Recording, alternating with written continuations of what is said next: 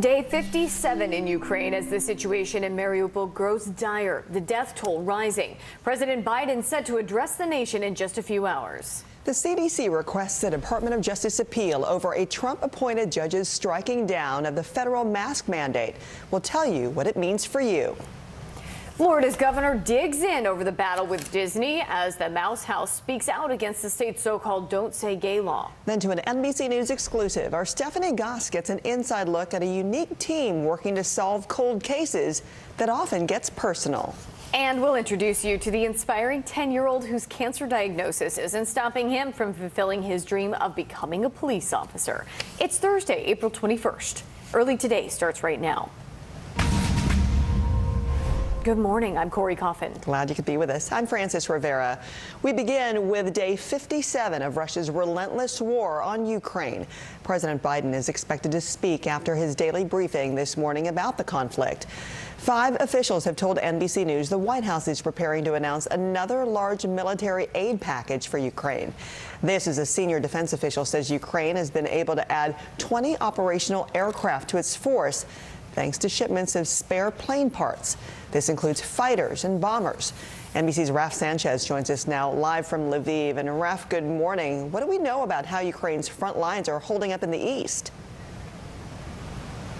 Francis, good morning. Russian forces are advancing slowly, but they are advancing. The Ukrainian governor of Luhansk, that eastern province, says Russian forces are now in control of 80% of his territory, and he is urging his citizens to evacuate before they are overtaken by the Russian front lines. Russian forces are also advancing towards the town of Kramatorsk. You may remember that name from that horrific rocket attack 10 days ago at the train station there. Rockets slamming into crowded platforms, killing 59 people, including 7 children. Now Kramatorsk once again in the Russian sights. Now, despite all that, President Zelensky saying overnight he is cautiously optimistic that the Western allies not only understand what kind of weapons his forces need, but they understand how urgently they are needed. British intelligence also saying there may be some politics behind the Russians' movements right now.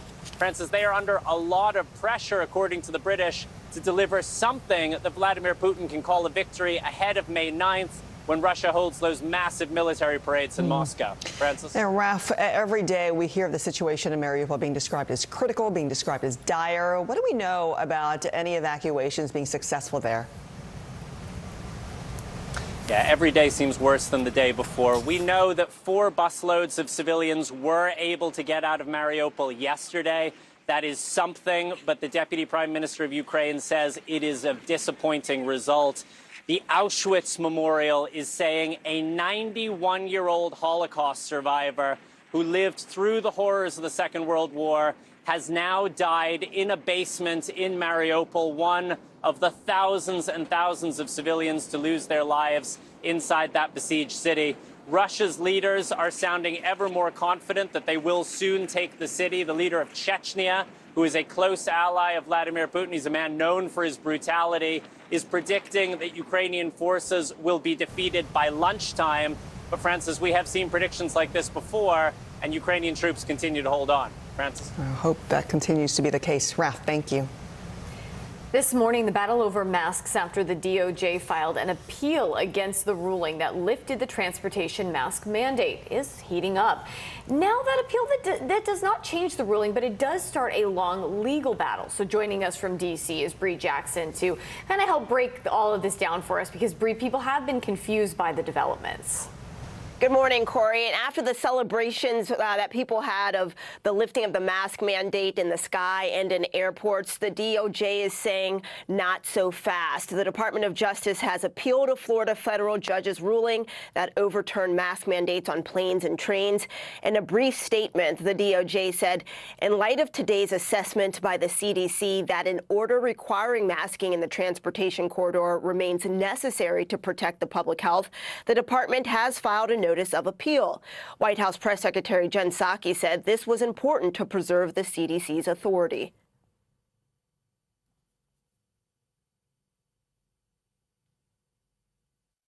The objective here is, of course, to appeal the 15-day extension, but also to preserve the CDC authority over the long term, because as we've noted from here, we expect there to be ups and downs in the pandemic, and we certainly want the CDC to continue to have this authority.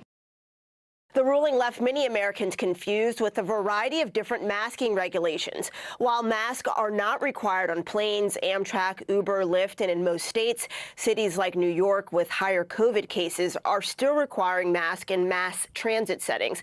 Across the country, COVID is killing 389 people every day. That number down from 3,700 people per day back in February. But it's still double last July's rate. With 2 million Americans flying every day and 34 million taking mass transit, public health experts worry a single judge's mask order could undermine public health nationwide. So, Corey, the appeal now goes to a higher court. Okay, Bree, thank you. A pre-game show before the Washington Nationals game prompted a brief evacuation of the U.S. Capitol. Police said the Capitol was evacuated out of an abundance of caution. Initially, Capitol Police said they were tracking an aircraft that posed a, quote, probable threat to the complex. The airplane was part of the Nats Military Appreciation Night performance, where members of the Army's Golden Knights parachuted into the stadium, which is blocks away from the Capitol.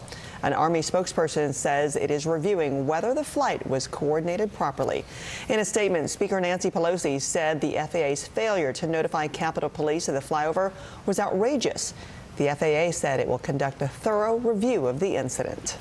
Entertainment empire Disney is in jeopardy of losing its special self-governing status in Florida. The move comes after Governor Ron DeSantis began targeting the corporation over its criticism of the state's so-called Don't Say Gay law. NBC's Carrie Sanders has the details. Florida's new fight against the house that Mickey built. Florida's Senate approving legislation to eliminate Disney's self-governing authority and tax breaks. 23 yeas, 16 nays. Democrats unanimously opposed it. Why are we putting our knee on the neck of the mouse? It's ridiculous. It's nothing short of extortion. It's nothing short of bullying. It's the latest chapter in a confrontation between Disney and Florida Republicans led by Governor Ron DeSantis, who pushed for the legislation after Disney called for the repeal of Florida's parental rights and education law, what critics dubbed the Don't Say Gay law that bans classroom discussion on sexual orientation and gender identity for children in kindergarten through 3rd grade. This state is governed by the interests of the people of the state of Florida. It is not based on the demands of California corporate executives. They do not run this state. In 1967, the then Republican governor signed a law allowing Disney to essentially be its own government. I want to express our sincere thanks to the people of Florida. Historians say that power was key to turning these early sketches and sculpting the 40 square miles into today's massive theme park. But Governor DeSantis emailing supporters, now is the time to put the power back in the hands of Floridians and out of the pockets of woke executives. Our thanks to Carrie Sanders for that report. This bystander video showing Syracuse, New York police detaining a sobbing 8-year-old has gone viral. What are y'all doing? What is y'all doing? Hey, he like a baby to me. According to a statement from Syracuse police, the incident and body cam footage are being reviewed. It stated that a juvenile accused of stealing from a store was not placed in handcuffs and was placed in the rear of a patrol car and taken home. It adds that they met with the child's father and no charges were filed.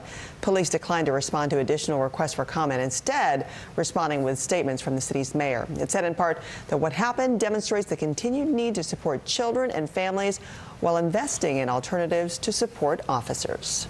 All right, let's turn to your weather on this Thursday with NBC meteorologist Bill Cairns joining us again. Hey, Bill, good morning. Hey, good morning. We're going to see it all with this next storm. It's moving through the west. Eventually, we're going to have a huge fire threat. We're going to have severe weather, and we're also going to have a snowstorm. So this is just going to be a very classic April storm in the middle of the country. So we start with the fire weather risk map, and this is one of the areas from Arizona all the way through North Texas. It's in the critical category. I already looked at tomorrow's map, and it's into the elevated critical space. So, we're going to have to wait and see. This is a 2-day threat of really bad brush fires if they form in the southern plains into the southwest. Also, the snowfall forecast is ridiculous into the northern plains. A huge snowstorm coming from Montana, Wyoming, and portions of North Dakota. The snow forecast won't end. That's a look at your national forecast. Now here's a look at the weather outside your window. So for today, we will see the warm conditions and the windy conditions from Colorado southwards. Isolated severe storms are possible in Kansas today. It's really the gusty winds, the low humidity, and the high temperatures is the biggest concern with the fire risk. Yeah, I don't think we're going to see a tornado outbreak with this next storm system, but it's going to have everything else. Wow, that's a relief, though, when it comes to the tornado part. Yeah. All right, Queen Elizabeth is celebrating her birthday in the most royal way in honor of her 96th birthday. The Royal Windsor Horse Show released a new portrait of the Queen, posed between her two ponies while wearing that green cape coat. Mattel also released a Barbie doll in celebration of her birthday to mark her 70 years on the throne. The doll is dressed in an ivory gown, the medallions and tiara which she wore on her wedding day to Prince Philip. All right, coming up on our early today, a masked singer reveal that sent one judge rushing off the stage. And the cold case team that is solving more than just mysteries. Early today is back in 60 seconds.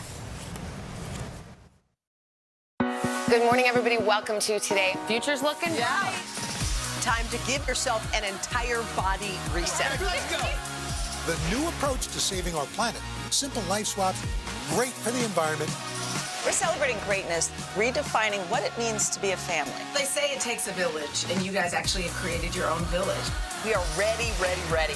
We got a little spring in our step. Spring! This is quite the spring break crowd.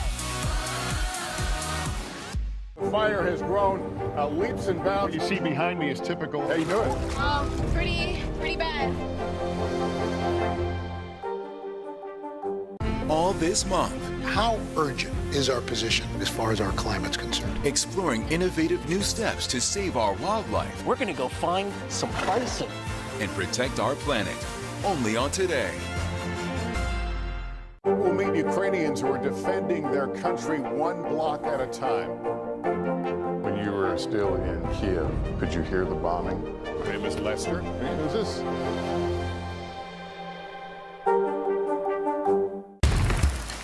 Our world is facing some complex issues. Chuck Todd breaks them down.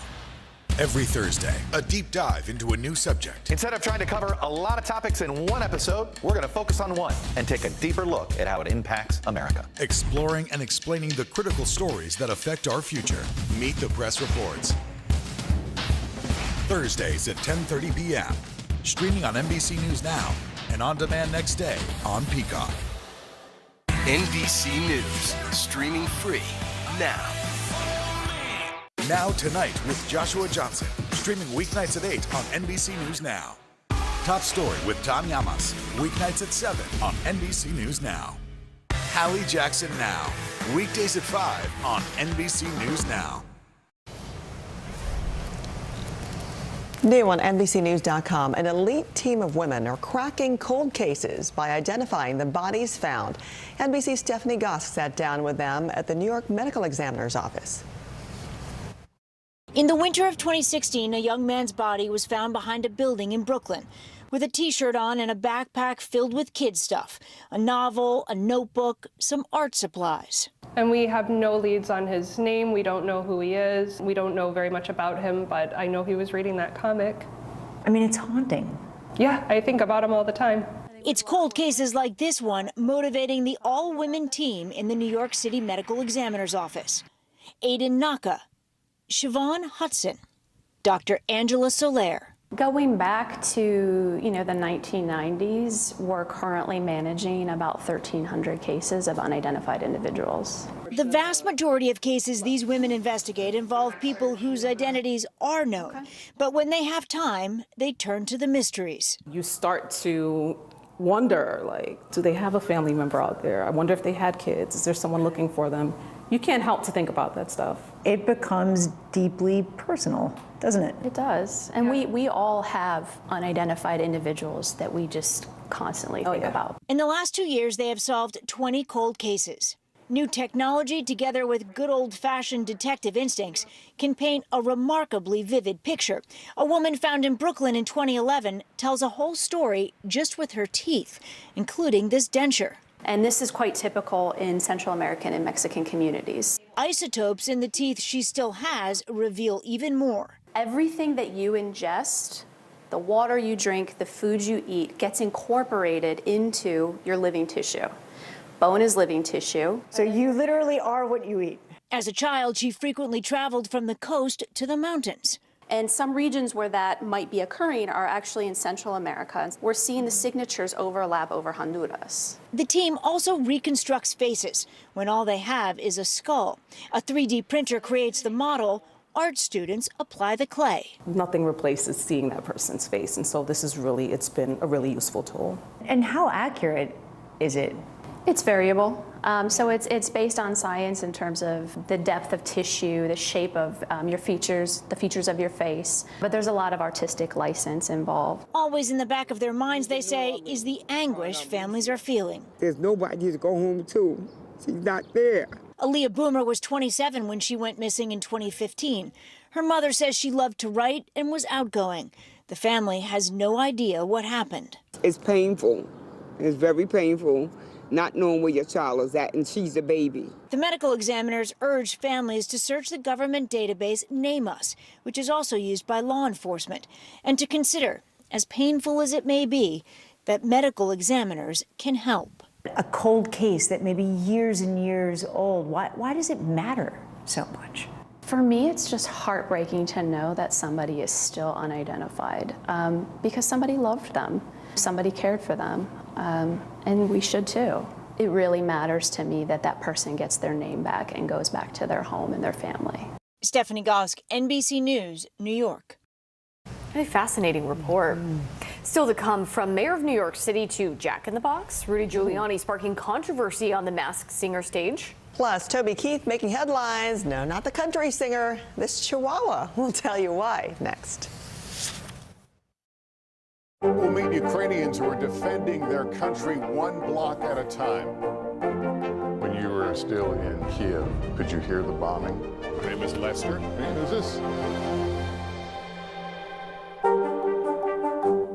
These days, it feels like the news never stops. So let's get into it. What's happening right now, what it all means for you for an hour every day. It can be hard to keep up, so let's get started together. Hallie Jackson Now, weekdays at 5 on NBC News Now. Still to come on the Channel 2 News. Well, the waters are certainly receding now. Still too close to call. Lester Holt reporting from Ground Zero, as it's being referred to. It is, in fact, a taste of freedom. The Haitian people know a little something about resiliency. What's the biggest risk right now? Some of the troops who have been proud. I want to welcome you to the first presidential debate. In fact, we've been told we can't go any farther. You with some resilient folks. Let me get a hint.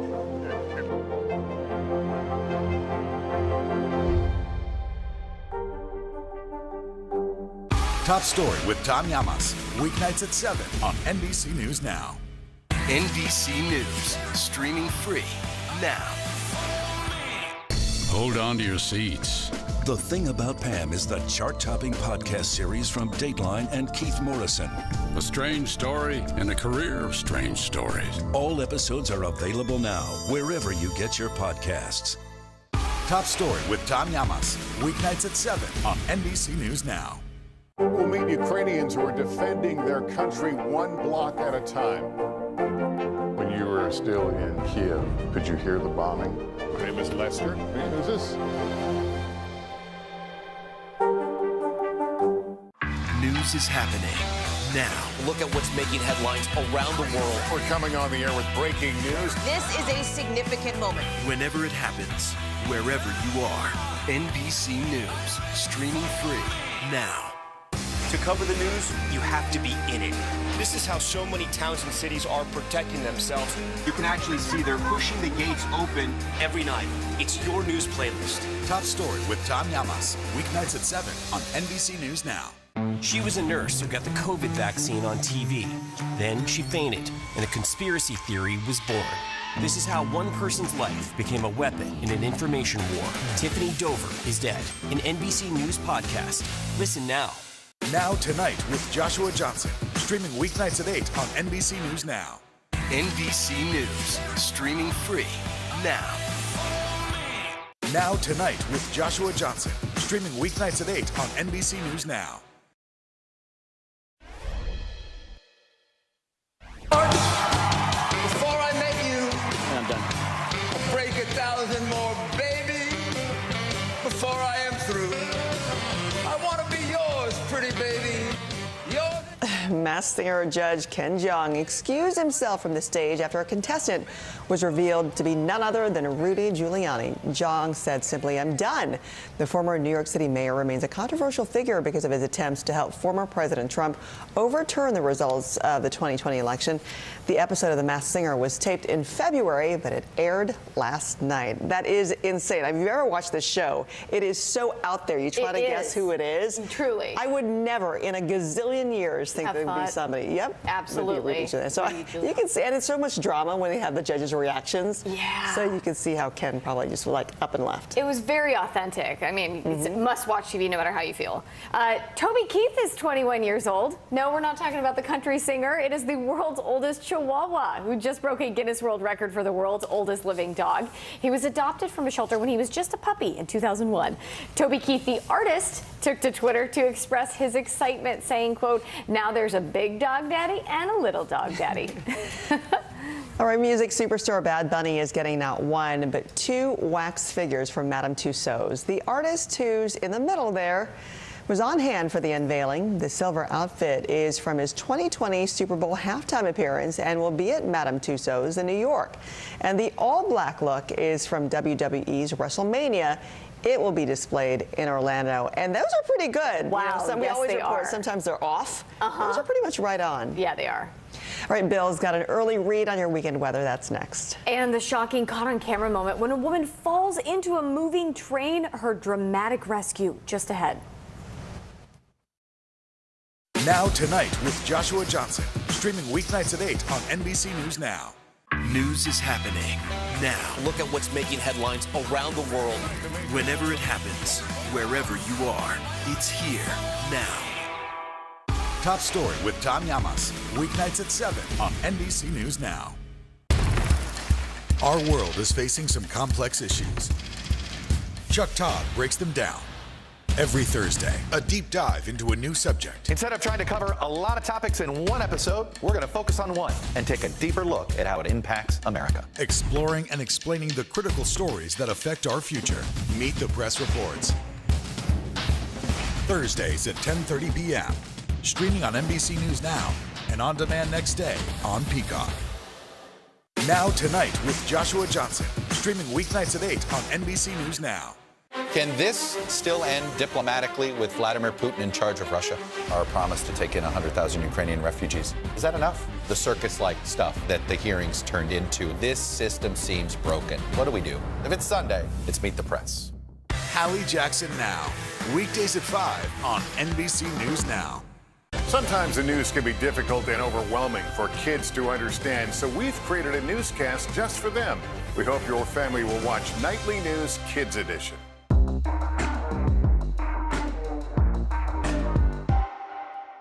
This is a very different kind of program. We're here to start conversation about the big things happening in our world. Professor, I'm not asking you to predict the future, but what do we think that the new normal is going to be?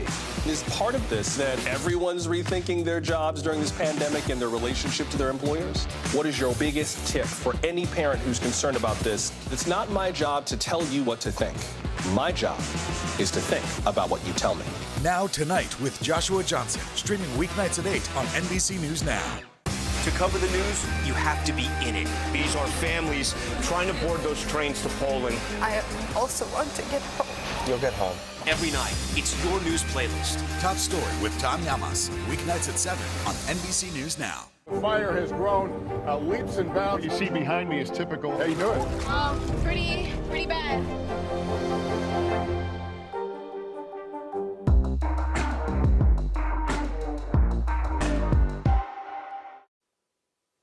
Welcome back to Early Today. Let's take you through your weekend forecast. All eyes on the big storm in the middle of the country. That's where we're going to see the rain and snow in the mountains. The fire risk danger very high on Friday in areas of New Mexico and in North Texas. Then by Saturday, the strong storms providing severe storms possible in areas of the Midwest and also the northern plains, and heavy snow back through the Rockies. You notice that we've had some great weather, though. This storm is stuck in the middle of the country, and that means fantastic weekend for everyone on the East Coast. Can't wait. Thanks, Bill. The most inspiring 10-year-old. That's next. We're here to start conversations about the big things happening in our world, because it's not my job to tell you what to think. My job is to think about what you tell me. Now Tonight with Joshua Johnson, streaming weeknights at 8 on NBC News Now. The fire has grown leaps and bounds. You see behind me is typical. How you doing? Pretty bad. To cover the news, you have to be in it. This is how so many towns and cities are protecting themselves. You can actually see they're pushing the gates open every night. It's your news playlist. Top Story with Tom Llamas, weeknights at 7 on NBC News Now. Hold on to your seats. The Thing About Pam is the chart-topping podcast series from Dateline and Keith Morrison. A strange story and a career of strange stories. All episodes are available now, wherever you get your podcasts.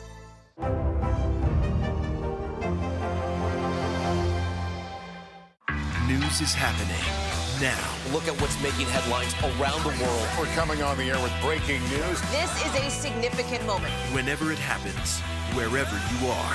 NBC News, streaming free now. Top Story with Tom Llamas, weeknights at 7 on NBC News Now. News is happening now. Look at what's making headlines around the world. Right now on Morning News Now.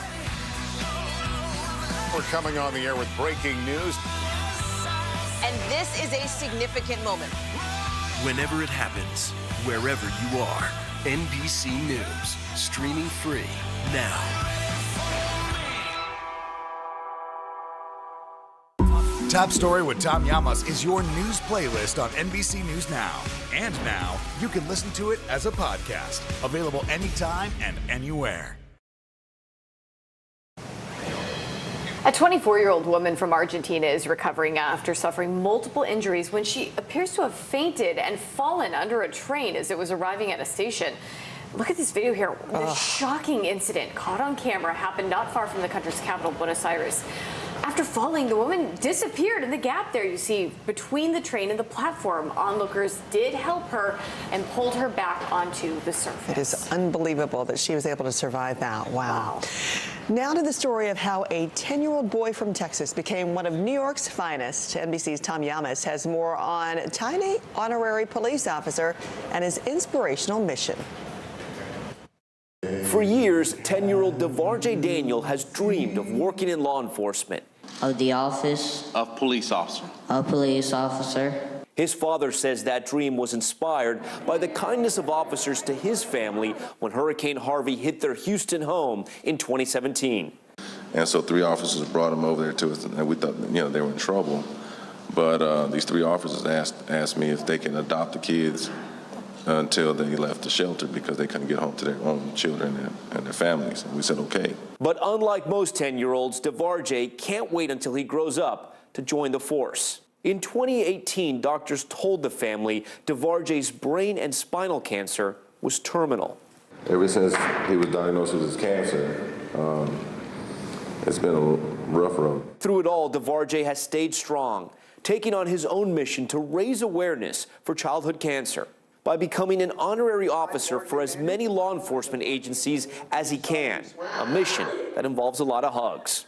It's just like the Grinch is hard. This little, and this little, and going to about that size, like a bigger size. My heart's not small, it's big.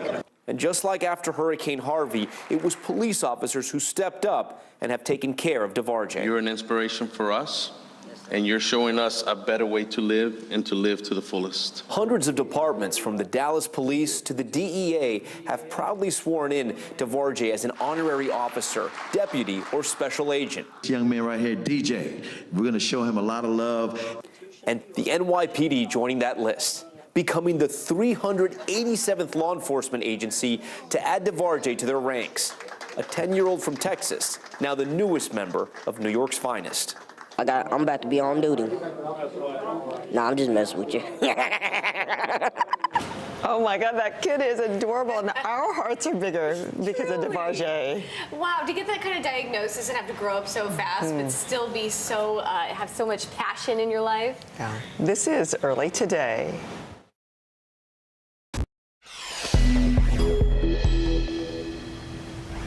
Russia's Vladimir Putin declares their operation in Mariupol is now a success, as he also warns a new ICBM will make enemies think twice. The CDC asks for a mask appeal as the medical entity fights for future legitimacy in addressing medical issues. Is a Netflix shakeup just the tip of the iceberg when it comes to streaming services across the board? And as Queen Elizabeth celebrates her 96th birthday, we'll hear from her grandson on a number of topics, including their special relationship and his mother. Early Today starts right now. Good morning, I'm Corey Coffin. Glad you're with us. I'm Frances Rivera. In just a few hours, President Biden will deliver an update on Russia's brutal war on Ukraine.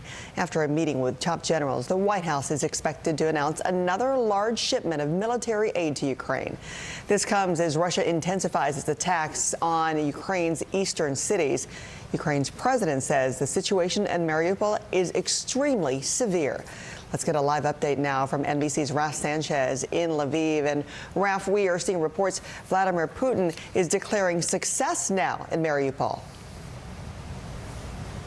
Francis, that's right. In just the last few minutes, Vladimir Putin appearing on Russian state television and saying he sees no need for his forces to storm that steel plant in Mariupol, where the remaining Ukrainian defenders are holed up. He says he is content to maintain the siege of that plant while his troops take control of the rest of the city. Now, in one sense, that doesn't really change anything on the ground. You know, his forces will continue to surround that plant. The Ukrainians will continue to remain inside. But it is suggesting he is prepared to move on now, and he doesn't want to waste any more of his troops in the fight for Mariupol.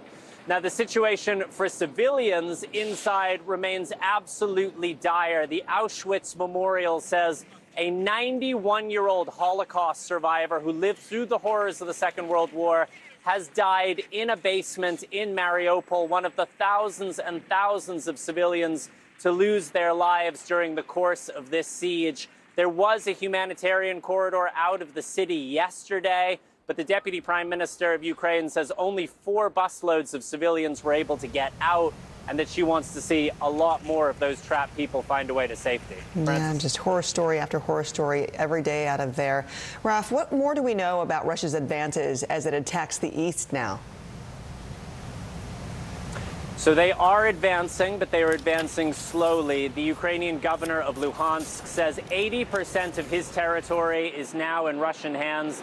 He is urging his citizens to evacuate before they are overtaken by that advancing Russian front line. The Russians are also moving towards the town of Kramatorsk. You may remember that name from that horrific rocket attack 10 days ago at the train station. It killed 59 people, including 7 children. And Kramatorsk is now once again in the sights of Russian forces. Despite all that, President Zelensky saying overnight he is cautiously optimistic that the Western allies not only understand the weapons that his forces need, but understand how urgently they need them and are moving quickly to try to get them to the front line as his troops face up against that Russian advance. Yeah, we see that aid from the United States as well. Raf, thank you. Arizona's rapidly growing tunnel fire is still 0% contained, now devouring nearly 20,000 acres. Officials say an estimated 25 structures have been destroyed. More than 200 firefighters are battling the blaze. The National Weather Service has issued a red flag warning for parts of northern Arizona today, saying high winds and dry conditions could cause the fire to spread. This morning, a battle over masks after the DOJ filed an appeal against the ruling lifting the transportation mask mandate. Now, the appeal doesn't change that ruling, but does start a long legal battle. Joining us live from D.C. is Bree Jackson. And Bree, what more can you tell us about this? Good morning, Francis. Well, this comes after people celebrated the lifting of the mask mandate in the air and in the airports. But the DOJ and CDC is saying not so fast. The Department of Justice has appealed a Florida federal judge's ruling that overturned mask mandates on planes and trains. In a brief statement, the DOJ said, in light of today's assessment by the CDC that an order requiring masking in the transportation corridor remains necessary to protect the public health, the department has filed a notice of appeal. White House Press Secretary Jen Psaki said this was important to preserve the CDC's authority. The objective here is, of course, to appeal the 15-day extension, but also to preserve the CDC authority over the long term, because as we've noted from here, we expect there to be ups and downs in the pandemic, and we certainly want the CDC to continue to have this authority. Left many Americans confused with the variety of different masking regulations. While masks are not required on planes, Amtrak, Uber, Lyft, and in most states, cities like New York with higher COVID cases are still requiring masks in mass transit settings.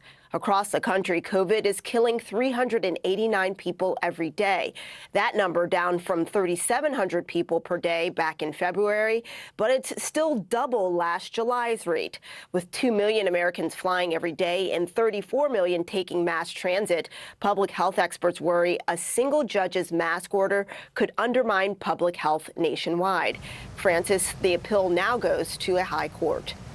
All right, Bree Jackson for us live in D.C. Bree, thank you.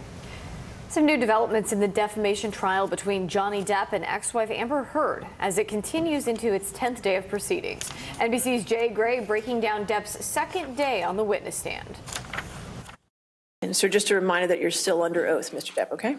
From the witness stand for a second day, actor Johnny Depp describes his life with ex-wife Amber Heard. There would be these demeaning, berating insults. There would be these jabs. There would be anything to make me feel small. Deliberate, at times rambling, Depp outlines alcohol and drug use during their marriage and constant tension between the couple, denying that he was ever physically threatening or abusive, instead claiming she has a need for conflict. She has a need for violence. That led, he says, to Heard physically attacking him. It could begin with a slap. It could begin with a shove. It could begin with, throwing a TV remote at my head. It could be throwing a glass of wine in my face. He tells jurors he would lock himself in a bedroom or bathroom to avoid the fighting. Heard listening to the testimony stoic, at times taking notes or talking with her legal team as they wait for their turn to cross-examine the Hollywood star. Jay Gray, NBC News. The pre-game show before the Washington Nationals game prompted a brief evacuation of the U.S. Capitol. Police said the Capitol was evacuated out of an abundance of caution. Initially, Capitol Police said they were tracking an aircraft that posed a, quote, probable threat. The airplane was part of the Nats Military Appreciation Night performance, where members of the Army's Golden Knights parachuted into the stadium, which is blocks away from the Capitol. In a statement, Speaker Nancy Pelosi said the FAA's failure to notify Capitol Police of the flyover was outrageous. The FAA said it will conduct a review of the incident. A 24-year-old Argentinian woman is lucky to be alive after video shows her fainting and falling under a train as it's arriving. The shocking incident, all caught on camera there, happened at a station not far from the capital of Buenos Aires. You can see her fall right at that moment. Now, after falling, she disappears into the gap between the train and the platform. Onlookers helped pull the injured woman back to the surface for medical treatment. Wow. All right, stormy weather in the Midwest as we kick off your Thursday. NBC meteorologist Bill Cairns has those details. Hi, Bill. Good morning. Hey, good morning. Fire and ice with this one. So we're going to watch critical fire danger weather today and tomorrow, especially into areas of New Mexico. We're watching that from northern Arizona into North Texas today. And then the ice part of this, look at this 3-day snowfall forecast. Today we're getting some necessary snow and welcome snow to fill up those reservoirs in the California Sierra Mountains. A little bit in the Wasatch Range, but it's really going to be into areas of northern Rockies through the Dakotas, especially western portions of the Dakotas. That's 6 to 12 inches of snow. And then we're also, unfortunately, going to get a little bit of severe weather with this same storm. Today we'll watch Kansas for large hail. Tomorrow, a much bigger threat of severe storms. That's your national forecast. Now here's a look at the weather outside your window. Well, warm and windy is going to be the problem in areas of the southern plains and all through Colorado today. So that's why if any brush fires do form, they could spread rapidly. Look at Amarillo and Lubbock, mid to upper 90s. The weekend forecast is coming up along with your Earth Day forecast for tomorrow. Something to smile about. I can't wait. Thank you, Bill. Forward to it. All right, coming up, could a budget shortfall derail President Biden's attempt to repeal Title 42 for migrants? While many New Jersey residents will be riding the high of newly legalized marijuana sales, there's plenty of confusion among police there. Still to come on the Channel 2 News. Well, the waters are certainly receding now. Still too close to call. Lester Holt reporting from Ground Zero, as it's being referred to. It is, in fact, the taste of freedom. The Haitian people know a little something about resiliency. What's the biggest risk right now? Some of the troops who have been proud. I want to welcome you to the first presidential debate. In fact, we've been told we can't go any farther. You with some resilient folks, let me get in.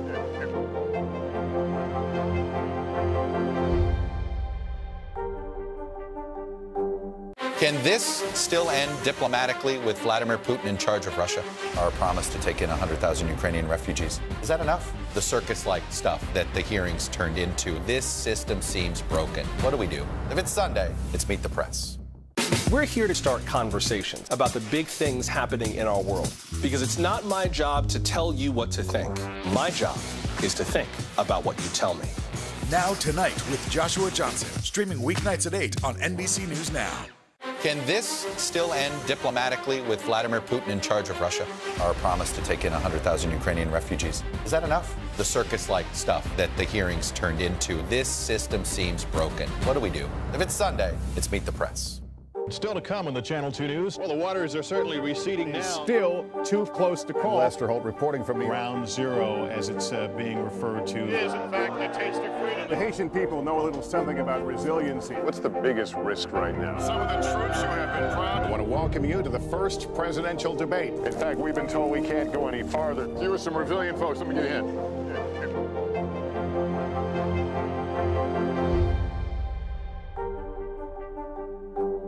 News is happening now. Look at what's making headlines around the world. Whenever it happens, wherever you are, it's here now. Now Tonight with Joshua Johnson, streaming weeknights at 8 on NBC News Now.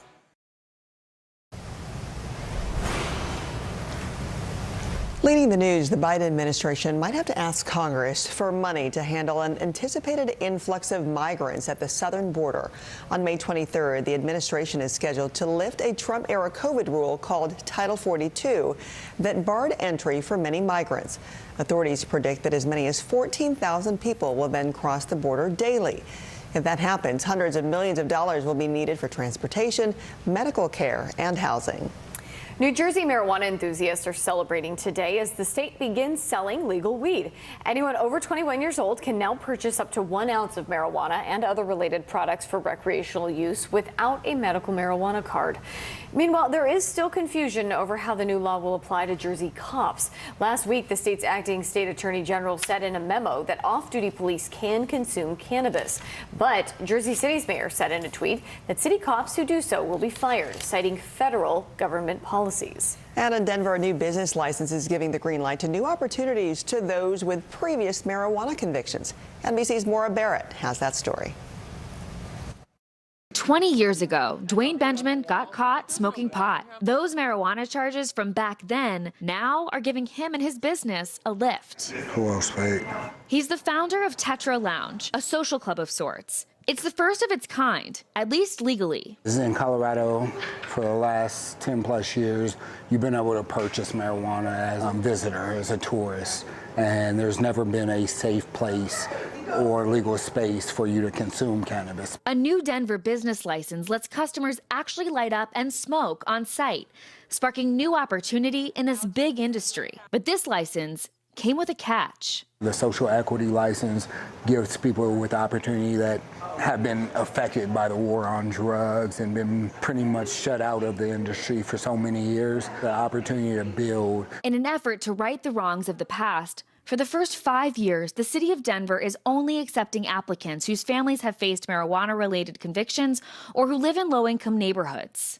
So the house is from 1891. Chris Chiari's hotel also qualified, as he says the war on drugs affected his family. And I would say very clearly that we are putting the cart before the horse. We do need to expunge and let everyone out of prison for marijuana crimes now, before we go any further towards nationalizing this industry and this market. According to the ACLU, Black people are nearly 4 times more likely to get arrested for marijuana possession. Racial disparities in convictions like this have historically prevented minorities from getting licensed to run a legit cannabis business. Out of over 700 dispensaries in Colorado, the fact that 4 are owned by people of color is dismal.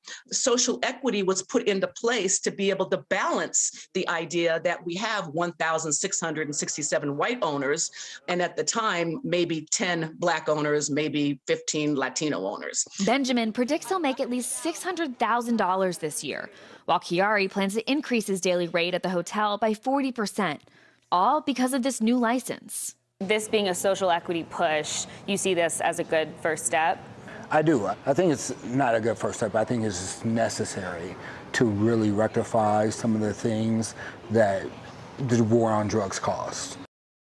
Our thanks to Maura Barrett for that report. Still to come, seeing double. Latin superstar Bad Bunny comes face to face with himself. And big changes ahead for Netflix after losing hundreds of thousands of subscribers. We're here to start conversations about the big things happening in our world, because it's not my job to tell you what to think. My job is to think about what you tell me. Now Tonight with Joshua Johnson, streaming weeknights at 8 on NBC News Now. To stand on the edge of the cliff and jump takes a lot of guts. We are meeting people one after the next who have made profound changes. I think you're going to be blown away by the life lessons. Listen to Making Space Now, wherever you get your podcasts. Live from Ukraine, from Mayfield, Kentucky, from Waukesha, Wisconsin. To cover the news, you have to be in it. This is how so many towns and cities are protecting themselves. You can actually see they're pushing the gates open. I also want to get home. You'll get home. You'll get home. Do you remember any tornado as bad as this one? You look at this and you're thinking, we're not going to have power for weeks, if not months. Exactly. Every night, it's your news playlist. Top Story with Tom Llamas, weeknights at 7 on NBC News Now. To stand on the edge of the cliff and jump takes a lot of guts. We are meeting people one after the next who have made profound changes. I think you're going to be blown away by the life lessons. Listen to Making Space Now, wherever you get your podcasts. News is happening now. Look at what's making headlines around the world. Right now on Morning News Now. We're coming on the air with breaking news. And this is a significant moment. Whenever it happens, wherever you are, NBC News, streaming free now. To cover the news, you have to be in it. These are families trying to board those trains to Poland. I also want to get home. You'll get home. Every night, it's your news playlist. Top Story with Tom Llamas, weeknights at 7 on NBC News Now. Still to come on the Channel 2 News. Well, the waters are certainly receding now. Still too close to call. Lester Holt reporting from Ground Zero, as it's being referred to. It is, in fact, the taste of freedom. The Haitian people know a little something about resiliency. What's the biggest risk right now? Some of the troops who have been proud. I want to welcome you to the first presidential debate. In fact, we've been told we can't go any farther. You with some resilient folks, let me get a hint.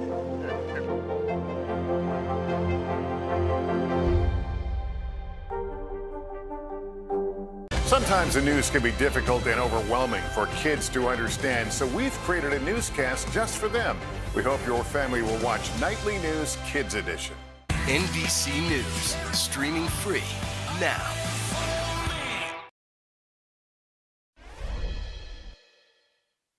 tu risa y tu pelo. Ay, dime dónde tú estás, que yo por ti cojo un vuelo. Music superstar Bad Bunny getting not one but two wax figures from Madame Tussauds. The silver outfit is from his 2020 Super Bowl halftime appearance and will be at Madame Tussauds in New York, while the all-black look is from WWE's WrestleMania and will be on display in Orlando. Can you tell which one is the real one? Pretty good. All right, Netflix is in choppy waters. The streaming pioneer lost 200,000 subscribers, and the stock tanked accordingly, down 35%. Now the company is looking for solutions. Our Emily Ikeda has the story. For the first time in more than a decade, Netflix lost subscribers, 200,000 of them. The stunning decline sending the media giant stock nosediving 35%. It's a disaster for anybody who owned it at this point. A major setback for the longtime frontrunner in the streaming race. Forecast that it would lose even more subscribers going into its spring quarter, roughly 2 million subscribers. Netflix says suspending service in Russia, increasing competition, inflation, and easing pandemic restrictions are partly to blame. COVID created a lot of noise and how to read the situation, boosted us a lot in 2020. Now, in an attempt to reverse the trend, changes are on the way, and they could include a crackdown on password sharing. The platform boasts 220 million subscribers, but estimates another 100 million households are watching without paying. Netflix is also weighing a lower-priced option that would include ads, a change in tune from several years ago when CEO Reed Hastings posted, "No advertising coming onto Netflix, period." The first time it actually acknowledged that competition is really cutting into its ability to grow.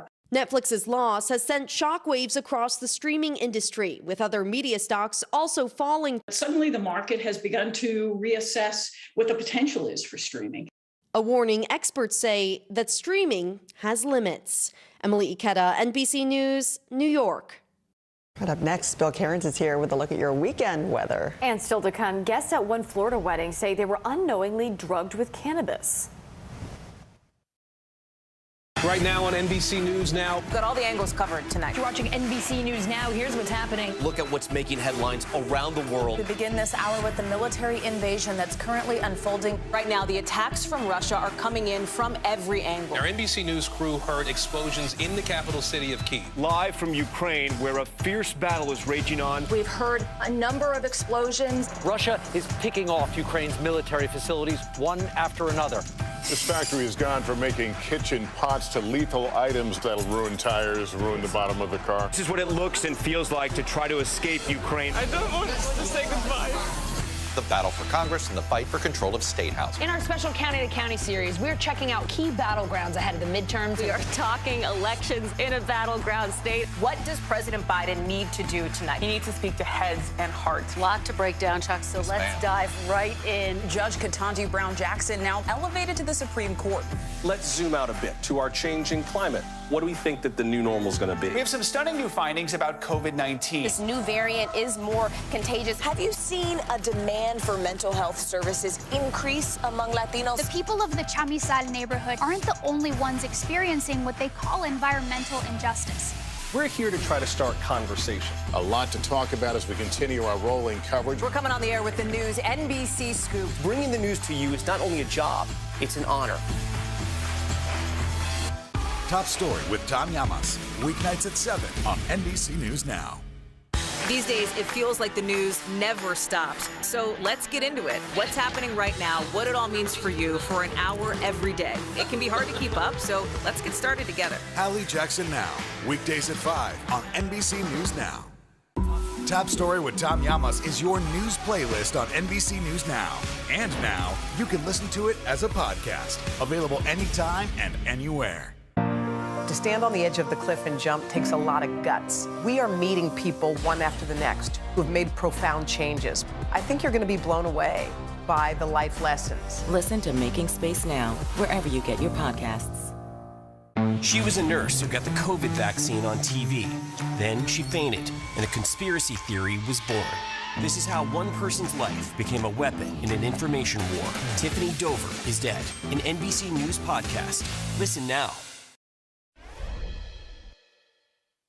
Before I met you, I'm done. I'll break 1,000 more, baby. before I am through. I want to be yours, pretty baby. That is what you think it is when Masked Singer Judge Ken Jeong excused himself from the stage after a contestant was revealed to be none other than Rudy Giuliani on The Masked Singer. Jeong said simply, "I'm done." The former New York City mayor remains a controversial figure because of his attempts to help former President Trump overturn the results of the 2020 election. The episode was taped in February, but it aired last night. Wow. A Florida bride and caterer are facing felony charges after police say they laced the wedding food with cannabis. Authorities say it happened at a wedding back in February. At least 30 to 40 guests were there and multiple people taken to the hospital.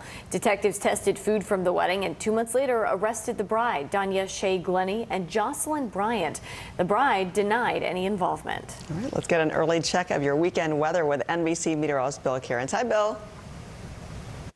Hey, so Earth Day tomorrow is actually looking pretty good on the East Coast, milder and warm, but that big storm in the middle of the country is going to cause a lot of problems on Saturday and Sunday with strong storms and heavy snow in areas of the northern Rockies. Right now on NBC News Now. Got all the angles covered tonight. You're watching NBC News Now. Here's what's happening. Look at what's making headlines around the world. We begin this hour with the military invasion that's currently unfolding. Right now, the attacks from Russia are coming in from every angle. Our NBC News crew heard explosions in the capital city of Kyiv.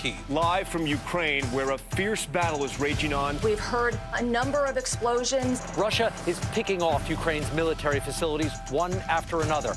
This factory has gone from making kitchen pots to lethal items that'll ruin tires, ruin the bottom of the car. This is what it looks and feels like to try to escape Ukraine. I don't want to say goodbye.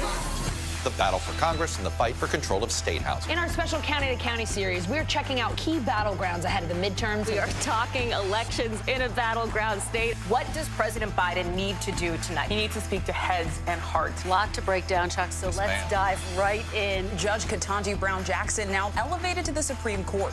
Let's zoom out a bit to our changing climate. What do we think that the new normal is going to be? We have some stunning new findings about COVID-19. This new variant is more contagious. Have you seen a demand for mental health services increase among Latinos? The people of the Chamizal neighborhood aren't the only ones experiencing what they call environmental injustice. We're here to try to start conversation. A lot to talk about as we continue our rolling coverage. We're coming on the air with the news NBC Scoop. Bringing the news to you is not only a job, it's an honor. Fire has grown leaps and bounds. You see behind me is typical. How you doing? Pretty bad. Sometimes the news can be difficult and overwhelming for kids to understand, so we've created a newscast just for them. We hope your family will watch Nightly News Kids Edition. Now Tonight with Joshua Johnson, streaming weeknights at 8 on NBC News Now. Hallie Jackson Now, weekdays at 5 on NBC News Now. In today's top stories, this bystander video that we're about to show you, showing Syracuse, New York police detaining a sobbing 8-year-old, has gone viral. What is y'all doing? What is y'all doing? Hey, he look like a baby to me. According to a statement from Syracuse police, the incident and body cam footage are being reviewed. The department said a juvenile accused of stealing from a store was not placed in handcuffs and was placed in the rear of a patrol car and taken home. Officers say they met with the child's father and no charges were filed. Police declined additional requests for comment, instead responding with a statement from the city mayor's office, and said in part that what happened demonstrates the continued need to support children and families while investing in alternatives to support officers. Prince Harry opening up on life as a dad, his mother Diana, and his unexpected visit with his grandmother, the Queen. NBC's Kristen Dahlgren has more on the exclusive interview. 2 years after stepping down as a working royal, Prince Harry sitting down with Hoda Kotb, talking about his recent visit with the Queen. What's the best thing about her? To be honest with you, it's her sense of humour and her ability to see the humour in so many different things. We have a really special relationship. We talk about things that she can't talk about with anybody else. So that's always a nice piece to it. As for whether he'll be back for her Platinum Jubilee, I don't know yet. There's lots of things with security issues and everything else. So this is what I'm trying to do, trying to make it possible that I can get my kids to meet her. He gushed about life as a dad. I've always wanted to be a dad. I've always wanted to have my own kids, and now I've got two little people who I'm responsible for, you know? He sidestepped questions about his own father and brother. Do you miss your brother, your dad? Look, I mean, for me, at the moment, I'm here focused on these guys and these families and giving everything I can. Harry and Meghan were in Europe for the Invictus Games for wounded service members, a cause close to his heart. In these moments, do you ever feel your mom's presence? For me, it's constant. It has been over the last 2 years, more so than ever before.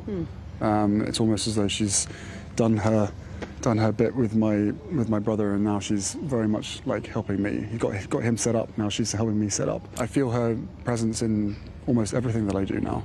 Kristen Dahlgren, NBC News. And today, Queen Elizabeth is celebrating her birthday in the most royal way. In honor of her 96th birthday, the Royal Windsor Horse Show released this new portrait of the Queen posed between her two ponies.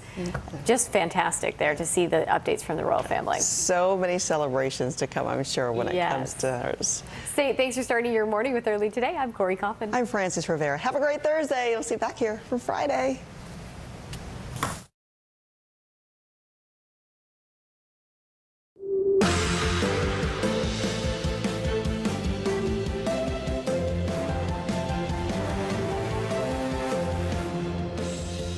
Good morning, I'm Joe Fryer. And I'm Savannah Sellers. Right now on Morning News Now, Russian control. Breaking news. Russian forces say they have captured Mariupol, the latest on the weeks-long battle for the key port city and the fate of soldiers trapped inside a steel plant there. We'll tell you what the fall of this city means for Ukraine and the latest on Russia's push in the east. Also new this morning, mask battle. The Justice Department says it will appeal the court ruling that ended the mask mandate on public transportation. And while travelers across the country have already ditched the masks, could the rule come back? We'll break down what happens next. Revealing testimony on the stand from actor Johnny Depp in his civil defamation trial against ex-wife Amber Heard. In court, Depp claiming that Heard is the one who abused him, despite his ex saying the opposite in an op-ed she wrote. There would be these jabs. There would be anything to make me feel small. The intimate details of their relationship that came out in court and what Depp's testimony could mean for the outcome of this case. And influencing the ocean. Major social media influencers using their platforms for good by cleaning up our beaches and oceans. I'll introduce you to the duo helping to get millions of pounds of waste out of the water and off our beaches, all fueled by their star power and their followers.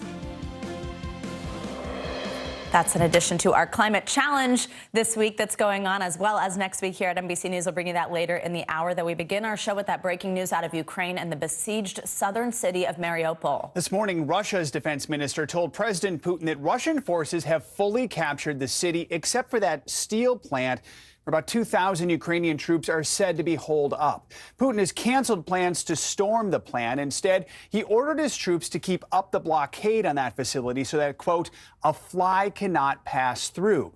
Ukraine's deputy prime minister has urged Russia to allow civilians and wounded soldiers to leave the steelworks. Wider evacuations out of the city are still limited, with only a small convoy of buses managing to get civilians out yesterday.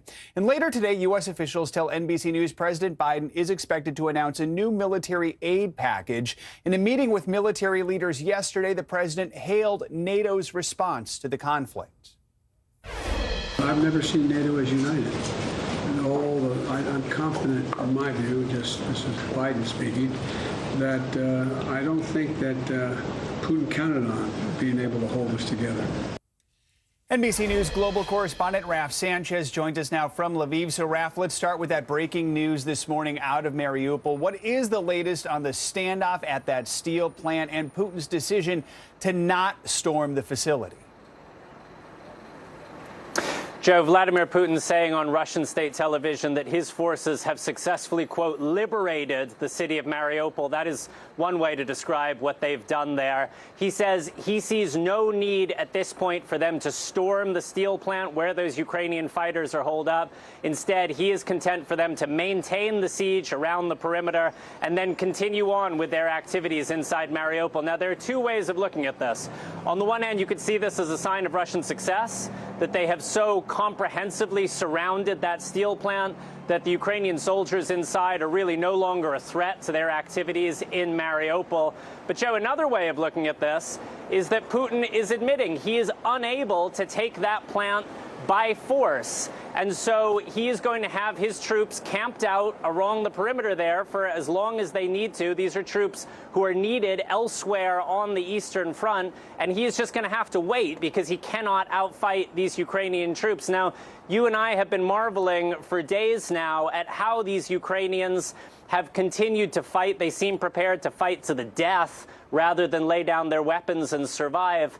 But, Joe, when you look at what happened in Bucha, when you look at what happened in Borodyanka, you can see why these Ukrainian fighters and the civilians who are with them are very concerned about what might happen to them if they do lay down their weapons and go into Russian custody. Now, an advisor to the mayor of Mariupol saying this morning they have discovered a mass grave in a small village to the west of the city. NBC News has not independently confirmed that, but if it is the case, it may be a sign of the horrors we are yet to see inside Mariupol. Jeff? I mean, Raf, the Ukrainians had suggested unconditional talks on the future of Mariupol before this latest development here. What are Ukraine's leaders saying about the situation there right now?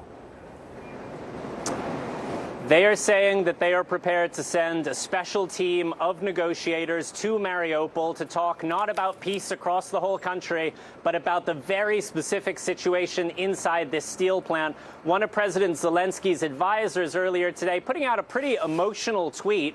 I want to read you just a little bit of it. He said, yes, without any preconditions, we're ready to hold a special round of negotiations right in Mariupol, one-on-one, two-on-two, to save our guys, Azov, military, civilians, children, the living and wounded, everyone, because they're ours, because they're in my heart forever. Now, Joe, the Ukrainians continuing to try to broker talks with the Russians, but at this point there is no sign from the Kremlin that they are interested in talking. They have that steel plant surrounded. They are bombarding it, and it looks like they will accept nothing short of unconditional surrender. Jeff? Quickly, Raf, beyond Mariupol, what are we seeing in Kharkiv and really just this general offensive in the east?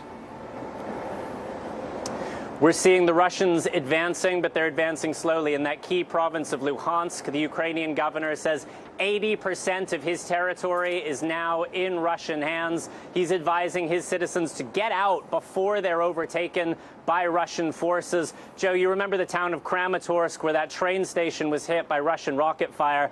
59 civilians were killed, including 7 children in that attack. Kramatorsk once again in the Russian sights. They are advancing into that area. President Zelensky says he's cautiously optimistic he'll get the weapons he needs. Jeff? All right, Raf, thanks so much. Let's now bring in Joe Cirincione. He's a nuclear expert and a distinguished fellow at the Quincy Institute for Responsible Statecraft. Thank you, as always, for being with us this morning. So let's start with this news out of Mariupol and the reports from Russia that they've taken the city. What kind of impact would that have here on this war? Well, Savannah, it doesn't appear that what Vladimir Putin said is true, but truth has never mattered to Putin. The resistance in the city continues, but it may be true enough. He's effectively controlling the city, even though there's these pockets of strong, determined resistance. That will make it difficult for the troops to operate completely freely in the city or what's left of the city. He hasn't so much captured this town as he has destroyed it and forced almost everyone to flee. We estimate there were 20 to 30,000 people dead, civilians killed in this battle for Mariupol. The reason he wants to do this is twofold. One, propaganda purposes. He wants to declare a major victory, and this would be his biggest victory in the war so far before the annual Armed Services Day on May 9th. And he wants to consolidate a land bridge from the Crimea territory that they control in the south through the region of the Donbass region to the east. This will allow him to do so, but it's unlikely he's going to have unimpeded control of the city for weeks, maybe months to come. Just horrible to hear about that civilian loss there, which we, of course, don't know the full extent of yet. Now, later today, President Biden is set to speak about the war in Ukraine. It comes as U.S. officials have said the White House is preparing yet another military aid package. What needs to be included in that package? And considering this news that we're just discussing out of Mariupol, are there any new steps the president should be considering? Yes. One, this is a major new aid package, $800 million. This is on top of the $800 million package from last week. It includes heavy combat equipment. So we're talking about artillery rounds, armored personnel carriers, helicopters, Russian-made helicopters that we secured during the Afghan war that the Ukrainians are trained to fly.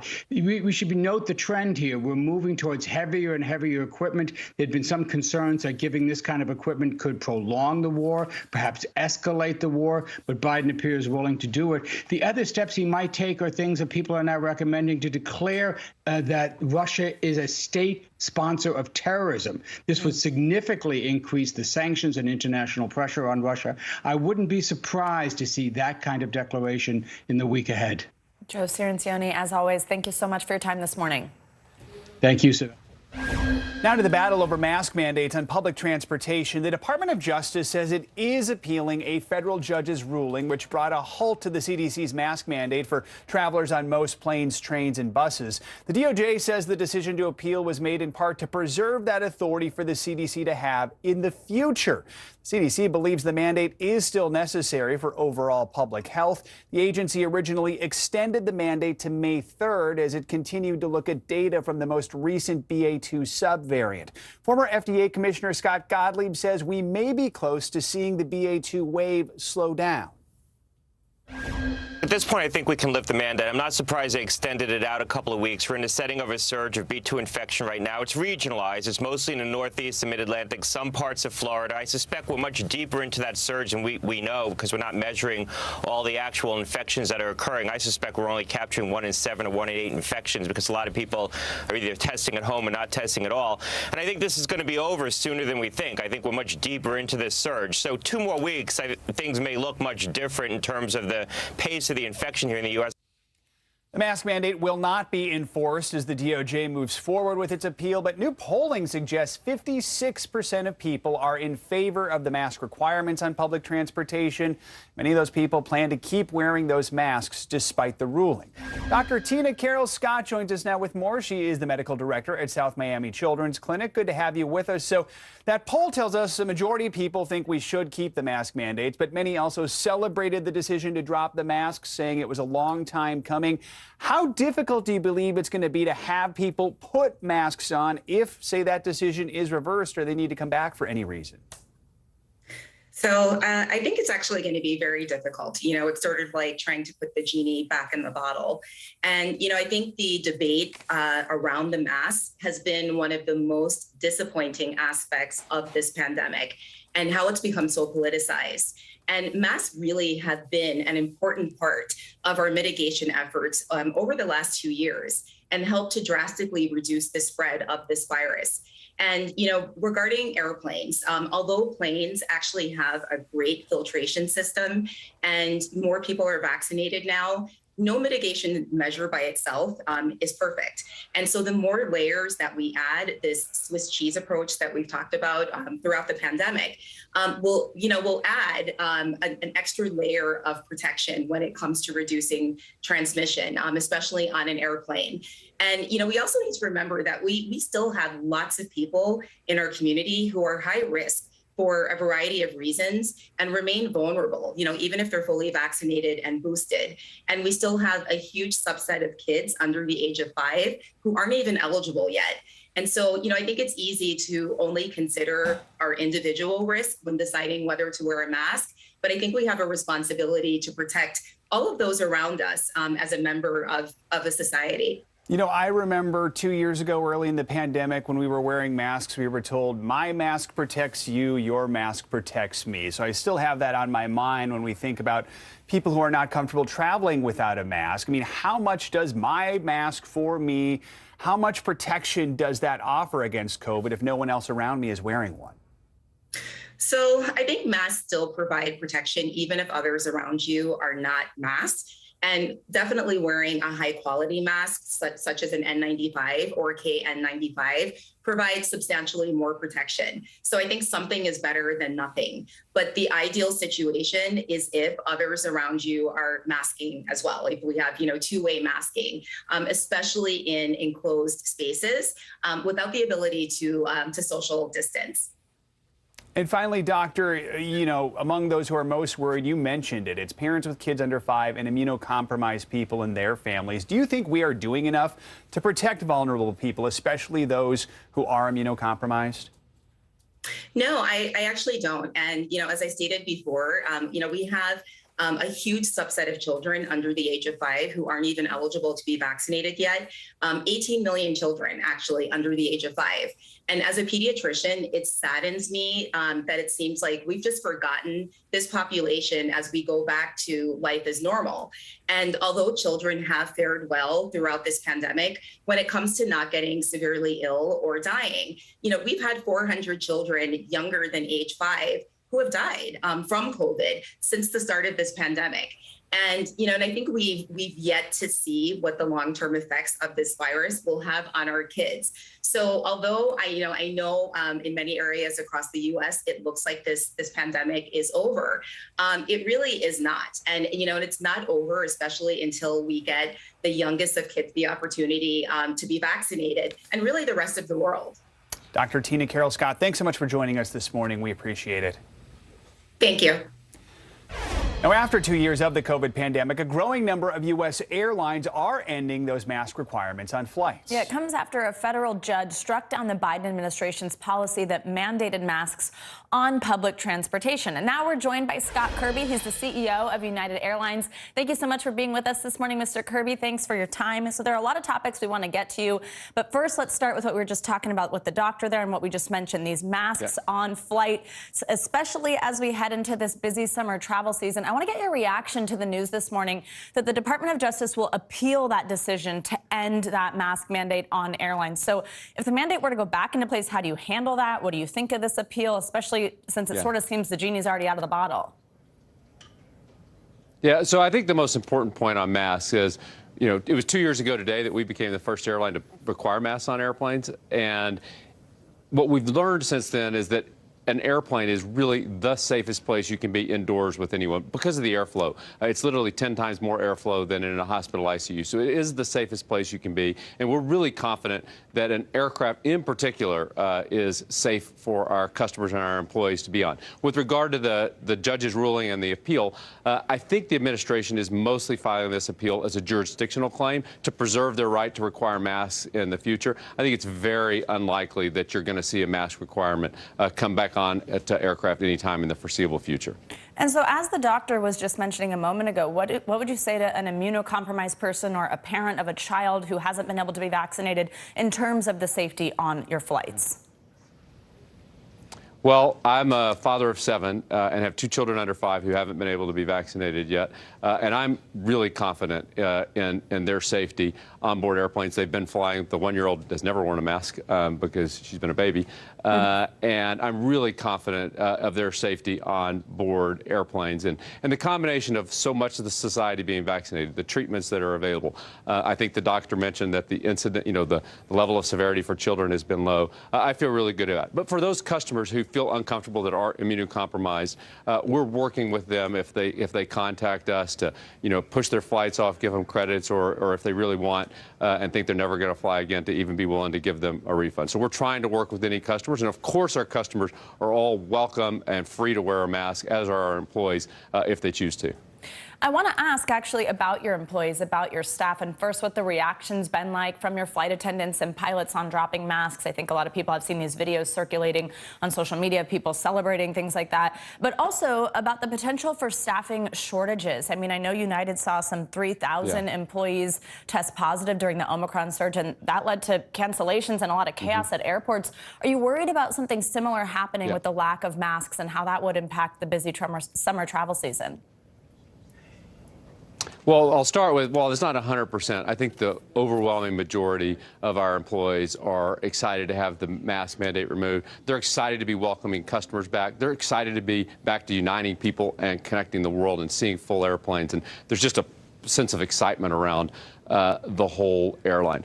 As far as labor goes, you know, the good news at United is because we don't really create jobs, we create careers where people have great benefits. They can stay here for their entire career, great pay. And because of that, we've been able to successfully hire 6,000 people already this year. We've staffed up to make sure we're ahead of this. And we've done something a little different than some airlines in the country.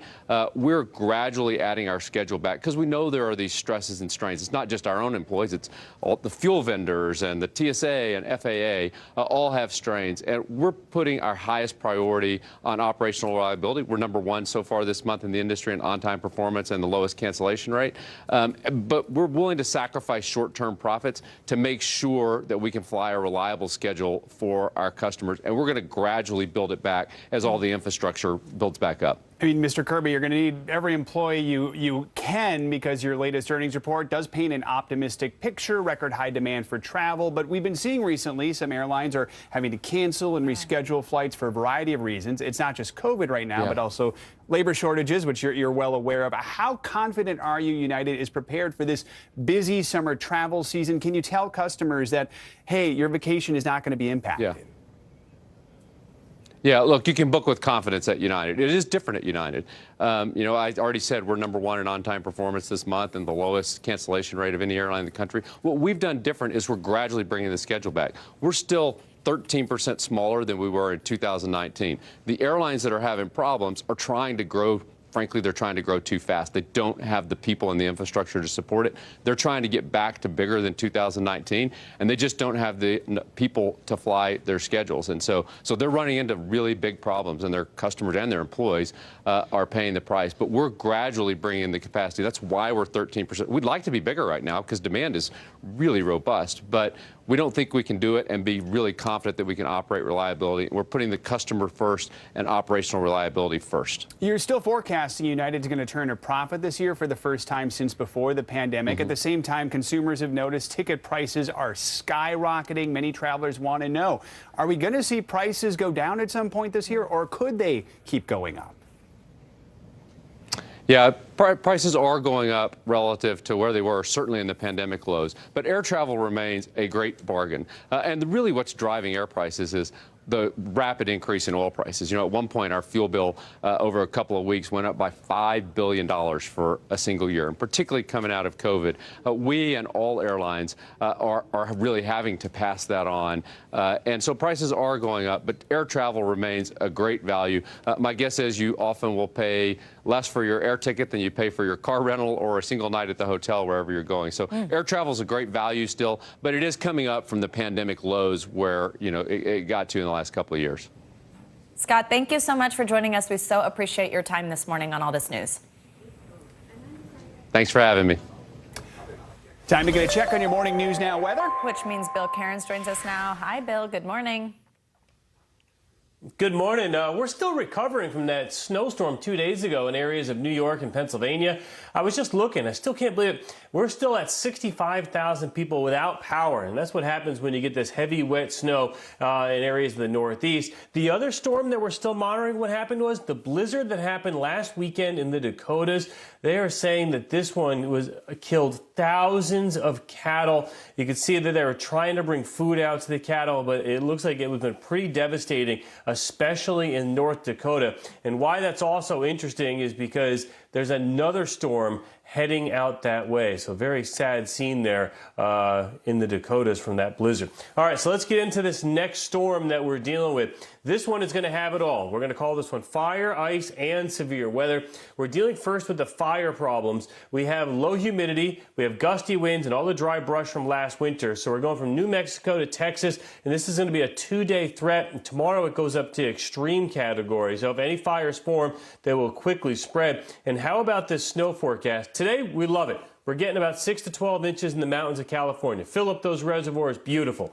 But back up where we just had that last blizzard in North Dakota and also Montana, we have another snowstorm coming your way Friday and a little bit into Saturday morning. Possibility of 6 to 12 inches. And then severe weather. Isolated severe storms today, Wichita to Kansas City. But then on Earth Day, on Friday, we have to watch out for an enhanced risk and maybe even a few tornadoes. So you notice I didn't say much about the East Coast. The East Coast is looking for a fantastic weekend, and I will have that forecast coming up a little later. Something to look forward to. All right. Yeah, love that. Thanks, Bill. And coming up, the battle between Florida's governor and Disney is growing. With lawmakers now taking aim at Walt Disney World, why they're targeting one of the state's biggest money makers and what it could mean for your future visit there.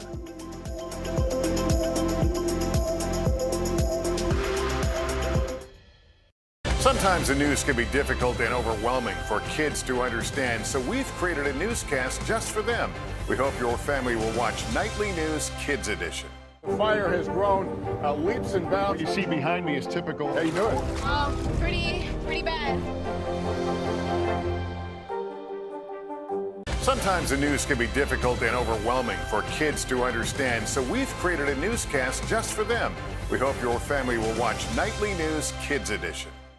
This is a very different kind of program. We're here to start conversation about the big things happening in our world. Professor, I'm not asking you to predict the future, but what do we think that the new normal is going to be?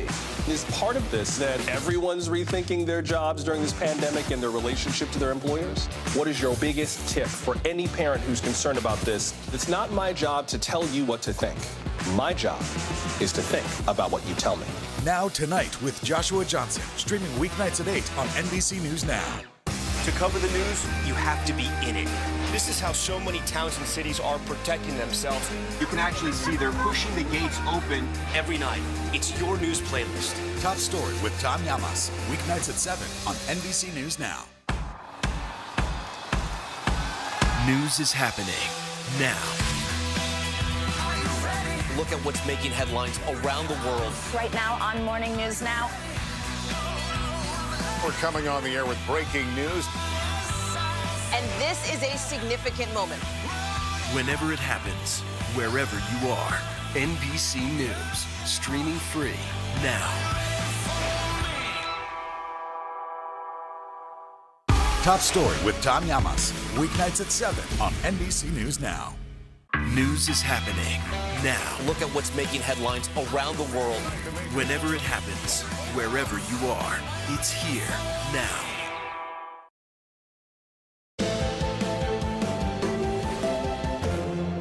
Welcome back. This morning, the battle between Disney and the state of Florida is heating up. Florida lawmakers are expected to meet today to discuss a bill that would undo a decades-old agreement that gave Walt Disney World nearly total control over the area it sits on. This is just the latest salvo in the fight between the two sides over the state's new so-called Don't Say Gay law. NBC News Now correspondent Maura Barrett joins us now from the state capitol in Tallahassee with the latest. Maura, good morning. So let's start with this special district that Walt Disney World has been operating under since its opening in the 60s. Why do they have it? How does it work?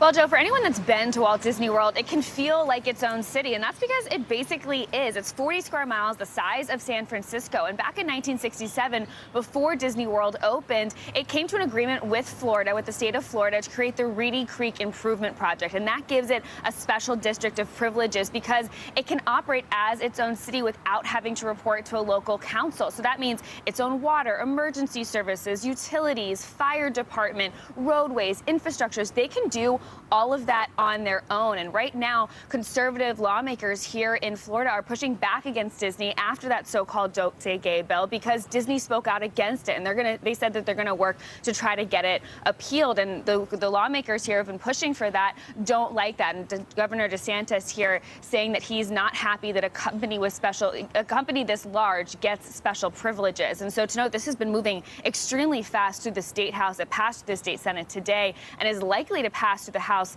It passed through the State Senate yesterday, and is likely to pass through the House today. And all that would be left to make it official is the governor signing it in. So, Maura, is there any chance that Disney can fight this, can push back on this? And if this were to be dissolved, this long-standing agreement, what's it going to mean for Disney and the people who live in the Orlando area? It's going to have a huge ripple effect if it actually does come into fruition. Basically, once it becomes official, it actually wouldn't take effect until next year, in June of 2023. And so Disney does have time to fight back against it in that case. But basically, Disney sits in between two counties, Osceola and Orange County, and all of its debt, any of its services, any of the materials that it has as its own little special district there would be dissolved into those two counties. So that means the residents of those two counties, a lot of them that work at Disney, that support the company because of how much it brings into the state, those counties could absorb the taxes and the extra debt that are coming in from Disney. And so this would be a huge process. It's not as simple as just signing this bill into law. It's going to take a lot of action for it to happen. And obviously, it's something that Disney likely does not want to happen, but we've reached out for comment and have not heard back. And beyond Florida, I mean, how about all the tourists from around the world who visit Walt Disney World every year? Could this impact their experience at all? It's to be determined, right, Joe? I mean, nearly 50 million people visit Disney World just here in Florida alone. That's not to count the other properties across the country and the world. But the thing is right in the immediate future, you're probably not going to see a ton of impact, but it's going to be down the line. If Disney's not able to make its own infrastructure improvements on its own, they're going to have to go through a board or a city council, essentially, to get approval. Whereas right now, they can earn their money and spend it how they like. And that's what lawmakers here in Florida aren't really happy with right now. But for that tourism experience in the near future, we're not really sure. But if it does take place and does take effect, that could have a ripple effect down the road for what Disney looks like in its magical experience, Joe. To see what happens. All right, Maura, thank you so much. Thank you. This morning, thousands of people are being evacuated from their homes as two wildfires burn out of control in Arizona. The fires are growing more and more as crews struggle to control even part of it. The latest on that fight up next.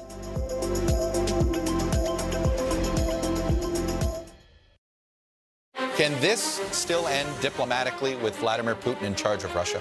Our promise to take in 100,000 Ukrainian refugees. Is that enough? The circus-like stuff that the hearings turned into. This system seems broken. What do we do? If it's Sunday, it's Meet the Press. The fire has grown leaps and bounds. You see behind me is typical. How you doing? Pretty bad. We're here to start conversations about the big things happening in our world, because it's not my job to tell you what to think. My job is to think about what you tell me. Now Tonight with Joshua Johnson, streaming weeknights at 8 on NBC News Now.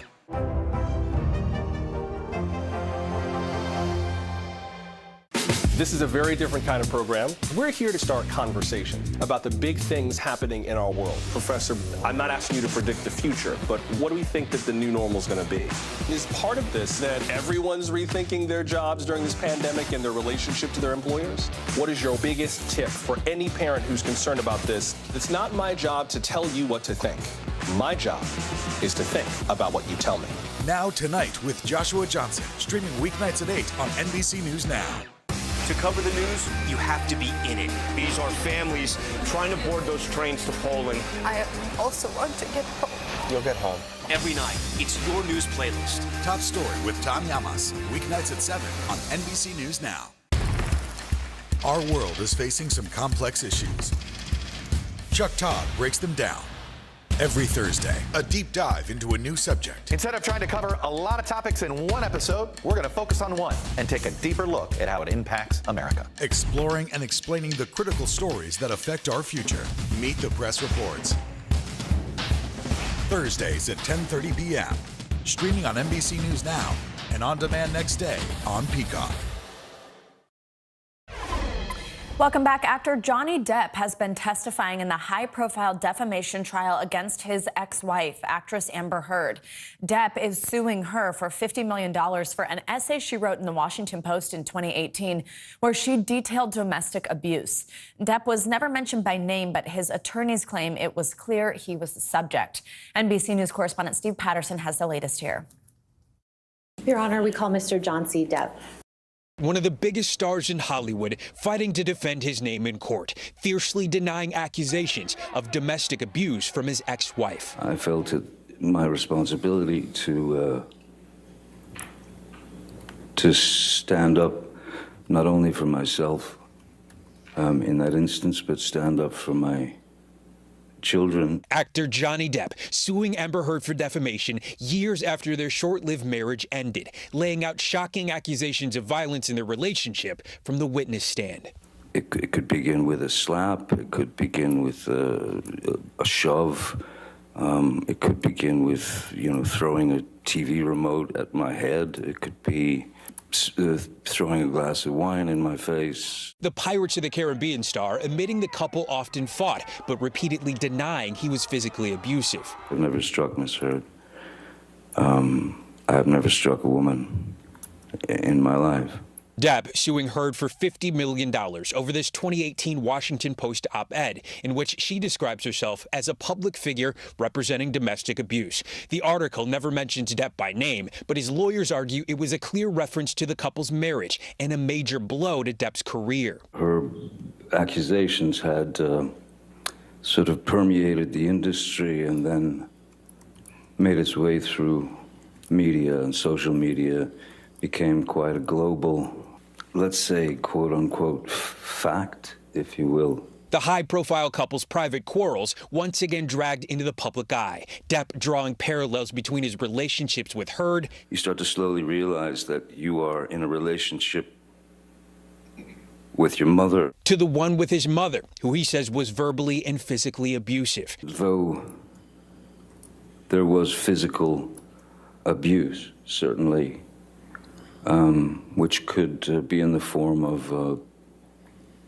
an ashtray being flung at you, it hits you in the head, or you'd get beat with a high heel shoe or a telephone or whatever's handy. The prosecution painting the actress as the aggressor, leading Depp to show his finger he alleges was previously severed by Heard. Ms. Heard was flinging insults left, right, and center, and she then grabbed that bottle and threw that at me. Depp addressing accusations he slapped Heard for laughing at a tattoo he had gotten for ex-girlfriend Winona Ryder, but later changed to say, "Why no forever," after they split. I'm certainly not going to strike a woman if she decides to make fun of a tattoo that I have on my body. That's like going into someone's journal and picking out things you don't like. Depp's testimony at times meandering, the actor losing his train of thought. I forget what the original part of your question was. I got lost in the gauntlet. Musing about the first Pirates of the Caribbean movie. I didn't see it. But I believe that the film, the film did pretty well, apparently. Heard watching it all unfold with a stoic expression, waiting to take the stand in the days to come. Her lawyers insistent her claims of abuse are based in fact. He has punched her, he has kicked her, he tells her he's going to kill her, he her. He's pounding at her, pounding her. That's the Johnny Depp that you're going to hear about in this case. Our thanks to Steve Patterson for that report. And Heard's lawyer began to cross-examine Depp late Wednesday, and that is set to resume later this morning. Two rapidly spreading wildfires are burning out of control in Arizona. Thousands have been forced to evacuate, with the flames destroying dozens of structures. So far, both fires are 0% contained. NBC News correspondent Jake Ward has the latest. Dual wildfires burning out of control in Arizona, consuming over 25,000 acres, leaving a path of destruction. I cannot stress enough how rapidly this fire is moving. Gusting winds and dry conditions driving the tunnel fire across more than 16,000 acres and scorching nearly 25 structures. There's really no piece of aviation or equipment that is going to be able to slow that down. The blaze 0% contained, forcing the evacuation of more than 2,000 near Flagstaff. The rapid movement and progression of this fire made the evacuation much more difficult and complicated than we've had in the past. Bill Wells escaped as the flames closed in, but returned to utter destruction. All the houses that I had seen that were there earlier, 45 minutes earlier, except for one, were all burned to the ground. Cindy Wilson also got away, but now holds out hope her home has not faced the same fate. I cried driving away because you just don't know. You don't know if you're going to come home to anything. In nearby Yavapai County, the Crooks fire destroying approximately 9,000 acres, and like the tunnel fire, still 0% contained. One moment there wasn't much smoke, and the next moment I saw like a wall of smoke. Nearby communities are now under evacuation orders. I looked down at my phone, and there was a call from the sheriff, and it said, go. So I gathered a few things, and I went. Jake Ward, NBC News.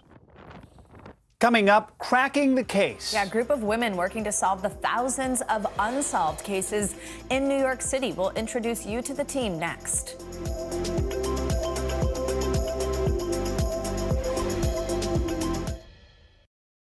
These days, it feels like the news never stops. So let's get into it. What's happening right now, what it all means for you for an hour every day. It can be hard to keep up, so let's get started together. Hallie Jackson Now, weekdays at 5 on NBC News Now.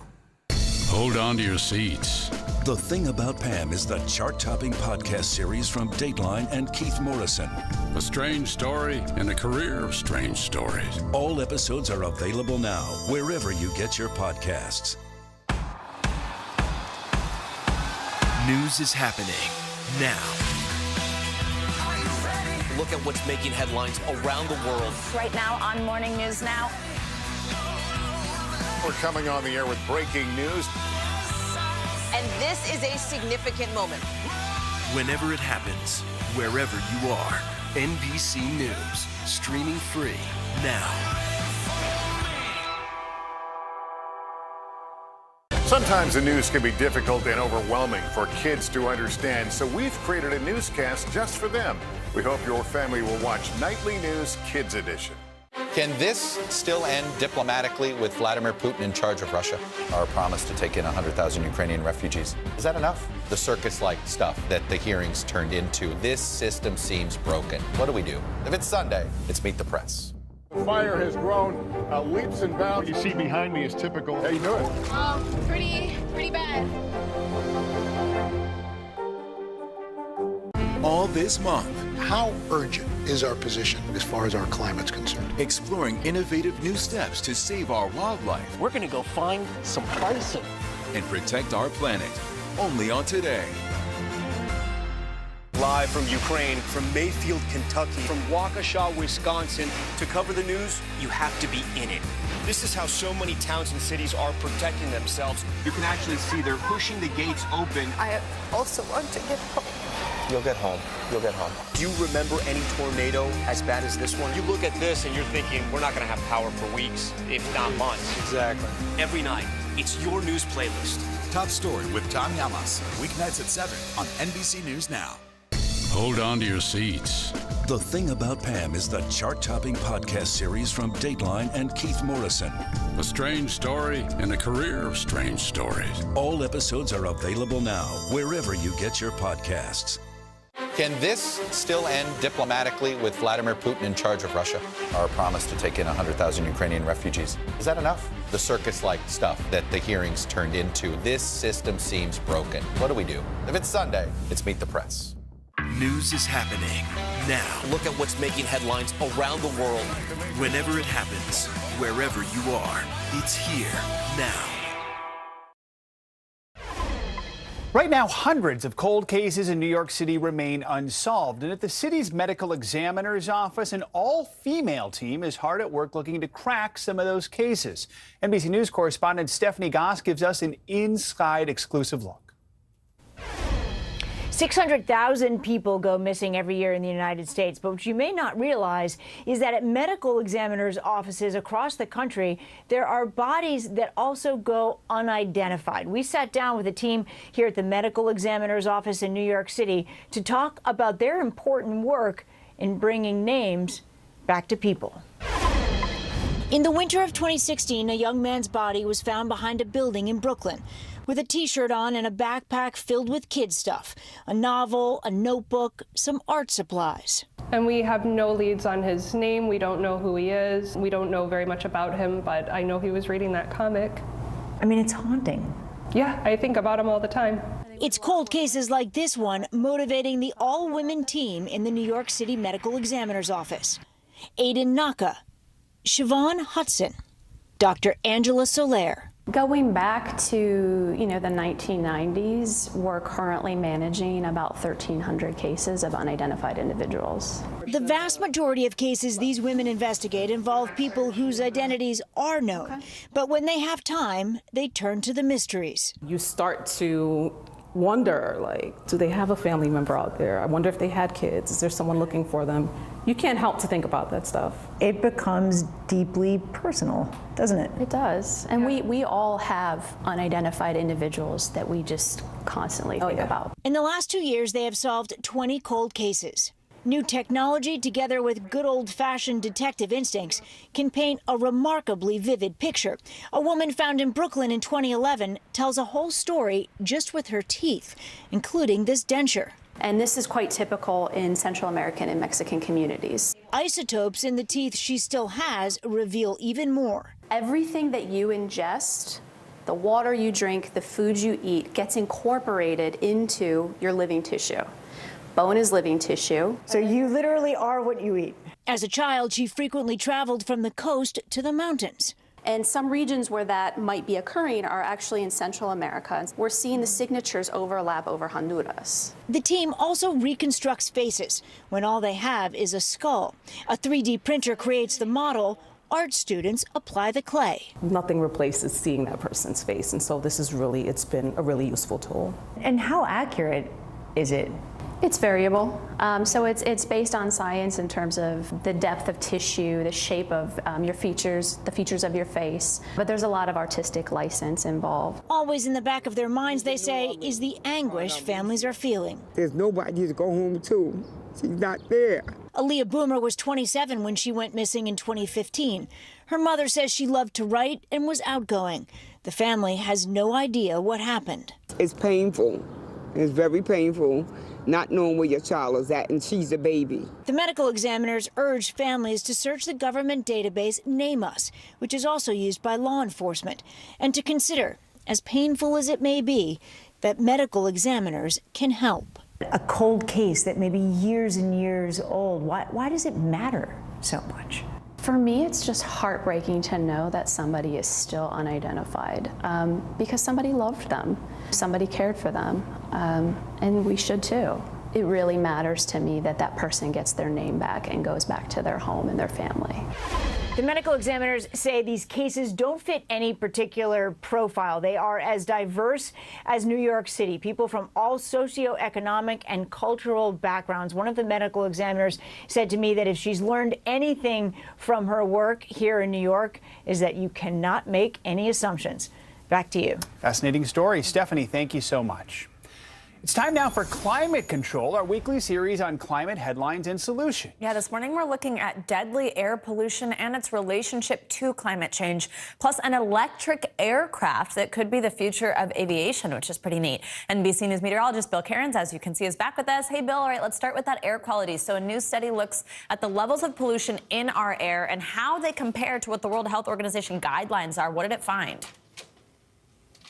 Yeah, well, good morning. Earth Day being tomorrow, we thought this was a good time to take a look at our air and our water here in the United States and kind of where we stand. And let's start with our air quality. This is so important to us. Obviously, we breathe it in every single day. And not to a surprise, when the report came out, based off of post-pandemic, the economy reopening, and because they say all the wildfires, the air quality got worse across our country. It wasn't worse everywhere, but it was worse, especially Atlanta and Minneapolis were the two cities that saw the most drastic increase. Now, there were a couple areas that they did say it got better. The air quality did improve in Los Angeles and in Miami. And the WHO, which monitors all the air quality, there was only 2 of 3 locations in all of the world that actually met their standards. And Puerto Rico and the Virgin Islands both met the highest standards of air quality. If you want a little vacation plan and to breathe in some really clean air, that would be the spot. And they blame, obviously,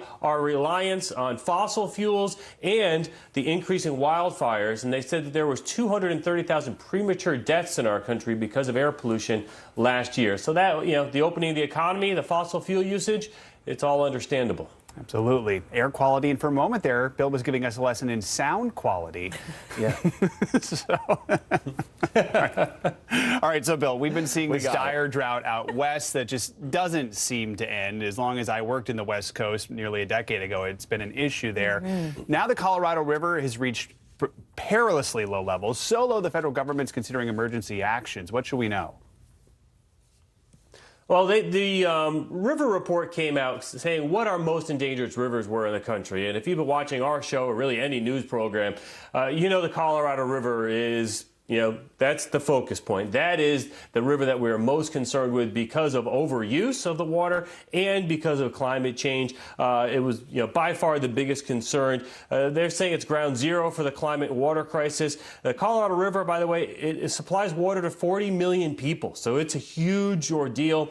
It ends and flows down towards Lake Powell, which has almost record low water levels right now and diminishing power returns because of that. And they are saying that, in the months ahead, it's only going to be at 64% of its normal flow. And they say that this is going to be a permanent thing by the time we get to 2050 because of climate change. And in case you're wondering about other rivers that made the most endangered list, the Snake River was number 2 in Idaho, Oregon, and Washington. The Mobile River was number 3. The main Atlantic salmon rivers were number 4 on the list. Also, the Mississippi River was number 6 on our most endangered rivers. So, we need our clean water, obviously, to drink. And then the Mississippi River, we need it for transportation purposes. Yeah, absolutely. And Bill, quickly before we let you go, I got to ask about this startup designing a plane that doesn't use fuel or emit carbon. What can you tell us? I mean, it's the biggest challenge, right? I mean, aviation. You need the power that we get from our fossil fuels to get these, planes and get things off the ground. I mean, it's a math equation. You need power and lift. Well, and of all places, Vermont, they're being pretty successful at what they're calling the flying battery. I mean, that's literally what it is. And they are finding a way to have a light enough weight to actually fly this. This will take off and land without a runway, and it will lift off the ground. It used to be 15 minutes was the record. This company is now managing to get up there for a couple hours.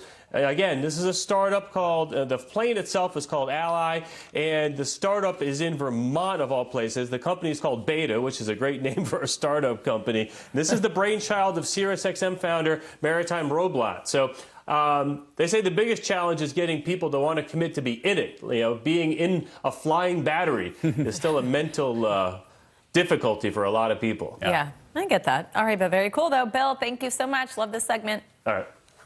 And coming up, New Jersey is going green as recreational pot shops are set to open. We're going to take you to a dispensary opening its doors this morning, how these businesses are weeding through the regulations and preparing for a big turnout. And there's a massive ocean cleanup underway, all thanks to social media. The influencers using their platform to save the environment. That's next.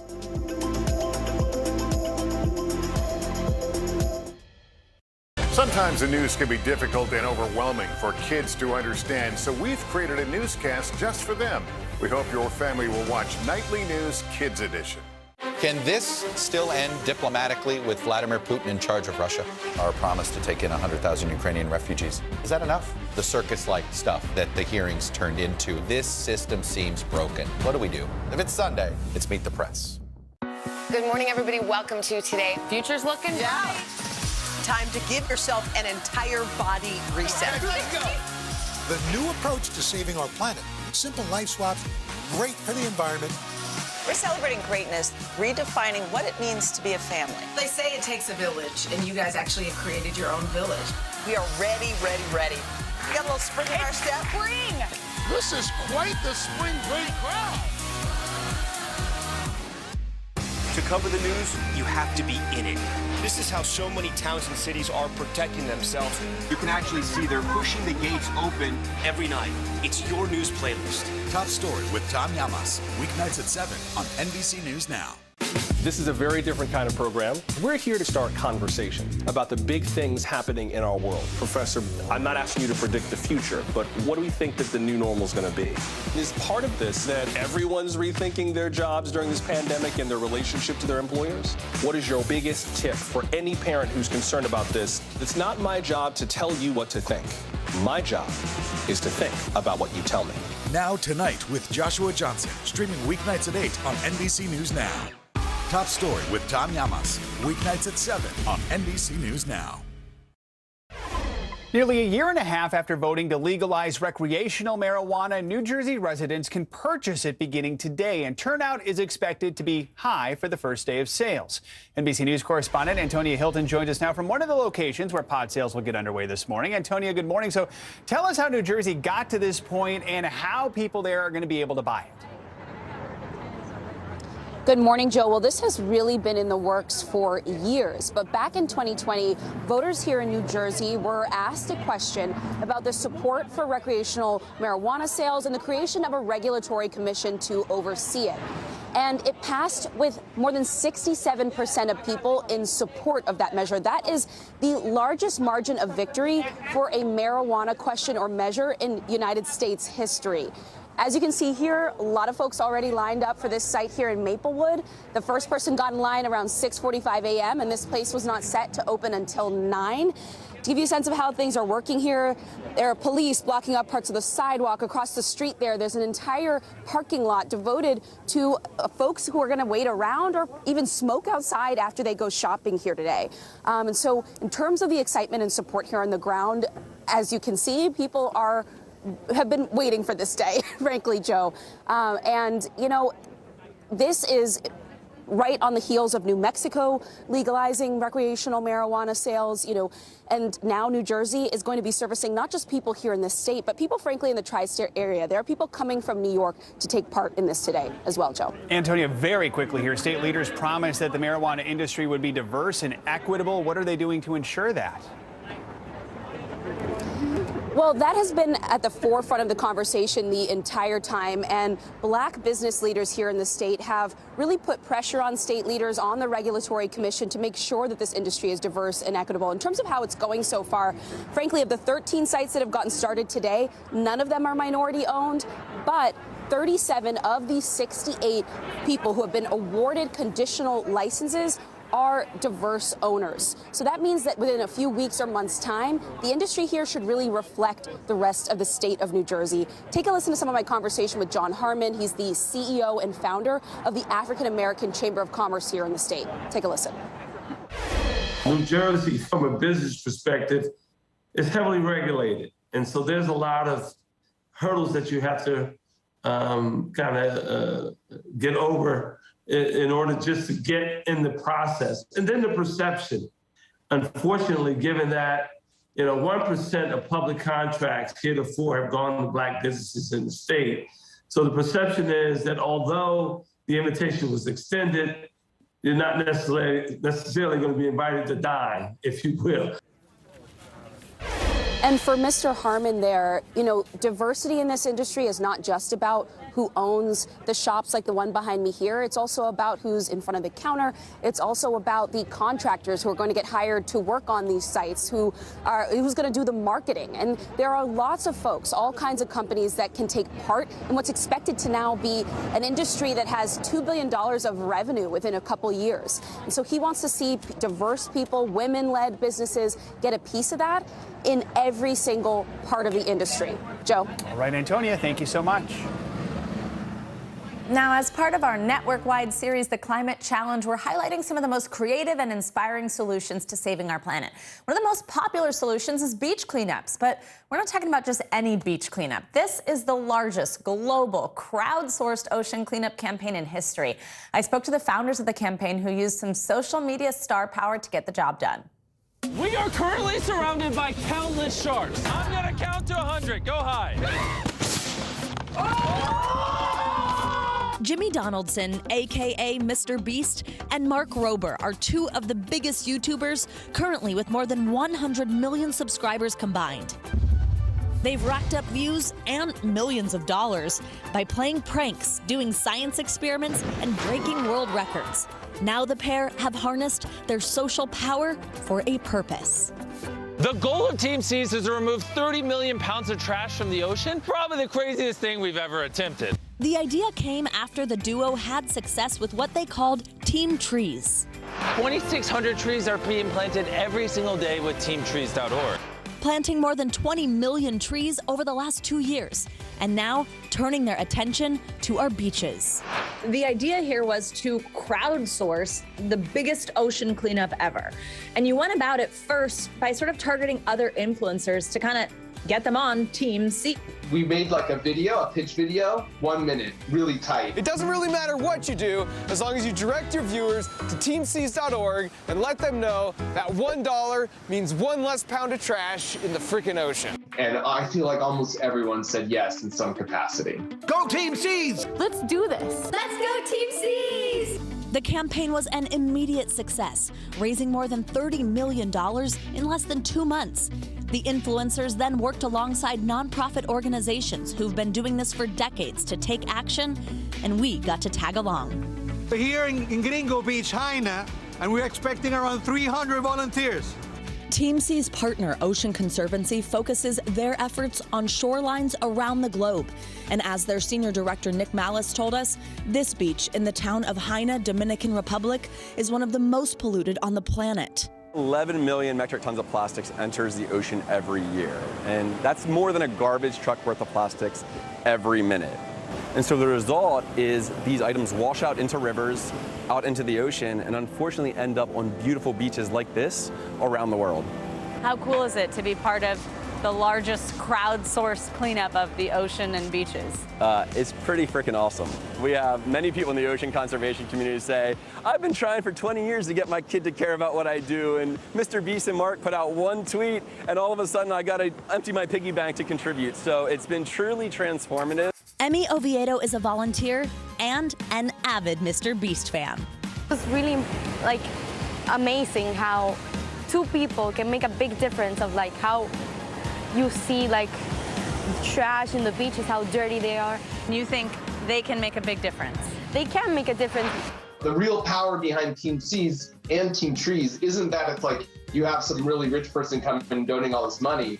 It's that you've got kids who are literally giving $1. And to them, that now becomes part of who they are. And when they are at the beach or wherever and they see litter, they're like, I don't think so, man. I am on Team Seas. That's not who I am. And week by week, that team is working together to achieve that goal of removing 30 million pounds of waste. Feels heavy. There it is. We got 26 pounds. And again, it's important to remember that is just plastic. Just in bottles. Just bottles. So what is next? Team Trees, Team Seas, where are we headed? Maybe Team Breeze? I don't know, something with the wind? I'm not sure what's next, but I could say there will be a next. The guys like it to rhyme, as you can see there. But by the way, they've raised now more than enough for 32.5 million pounds of waste to be removed from our beaches, rivers, and oceans. Because every single day, a lot of people are donating because every single day, those videos continue to circulate on YouTube. Team Seas thinks it's going to take about 3 years of work with their partners to accomplish that goal. And then, like you just heard, on to the next Earth-friendly project. See, social media does some good stuff, Exactly. too. Absolutely. That does it for this hour of Morning News Now. But the news continues right now.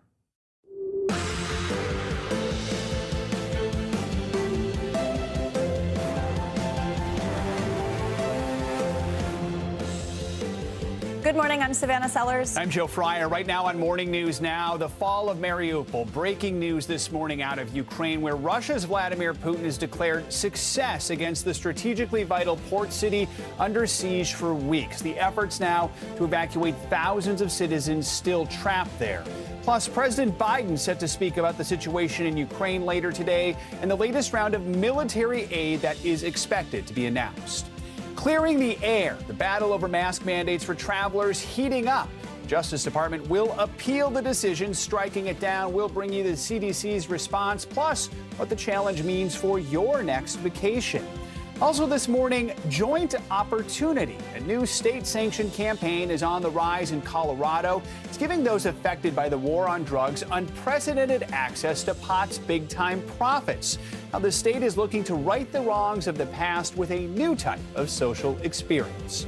And where the buffalo roam, it's a tale of preservation that some would call a miracle.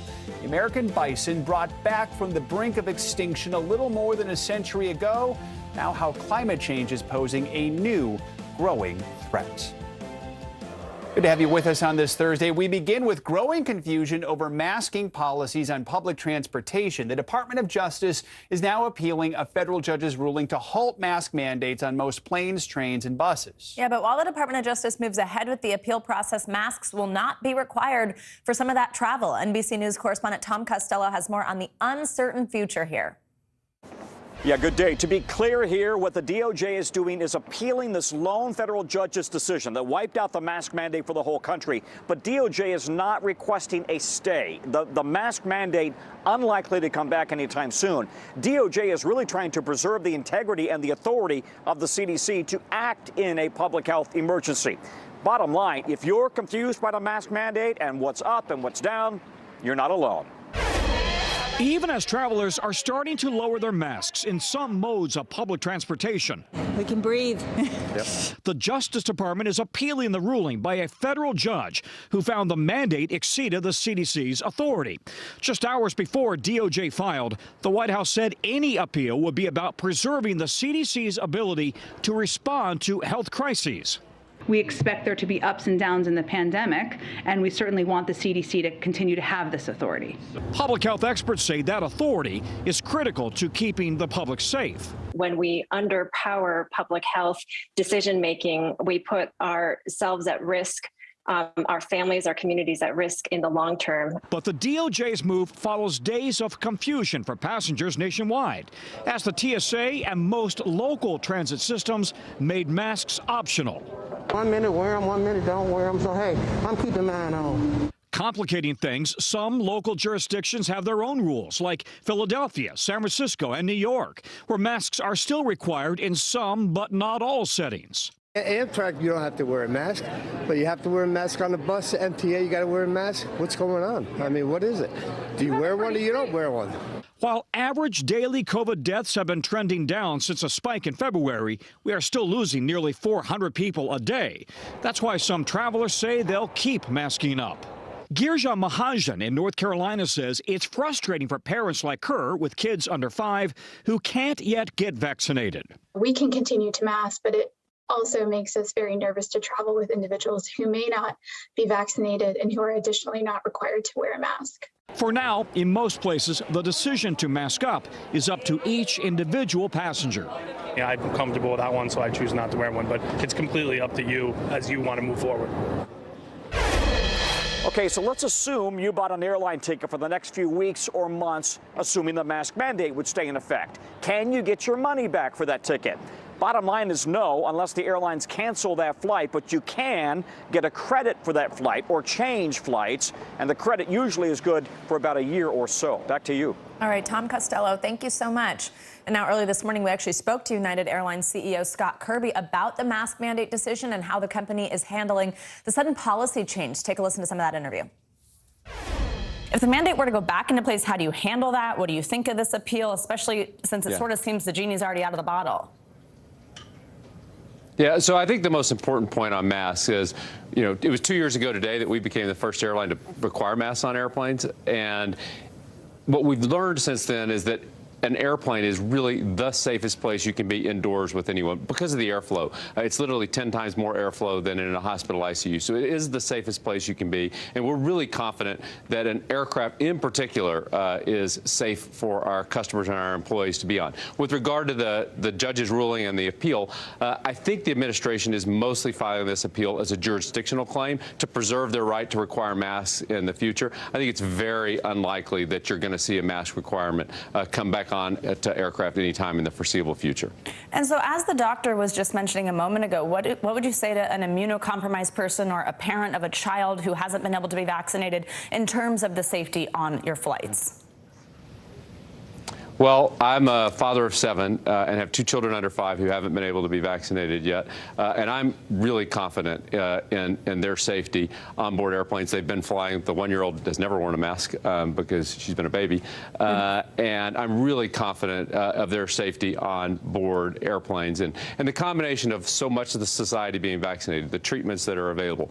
I think the doctor mentioned that the incident, the level of severity for children has been low. I feel really good about it. But for those customers who feel uncomfortable that are immunocompromised, we're working with them if they contact us to push their flights off, give them credits, or if they really want and think they're never going to fly again, to even be willing to give them a refund. So we're trying to work with any customers, and of course our customers are all welcome and free to wear a mask, as are our employees if they choose to.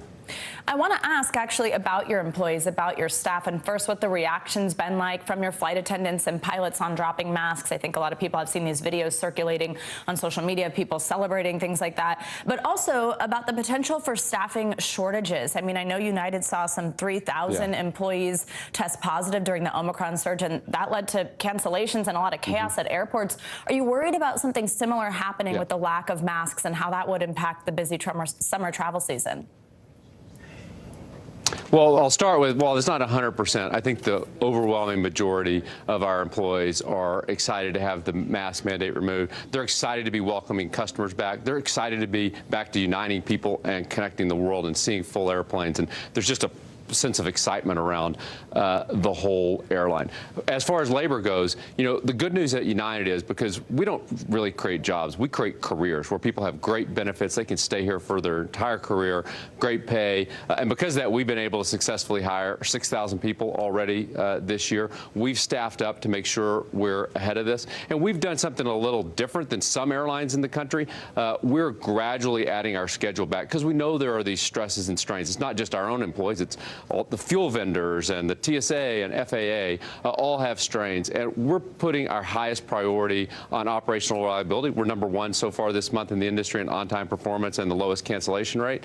But we're willing to sacrifice short-term profits to make sure that we can fly a reliable schedule for our customers, and we're going to gradually build it back as all the infrastructure builds back up. Our thanks again to United CEO Scott Kirby for joining us this morning and about the upcoming boom in summer travel and if United will be ready. You just heard him sort of mention some of that there. Kirby says the company is running 13% smaller actually than pre-pandemic levels, but intends to slowly bring that number back up. Let's bring in Dr. Bio Curry Winchell. She joined us now for more on this and is the Regional Clinical Director of Carbon Health. Doctor, good to have you with us. So another airline, Delta, in a statement earlier this week, referred to COVID as an ordinary seasonal virus, similar to the flu. Now, Delta's walked back that comment. Remind us again why COVID is not like the flu and what does qualify as a seasonal virus. Good morning. So there are several similarities between the two, such as fever, cough, and chills. However, they are different viruses, and it's important to remember that COVID-19 is more contagious, as well as it's associated with complications that, are very harmful to the lungs, heart, and brain. So those are two things that you have to really keep in mind when you think of the two different viruses. Now, Dr. Anthony Fauci is warning new variants are on the way. They're already causing havoc on the East Coast. We have the Omicron subvariant, BA2. It's seen 2 mutations already. Then there's the Omicron XE variant. Lots of letters and Greek letters and numbers. How concerned are you about these variants? Will we always have a number of strains circulating in the public? So I'm not surprised to see variants. This is what viruses do. They naturally mutate. And so the important thing is, how can we respond to those variants? And really taking a close look at how do they affect hospitalization rates? How do they affect the number of cases? So those are the important things to remember when you look at all of these different variants and numbers. How can you respond just to keep your family and your loved ones safe? Finally, Dr. New York Governor Kathy Hochul, she's warning of a rising COVID tide driven by the variants we were just discussing. What do you see as the biggest obstacle for New York going forward, which always seems to get sort of the beginning of these waves in the U.S.? Will this wave end, do you think, as we head later into the spring or the warmer months? So the biggest obstacle is to really take note and how to respond based on the number of cases. So when we see New York really have a rise, we have to really monitor, should we start wearing masks again? What can we do to improve the amount of testing? So I would say to New York, continue to do your best, but as a nation, we are just keeping a close eye on how those variants respond and how we can keep our entire country safe. Last hour we heard Scott Gottlieb, a soundbite from him where he said he thinks that maybe only 1 in 7 or 1 in 8 of COVID cases out there are actually being reported. That's because so many people are testing at home and it's not being reported to a county government, a city government, a state government, or anything like that. Do you think those numbers might be right? And how worried are you about the fact that there may be way more COVID out there right now than we're actually able to measure? So I am concerned. So we have a wonderful offering of now at-home tests, which are wonderful. However, we don't get to see those numbers as far as positive rates from the at-home test. So I think we really have to look at, the entire state or county and respond accordingly. So I am concerned, and I think we just have to continue to closely monitor. All right. Thank you, Dr. BCW Bio Curry Winchell. Thanks so much for joining us this morning. We appreciate it. Thank you for having me. In Ukraine, Russia says it is now in full control of the southeastern city of Mariupol following a brutal siege that's lasted weeks. But a standoff at a steel plant remains, with President Putin ordering his troops to maintain a blockade on what's considered to be the last pocket of resistance in the city. NBC News correspondent Aaron McLaughlin joins us now from northern Ukraine with the latest on the ground. Hi, Aaron. Hey, Savannah, here outside of the capital, they're still dealing with the destruction left behind by the Russians. According to Ukrainian officials, the Russian forces blew up this bridge as they were fleeing after losing the battle for Kyiv. Meanwhile, in another key city, they're claiming victory. This morning, Russian President Vladimir Putin claiming victory in Mariupol, saying the whole city is controlled by the Russian army. Putin also claiming he's canceling the storming of a steel plant in the city, where Ukrainian forces and hundreds of civilians remain holed up, surrounded and outnumbered by Russian forces. Ukraine saying 1,000 civilians and 500 wounded soldiers need to be evacuated from the plant.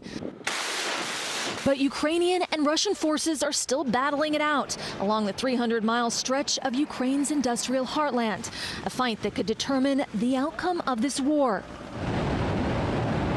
On Wednesday, Russia test-launched an intercontinental ballistic missile. While the Pentagon says the test is not a threat to the U.S. or its allies, President Putin saying it gives, quote, food for thought to Russia's enemies. As Russian forces gain ground in the east, Ukraine's allies scramble to deliver the weapons officials say it needs to win. President Zelensky working 24/7 to speed those shipments. Late Tuesday expressing cautious optimism his message has been heard, with the White House poised to announce a new package of aid. This while outside the capital, Putin's soldiers are being investigated for alleged atrocities.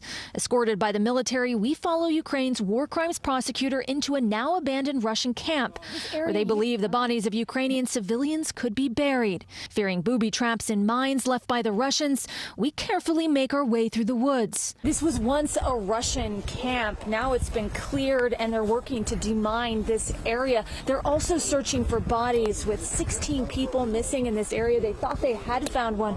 They dug it up today and found out it was an animal. The grim dig for human remains begins, but finding nothing so far, bringing little closure to the nearby village, where 3 civilians have been missing for weeks. Among the missing, 23-year-old Vlad. His mom says she hasn't given up hope and blames the Russian president. These days in Ukraine, tears and anger are everywhere. Inside that Mariupol steel plant, Ukrainian soldiers say they're fighting on, disputing Russian President Vladimir Putin's claim of victory. We just received a video diary from one of the soldiers inside the plant. He tells us that they took out a Russian tank this morning and the fight continues. Meanwhile, President Zelensky tweeting in the overnight hours that he's concerned that those fighters and the civilians trapped inside the plant could have just hours left to live. Savannah? All right, Aaron, thank you so much.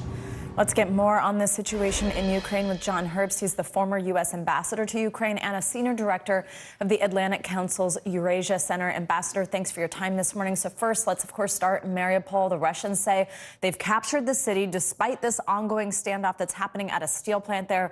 Now, the Ukrainians say that they're ready for these unconditional talks on the city's future. What would that look like? Can anything really be salvaged from Ukraine in terms of this with what's left of the city?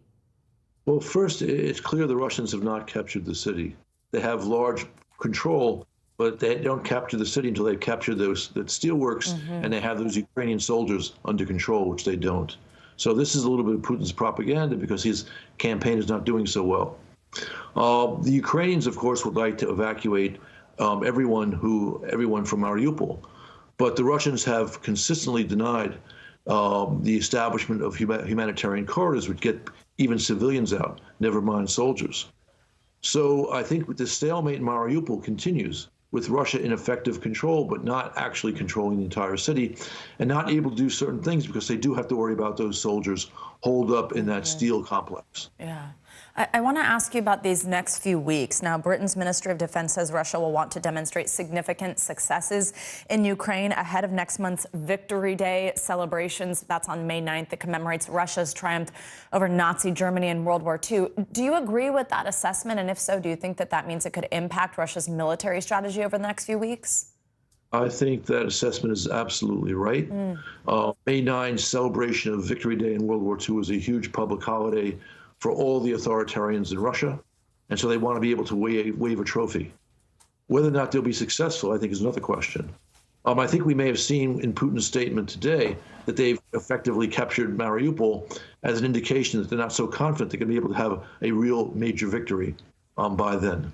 I mean, possibly by May 9, the resistance in Mariupol from Ukraine's side will end. Maybe not. But something beyond that, I'm skeptical, but they're going to try. They're going to try. Ambassador, today we're expecting an announcement from the Biden administration of more military aid for Ukraine again. I know you've been a supporter of sending more weapons. Do you still believe that's the best way to bring an end to this conflict? Are these regular shipments of military hardware helping Ukraine? Certainly the military shipments help, and I credit the Biden administration for this latest announcement. But frankly, we should have sent more equipment before, and we still need to send more equipment today. The announcement today is going to concern more long-range artillery, which Ukraine desperately needs, but we're still not getting aircraft, fighters, and bombers into Ukraine, and that's a serious mistake on our part.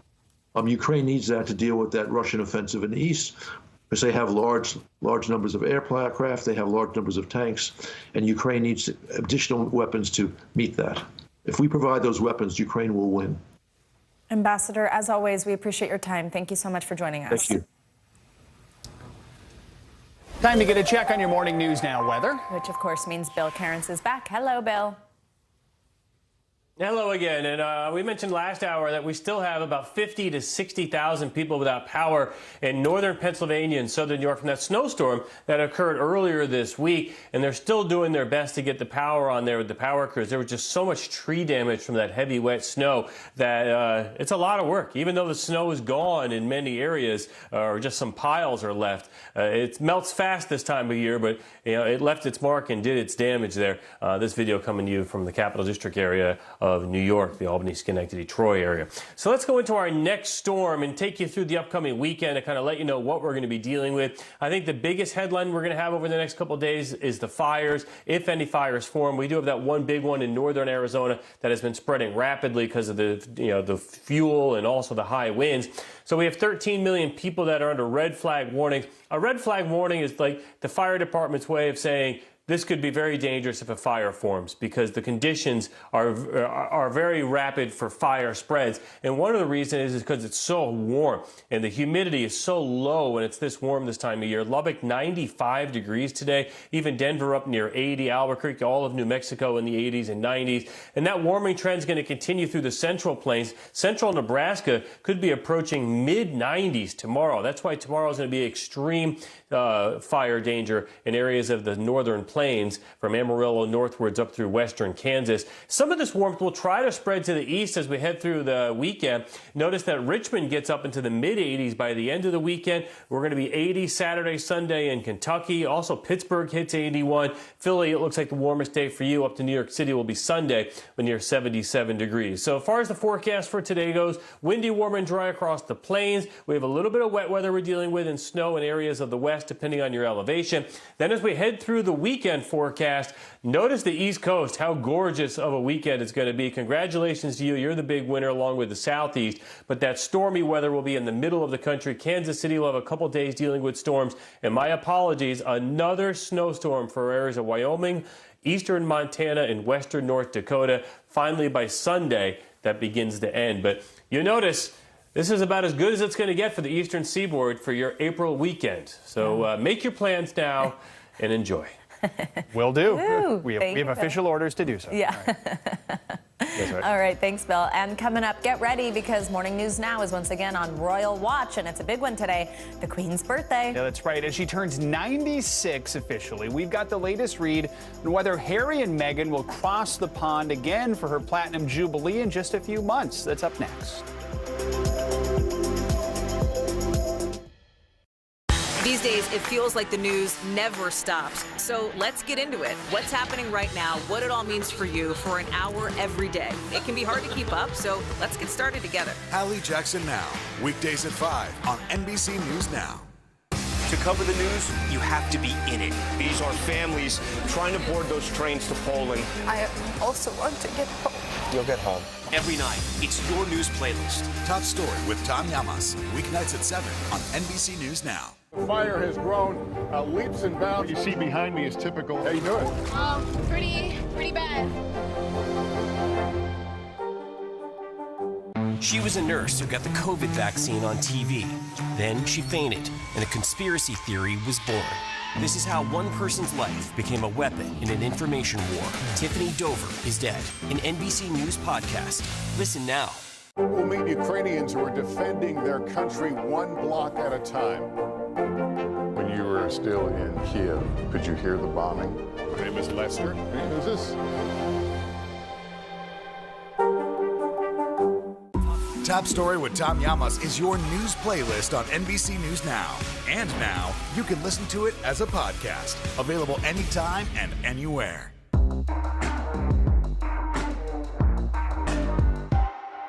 Live from Ukraine, from Mayfield, Kentucky, from Waukesha, Wisconsin. To cover the news, you have to be in it. This is how so many towns and cities are protecting themselves. You can actually see they're pushing the gates open. I also want to get home. You'll get home. You'll get home. Do you remember any tornado as bad as this one? You look at this and you're thinking, we're not going to have power for weeks, if not months. Exactly. Every night, it's your news playlist. Top Story with Tom Llamas, weeknights at 7 on NBC News Now. Now Tonight with Joshua Johnson, streaming weeknights at 8 on NBC News Now.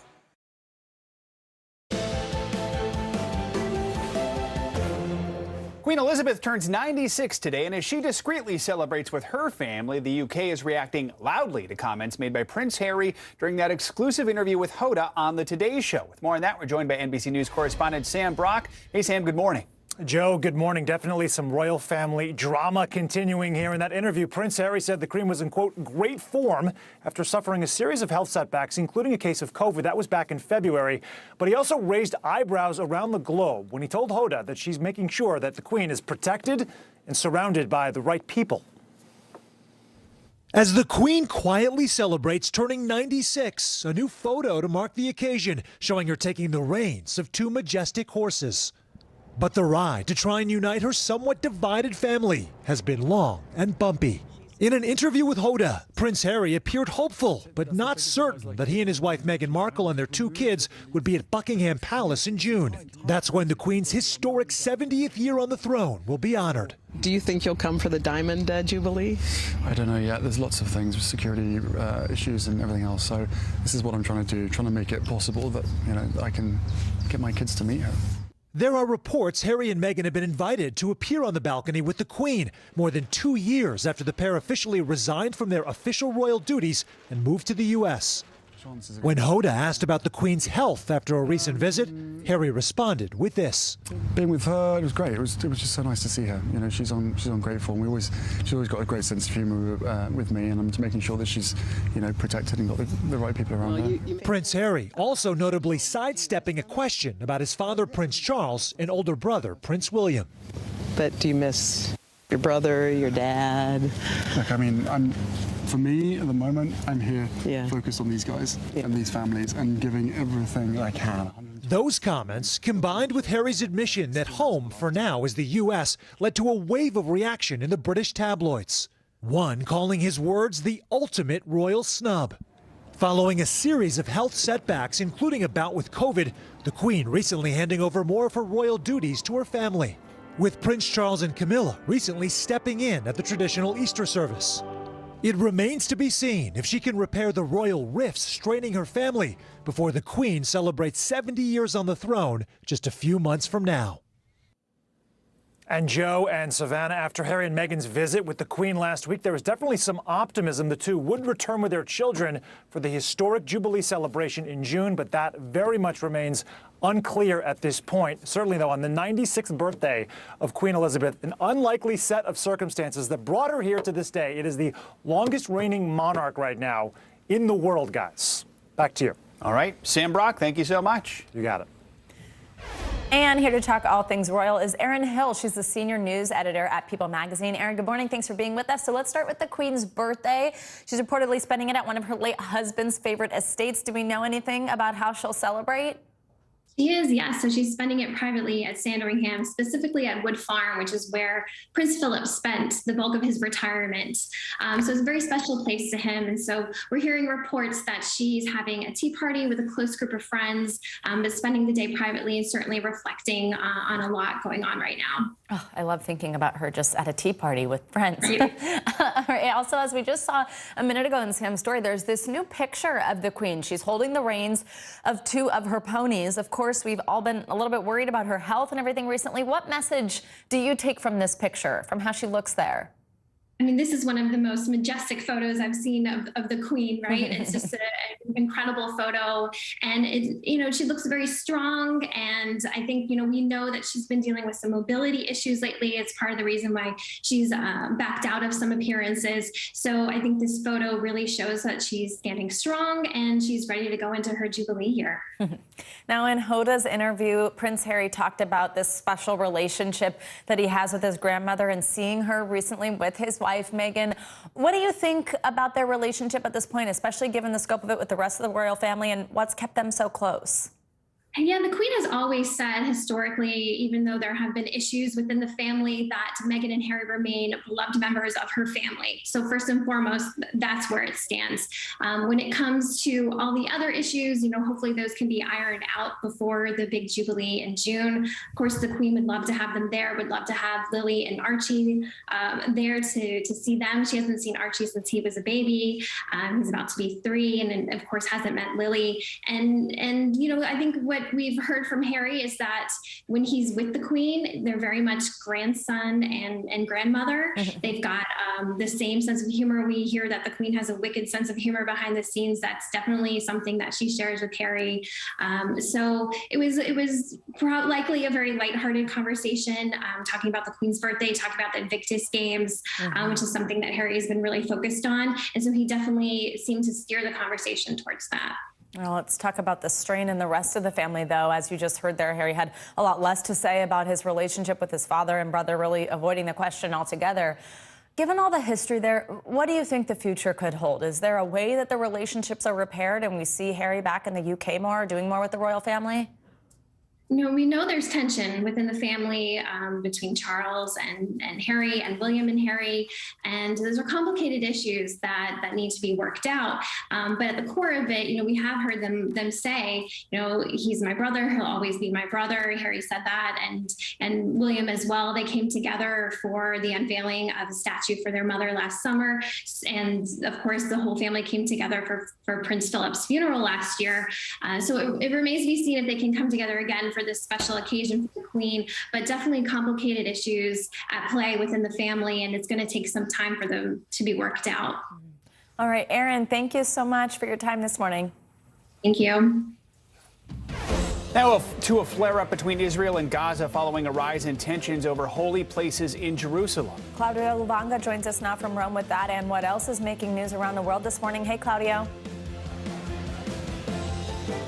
Good morning, guys. Well, tensions are definitely escalating at the border with the Gaza Strip after several rockets were fired by Palestinian militants into southern Israel, which responded by attacking and hitting military targets in Gaza. Now, this latest confrontation came after Palestinian protesters and Israeli police have been clashing for days in Jerusalem. And the fear is that this escalation of violence may lead to yet another war between Israel and Gaza. And moving on to other stories, let's go to France, where during a televised debate ahead of Sunday's presidential elections, French President Emmanuel Macron grilled his challenger, far-right politician Marine Le Pen, about her ties with Russia and criticized her anti-immigration stance, including her plans to ban Muslim women from wearing scarves in public.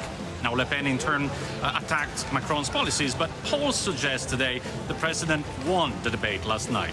Last but not least, Carnival is back in Rio de Janeiro for the first time in 2 years since the start of the pandemic. Well, dancers dressed in feathered costumes will parade once again throughout the city, but the authorities refuse to authorize 500 street parties that usually run wild through Rio. Now, they claim they didn't have time to prepare, but the carnival goers say they don't care. They're just gonna party all night anyway. Look like they're having fun. Yeah. Looks like that's what they're up to. All right. Thank you, Claudio. Appreciate it. Thank you. Now, coming up, out on bond, rapper A$AP Rocky was arrested yesterday at LAX after returning from a trip to Barbados. We'll tell you more about the alleged shooting incident at the center of it all. Plus, a disgraced Detroit mayor sentenced to nearly 3 decades behind bars. That was until former President Trump made him a free man. His conversation with our Craig Melvin on his regrets and redemption in 2022. Next. Sometimes the news can be difficult and overwhelming for kids to understand. Ukraine and Russia. Could you help me understand what's going on? So to help make sense of it, we've created a newscast just for them. We hope your family will watch Nightly News Kids Edition. News is happening now. Look at what's making headlines around the world. Whenever it happens, wherever you are, it's here now. This is a very different kind of program. We're here to start conversation about the big things happening in our world. Professor, I'm not asking you to predict the future, but what do we think that the new normal is going to be? Is part of this that everyone's rethinking their jobs during this pandemic and their relationship to their employers? What is your biggest tip for any parent who's concerned about this? It's not my job to tell you what to think. My job is to think about what you tell me. Now Tonight with Joshua Johnson, streaming weeknights at 8 on NBC News Now. Good morning, everybody. Welcome to Today. Future's looking bright. Time to give yourself an entire body reset. Let's go. The new approach to saving our planet. Simple life swaps, great for the environment. We're celebrating greatness, redefining what it means to be a family. They say it takes a village, and you guys actually have created your own village. We are ready, ready, ready. We got a little spring in our step. Spring! This is quite the spring break crowd.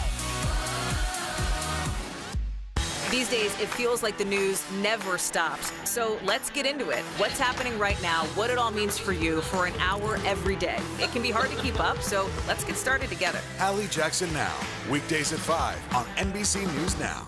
To cover the news, you have to be in it. This is how so many towns and cities are protecting themselves. You can actually see they're pushing the gates open Every night, it's your news playlist. Top Story with Tom Llamas, weeknights at 7 on NBC News Now. Hallie Jackson Now, weekdays at 5 on NBC News Now. We're back now with an A-list arrest at LAX. Rapper A$AP Rocky was taken into custody after coming back from vacation with girlfriend Rihanna. NBC News Now correspondent Isa Gutierrez has the details. This video from TMZ showing a group of police officers battering the gate at the home of A$AP Rocky to serve a search warrant. Police say it happened while the rapper was being arrested at LAX Wednesday morning in connection to a November shooting in Hollywood. Rakeem Mayers, better known as A$AP Rocky, has recently made headlines as the father of Rihanna's first child. Police say the 33-year-old was arriving on a private plane from Barbados, where he'd been on vacation with the singer, when he was arrested for assault with a deadly weapon, with Rihanna by his side. His attorney confirmed to NBC News his client was arrested. Representatives for A$AP Rocky and Rihanna have not immediately responded to a request for comment. A$AP had been under investigation for a shooting that happened on the night of November 6th. A Wednesday press release from the LAPD described A$AP Rocky and the alleged victim as acquaintances and said it started with an argument that escalated and, quote, resulted in the suspect firing a handgun at the victim. According to police reports, the alleged shooting victim told police that A$AP, who was talking with two others, approached him and shot at him 3 or 4 times. He believed one of the bullets grazed his hand. Police say he sustained a minor injury and sought medical treatment, adding that A$AP Rocky and 2 additional males who they did not identify fled the area on foot. I'm not sure this is the only charge that he will receive. There could be other claims, other charges brought against him. Earlier this year, the world swooned over A$AP and Rihanna when they announced they were expecting. Rihanna recently opened up about their relationship to Vogue, saying she met A$AP at the VMAs in 2012. But things didn't get serious until 2020 during COVID lockdown. In 2019, A$AP Rocky was arrested after a fight on the street in Sweden between his entourage and 2 men. He was convicted of assault and served a month in jail. It caused diplomatic tensions and even a response from President Donald Trump. I have been called by so many people asking me to help A$AP Rocky. Tell us about how that could or wouldn't impact this situation. This is very interesting. It's a very interesting legal question. I think there's going to be probably a fight for his defense counsel to keep it out, but it's going to turn on California law and what a judge will allow in for the jury to consider. Isa Gutierrez, NBC News. She looks amazing.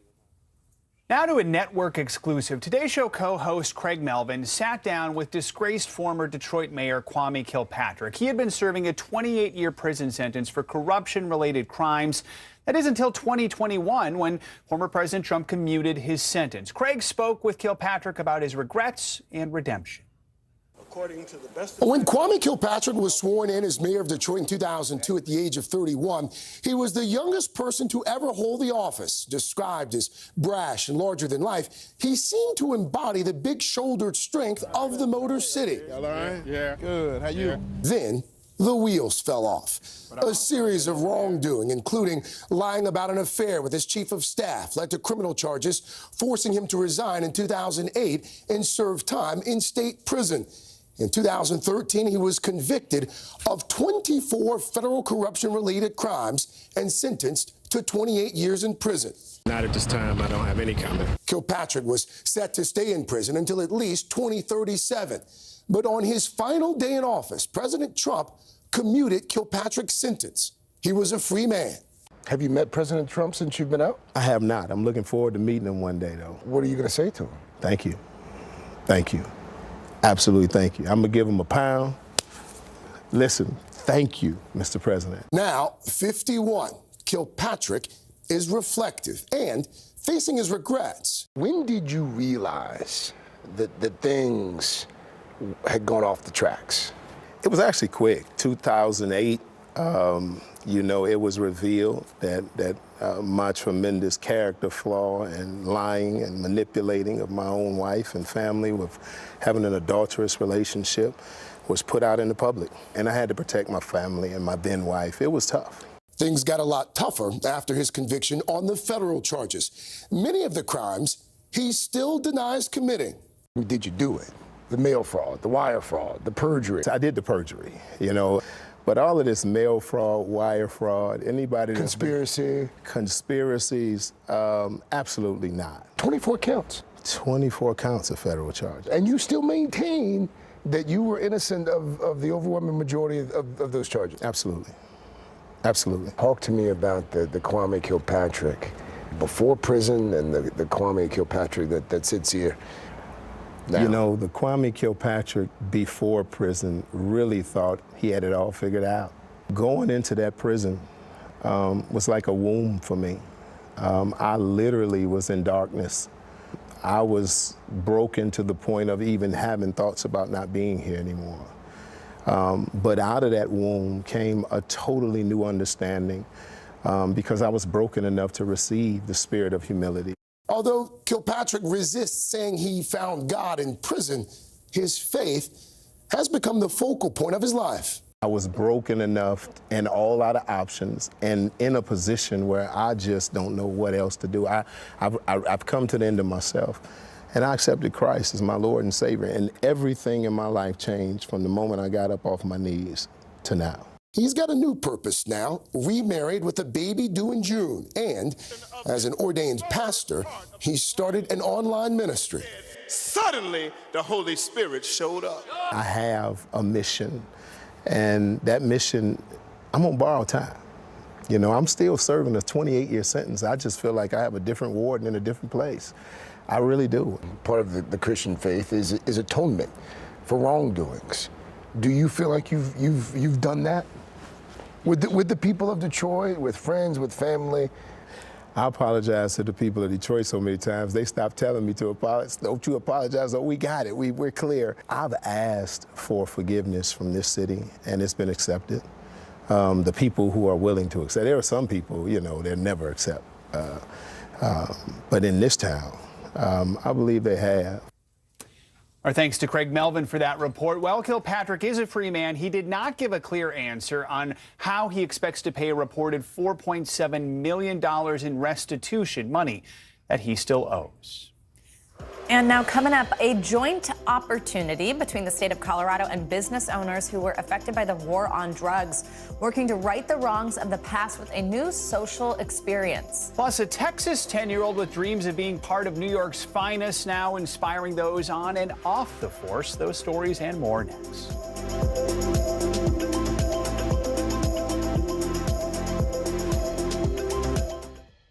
Hold on to your seats. The Thing About Pam is the chart-topping podcast series from Dateline and Keith Morrison.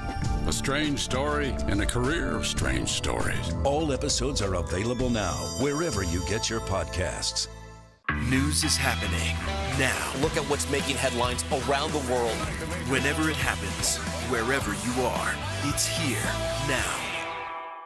To cover the news, you have to be in it. These are families trying to board those trains to Poland. I also want to get home. You'll get home. Every night, it's your news playlist. Top Story with Tom Llamas, weeknights at 7 on NBC News Now.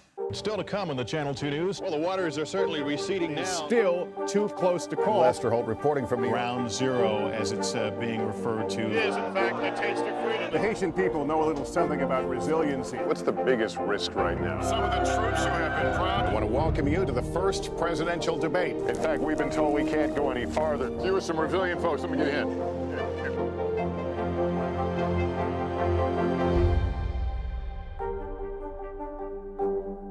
This is a very different kind of program. We're here to start conversation about the big things happening in our world. Professor, I'm not asking you to predict the future, but what do we think that the new normal is going to be? Is part of this that everyone's rethinking their jobs during this pandemic and their relationship to their employers? What is your biggest tip for any parent who's concerned about this? It's not my job to tell you what to think. My job is to think about what you tell me. Now Tonight with Joshua Johnson, streaming weeknights at 8 on NBC News Now.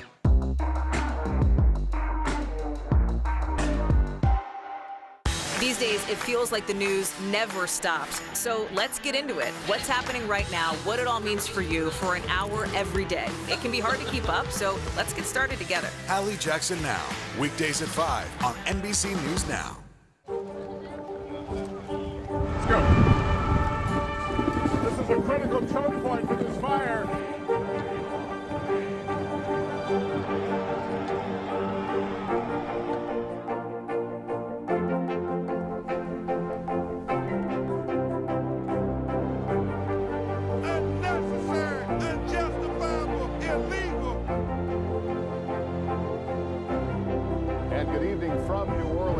Military operation, witnessing the massive crowds. I admire you both. Nice to really spend some time with you. Appreciate it.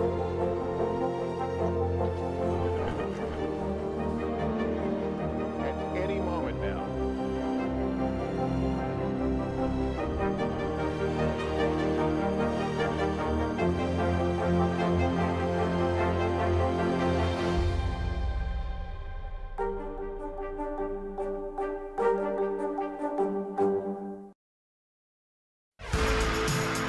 Some breaking news in the economy this Thursday morning. We've got the latest read on unemployment crossing the wires now. Yes, CNBC's Silvana Henao joins us with this week's jobless claims data and the other financial headlines you need to know to start your day. Hey, Silvana. Hey guys, good morning. Yeah, so we're getting the latest snapshot on the economy. Jobless claims down 2,000 to 184,000, just above expectations in a very tight labor market. Tesla shares are rallying after the electric car maker reported record quarterly profits, revenue jumping more than 80% on strong sales growth and higher average prices for its cars. That's despite continued supply chain issues and a COVID shutdown at its factory in Shanghai. On the call with analysts, CEO Elon Musk talked about future projects such as a robotaxi, but he didn't discuss his bid to buy Twitter. Barack and Michelle Obama are leaving Spotify. Bloomberg reports they won't renew their podcast deal when it expires this fall. Their production company, Higher Ground, is talking to other distributors about a deal worth tens of millions of dollars. Higher Ground reportedly wants to be able to make multiple shows and release them on different platforms at the same time, which goes against Spotify's exclusive model, guys. All right. Thank you, Silvana. You got it. Thank you. Now, marijuana has become a big business in the states where it's legal. Last year alone, Colorado brought in $2.2 billion from legal cannabis sales. But before it was legal, it was a big reason minorities were convicted of drug-related charges. NBC News Now correspondent Maura Barrett went to Colorado to see how it's trying to right that wrong with a social equity approach. Legal marijuana is a big business. For example, in just Colorado last year, there were $2.2 billion in sales. But before it was legalized, this was an industry where a lot of minorities were convicted of drug-related charges, which keeps them out of the business industry now. But some states are trying to rectify that. We went to Colorado to see how. 20 years ago, Dwayne Benjamin got caught smoking pot. Those marijuana charges from back then now are giving him and his business a lift. Who else paid?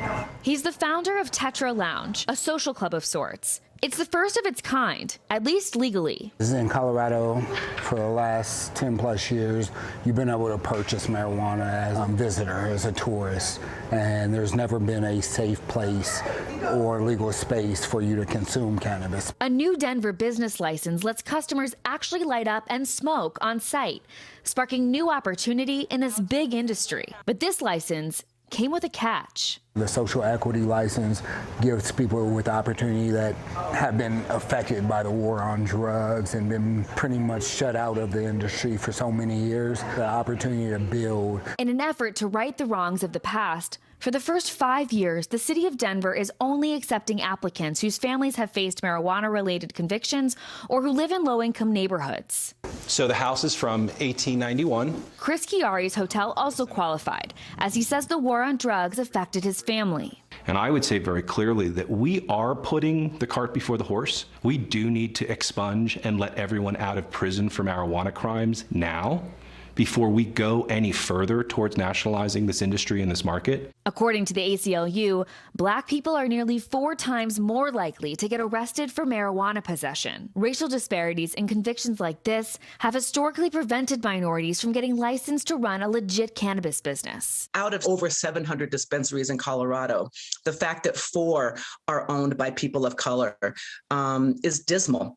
Social equity was put into place to be able to balance the idea that we have 1,667 white owners, and at the time, maybe 10 Black owners, maybe 15 Latino owners. Benjamin predicts he'll make at least $600,000 this year, while Chiari plans to increase his daily rate at the hotel by 40%, all because of this new license. This being a social equity push, you see this as a good first step? I do. I think it's not a good first step. I think it's necessary to really rectify some of the things that the war on drugs caused. 75 of Colorado's cannabis business owners are white, and they're not the only state trying to strike the balance here. Arizona and Illinois have very similar initiatives, but there still are some roadblocks that applicants are facing, like zoning issues, and critics also point out that they're worried that white business owners with peripheral connections to the war on drugs could overshadow applicants of color. And so while it's still too early to tell about how all this is going to shake out, cities and states pushing social equity are going to have to be very intentional about how they do it. All right, Maura, thank you so much. The NYPD just gained a new recruit. On Wednesday, 10-year-old DeVarjay Daniel was sworn in as an honorary NYPD officer. He wants to join as many police departments as possible. Top Story anchor Tom Yamas explains why. For years, 10-year-old DeVarjay Daniel has dreamed of working in law enforcement. Of the office Of police officer. of police officer. His father says that dream was inspired by the kindness of officers to his family when Hurricane Harvey hit their Houston home in 2017. And so 3 officers brought him over there to us, and we thought, they were in trouble. But these 3 officers asked me if they can adopt the kids until they left the shelter because they couldn't get home to their own children and their families. And we said, okay. But unlike most 10-year-olds, DeVarjay can't wait until he grows up to join the force. In 2018, doctors told the family DeVarjay's brain and spinal cancer was terminal. Ever since he was diagnosed with his cancer, it's been a rough road. Through it all, DeVarjay has stayed strong, taking on his own mission to raise awareness for childhood cancer by becoming an honorary officer for as many law enforcement agencies as he can, a mission that involves a lot of hugs. It's just like the Grinch is hard. This little, and this little, and go into about that size, like a bigger size. My heart's not small, it's big. And just like after Hurricane Harvey, it was police officers who stepped up and have taken care of DeVarjay. You're an inspiration for us, and you're showing us a better way to live and to live to the fullest. Hundreds of departments, from the Dallas Police to the DEA, have proudly sworn in DeVarjay as an honorary officer, deputy, or special agent. This young man right here, DJ, we're going to show him a lot of love. And the NYPD joining that list, becoming the 387th law enforcement agency to add DeVarjay to their ranks. A 10-year-old from Texas, now the newest member of New York's finest. I'm about to be on duty. Nah, I'm just messing with you. Funny there. Thanks to Tom for that story. Coming up, a growing problem impacting America's bison population. Yeah, it's literally a growing problem. How climate change is causing these majestic animals to shrink. That's after the break. Live from Ukraine, from Mayfield, Kentucky, from Waukesha, Wisconsin. To cover the news, you have to be in it. This is how so many towns and cities are protecting themselves. You can actually see they're pushing the gates open. I also want to get home. You'll get home. You'll get home. Do you remember any tornado as bad as this one? You look at this and you're thinking, we're not going to have power for weeks, if not months. Exactly. Every night, it's your news playlist. Top Story with Tom Yamas, weeknights at 7 on NBC News Now. We're here to start conversations about the big things happening in our world. Because it's not my job to tell you what to think. My job is to think about what you tell me. Now Tonight with Joshua Johnson, streaming weeknights at 8 on NBC News Now. Hallie Jackson Now, weekdays at 5 on NBC News Now. Our world is facing some complex issues. Chuck Todd breaks them down. Every Thursday, a deep dive into a new subject. Instead of trying to cover a lot of topics in one episode, we're going to focus on one and take a deeper look at how it impacts America. Exploring and explaining the critical stories that affect our future. Meet the Press Reports. Thursdays at 10:30 p.m. Streaming on NBC News Now and on demand next day on Peacock. Top Story with Tom Yamas, weeknights at 7 on NBC News Now. Good morning, everybody. Welcome to Today. Future's looking bright. Time to give yourself an entire body reset. The new approach to saving our planet. Simple life swaps, great for the environment. We're celebrating greatness, redefining what it means to be a family. They say it takes a village, and you guys actually have created your own village. We are ready, ready, ready. We got a little spring in our step. Spring! This is quite the spring break crowd. NBC News, streaming free now. Good morning, everybody. Welcome to Today. Future's looking bright. Time to give yourself an entire body reset. The new approach to saving our planet. Simple life swaps, great for the environment. We're We're celebrating greatness, redefining what it means to be a family. They say it takes a village, and you guys actually have created your own village. We are ready, ready, ready. We got a little spring in our step. Spring! This is quite the spring break crowd.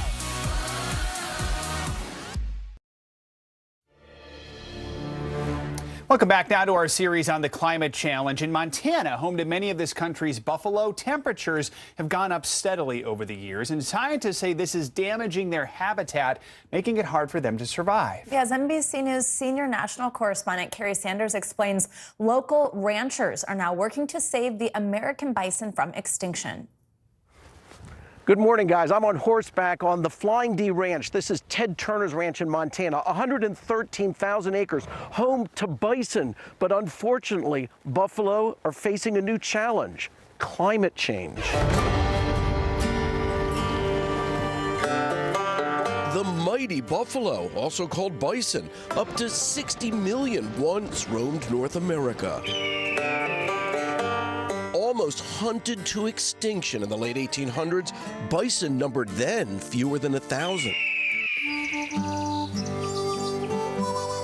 Today, with 500,000 in North America, the survival of bison is a remarkable preservation story. But now, signs of trouble. Biologists say the big, powerful buffalo are shrinking. It is a profound consequence of climate change that wildlife are beginning to be very different than they've been over their evolutionary past. Data from the last 5 decades confirms females are 11% smaller, males 23% smaller. When the seminal movie Dances with Wolves was released 32 years ago, ranchers feared that troubling trend had already started. Bison are definitely a more wild animal than cattle. Rancher Jeremy Gingrich says those brown grasses reflect National Weather Service data for the last 22 years, where the buffalo roam has fluctuated from abnormally dry to exceptional drought. What concerns me when I see the dry range is, are we going to have enough grass to maintain the bison herd through the summer? A rancher's goal is straightforward: big animals, big herd.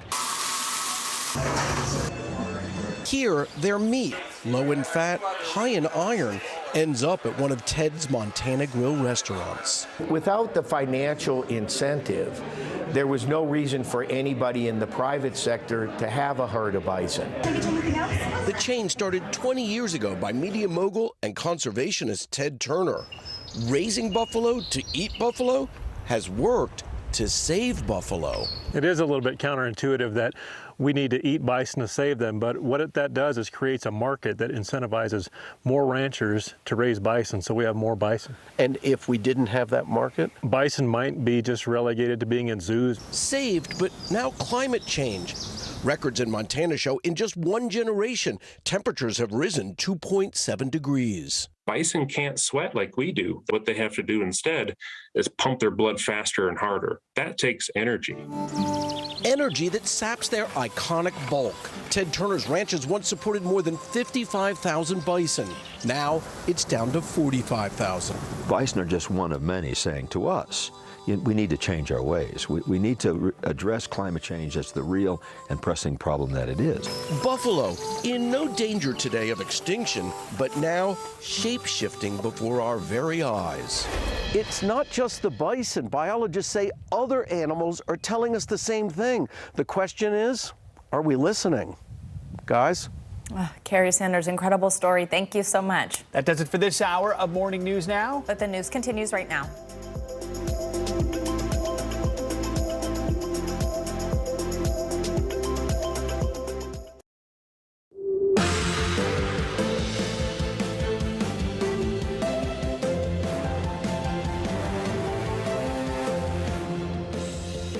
Good morning, I'm Joe Fryer. And I'm Savannah Sellers. Right now on Morning News Now, Russian control. Breaking news. Russian forces say they have captured Mariupol, the latest on the weeks-long battle for the key port city and the fate of soldiers trapped inside a steel plant there. We'll tell you what the fall of this city means for Ukraine and the latest on Russia's push in the east. Also new this morning, mask battle. The Justice Department says it will appeal the court ruling that ended the mask mandate on public transportation. And while travelers across the country have already ditched the masks, could the rule come back? We'll break down what happens next. Revealing testimony on the stand from actor Johnny Depp in his civil defamation trial against ex-wife Amber Heard. In court, Depp claiming that Heard is the one who abused him, despite his ex saying the opposite in an op-ed she wrote. There would be these jabs. There would be anything to make me feel small. The intimate details of their relationship that came out in court and what Depp's testimony could mean for the outcome of this case. And influencing the ocean. Major social media influencers using their platforms for good by cleaning up our beaches and oceans. I'll introduce you to the duo helping to get millions of pounds of waste out of the water and off our beaches, all fueled by their star power and their followers. That's in addition to our climate challenge this week that's going on, as well as next week here at NBC News. We'll bring you that later in the hour, that we begin our show with that breaking news out of Ukraine and the besieged southern city of Mariupol. This morning, Russia's defense minister told President Putin that Russian forces have fully captured the city, except for that steel plant where about 2,000 Ukrainian troops are said to be holed up. Putin has canceled plans to storm the plant. Instead, he ordered his troops to keep up the blockade on that facility so that, quote, a fly cannot pass through. Ukraine's deputy prime minister has urged Russia to allow civilians and wounded soldiers to leave the steelworks. Wider evacuations out of the city are still limited, with only a small convoy of buses managing to get civilians out yesterday. And later today, U.S. officials tell NBC News President Biden is expected to announce a new military aid package. In a meeting with military leaders yesterday, the president hailed NATO's response to the conflict. I've never seen NATO as united.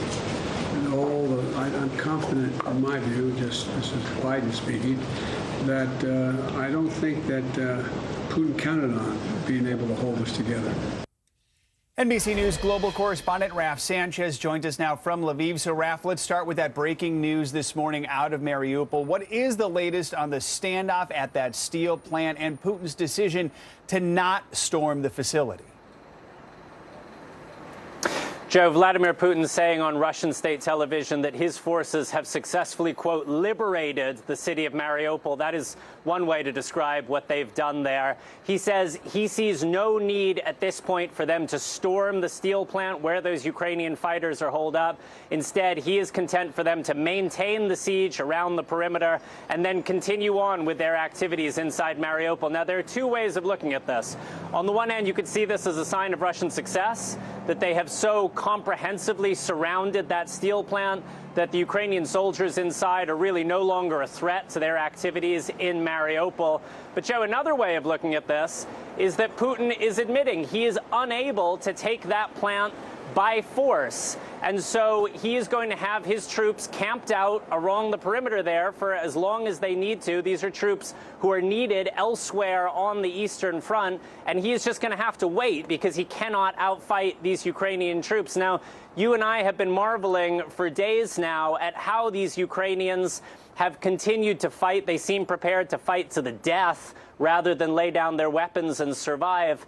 But, Joe, when you look at what happened in Bucha, when you look at what happened in Borodyanka, you can see why these Ukrainian fighters and the civilians who are with them are very concerned about what might happen to them if they do lay down their weapons and go into Russian custody. Now, an advisor to the mayor of Mariupol saying this morning they have discovered a mass grave in a small village to the west of the city. NBC News has not independently confirmed that, but if it is the case, it may be a sign of the horrors we are yet to see inside Mariupol. Joe? I mean, Raf, the Ukrainians had suggested unconditional talks on the future of Mariupol before this latest development here. What are Ukraine's leaders saying about the situation there right now? They are saying that they are prepared to send a special team of negotiators to Mariupol to talk not about peace across the whole country, but about the very specific situation inside this steel plant. One of President Zelensky's advisors earlier today putting out a pretty emotional tweet. I want to read you just a little bit of it. He said, yes, without any preconditions, we're ready to hold a special round of negotiations right in Mariupol, one-on-one, two-on-two, to save our guys, Azov, military, civilians, children, the living and wounded, everyone, because they're ours, because they're in my heart forever. Now, Joe, the Ukrainians continuing to try to broker talks with the Russians, but at this point there is no sign from the Kremlin that they are interested in talking. They have that steel plant surrounded. They are bombarding it, and it looks like they will accept nothing short of unconditional surrender. Jeff? Quickly, Raf, beyond Mariupol, what are we seeing in Kharkiv and really just this general offensive in the east?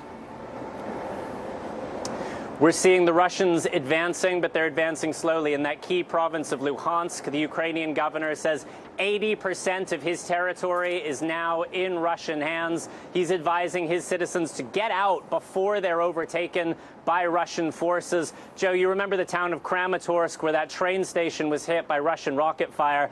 59 civilians were killed, including 7 children in that attack.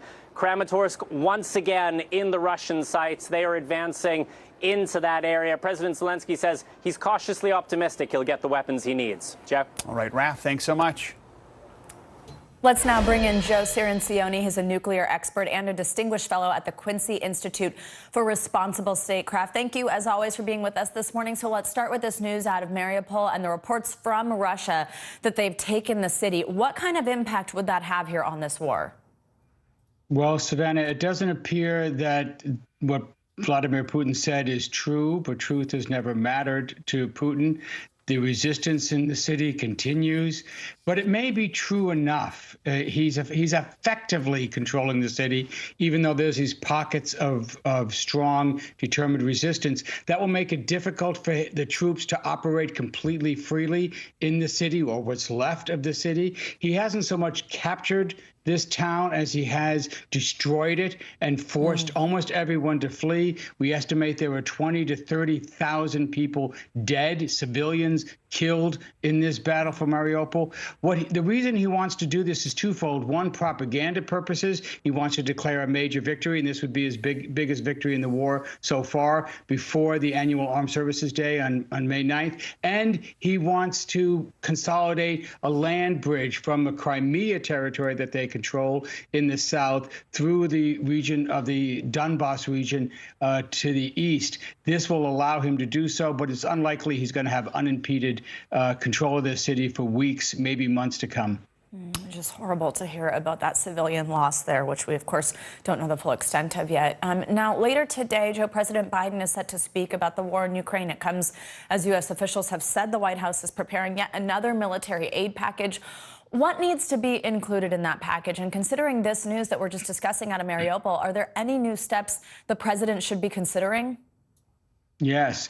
One, this is a major new aid package, $800 million. This is on top of the $800 million package from last week. It includes heavy combat equipment. So we're talking about artillery rounds, armored personnel carriers, helicopters, Russian-made helicopters that we secured during the Afghan war that the Ukrainians are trained to fly. We should note the trend here. We're moving towards heavier and heavier equipment. There'd been some concerns that giving this kind of equipment could prolong the war, perhaps escalate the war, but Biden appears willing to do it. The other steps he might take are things that people are now recommending to declare that Russia is a state sponsor of terrorism. This would significantly increase the sanctions and international pressure on Russia. I wouldn't be surprised to see that kind of declaration in the week ahead. Joe Cirincione, as always, thank you so much for your time this morning. Thank you, sir. Now to the battle over mask mandates on public transportation. The Department of Justice says it is appealing a federal judge's ruling which brought a halt to the CDC's mask mandate for travelers on most planes, trains, and buses. The DOJ says the decision to appeal was made in part to preserve that authority for the CDC to have in the future. CDC believes the mandate is still necessary for overall public health. The agency originally extended the mandate to May 3rd as it continued to look at data from the most recent BA2 subvariant. Former FDA Commissioner Scott Gottlieb says we may be close to seeing the BA2 wave slow down. At this point, I think we can lift the mandate. I'm not surprised they extended it out a couple of weeks. We're in the setting of a surge of B2 infection right now. It's regionalized. It's mostly in the Northeast and Mid-Atlantic, some parts of Florida. I suspect we're much deeper into that surge than we know because we're not measuring all the actual infections that are occurring. I suspect we're only capturing 1 in 7 or 1 in 8 infections because a lot of people are either testing at home or not testing at all. And I think this is going to be over sooner than we think. I think we're much deeper into this surge. So 2 more weeks, things may look much different in terms of the pace of the infection here in the U.S. The mask mandate will not be enforced as the DOJ moves forward with its appeal, but new polling suggests 56% of people are in favor of the mask requirements on public transportation. Many of those people plan to keep wearing those masks despite the ruling. Dr. Tina Carroll Scott joins us now with more. She is the medical director at South Miami Children's Clinic. Good to have you with us. So that poll tells us a majority of people think we should keep the mask mandates, but many also celebrated the decision to drop the masks, saying it was a long time coming. How difficult do you believe it's going to be to have people put masks on if, say, that decision is reversed or they need to come back for any reason? So I think it's actually going to be very difficult. You know, it's sort of like trying to put the genie back in the bottle. And, you know, I think the debate around the mask has been one of the most disappointing aspects of this pandemic and how it's become so politicized. And masks really have been an important part of our mitigation efforts over the last 2 years and helped to drastically reduce the spread of this virus. And, you know, regarding airplanes, although planes actually have a great filtration system and more people are vaccinated now, no mitigation measure by itself is perfect. And so the more layers that we add, this Swiss cheese approach that we've talked about throughout the pandemic, will add an extra layer of protection when it comes to reducing transmission, especially on an airplane. And, you know, we also need to remember that we still have lots of people in our community who are high risk for a variety of reasons and remain vulnerable, you know, even if they're fully vaccinated and boosted. And we still have a huge subset of kids under the age of 5 who aren't even eligible yet. And so, you know, I think it's easy to only consider our individual risk when deciding whether to wear a mask. But I think we have a responsibility to protect all of those around us as a member of a society. You know, I remember 2 years ago, early in the pandemic, when we were wearing masks, we were told, my mask protects you, your mask protects me. So I still have that on my mind when we think about people who are not comfortable traveling without a mask. I mean, how much does my mask for me, how much protection does that offer against COVID if no one else around me is wearing one? So I think masks still provide protection, even if others around you are not masked. And definitely wearing a high quality mask, such as an N95 or KN95, provides substantially more protection. So I think something is better than nothing. But the ideal situation is if others around you are masking as well. If we have, you know, two-way masking, especially in enclosed spaces, without the ability to social distance. And finally, doctor, you know, among those who are most worried, you mentioned it, it's parents with kids under 5 and immunocompromised people and their families. Do you think we are doing enough to protect vulnerable people, especially those who are immunocompromised? No, I actually don't. And, you know, as I stated before, you know, we have a huge subset of children under the age of 5 who aren't even eligible to be vaccinated yet. 18 million children actually under the age of 5. And as a pediatrician, it saddens me that it seems like we've just forgotten this population as we go back to life as normal. And although children have fared well throughout this pandemic, when it comes to not getting severely ill or dying, you know, we've had 400 children younger than age 5 who have died from COVID since the start of this pandemic. And, you know, and I think we've yet to see what the long-term effects of this virus will have on our kids. So although I know in many areas across the U.S., it looks like this pandemic is over, it really is not. And, you know, and it's not over, especially until we get the youngest of kids the opportunity to be vaccinated, and really the rest of the world. Dr. Tina Carroll Scott, thanks so much for joining us this morning. We appreciate it. Thank you. Now, after 2 years of the COVID pandemic, a growing number of U.S. airlines are ending those mask requirements on flights. Yeah, it comes after a federal judge struck down the Biden administration's policy that mandated masks on public transportation. And now we're joined by Scott Kirby. He's the CEO of United Airlines. Thank you so much for being with us this morning, Mr. Kirby. Thanks for your time. So there are a lot of topics we want to get to you. But first, let's start with what we were just talking about with the doctor there and what we just mentioned, these masks on flight, especially as we head into this busy summer travel season. I want to get your reaction to the news this morning that the Department of Justice will appeal that decision to end that mask mandate on airlines. So if the mandate were to go back into place, how do you handle that? What do you think of this appeal, especially since it sort of seems the genie's already out of the bottle? Yeah, so I think the most important point on masks is, you know, it was 2 years ago today that we became the first airline to require masks on airplanes. And what we've learned since then is that an airplane is really the safest place you can be indoors with anyone because of the airflow. It's literally 10 times more airflow than in a hospital ICU. So it is the safest place you can be. And we're really confident that an aircraft in particular is safe for our customers and our employees to be on. With regard to the judge's ruling and the appeal, I think the administration is mostly filing this appeal as a jurisdictional claim to preserve their right to require masks in the future. I think it's very unlikely that you're going to see a mask requirement come back on to aircraft anytime in the foreseeable future. And so as the doctor was just mentioning a moment ago, what would you say to an immunocompromised person or a parent of a child who hasn't been able to be vaccinated in terms of the safety on your flights? Well, I'm a father of 7 and have 2 children under 5 who haven't been able to be vaccinated yet. And I'm really confident in their safety on board airplanes. They've been flying. The 1-year-old has never worn a mask because she's been a baby.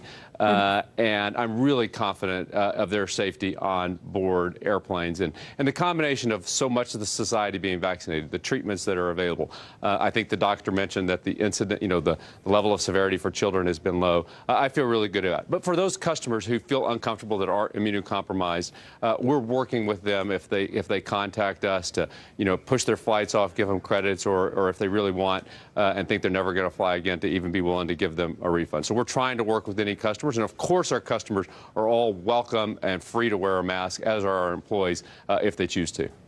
I want to ask actually about your employees, about your staff, and first what the reaction's been like from your flight attendants and pilots on dropping masks. I think a lot of people have seen these videos circulating on social media, people celebrating, things like that, but also about the potential for staffing shortages. I mean, I know United saw some 3,000 employees test positive during the Omicron surge, and that led to cancellations and a lot of chaos at airports. Are you worried about something similar happening with the lack of masks and how that would impact the busy summer travel season?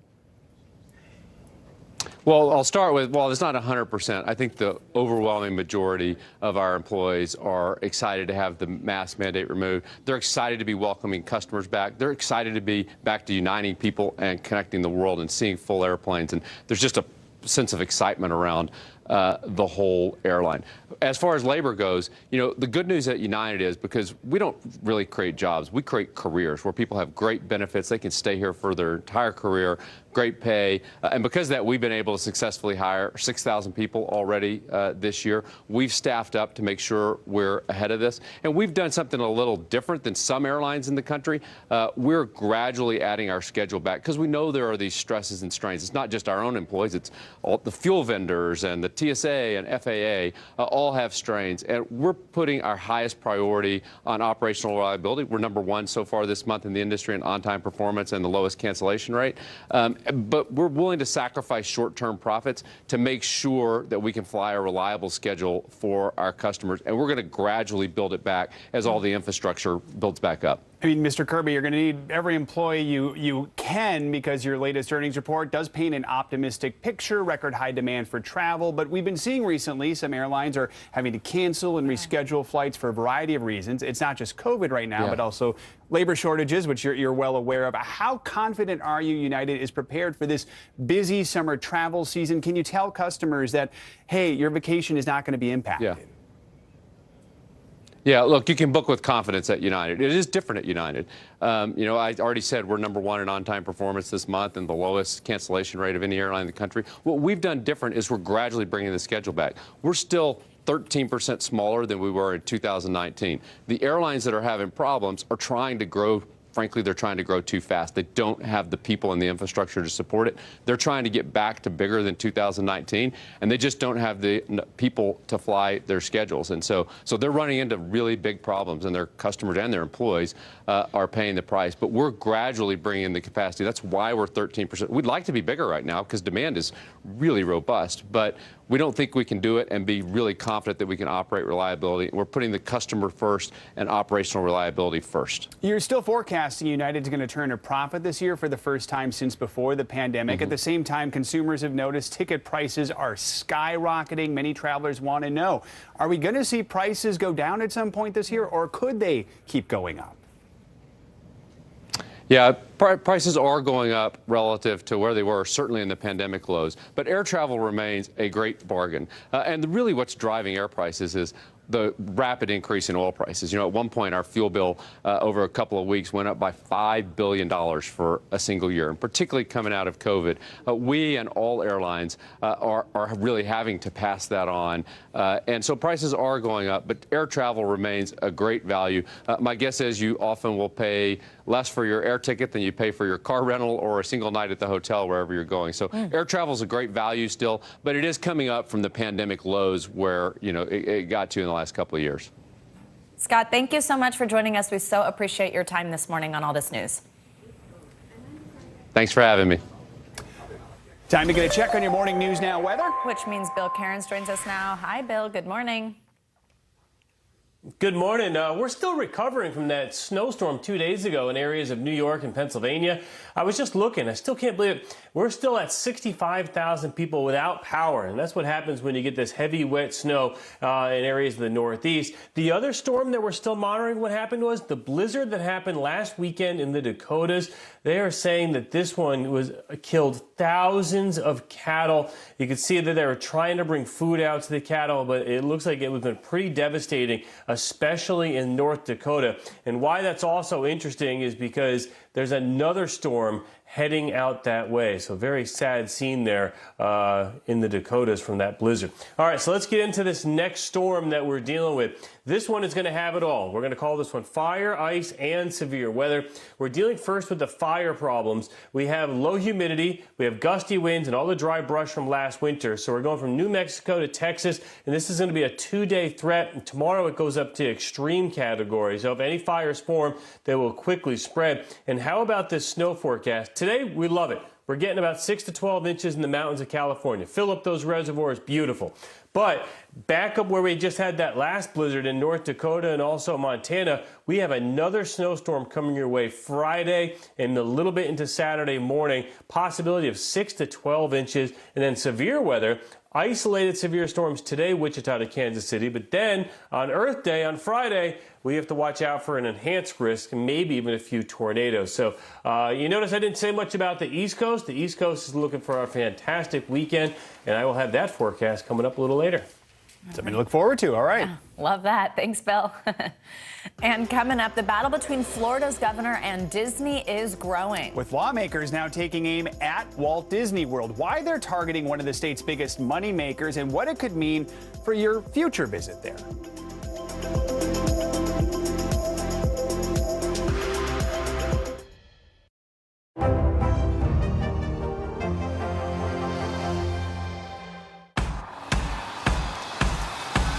News is happening now. Look at what's making headlines around the world. Right now on Morning News Now. We're coming on the air with breaking news. And this is a significant moment. Whenever it happens, wherever you are, NBC News, streaming free now. Sometimes the news can be difficult and overwhelming for kids to understand, so we've created a newscast just for them. We hope your family will watch Nightly News Kids Edition. Our world is facing some complex issues. Chuck Todd breaks them down. Every Thursday, a deep dive into a new subject. Instead of trying to cover a lot of topics in one episode, we're going to focus on one and take a deeper look at how it impacts America. Exploring and explaining the critical stories that affect our future. Meet the Press Reports. Thursdays at 10:30 p.m. Streaming on NBC News Now and on demand next day on Peacock. Live from Ukraine, from Mayfield, Kentucky, from Waukesha, Wisconsin. To cover the news, you have to be in it. This is how so many towns and cities are protecting themselves. You can actually see they're pushing the gates open. I also want to get home. You'll get home. You'll get home. Do you remember any tornado as bad as this one? You look at this and you're thinking, we're not going to have power for weeks, if not months. Exactly. Every night, it's your news playlist. Top Story with Tom Llamas, weeknights at 7 on NBC News Now. All this month, how urgent is our position as far as our climate's concerned? Exploring innovative new steps to save our wildlife. We're going to go find some bison and protect our planet. Only on Today.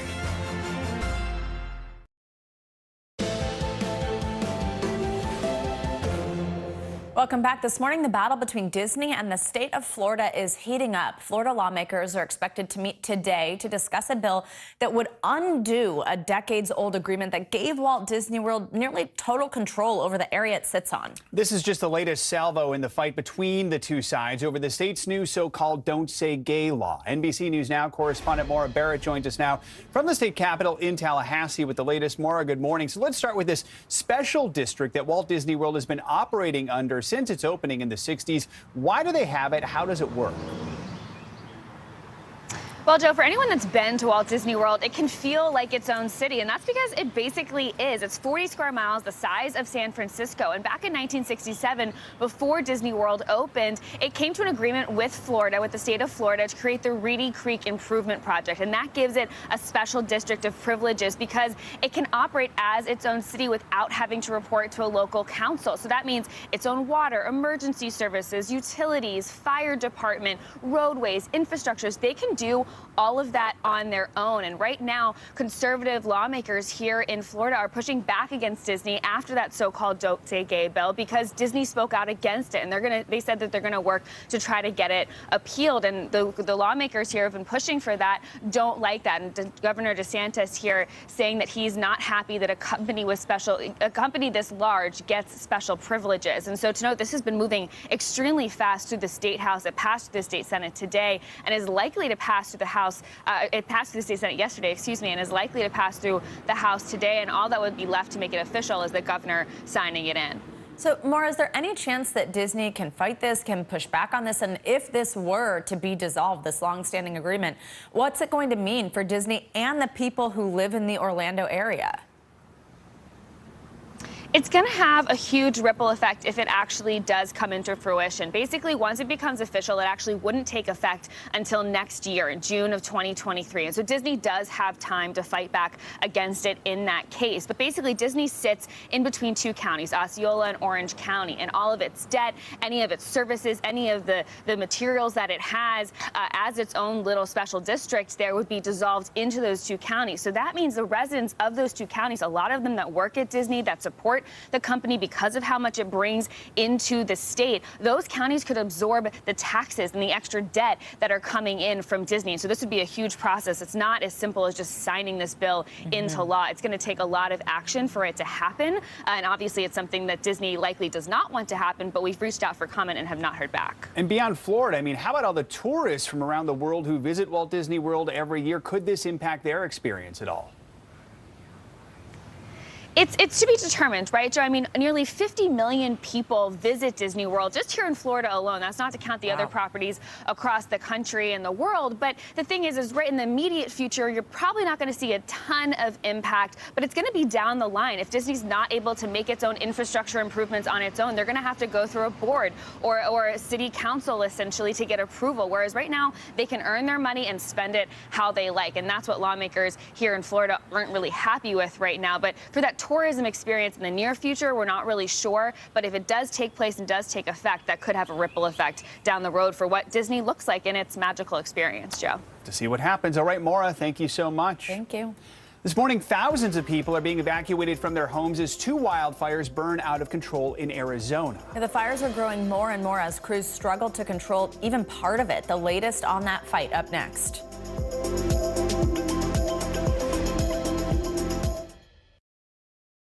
Now Tonight with Joshua Johnson, streaming weeknights at 8 on NBC News Now. News is happening now. Look at what's making headlines around the world. We're coming on the air with breaking news. This is a significant moment. Whenever it happens, wherever you are. NBC News, streaming free now. Right now on NBC News Now. Got all the angles covered tonight. You're watching NBC News Now. Here's what's happening. Look at what's making headlines around the world. We begin this hour with the military invasion that's currently unfolding. Right now, the attacks from Russia are coming in from every angle. Our NBC News crew heard explosions in the capital city of Kyiv. Live from Ukraine, where a fierce battle is raging on. We've heard a number of explosions. Russia is picking off Ukraine's military facilities one after another. This factory has gone from making kitchen pots to lethal items that'll ruin tires, ruin the bottom of the car. This is what it looks and feels like to try to escape Ukraine. I don't want to say goodbye.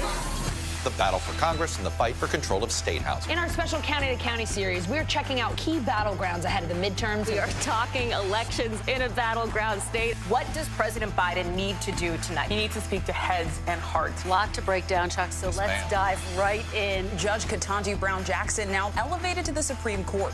Let's zoom out a bit to our changing climate. What do we think that the new normal is going to be? We have some stunning new findings about COVID-19. This new variant is more contagious. Have you seen a demand for mental health services increase among Latinos? The people of the Chamizal neighborhood aren't the only ones experiencing what they call environmental injustice.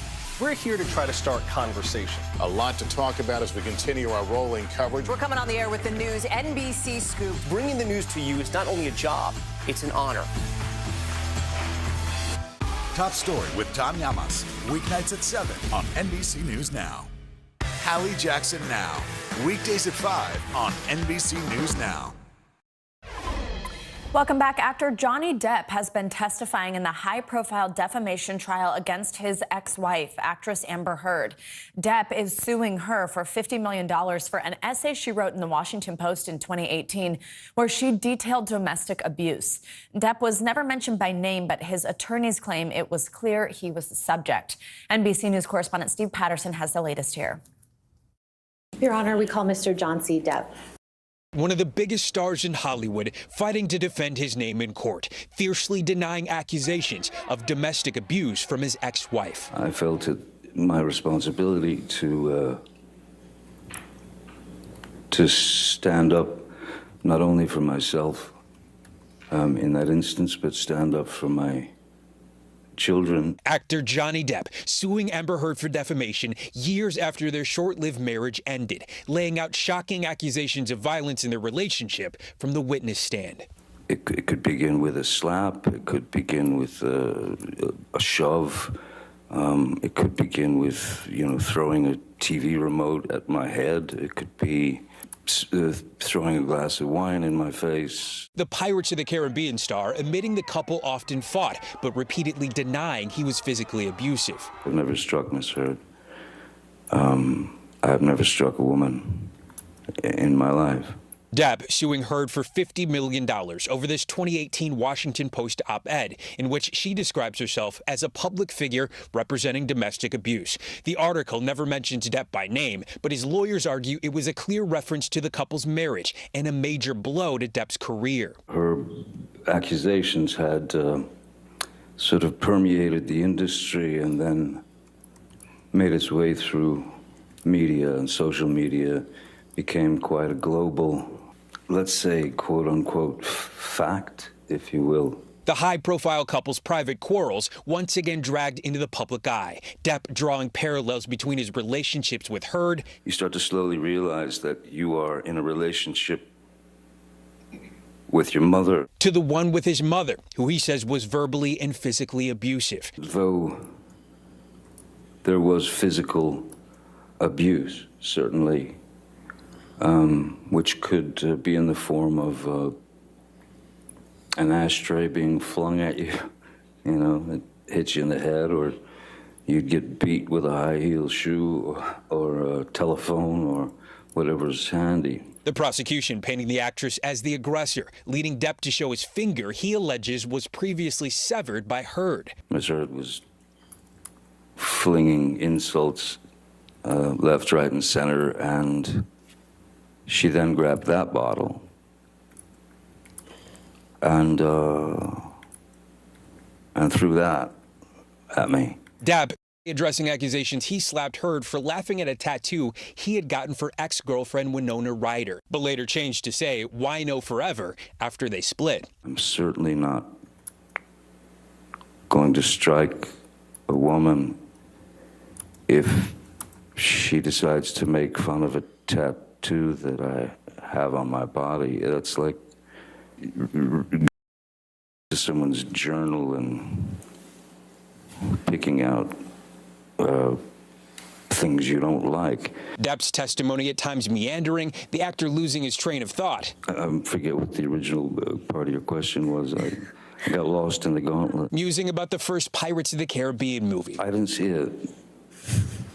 But I believe that the film, well, I mean, the film did pretty well, apparently. Heard watching it all unfold with a stoic expression, waiting to take the stand in the days to come. Her lawyers insistent her claims of abuse are based in fact. He has punched her, he has kicked her, he tells her he's going to kill her, he's pounding at her, pounding her. That's the Johnny Depp that you're going to hear about in this case. Our thanks to Steve Patterson for that report. And Heard's lawyer began to cross-examine Depp late Wednesday, and that is set to resume later this morning. Two rapidly spreading wildfires are burning out of control in Arizona. Thousands have been forced to evacuate, with the flames destroying dozens of structures. So far, both fires are 0% contained. NBC News correspondent Jake Ward has the latest. Dual wildfires burning out of control in Arizona, consuming over 25,000 acres, leaving a path of destruction. I cannot stress enough how rapidly this fire is moving. Gusting winds and dry conditions driving the tunnel fire across more than 16,000 acres and scorching nearly 25 structures.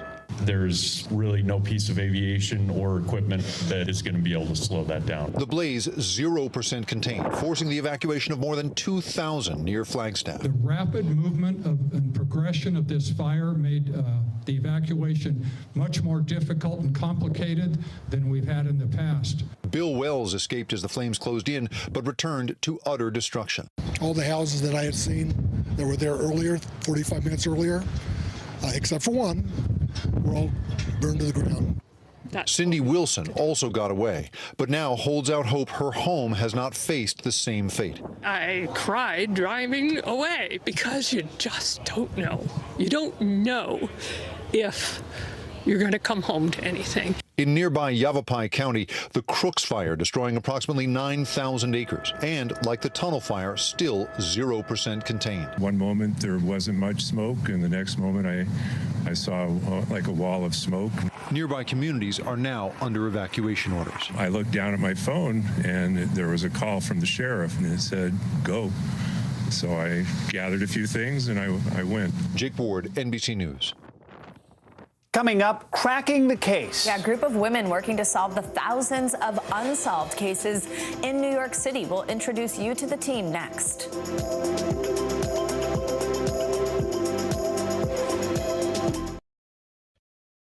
Right now on NBC News Now. Got all the angles covered tonight. You're watching NBC News Now. Here's what's happening. Look at what's making headlines around the world. We begin this hour with the military invasion that's currently unfolding. Right now, the attacks from Russia are coming in from every angle. Our NBC News crew heard explosions in the capital city of Kyiv. Live from Ukraine, where a fierce battle is raging on. We've heard a number of explosions. Russia is picking off Ukraine's military facilities one after another.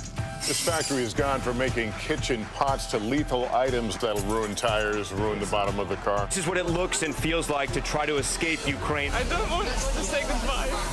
The battle for Congress and the fight for control of state housing. In our special County to County series, we're checking out key battlegrounds ahead of the midterms. We are talking elections in a battleground state. What does President Biden need to do tonight? He needs to speak to heads and hearts. A lot to break down, Chuck, so let's dive right in. Judge Ketanji Brown Jackson now elevated to the Supreme Court. Let's zoom out a bit to our changing climate. What do we think that the new normal is going to be? We have some stunning new findings about COVID-19. This new variant is more contagious. Have you seen a demand for mental health services increase among Latinos? The people of the Chamizal neighborhood aren't the only ones experiencing what they call environmental injustice. We're here to try to start conversation. A lot to talk about as we continue our rolling coverage. We're coming on the air with the news NBC Scoop. Bringing the news to you is not only a job, it's an honor. News news is happening now. Look at what's making headlines around the world. We're coming on the air with breaking news. This is a significant moment. Whenever it happens, wherever you are, NBC News, streaming free now. Still to come on the Channel 2 News. Well, the waters are certainly receding now. Still too close to call. Lester Holt reporting from the Ground Zero, as it's being referred to. It is, in fact, a taste of freedom. The Haitian people know a little something about resiliency. What's the biggest risk right now? Some of the troops who have been proud. I want to welcome you to the first presidential debate. In fact, we've been told we can't go any farther. You with some resilient folks, let me get a hint.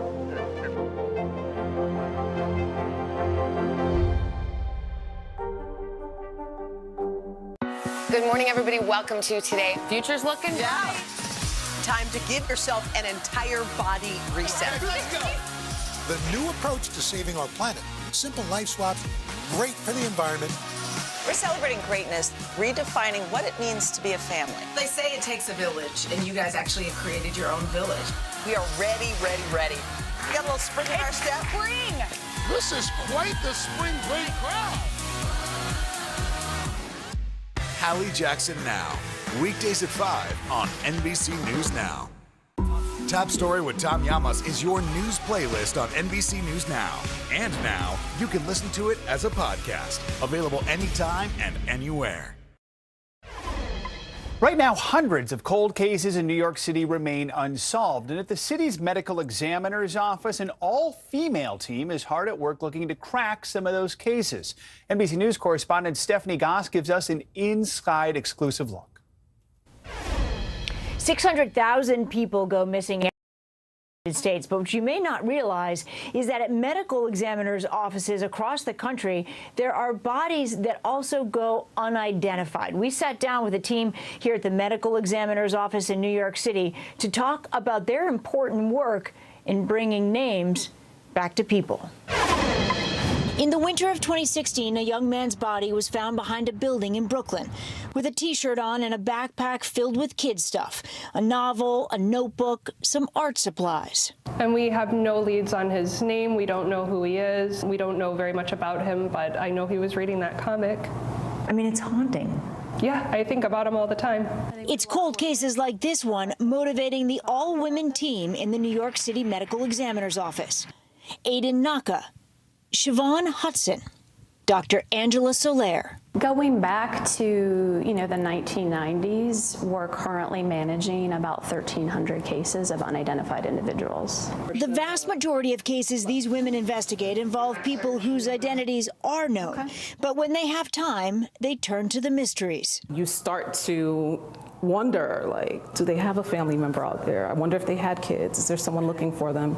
You can't help to think about that stuff. It becomes deeply personal, doesn't it? It does. And we all have unidentified individuals that we just constantly think about. In the last 2 years, they have solved 20 cold cases. New technology, together with good old-fashioned detective instincts, can paint a remarkably vivid picture. A woman found in Brooklyn in 2011 tells a whole story just with her teeth, including this denture. And this is quite typical in Central American and Mexican communities. Isotopes in the teeth she still has reveal even more. Everything that you ingest, the water you drink, the food you eat, gets incorporated into your living tissue. Bone is living tissue. So you literally are what you eat. As a child, she frequently traveled from the coast to the mountains.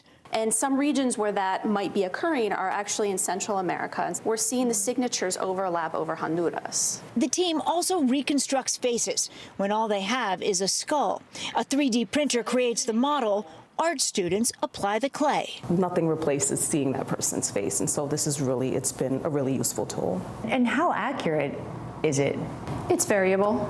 So it's based on science in terms of the depth of tissue, the shape of your features, the features of your face. But there's a lot of artistic license involved. Always in the back of their minds, they say, is the anguish families are feeling. There's nobody to go home to. She's not there. Aaliyah Boomer was 27 when she went missing in 2015. Her mother says she loved to write and was outgoing. The family has no idea what happened. It's painful. It's very painful not knowing where your child is at, and she's a baby. The medical examiners urged families to search the government database Name Us, which is also used by law enforcement, and to consider as painful as it may be, that medical examiners can help. A cold case that may be years and years old, why does it matter so much? For me, it's just heartbreaking to know that somebody is still unidentified because somebody loved them, somebody cared for them, and we should too. It really matters to me that that person gets their name back and goes back to their home and their family. The medical examiners say these cases don't fit any particular profile. They are as diverse as New York City, people from all socioeconomic and cultural backgrounds. One of the medical examiners said to me that if she's learned anything from her work here in New York is that you cannot make any assumptions. Back to you. Fascinating story. Stephanie, thank you so much. It's time now for Climate Control, our weekly series on climate headlines and solutions. Yeah, this morning we're looking at deadly air pollution and its relationship to climate change, plus an electric aircraft that could be the future of aviation, which is pretty neat. NBC News meteorologist Bill Cairns, as you can see, is back with us. Hey, Bill, all right, let's start with that air quality. So a new study looks at the levels of pollution in our air and how they compare to what the World Health Organization guidelines are. What did it find? Yeah, well, good morning. Earth Day being tomorrow, we thought this was a good time to take a look at our air and our water here in the United States and kind of where we stand. And let's start with our air quality. This is so important to us. Obviously, we breathe it in every single day. And not to a surprise, when the report came out, based off of post-pandemic, the economy reopening, and because they say all the wildfires, the air quality got worse across our country. It wasn't worse everywhere, but it was worse, especially Atlanta and Minneapolis were the two cities that saw the most drastic increase. Now, there were a couple areas that they did say it got better. The air quality did improve in Los Angeles and in Miami. And the WHO, which monitors all the air quality, there was only 2 of 3 locations in all of the world that actually met their standards. In Puerto Rico and the Virgin Islands both met the highest standards of air quality. If you want a little vacation plan and to breathe in some really clean air, that would be the spot. And they blame, obviously, our reliance on fossil fuels and the increase in wildfires. And they said that there was 230,000 premature deaths in our country because of air pollution last year. So that, the opening of the economy, the fossil fuel usage, it's all understandable. Absolutely. Air quality. And for a moment there, Bill was giving us a lesson in sound quality. Yeah. All right. So, Bill, we've been seeing this dire drought out west that just doesn't seem to end. As long as I worked in the West Coast nearly a decade ago, it's been an issue there. Now the Colorado River has reached perilously low levels. So low the federal government's considering emergency actions. What should we know?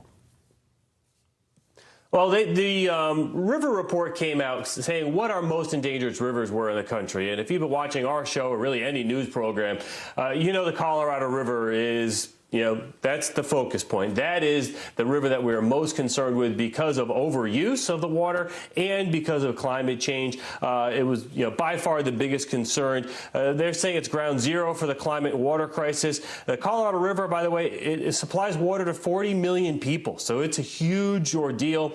It ends and flows down towards Lake Powell, which has almost record low water levels right now and diminishing power returns because of that. And they are saying that, in the months ahead, it's only going to be at 64% of its normal flow. And they say that this is going to be a permanent thing by the time we get to 2050 because of climate change. And in case you're wondering about other rivers that made the most endangered list, the Snake River was number 2 in Idaho, Oregon, and Washington. The Mobile River was number 3. The main Atlantic salmon rivers were number 4 on the list. Also, the Mississippi River was number 6 on our most endangered rivers. So, we need our clean water, obviously, to drink. And then the Mississippi River, we need it for transportation purposes. Yeah, absolutely. And Bill, quickly before we let you go, I got to ask about this startup designing a plane that doesn't use fuel or emit carbon. What can you tell us? I mean, it's the biggest challenge, right? I mean, aviation. You need the power that we get from our fossil fuels to get these, planes and get things off the ground. I mean, it's a math equation. You need power and lift. Well, and of all places, Vermont, they're being pretty successful at what they're calling the flying battery. I mean, that's literally what it is. And they are finding a way to have a light enough weight to actually fly this. This will take off and land without a runway. and it will lift off the ground. It used to be 15 minutes was the record. This company is now managing to get up there for a couple hours. Again, this is a startup called, the plane itself is called Ally, and the startup is in Vermont of all places. The company is called Beta, which is a great name for a startup company. This is the brainchild of SiriusXM founder Maritime Roblat. So they say the biggest challenge is getting people to want to commit to be in it. You know, being in a flying battery is still a mental difficulty for a lot of people. Yeah, I get that. All right, but very cool, though. Bill, thank you so much. Love this segment. All right. And coming up, New Jersey is going green as recreational pot shops are set to open. We're going to take you to a dispensary opening its doors this morning, how these businesses are weeding through the regulations and preparing for a big turnout. And there's a massive ocean cleanup underway, all thanks to social media. The influencers using their platform to save the environment. That's next.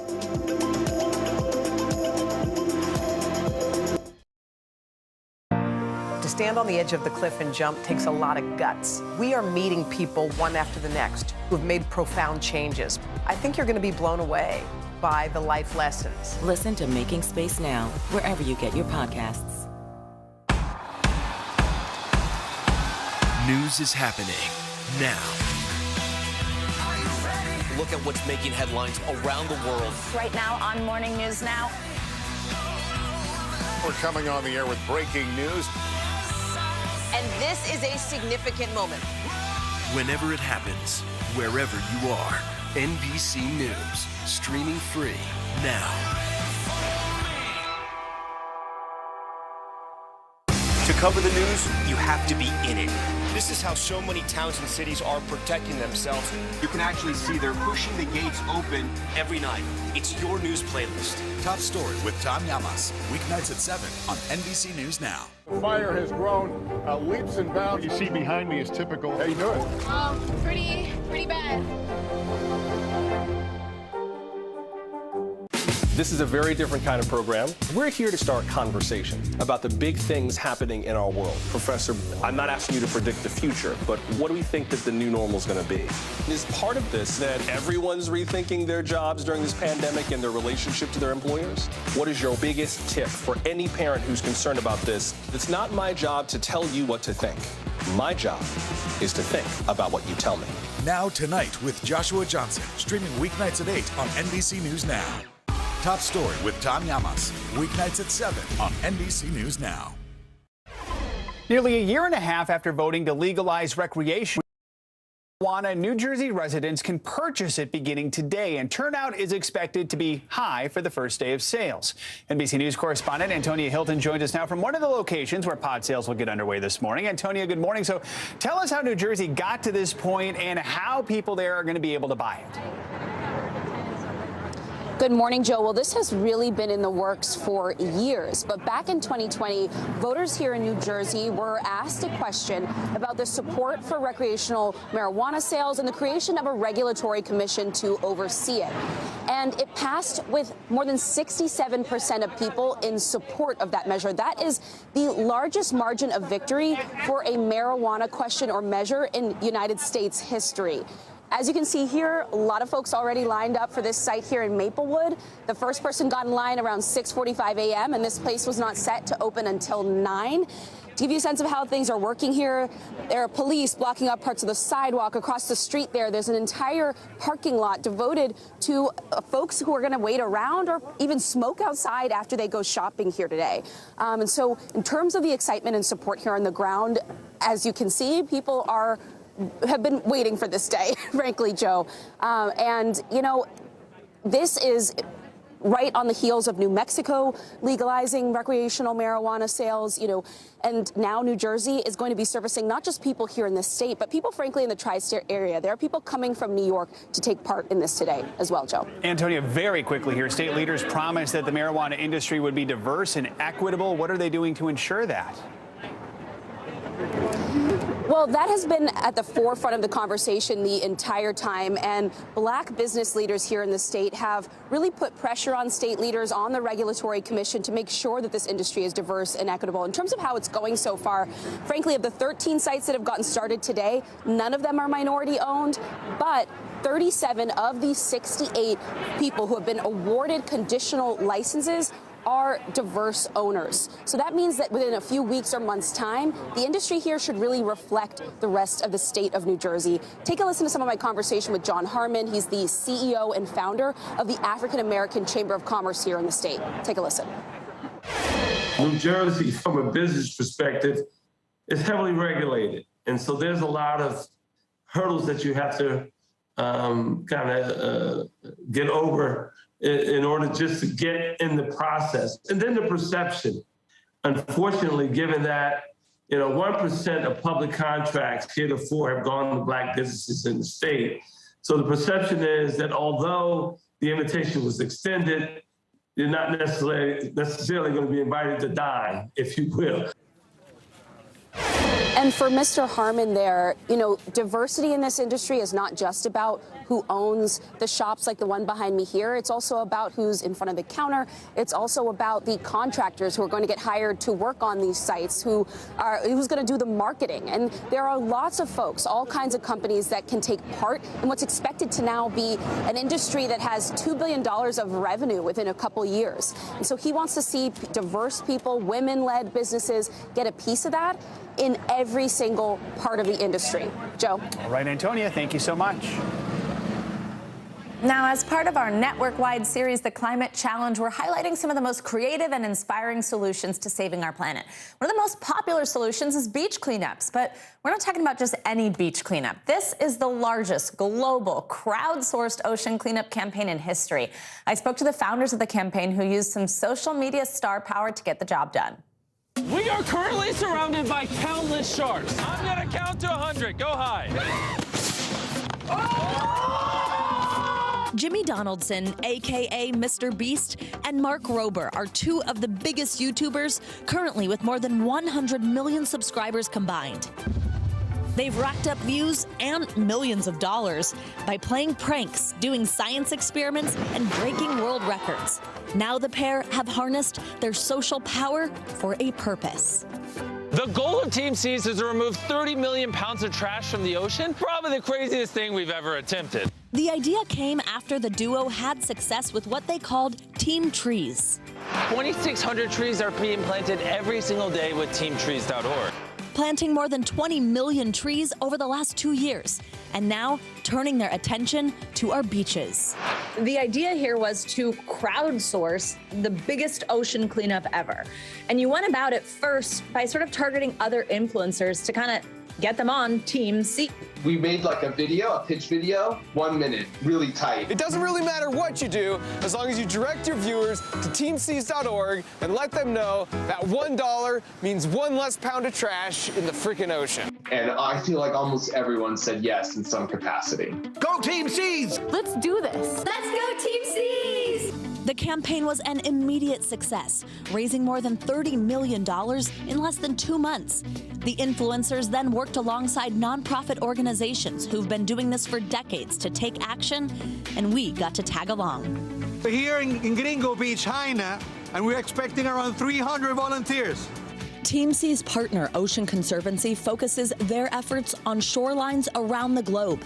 And as their senior director, Nick Malice, told us, this beach in the town of Haina, Dominican Republic, is one of the most polluted on the planet. 11 million metric tons of plastics enters the ocean every year. And that's more than a garbage truck worth of plastics every minute. And so the result is these items wash out into rivers, out into the ocean, and unfortunately end up on beautiful beaches like this around the world. How cool is it to be part of the largest crowdsourced cleanup of the ocean and beaches? It's pretty freaking awesome.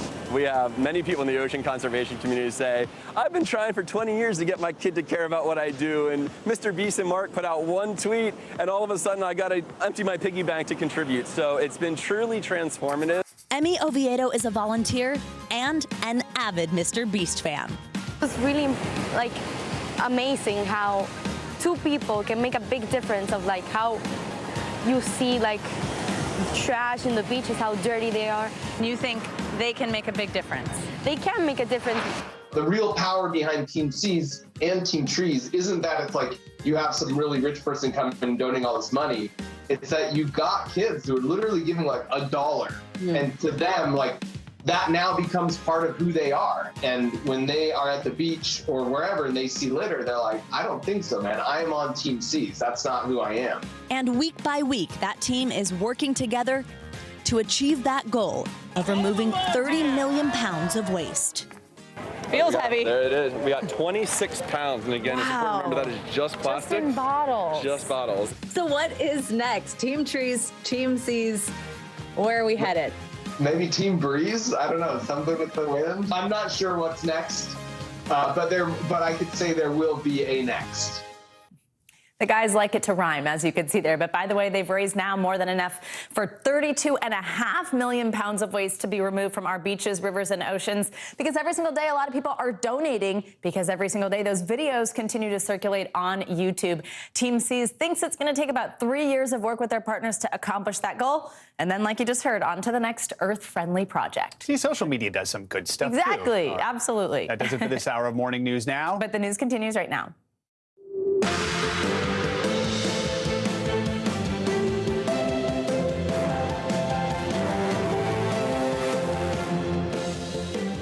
Good morning, I'm Savannah Sellers. I'm Joe Fryer. Right now on Morning News Now, the fall of Mariupol. Breaking news this morning out of Ukraine, where Russia's Vladimir Putin has declared success against the strategically vital port city under siege for weeks. The efforts now. Coming out with breaking news, President Biden said to announce another $800 million military aid package for Ukraine. Here he is, just starting to speak at the White House. Let's listen in. Secretary of Treasury and others. And we had a good discussion. I've talked about what I'm about to tell you about today, as well as he was thanking the American people for their support, understands it's significant, and we talked about keeping everyone together in terms of Europe, the European Union, and others in the effort to stop Putin's brutality. But before I head out to the West Coast, I want to quickly update the American people on the latest steps we're taking to support the people of Ukraine and to hold Putin accountable for his brutal and bloody war. Russian forces have retreated from Kyiv, leaving behind them a horrifying evidence, and you've seen it, you reported it, you folks. And by the way, I don't say this often, but I think we should give enormous credit to the folks with your agencies that are on the ground in Ukraine, in these spots, and they're really, I've spoken to several of them. We owe them. But uncovering these evidences of their atrocities and war crimes against Ukrainian people is so clear to the whole world now. Now they've launched and refocused their campaign to seize new territory in eastern Ukraine. And we're in a critical window now of time where they're going to set the stage for the next phase of this war. And the United States and our allies and partners are moving as fast as possible to continue to provide Ukraine the forces that they need, the weapons they need, the equipment they need, their forces need to defend their nation. Last week, I signed an $800 million package of security assistance to Ukraine that included new capabilities like artillery systems and armored personnel carriers, equipment that is responsive to Ukraine's needs and tailored to support the intensified fighting in the Donbas region, which is a different war than in other places because both topographically it's different. It's flat, it's not in the mountains, and it requires different kinds of weapons to be more effective. Today, I'm announcing another $800 million to further augment Ukraine's ability to fight in the east, in the Donbas region. This package includes heavy artillery weapons, dozens of howitzers, and 144,000 rounds of ammunition to go with those howitzers. It also includes more tactical drones. In the past 2 months, we've moved weapons and equipment to Ukraine at record speed. We've sent thousands of anti-armor and anti-missile helicopters, drones, grenade launchers, machine guns, rifles, radar systems. More than 50 million rounds of ammunition had already been sent. The United States alone has provided 10 anti-armor systems for every 1 Russian tank that's in Ukraine, a 10-to-1 ratio. We're sharing and will continue to share significant timely intelligence with Ukraine to help defend them against Russian aggression. And on top of this, These direct contributions from the United States, we're facilitating. We're the outfit facilitating the significant flow of weapons and systems to Ukraine from other allies and partners around the world, like the S-300 long-range anti-aircraft systems that Slovakia recently transferred to Ukraine. We are getting them in there.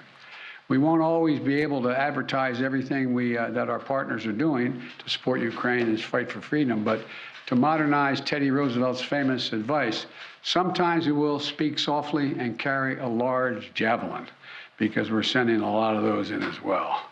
You know, but we're not sitting on the funding that Congress has provided for Ukraine. We're sending it directly to the front lines of freedom, to the fearless and skilled Ukrainian fighters who are standing in the breach.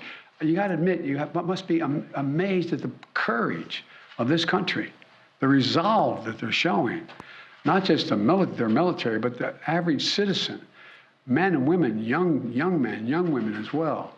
It's, you know, the sustained and coordinated support of the international community, led and facilitated by the United States, is a significant reason why Ukraine is able to stop Russia from taking over their country thus far.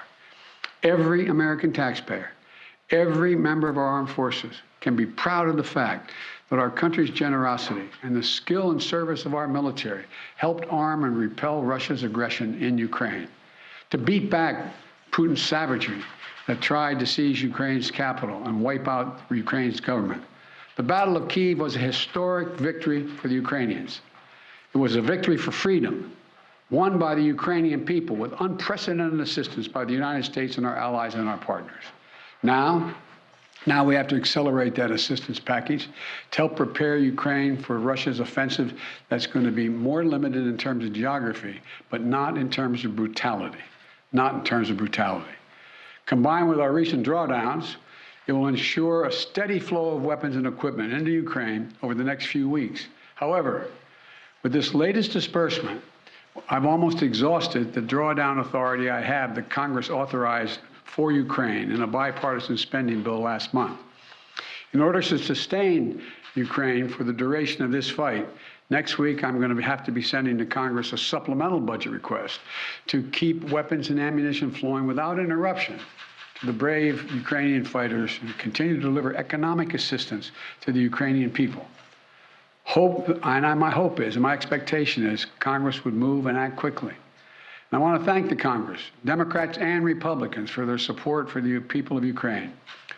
Our unity at home, our unity with our allies and partners, and our unity with the Ukrainian people is sending an unmistakable message to Putin. He will never succeed in dominating and occupying all of Ukraine. That will not happen. In addition to bolstering Ukraine's resistance on the battlefield, we're also demonstrating our support for the people of Ukraine. Today, the United States is announcing that we intend to provide an additional $500 million in direct economic assistance to the Ukrainian government. This brings our total economic support for Ukraine to $1 billion in the past 2 months. This is money the government can help use to stabilize their economy, to support communities that have been devastated by the Russian onslaught, and pay the brave workers that continue to provide essential services to the people of Ukraine. You know, these past weeks have seen a terrible human cost of Putin's ambition for conquest and control. Approximately two-thirds of all Ukrainian children have been displaced from their home. More than 5 million Ukrainians have fled their country. It's an absolute outrage. The idea this is happening, approaching the second quarter of the 21st century, is just, Last month when I was in Europe, I announced that the United States would welcome 100,000 Ukrainians so that we share in the responsibility of supporting Ukrainians fleeing Putin's war machine. We've already welcomed tens of thousands of Ukrainians to the United States, and today I'm announcing a program, Unite for Ukraine, a new program to enable Ukrainians seeking refuge to come directly from Europe to the United States. This new humanitarian parole program will complement the existing legal pathways available to Ukrainians, including immigrant visas and refugee processing. It will provide an expedient channel for secure legal migration from Europe to the United States for Ukrainians who have a U.S. sponsor, such as a family or an NGO. This program will be fast, It will be streamlined and will ensure the United States honors its commitment to go to the people of Ukraine and need not go through our southern border. We're also continuing to ratchet up the pressure on Putin and further isolate Russia on the world stage.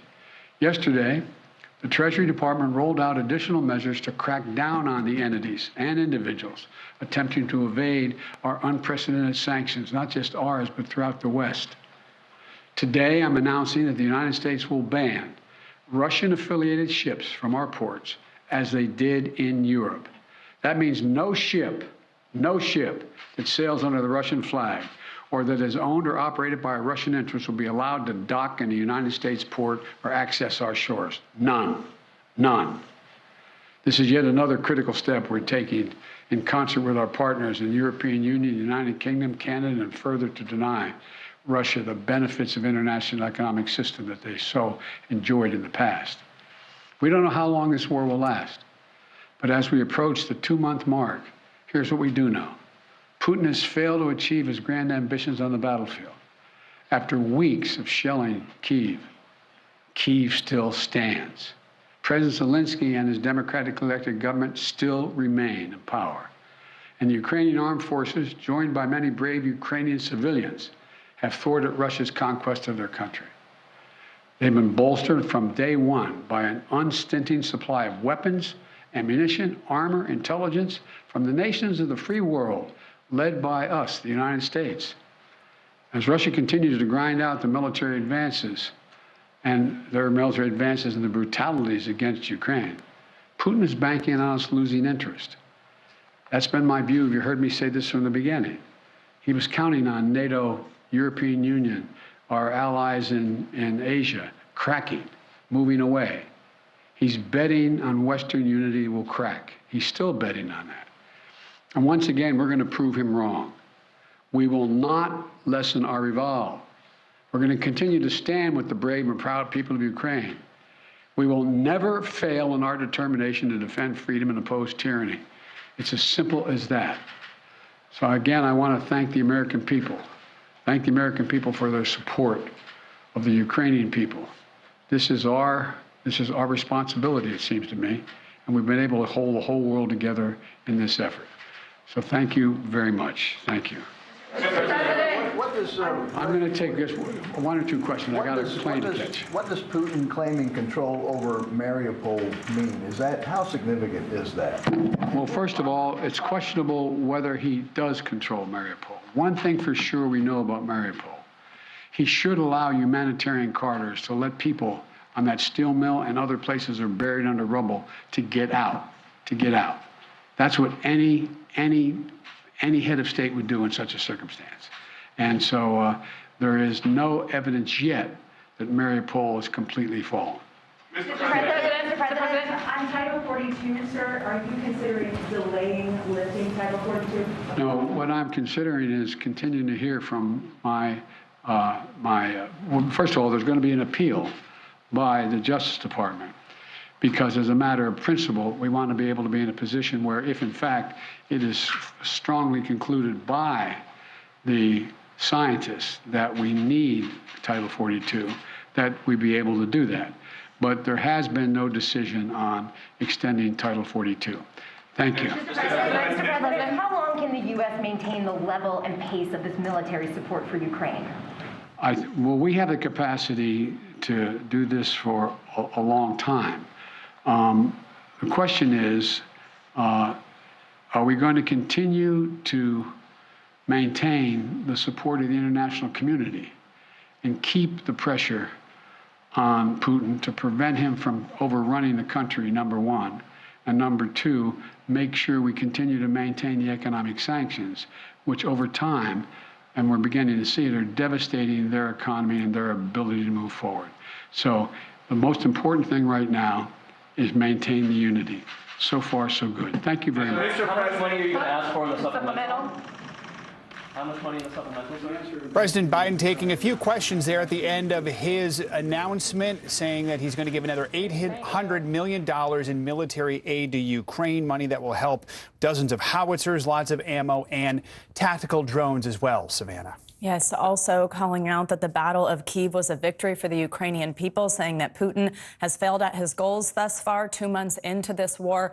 Also saying, bringing attention to those sanctions and renewed actions to put pressure on Russia. We'll, of course, continue following that. All right, we're going to follow the latest on actor Johnny Depp's $50 million defamation lawsuit against his ex-wife Amber Heard. Yeah, he's back on the stand right now for cross-examination. We want to go to that now live. Redacted Defendants Exhibit 178 and permission to publish, please. We based off of Your Honor's ruling. All right. That's fine. 178 with redactions.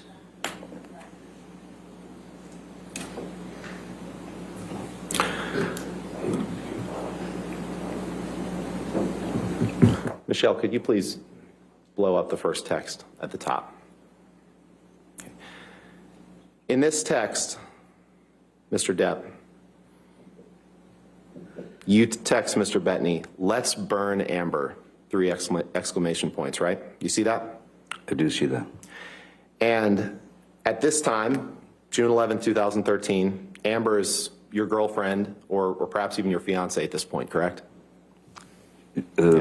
Girlfriend, yeah, for sure. And you didn't stop when you said, "Let's burn Amber." Because the next text down, you can move down and blow up the next text, please, Michelle. You say, "Let's drown her before we burn her," 3 exclamation points. Did I read that right?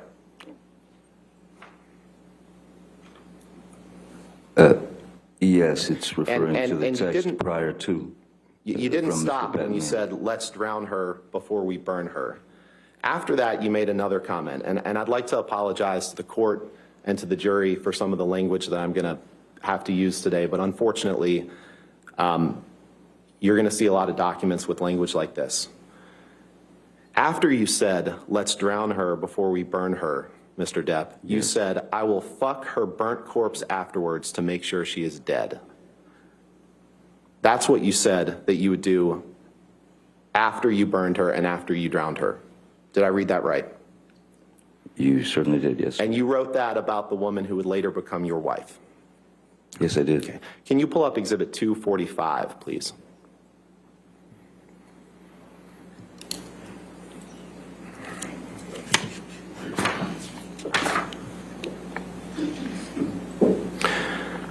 Your Honor, there's been no objection to this exhibit, and so I'd move for its admission and ask for permission to publish to the jury. Give them a moment to. There's no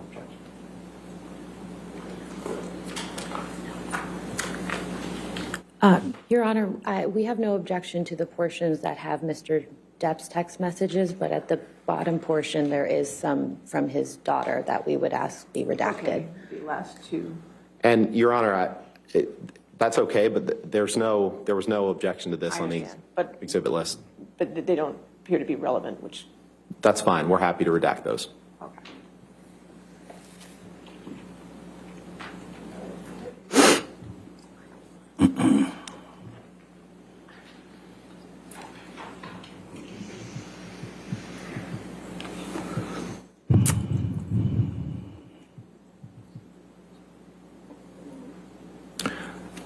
So 245 in evidence with the redactions.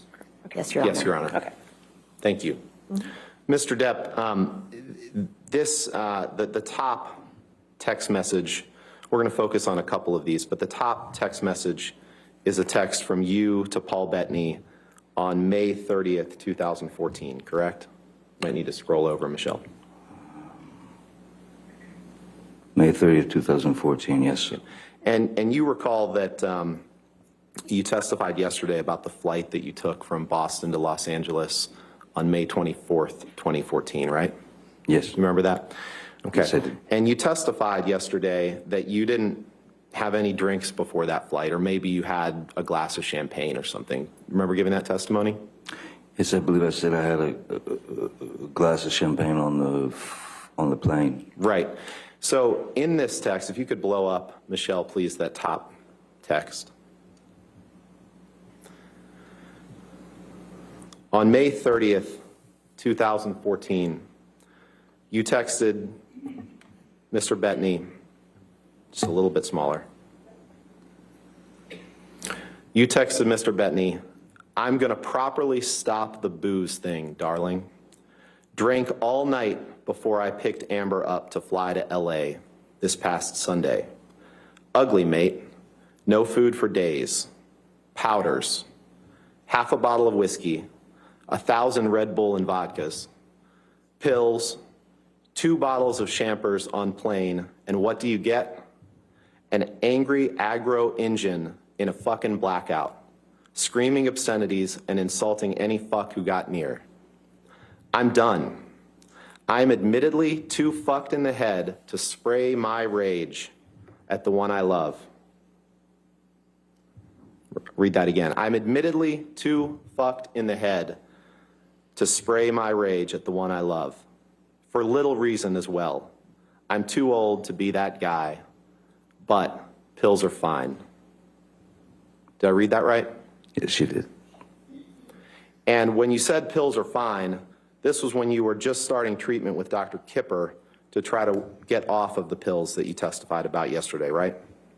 This is when I was still on the roxicodone. It was before the detox on the island, yes. Right, and you testified that when you were in Boston filming Black Mass, which you flew from Boston to LA, that you had just retained Dr. Kipper to help you try to combat that pill problem, right? Yes. Okay. Could you go 2 texts down, please, Michelle?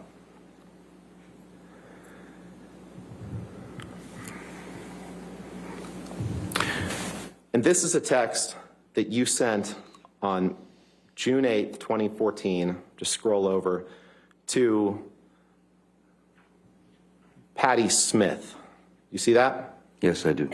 Okay. And in this text, I won't read all of it, but you say this, I'm going to just read the first paragraph. "My darling Patty Lee, I miss you and worship you, and there is nothing wrong between us.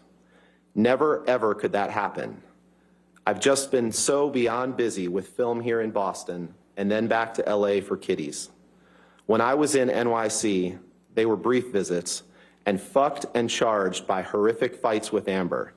I fucked up and drank and got shitty. Was so disappointed in myself. Actually, almost walked to your place at about 3:30 a.m. the last time I was there, unable to stop tears." Did I read that right? You did.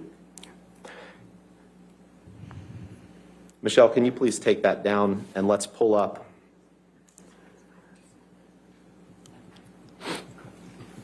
Exhibit 325, please.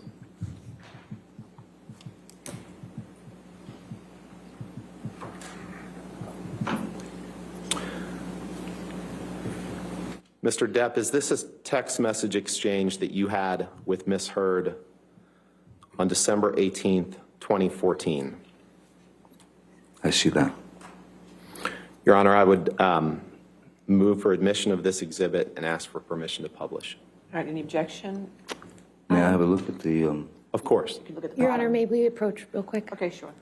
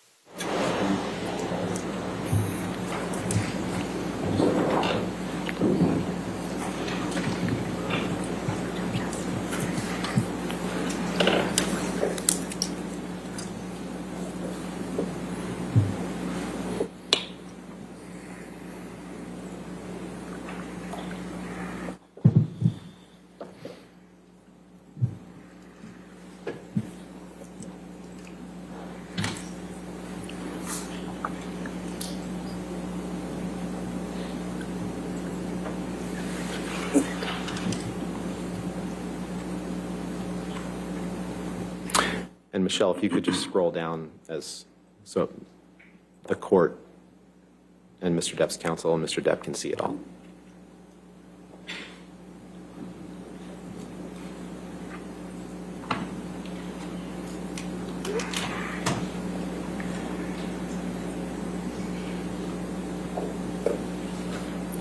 Is that all of it? Oh, sorry, Your Honor, we have no objection with to the unredacted version. Okay, so this version that I'm Okay. seeing right now, correct? Just make sure. Yes. Okay, all right, 325 in evidence. Hold on. Excuse me, sorry, I just want to make clear, we haven't seen the other pages, but this page we have no objection Is to. this the only page? I believe this is the only page to the document, Your Honor, right? 325 is only one page? Just one page. Okay. Thank you. Yep. No redactions, other than identifiers, but yes, you can do this one. Go ahead. And Michelle, if you can blow up the large text at the top of the page.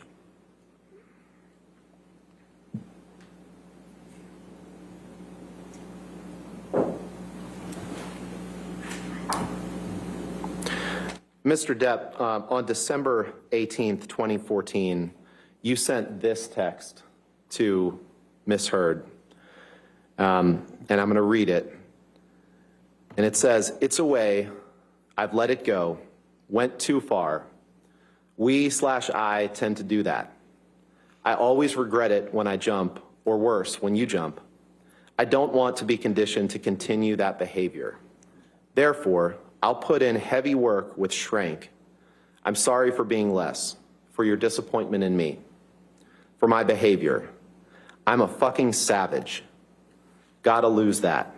Gonna lose that. The devil is all around, right? I wish I were able to bring even just a glimmer of a smile to the pretty face of my most gorgeous of dreams and darkest nightmares. I love you far too much for you and I to be these heinous, slinging insults like we do/did. It is not anything that I am particularly proud of to have participated in, and I regret giving it life, because, motherfucker, how when we fight, little girl, how do we end up on the very edge of the precipice? And why? Wish I knew. Goddamn. And know that you are right. I am well aware that I should have been bigger than the moment, and that it will never again manifest in negative experiences. It can be done. What a killer concept to visualize. Wish you were in this lunatic's proximity. Be careful out there. I adore you." Did I read that right? You did. You can take that down, Michelle. If you could please pull up Exhibit 153. And let's roll it.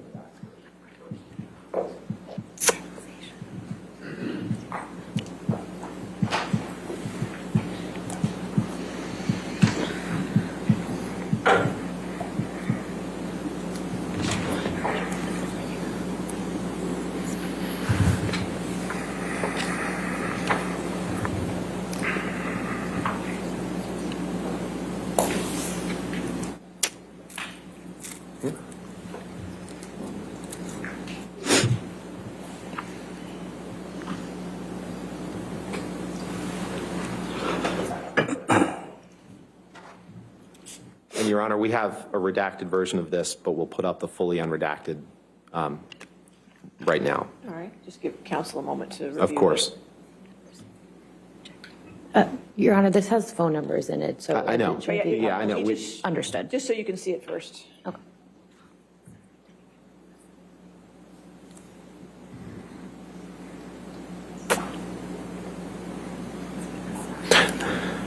Okay, could I have the photo? You don't take pictures of what's on their screens. I'm not. Okay, I'm just making sure. Thank you. Thank you, Your Honor. Mr. Depp, I'd like to turn your attention to the top 3 text messages on this page. These are text messages that you sent on January 17th, 2013. See that? I'm sorry, I'm just reading the page. Right.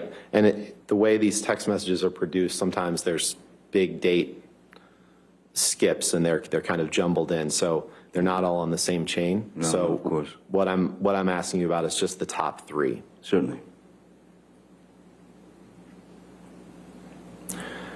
And those are texts that you wrote on January 17th, 2013, correct? Yes, sir. Your Honor, permission to publish just those top 3 texts with identifiers and the others redacted, and move for admission of that redacted exhibit. As long as it's not this version, that's fine. The version We'll put up on the screen what I propose to admit as an exhibit. Let me see what you're going to put up on the screen first.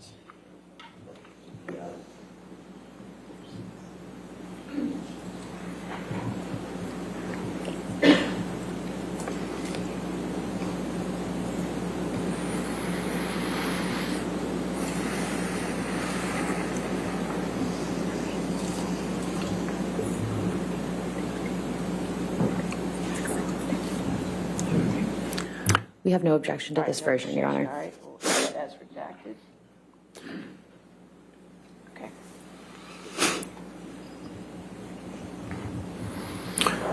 Michelle, can you blow up the text boxes, please? On January 17th, 2013, Mr. Depp, you texted the following: "For the idiot cow," 3 exclamation points. Next text: "Will do. I'll smack the ugly cunt around before I let her in. Don't worry." And apologies again to the court and the jury for this language. And then you close by saying, "Did that worthless hooker arrive?" Did I read that right? You did, sir. You can take that down, please. We talked a little bit about the term monster yesterday, correct? Yes, I've heard that word quite a lot, yes. Yeah, and you testified yesterday that you used that term to placate Amber, right? And I believe that you testified that it was the word that she clung to describe what was in her mind, not yours. I wrote down what you said. You remember giving that testimony? The monster, more than anything, was Ms. Heard's way of referencing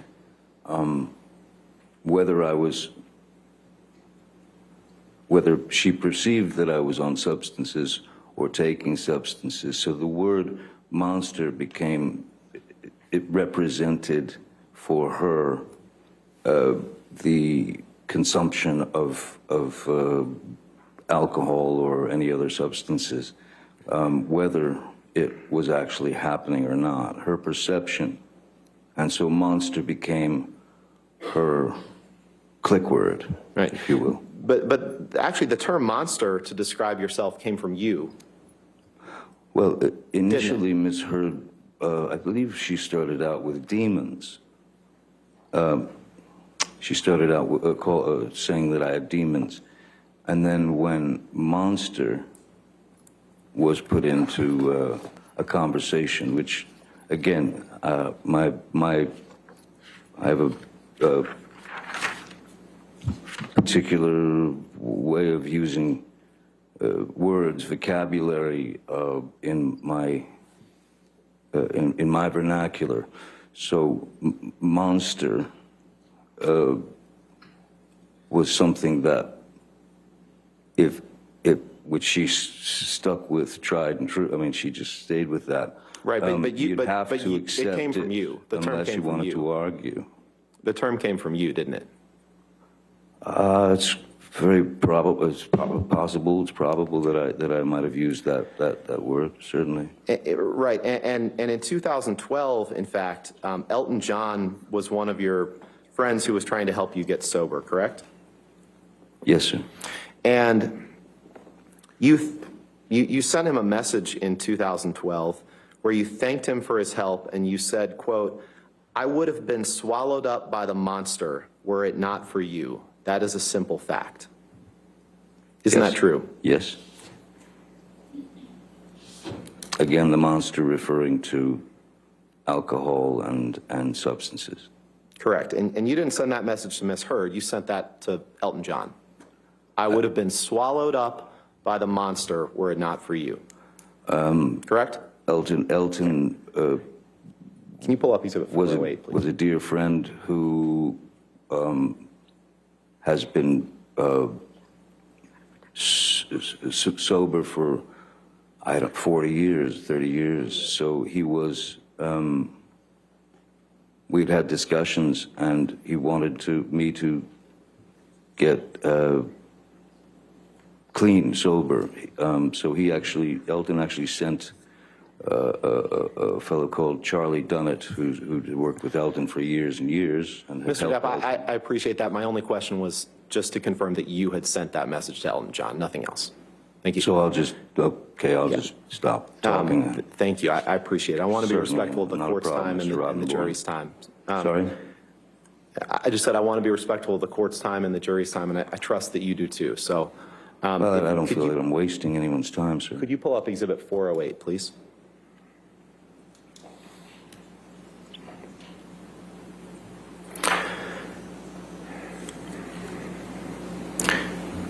Mr. Depp, I'd like to turn your attention to the bottom text on this page. And can you confirm that this is a text message that you sent on April 9th, 2015, while you were married to Amber, to your sister? Do you see that? The last... the last text on the one on the bottom. Yes, I see that, yes. Your Honor, I'd move for admission of 408 with all the identifiers redacted and everything except the last text redacted. Just the last Yes, Your Honor. one text. We object, Your Honor. If we could approach just very quickly.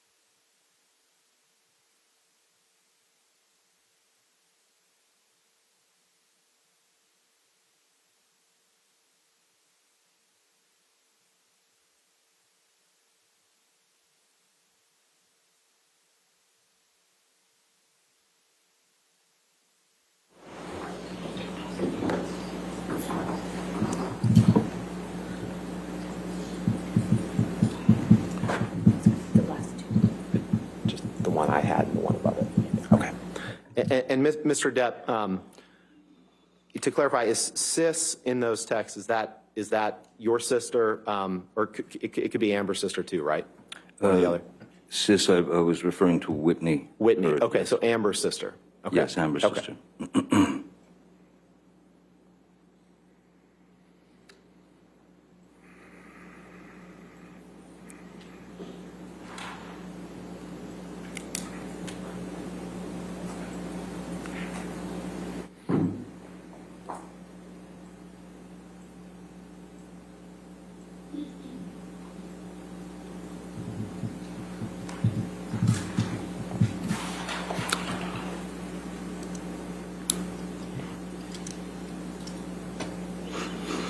Your Honor, with those redactions, I'd ask for permission or move to admit Exhibit 408.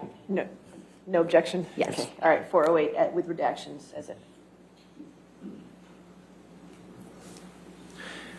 And Mr. Depp, on April 9th, 2015, yes, while you were married to Ms. Heard, you texted someone named Sis, which may be her sister, you testified.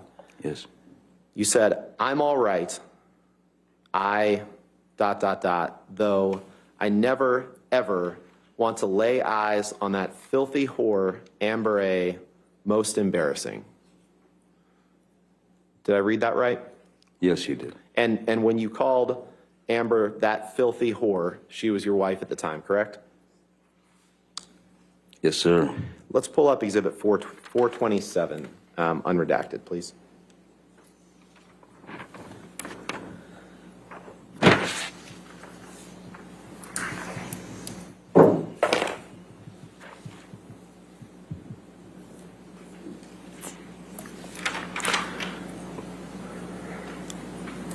Mr. Depp, I'd like to direct your attention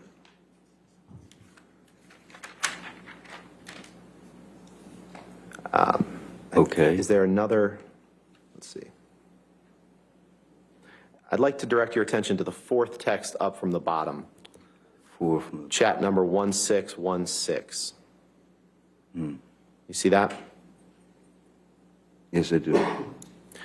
And that's a text message exchange between you and Jerry Judge on April 26th, 2015, just a couple of weeks after you referred to Amber as a filthy whore. Do you see that? Yes, I do, sir. Okay.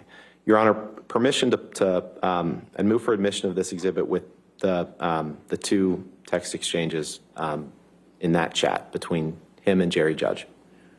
Well, why don't you show me what it would look like redacted? Okay. Can we do that? Okay, sure. It's just Before we those publish two, it. Michelle?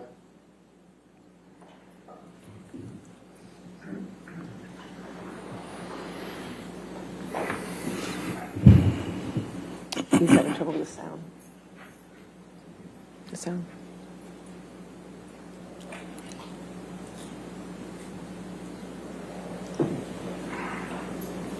Oh.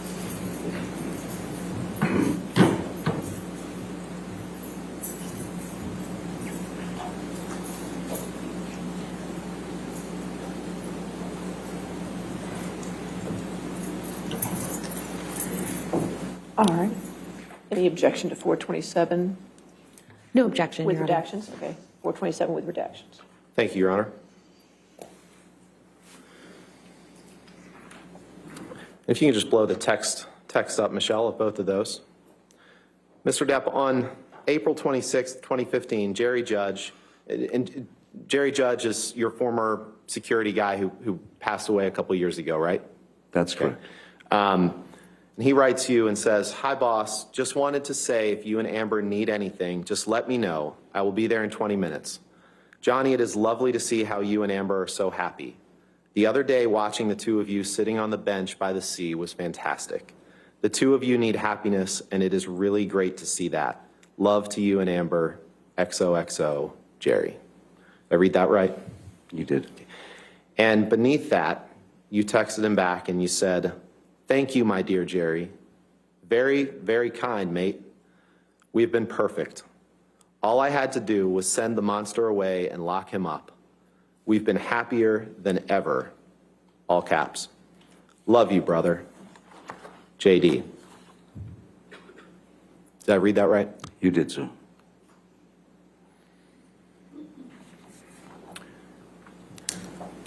Michelle, could you please pull up Exhibit 445, defendants?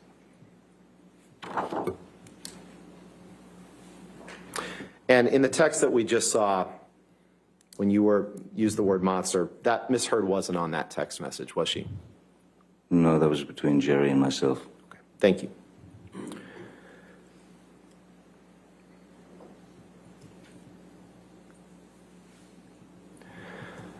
Mr. Depp, I'd like to direct your attention in this message to the second text down, which is a text from you to Dr. Kipper, Dr. David Kipper, on June 28th, 2015. Okay. Is that right? Yes, 2628 215, yes. Your Honor, I'd move for the admission of a redacted exhibit with simply that text. We're happy to redact the rest of it. Is that text 139 or 137? 137, Your Honor, I'm sorry. 137. No objection with All the right, proper if we can redactions. Get those redactions before we publish, or did you want to publish these? We'll make the redactions right now and then Okay. Publish that. Okay. Thank you.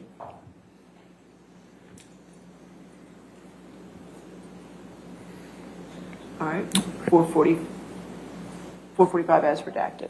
Yes, Your Honor. All right, in evidence. Thank you.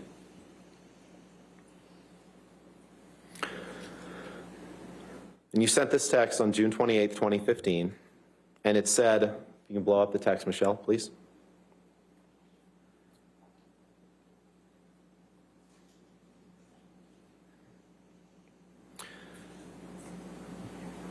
"Thank you, my darling Kipper.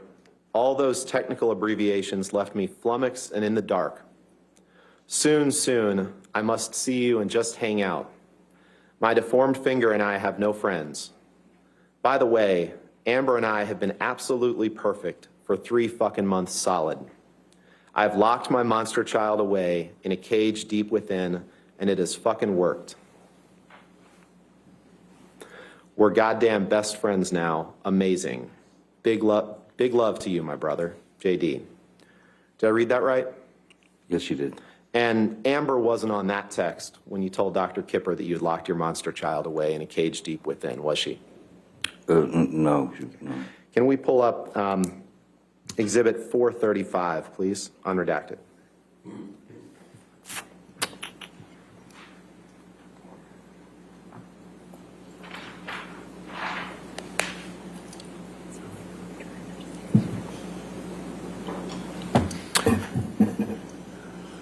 It's just the bottom text that I'm going to direct your attention to, Mr. Depp. This is a text that you sent to Stephen Deuters on May 14th, 2015, right?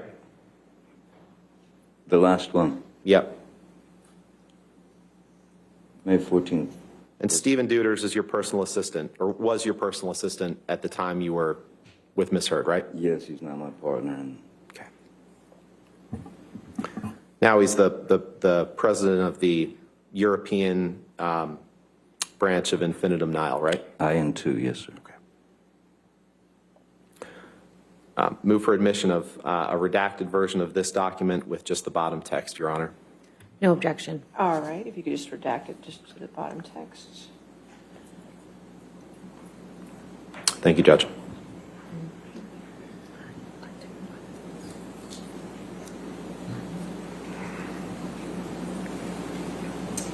All right, 435 in evidence as redacted.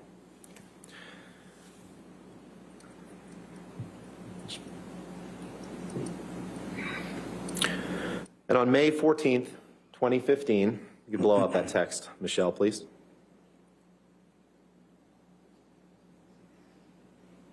You texted Mr. Deuters, need to discuss the news helicopters hovering outside the house this morning. I'm ready to shoot a motherfucker. But don't worry, the monster is not involved. Correct? I see that, yes. And Ms. Heard wasn't on that text, was she? No. Let's pull up Exhibit 196, please.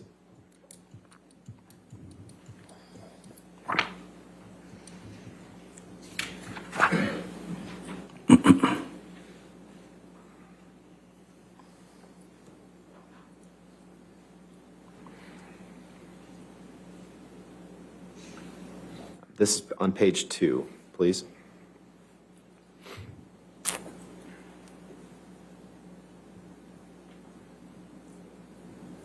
Are we on page 2? Yeah. So it's, Mr. Depp, I'd like to direct your attention to line 24. You can see in that left-hand column there.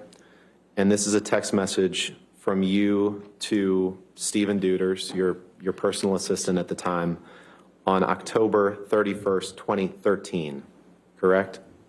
Yes, sir. Permission to publish or move for admission, Your Honor, of just this page of the exhibit with just that text.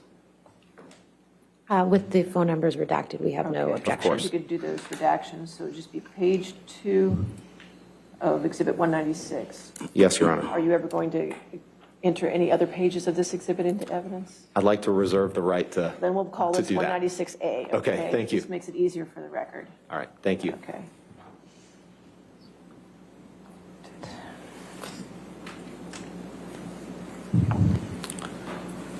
Permission to publish, Your Honor. All right, 196A in evidence as redacted. And in this text message from you to Mr. Deuters on October 31st, 2013, you write, thanks. She thinks that my Peruvian period has made me a monster and that I am ruining the relationship. You see that? Yes, I do, sir.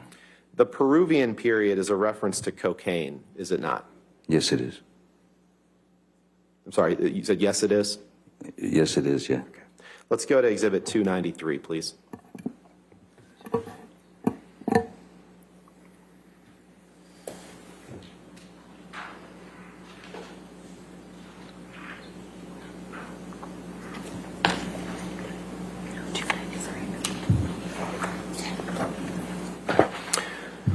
Mr. Depp, I'd like to direct your attention to the bottom text, which is a text from you to an unknown number on October 4th, 2014. Do you see that? The last one? Yes. Yes, I see that. Yes, sir. Your Honor, I'd move for the admission of modified Exhibit 293 with just that redacted version. And we may use other parts of it, so I'd ask it to be 293A or 1. Okay, we can make it A. Let's Okay. keep consistent after 293. I forgot what you'd said. No objection, All Your right, Honor. 293A, we'll get the redactions done.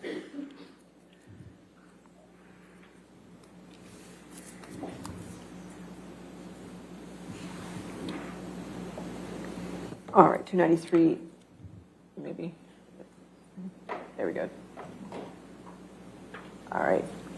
293A in evidence with redactions. Thank you, Your Honor.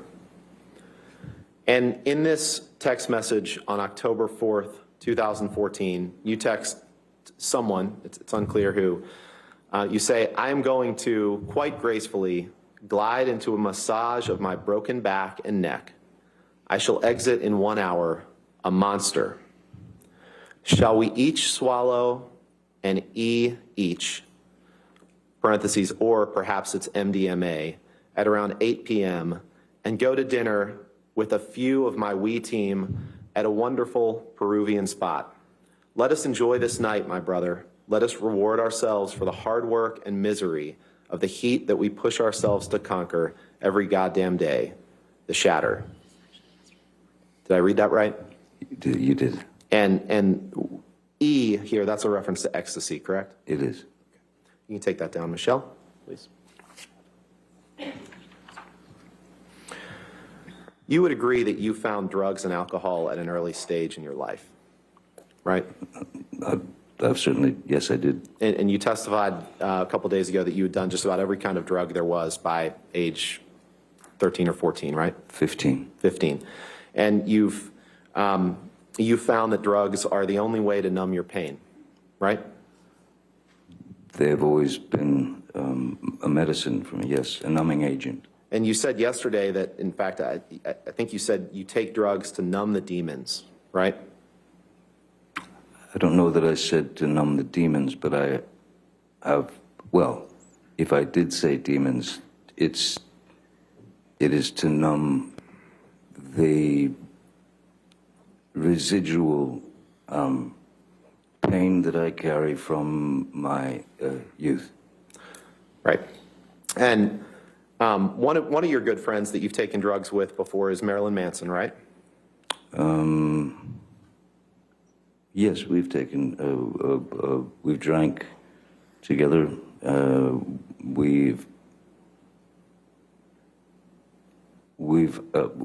had cocaine together maybe a couple of times.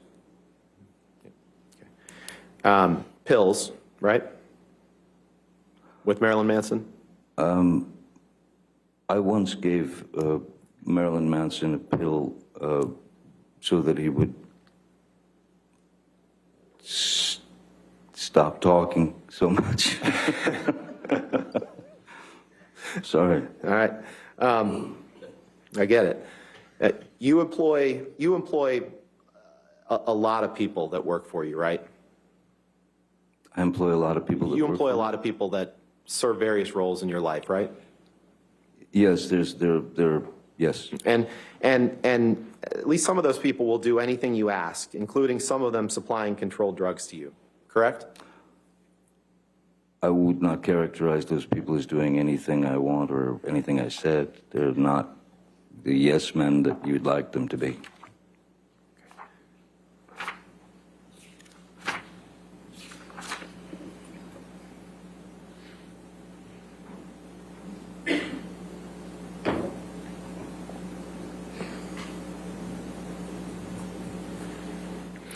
Can you pick up your testimony from the UK trial and turn to page 48, which is page 13 of the document, please? Yes, sir.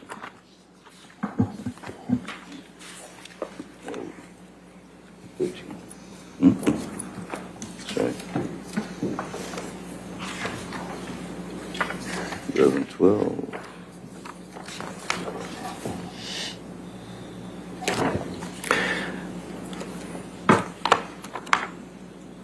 Yes, sorry.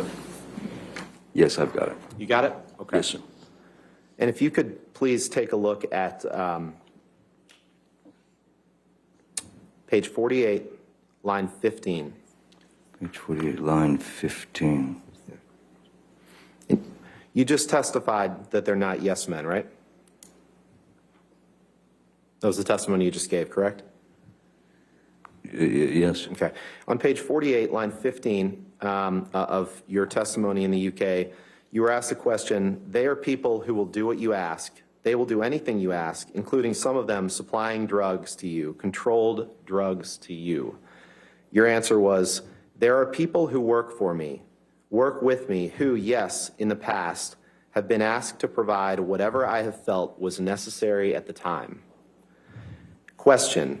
Well, putting it bluntly, if you wanted illegal drugs, controlled drugs, and you asked one of your staff, and I am not going to name anybody particularly right now, that member of staff would provide you with those drugs if he could. Answer. At times, yes. Question. Despite the fact that it was illegal? Answer. Yes. Did I read that right? You did.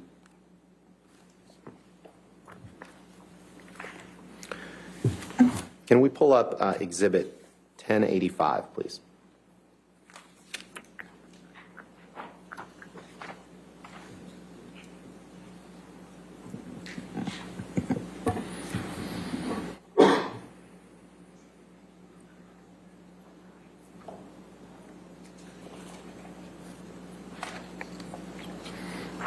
You've seen this picture before, Mr. Depp, right? Yes, I have. Yes.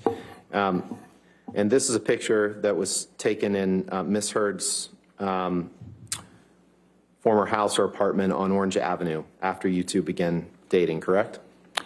Yes, sir, and it's quite a composition. The composition of the photograph is very interesting. I think that's something we can agree on. Your Honor, move for admission of Exhibit 1085 and ask for permission to No publish. objection, Your Honor. All right, 1085, published and in evidence.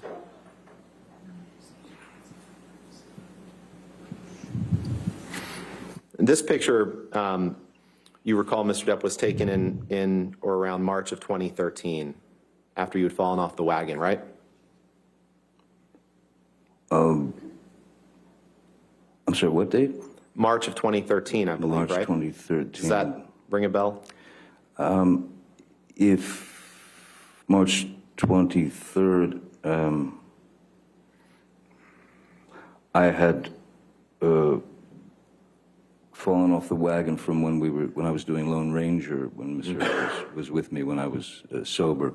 Okay. But that was the whiskey that's on the table was an average. Every day I would come home to her place and there would be a glass of whiskey waiting for me. And you would sometimes drink whiskey in the mornings too, right? During this time period. Isn't happy hour any time? And that cocaine, those white lines, those are cocaine. That's cocaine, right? I would assume. Yeah, and that's your cocaine that you kept in that box that says property of JD with the skull and crossbones, isn't it? Well, the beautiful composition of the photograph would suggest that, certainly. Yeah, you don't dispute that. I don't see me in it. No, but you don't dispute that you carried cocaine in that box that said property of JD. That was a special box that you carried cocaine in, wasn't it? The box was a gift from someone. I can't say that I carried cocaine in it, no. You can't say that you carried cocaine in that box? No, but it looks like it would fit some cocaine.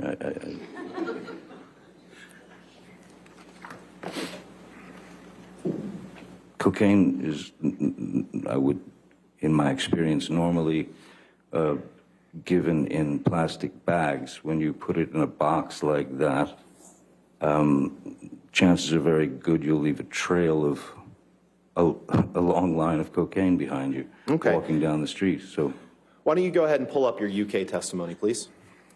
Let's look at page 202. 202.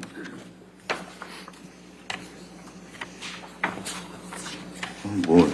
Oh, I see. Yeah, you're going by those things. Pardon me. It's page 9 of the document. 169.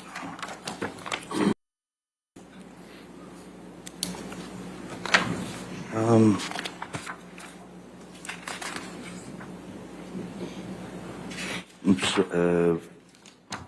having trouble finding 20. Are you saying page 9 because there's no 2? That's my fault. It's day 2, so I owe you another transcript. I'm sorry. My apologies. Oh. We're moving into another day now. Thank you. Your Honor, permission to approach? Okay, yes, sir. Thank you.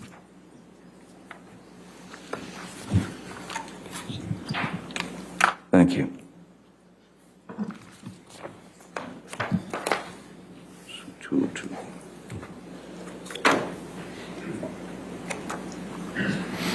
So this, and I apologize for that, Mr. Depp. This is page 9 of the document, page 202 of the transcript. This was day 2 of your testimony in the UK.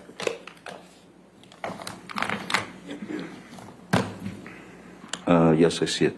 Page 202. Yep. And on that, on page 202, you were asked a question. We'll have to work out what that was at a later stage. Can you see in the front that there is a little box about 2 inches by 2 inches if we compare it to the size of the credit cards? Answer, yes. Property of JD with skull and crossbones on it. Yes, I do.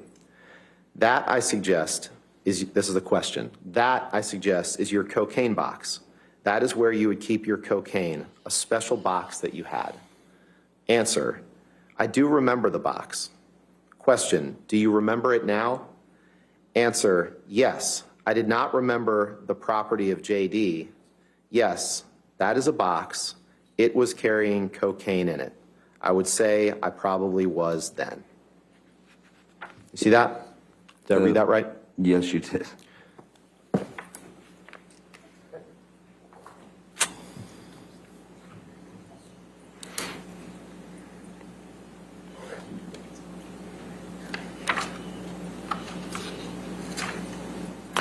And on the morning that this picture was taken, this was during the filming of a documentary about Keith Richards. You remember that? I'm sorry, could you repeat that? Yeah, sure. This picture was taken while you were filming a documentary about Keith Richards, correct? I'm sorry, the date again on this? Do you remember that? I believe it was March 2013. You should know better than I do. That seems about. Okay. And you see there's a Keith Richards CD, it looks like, above that cosmetic case? Perfectly placed, yes. Yeah. And you had an argument that morning in which you accused Amber of cheating on you. Do you remember that? I believe Amber had an argument with me. And you were using cocaine and drinking whiskey that morning, and as a result of that argument, you were late to the set of that documentary, correct? In fact, I was not late to the documentary. Well, I was late, but I had called my crew because it was a day of filming performance between, it was Keith Richards, Tom Waits, and some other very talented musicians. The only thing that needed to be done in terms of performance was capture the performance. So I wasn't needed on the set, so I could come in anytime I wanted. Okay, you just said that you were late, though, correct? Oh, I was just late, testified yes. to. Okay. Yes, yes. All right. And due to the argument, of course. Sure. Yes. I'd like to shift gears a little bit now. Well, actually, let's not.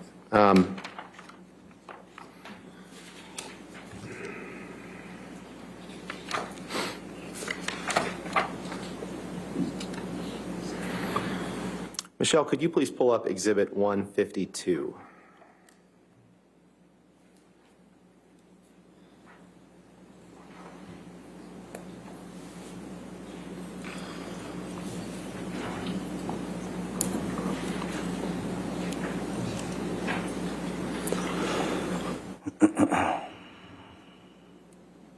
Mr. Depp, these are various texts that you sent and received to various people in 2012. Do you see that? Yes, seems to go from July to September. Right, right. And we'll take them kind of piece by piece, I guess. I guess the first thing I'd like to do is take a look at the entries 1628. So that's about halfway down the page. It's a text exchange, a text from you to Stephen Deuters, your personal assistant at the time, and then a text from him back to you. Objection, Your Honor.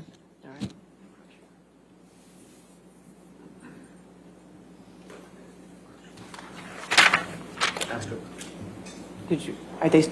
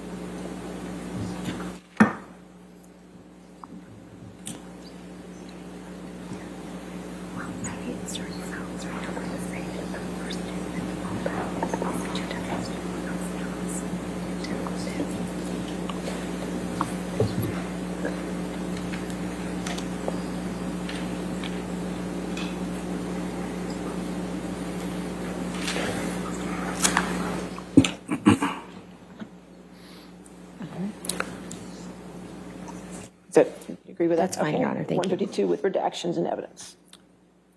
Thank you, Your Honor. Appreciate your patience. Mr. Depp, we're going to take a look at two text messages here, or three text messages. On August 4th, 2012, you exchanged text messages with Stephen Deuters, one from you to him and one from him to you. Do you see that midway through the page? Yes. And Michelle, can you blow those up, please?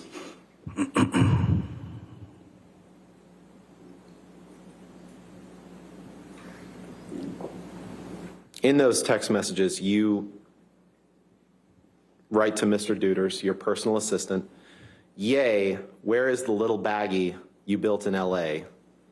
And he says, special baggie, I gave you can in 1480 kitchen. Not sure where it went after that. Thought I heard you say something along the lines of, I know what to do with it, exclamation point. Did I read that right? You did, sir. All right. Can you scroll down to the text on the bottom, please? This is a text, Mr. Depp, where you say, I use marijuana a lot, 3 exclamation points. I take pot. I read that right, correct? Yes, you did. And this is a text that you sent on September 11th, 2012, to just scroll over to the left, Michelle. This is a text that you sent to Brian Warner. Brian Warner's Marilyn Manson, right? That's correct, sir. Okay. Let's pull up Exhibit 145, please.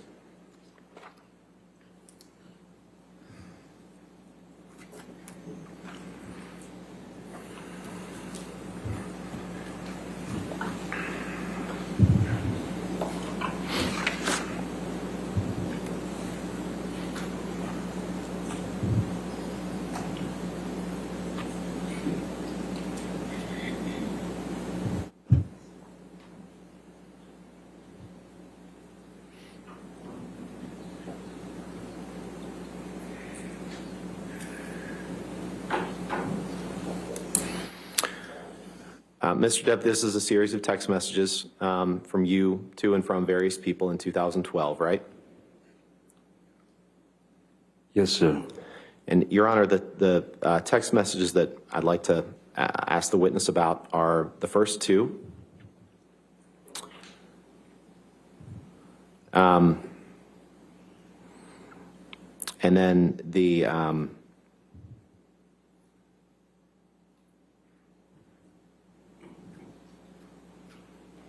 or just those first 2.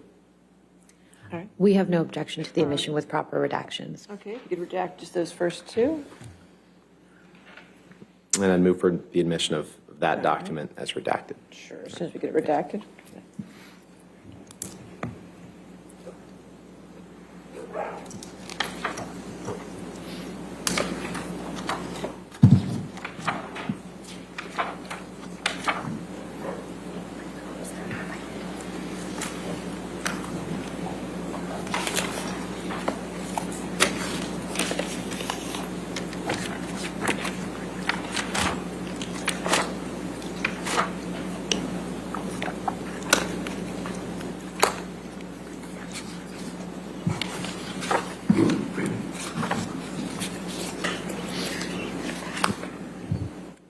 Thanks, Michelle. That's fine. No objection. Okay. All right, 145 and evidence as redacted. Thank you, Your Honor. So this text exchange, Mr. Depp, between you and Marilyn Manson on September 11th, 2012, you text him, the pill and the plant stuff keep me calm and detached. And he texts you back, I have lots of reefers, many reefers, and cookies, which are weird, but pot is funny, backwards gateway drug. Do you see that? I do, sir. Did I read that right? You did. You can take that down, Michelle, please. And if you could please pull up Defendant's Exhibit 1089.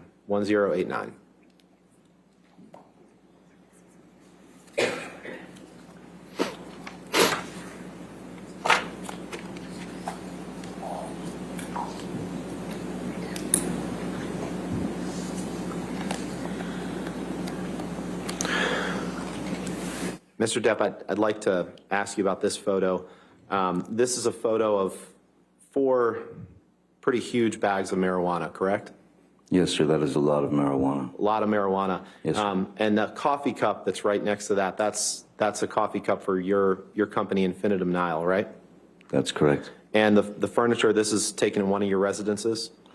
It's taken in the studio, the recording studio. In the recording studio, okay. Your Honor, move for the admission of Exhibit 1089, Defendant's Exhibit 1089, and No. permission to publish. No objection, All Your right, Honor. 1089 in evidence. You can publish.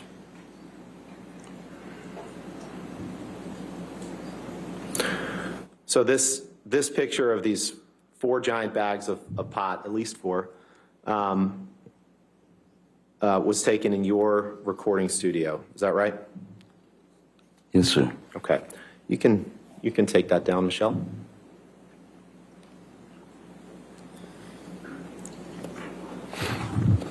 Are you at a good break point, Mr. Rottenborn? Sure. The break would be fine. Okay, all right. Thank you, Your Honor. Let's go ahead and take our morning recess of 15 minutes. So we just don't talk to anybody and don't do any outside research, okay? Thank you, ladies and gentlemen. You can be released.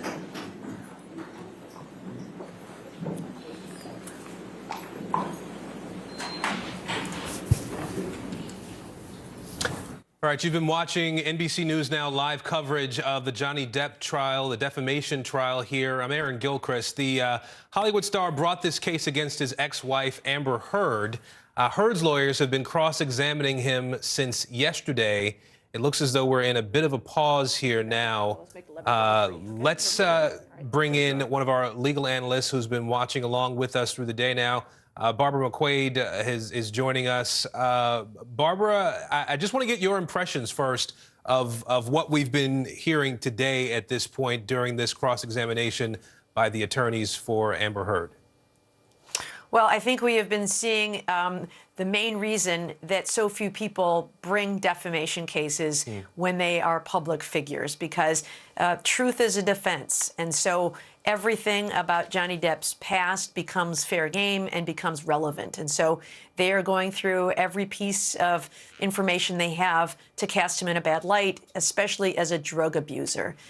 Because truth is a defense, if they can convince the jury that they were both erratic, he was frequently under the influence of some substance, it can be very difficult to substantiate his claim that the allegations here are false, the defamatory statements are false. And so I think we'll see more of this. It is a parade of how much can we beat up Johnny Depp, but that's the way these go. Now, I have to think that Johnny Depp knew that when he filed this lawsuit, and nonetheless believed that he could prevail, even though he's going to have to endure all of this. So it's got to be incredibly painful to sit there and answer these questions, but I think he knew coming in that this is what this case would be all about.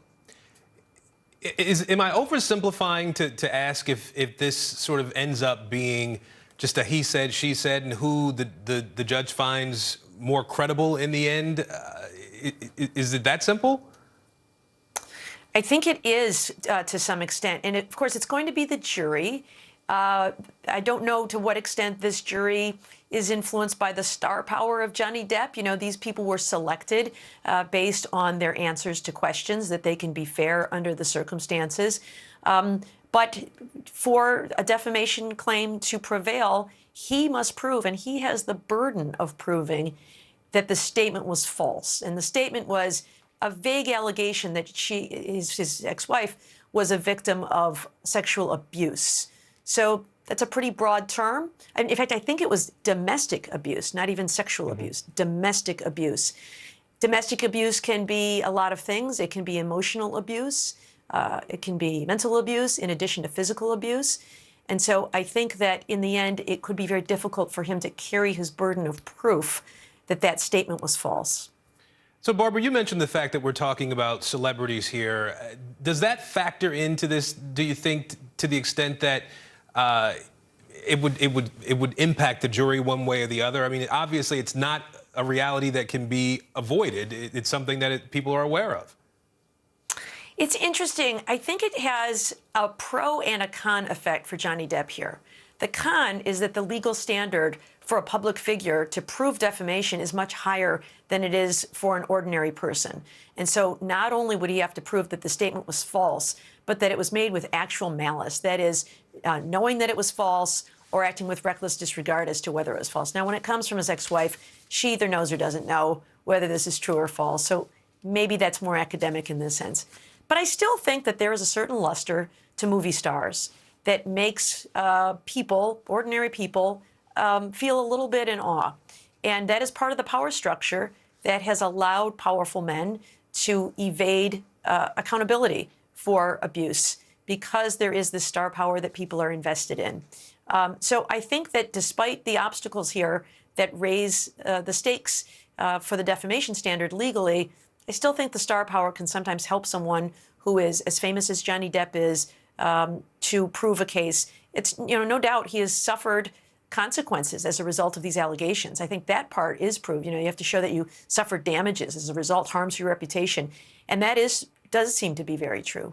But the question is the statement false? And I think that's going to be very difficult to prove. But star power probably still counts for something in this country, for better or worse. All right, I will let our viewers know that we anticipated this would be about a 15-minute break, so whenever court resumes, we'll try to go back to it. Our former U.S. Attorney, Barbara McQuaid, our NBC News legal analyst, we appreciate your time today. Thank you. Thanks very much. Let's bring you up to speed now on other headlines happening right now. The federal fight over mask mandates on public transit is not over just yet. The Justice Department has now appealed the judge's ruling that makes the face coverings optional on planes, trains, and buses. The CDC requested that move, saying it is still a public health risk to take off a mask on public transit. Now, that warning comes as cases have climbed more than 20% over the past 2 weeks. However, deaths have declined by 33% over that same period. Here's NBC's Tom Costello with what this means for you. Yeah, good day. To be clear here, what the DOJ is doing is appealing this lone federal judge's decision that wiped out the mask mandate for the whole country. But DOJ is not requesting a stay. The mask mandate unlikely to come back anytime soon. DOJ is really trying to preserve the integrity and the authority of the CDC to act in a public health emergency. Bottom line, if you're confused by the mask mandate and what's up and what's down, you're not alone. Even as travelers are starting to lower their masks in some modes of public transportation. We can breathe. The Justice Department is appealing the ruling by a federal judge who found the mandate exceeded the CDC's authority. Just hours before DOJ filed, the White House said any appeal would be about preserving the CDC's ability to respond to health crises. We expect there to be ups and downs in the pandemic, and we certainly want the CDC to continue to have this authority. Public health experts say that authority is critical to keeping the public safe. When we underpower public health decision-making, we put ourselves at risk, our families, our communities at risk in the long term. But the DOJ's move follows days of confusion for passengers nationwide, as the TSA and most local transit systems made masks optional. 1 minute wear them, 1 minute don't wear them, so hey, I'm keeping mine on. Complicating things, some local jurisdictions have their own rules, like Philadelphia, San Francisco, and New York, where masks are still required in some but not all settings. Amtrak, you don't have to wear a mask, but you have to wear a mask on the bus. MTA, you got to wear a mask. What's going on? I mean, what is it? Do you wear one or you don't wear one? While average daily COVID deaths have been trending down since a spike in February, we are still losing nearly 400 people a day. That's why some travelers say they'll keep masking up. Girja Mahajan in North Carolina says it's frustrating for parents like her with kids under 5 who can't yet get vaccinated. We can continue to mask, but it also makes us very nervous to travel with individuals who may not be vaccinated and who are additionally not required to wear a mask. For now, in most places, the decision to mask up is up to each individual passenger. Yeah, I'm comfortable with that one, so I choose not to wear one, but it's completely up to you as you want to move forward. Okay, so let's assume you bought an airline ticket for the next few weeks or months, assuming the mask mandate would stay in effect. Can you get your money back for that ticket? Bottom line is no, unless the airlines cancel that flight, but you can get a credit for that flight or change flights, and the credit usually is good for about a year or so. Back to you. Some tense moments in Washington last night after a small plane triggered the evacuation of the U.S. Capitol. In the end, it was a giant misunderstanding there, but today there is a lot of finger-pointing going on. NBC News senior Capitol Hill correspondent Garrett Hake was on the Hill when this happened and tells us what went wrong. Nobody was more surprised than I was to look up at the Capitol Dome last night and see parachutes coming down. And it turns out it was the Army's elite Golden Knights parachute team jumping into nearby Nationals Park for Military Appreciation Night. Well, that confusing evacuation scare now has the Speaker of the House demanding answers. House Speaker Nancy Pelosi demanding answers from the FAA after this plane triggered last night's emergency evacuation of the U.S. Capitol. It was carrying a team of Army skydivers taking part in a parachute jump before a Washington Nationals game at the stadium just blocks from the Capitol. The House Speaker says Capitol Police were never informed of the flyover by the Army Golden Knights, taking place in restricted airspace. Pelosi calling the failure outrageous and inexcusable and evoking the Capitol insurrection, writing, "The unnecessary panic caused by this apparent negligence was particularly harmful for members, staff, and institutional workers still grappling with the trauma of the attack on their workplace on January 6th. The FAA said in a statement it's conducting a thorough and expeditious review, adding, "We know our actions affect others, especially in our nation's capital region, and we must communicate early and often with our law enforcement partners."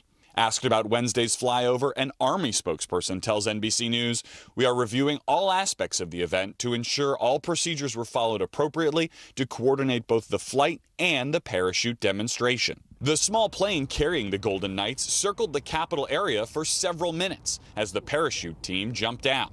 The famed Army parachute team is known for demonstrations at air shows and sporting events, and even an appearance on Today last year, skydiving with Jenna Bush Hager. On Wednesday, our aviation correspondent Tom Costello spotted the plane from the roof of NBC's Washington bureau. We watched a small plane, a Cessna-type plane, come in and circle around the Capitol, and then we saw 4 parachutists dropping out of that small plane. Capitol Police ordered an evacuation, writing in an email to staffers that it was tracking an aircraft that poses a probable threat to the Capitol complex. Minutes later, Capitol Police gave the all clear, saying there was no threat. 2 Capitol Police sources say there was a miscommunication between their department and the organizers of the pregame event at Nationals Park. This wasn't the first time the Capitol has had to be evacuated for an aerial scare. The most famous was in 2004 during the funeral for former President Ronald Reagan when a plane carrying Kentucky's governor strayed a little too close to the Capitol. But the one most folks are likely to remember was in 2015 when a mailman from Florida rode a gyrocopter and landed it on the Capitol lawn. He flew literally below the radar. Officials thought he was just a bird. Meanwhile, overseas, a fiery political battle is underway in France between President Emmanuel Macron and challenger Marine Le Pen. They squared off last night in their only debate before Sunday's runoff vote. The 2 candidates clashed over Vladimir Putin and France's involvement in arming Ukrainians. Here's NBC News senior national correspondent Keir Simmons. Hey there, good day to you. It was gladiatorial. It was bare-knuckle boxing. It is not like any presidential debate in the US. The 2 candidates sit feet from each other. They stare each other down. The moderators introduce a question and then let them go at it. And there's a timer beneath them saying how long each candidate has spoken for. Sometimes the moderators intervene to give one side a little more time. So it was fireworks, but for many people here, it doesn't appear as if it has made a huge difference. Macron needed to not seem arrogant. Le Pen needed to seem competent. Both seemed to manage that, although at one point Macron made this French gesture towards Le Pen, which some people here will consider insulting. The debate was mostly about domestic issues, the pressure, like everywhere, on people's pocketbooks here from inflation. There was a lot of talk about foreign policy too, and of course that allegation that Le Pen is too close to President Putin. She argued that she is not. Macron argued that she's even taken funding from the Russians for a previous election campaign. So it was bitter, but it does look as if there is a double-digit lead at this point for Macron in the run-up to the vote this weekend. Keir Simmons, NBC News, Paris. Making news right now, police arrested a suspect in the death of a New York woman who was stabbed 58 times and left in a duffel bag. According to 3 law enforcement sources, 44-year-old David Bonola worked as a handyman for 51-year-old mother of 2, Orsolia Gao. The sources say that he attacked her at her home in Queens after an argument. He was taken into custody today and faces multiple charges, including murder. 1 person is dead after a small plane crashed next to a highway in Los Angeles. That plane went down in a wooded area near a freeway yesterday, just miles from a nearby airport. The cause of the crash is under investigation. And Senator Bernie Sanders announced that he has not ruled out a presidential run in 2024.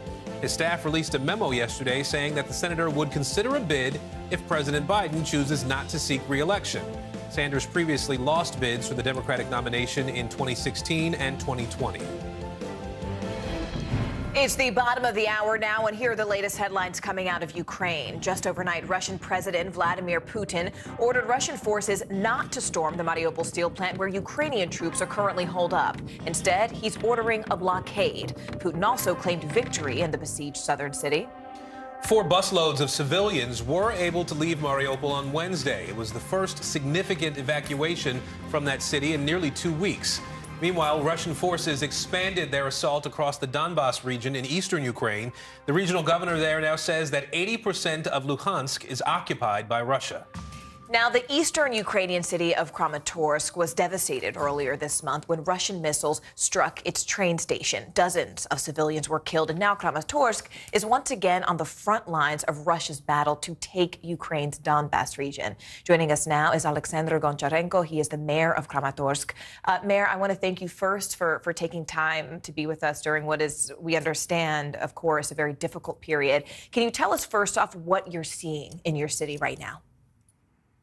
Look, the situation in our city is more or less quiet according to the general situation which happens in the Ukraine.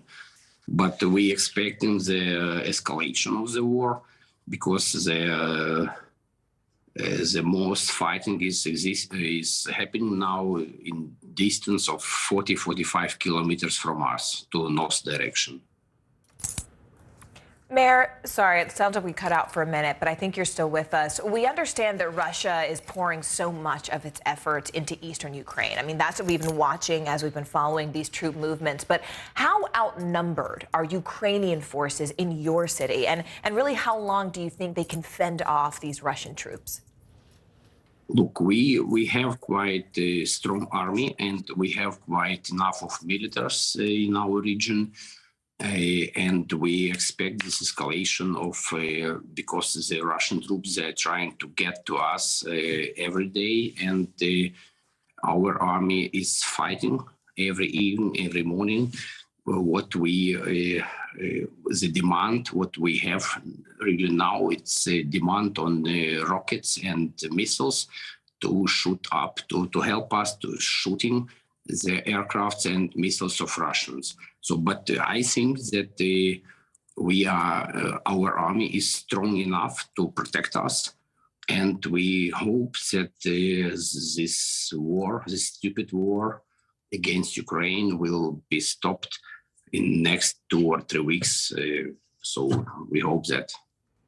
And I mean, I think the rest of the world shares that hope. I mean, we have been watching this unfold, not only in your city, but across your country now for weeks, what feels like weeks on end. So my question to you, Mayor Goncharenko, is really, how are the people holding up? I mean, do you all have the resources you need, especially to help those who weren't able to get out? How can the rest of us, how can the world help you?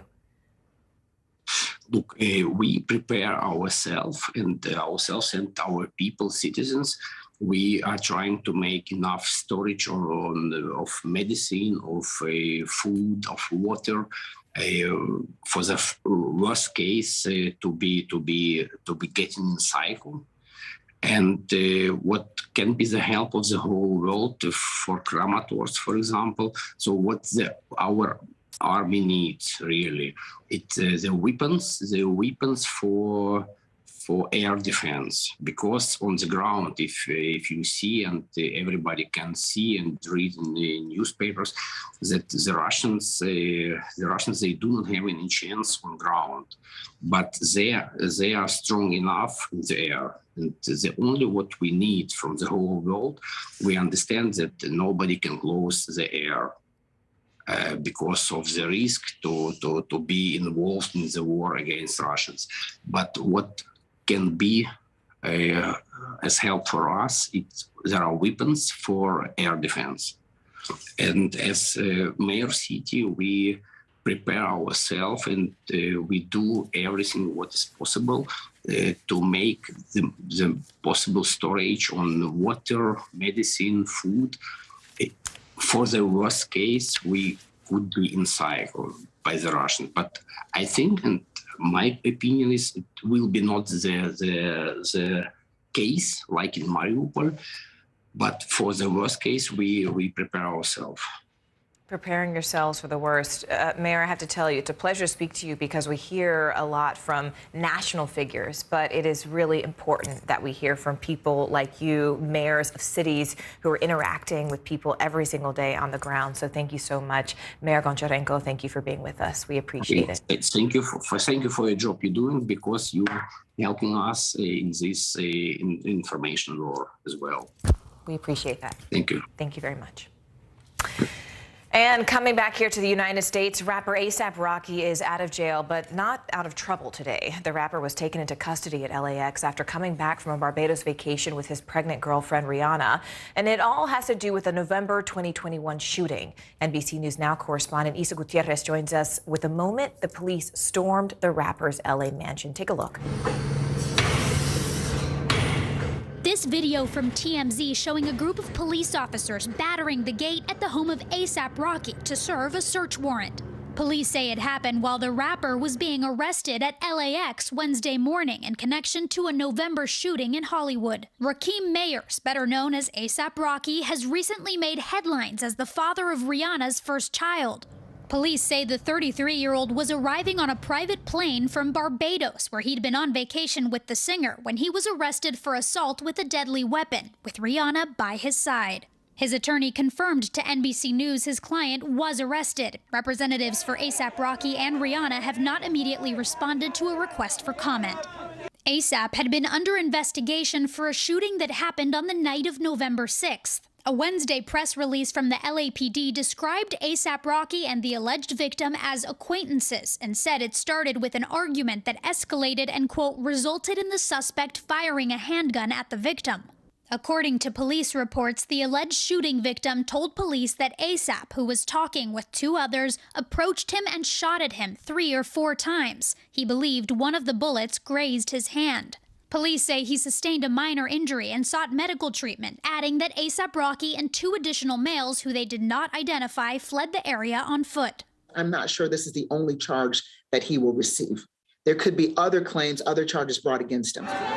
Earlier this year, the world swooned over A$AP and Rihanna when they announced they were expecting. Rihanna recently opened up about their relationship to Vogue, saying she met A$AP at the VMAs in 2012. But things didn't get serious until 2020 during COVID lockdown. In 2019, A$AP Rocky was arrested after a fight on the street in Sweden between his entourage and 2 men. He was convicted of assault and served a month in jail. It caused diplomatic tensions and even a response from President Donald Trump. I have been called by so many people asking me to help A$AP Rocky. Tell us about how that could or wouldn't impact this situation. This is very interesting. It's a very interesting legal question. I think there's going to be probably a fight for his defense counsel to keep it out, but it's going to turn on California law and what a judge will allow in for the jury to consider. Isa Gutierrez, NBC News. She looks amazing. We are digging deeper now into breaking news we first brought you yesterday. An Ohio jury found a doctor accused of pumping terminally ill patients full of fentanyl and other drugs not guilty. NBC News correspondent Zincle Esemwa breaks down what legal experts have to say about that verdict. Former Dr. William Husel, accused of killing 14 patients, found not guilty on all counts of murder. It's my understanding you have a verdict. Yes, we do, Your Honor. Prosecutors accused Husel of deliberately giving his patients who were terminally ill fatal doses of fentanyl and other drugs at Mount Carmel West Hospital in Columbus, Ohio from 2015 to 2018. This is not negligence. This is not reckless. This is on purpose. Prosecutors said he ordered 1,000 micrograms of fentanyl for multiple patients, 10 times the amount expert witnesses said was the norm. Nearly 50 witnesses took the stand in the 8-week trial, some family members of the victims. He killed my husband. And I realize that's your belief. No, it's not my belief. That's what happened. Several testifying that Husel convinced them their loved ones were brain dead, so they'd agree to remove them from life support.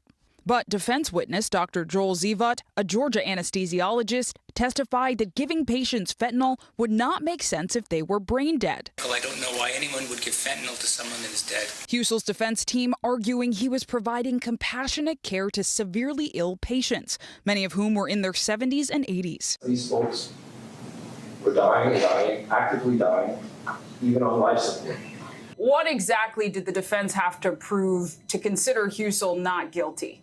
In order to get a not guilty verdict, the mission for the defense appeared to be that there was no evidence of criminal intent. There was only evidence of someone who was trying to ease a dying patient's pain. Dr. Zivat testified Husel's patients died from their medical conditions, not by the doctor's actions. You also state that the underlying medical state was the cause of death for these 14 patients. Does that apply to Bonnie Austin? Yes. Zivat replying yes to each name. The jury, originally deadlocked, deliberated for more than a week. It's my understanding you have reached an impasse. Find the defendant not guilty as to... The jury rendering Husel not guilty on all counts. And reactions to this verdict have been mixed. We heard from Husel's lawyer, Jose Baez, who has represented a lot of high-profile clients like Harvey Weinstein and Casey Anthony, and he expressed sadness that his client was ever charged, saying that healthcare workers may now worry about facing criminal charges if they ever make a mistake. But of course, this has also been a very long and emotional journey for the families of those affected. Nurses across the country are quitting their jobs, and a recent court ruling in Tennessee may be giving them more reason to do it. Redonda Vaught, who is a nurse, was sentenced to prison for criminally negligent homicide. Prosecutors say Vaught killed a patient when she injected her with the wrong drug. Vaught's attorney says it was a simple mistake. Here's CNBC's Shamari Stone. It's a scary precedent, for sure. Rebecca Gibson is a registered nurse in Nashville, Tennessee. She is quitting nursing at bedsides after Redonda Vaught was convicted. The thought that I could go to work and do everything in my power that I believe is right and still end up in prison is a scary thing. Redonda Vaught was a former Vanderbilt University Medical Center nurse. After the verdict, hundreds of medical professionals joined a Facebook group called Nurses March for Redonda Vaught to show her support. The group has more than 11,000 members. I was sad, I was fearful, just like I'm sure many other nurses are. Ashley Bartholomew has been a registered nurse for over a decade. She worries the verdict sets a dangerous precedent. The only thing it will do is hinder the culture of safety and, increase the likelihood that errors won't be reported. Tina Van Zant is a nurse who followed the trial. At the end of the trial, when she was convicted, it was like a punch in the gut. In a written statement, the Nashville District Attorney's Office told me, quote, the jury found that Vaught's actions were so far below the protocols and standard level of care that the jury, which included a longtime nurse and another healthcare professional, returned a guilty verdict in less than 4 hours. Redonda is the scapegoat for all of this, and that's unfortunate for her, and she needs the support. This verdict comes at a time when there is a nursing shortage in some states around the country. Hundreds of nurses from the Facebook group plan to protest outside of the courthouse at Redonda Vaught's sentencing on May 13th. All right, so yesterday was 4/20, and today New Jersey is legalizing the recreational use of marijuana. State lawmakers believe it will be a big moneymaker, with one expert saying it could be a $3 billion industry. But check this out. There's another interesting caveat, and that's the fact that the state law allows police officers to use pot as long as they're not on the clock. But not everyone is happy about that. Here's CNBC's Valerie Castro. While the state of New Jersey opens the doors for recreational marijuana on Thursday, one city mayor says those doors will stay shut for local law enforcement. Jersey City Mayor Stephen Fulop tweeting that JC officers on duty and off duty will not be permitted to partake. We're going to be clear with our 1,000 police officers that if you test positive, we will pursue termination. Mayor Fulop arguing it will affect the public's trust in law enforcement. You know, it's just going to take one time that there's a car crash or a discharge of a weapon when we do blood tests afterwards, which is standard procedure, and somebody tests positive, and there's going to be a lot of questions around judgment. But state lawmaker Nick Scutari has been outspoken, comparing weed to alcohol, saying if we don't let them utilize marijuana on their off hours, why do we let them drink? It's different than alcohol. Whereas with alcohol, you could do a blood test and know if somebody's impaired immediately. Cannabis, you don't have that. In Jersey City, people finding themselves on both sides of the argument. Something like marijuana, if they're taking off on their off-duty time, they're just going to sit, on the couch and, just chill out a little bit. I've smoked weed before, it's becoming legal. It's legal in New York City. Would I trust myself to hold a gun or, determine someone's safety? Probably not. New Jersey Governor Phil Murphy open to changing the law. Would I be open-minded to a legislative fix that would address this? The answer is yes. Plans to police passwords apparently cost Netflix billions of dollars in just a single day. How this could change the way we stream our favorite movies and shows across all platforms. That's next.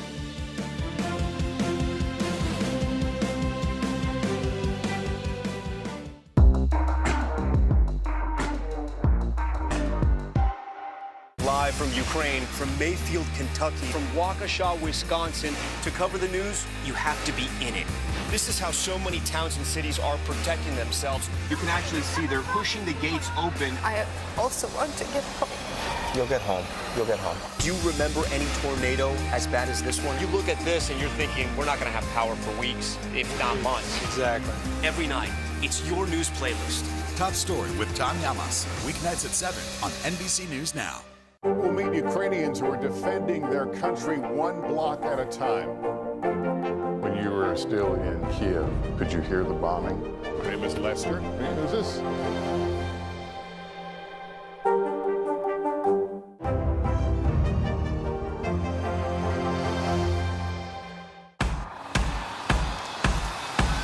News is happening now. Look at what's making headlines around the world. Right now on Morning News Now. We're coming on the air with breaking news.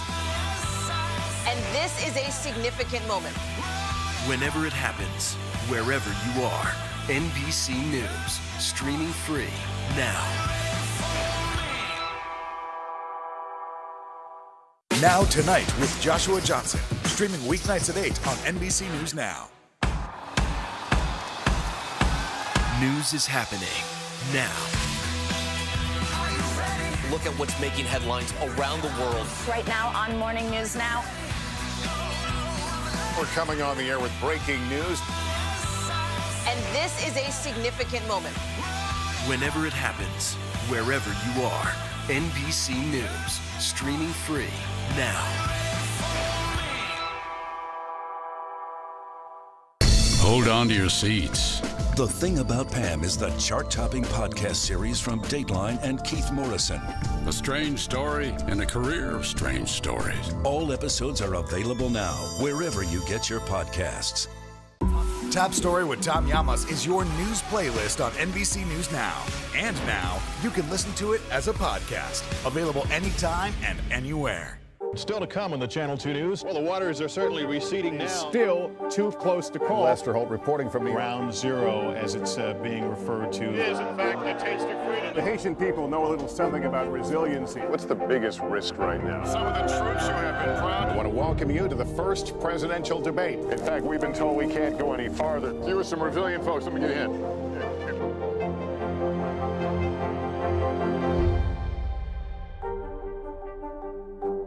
Now Tonight with Joshua Johnson, streaming weeknights at 8 on NBC News Now. News is happening now. Look at what's making headlines around the world. Right now on Morning News Now. We're coming on the air with breaking news. And this is a significant moment. Whenever it happens, wherever you are, NBC News, streaming free now.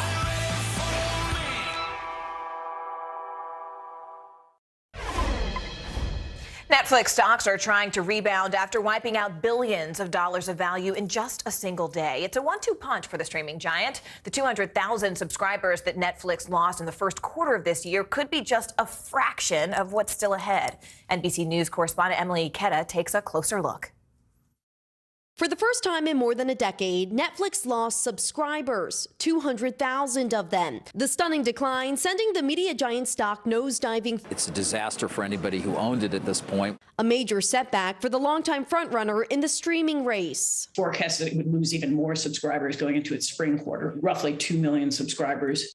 Netflix says suspending service in Russia, increasing competition, inflation, and easing pandemic restrictions are partly to blame. COVID created a lot of noise and how to read the situation, boosted us a lot in 2020. Now, in an attempt to reverse the trend, changes are on the way, and they could include a crackdown on password sharing.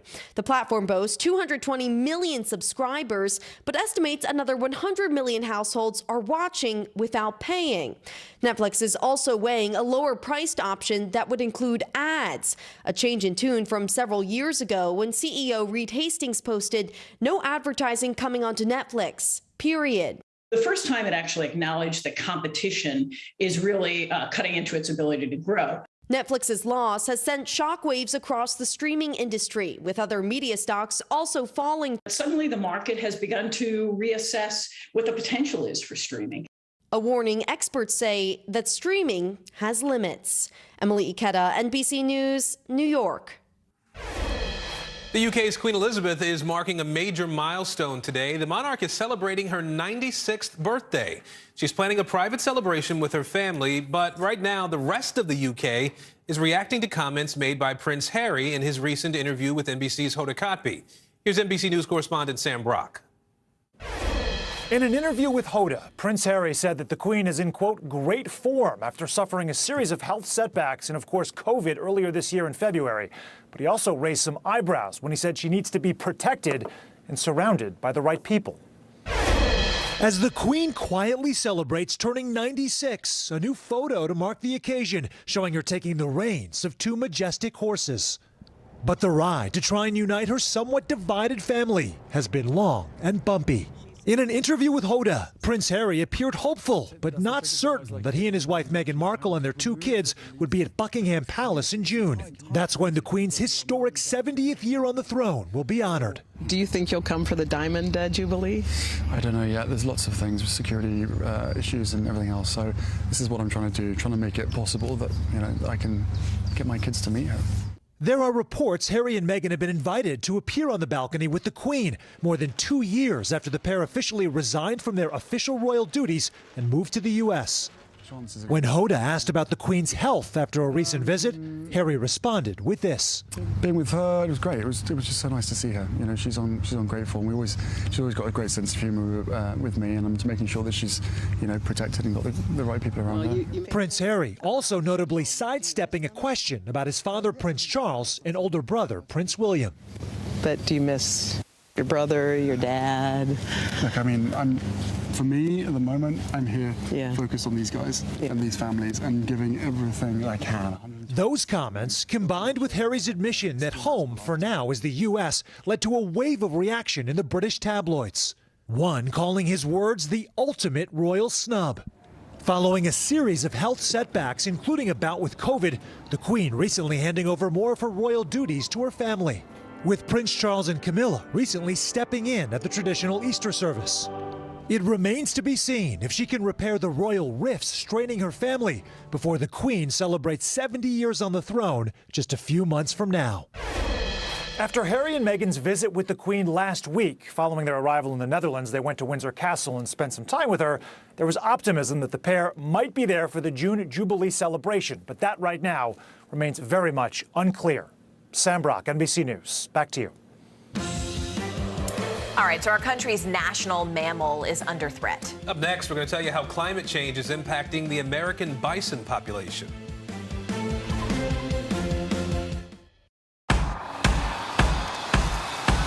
News is happening now.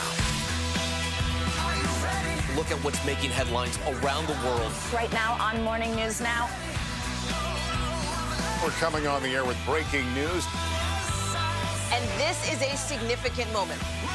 Whenever it happens, wherever you are, NBC News, streaming free now.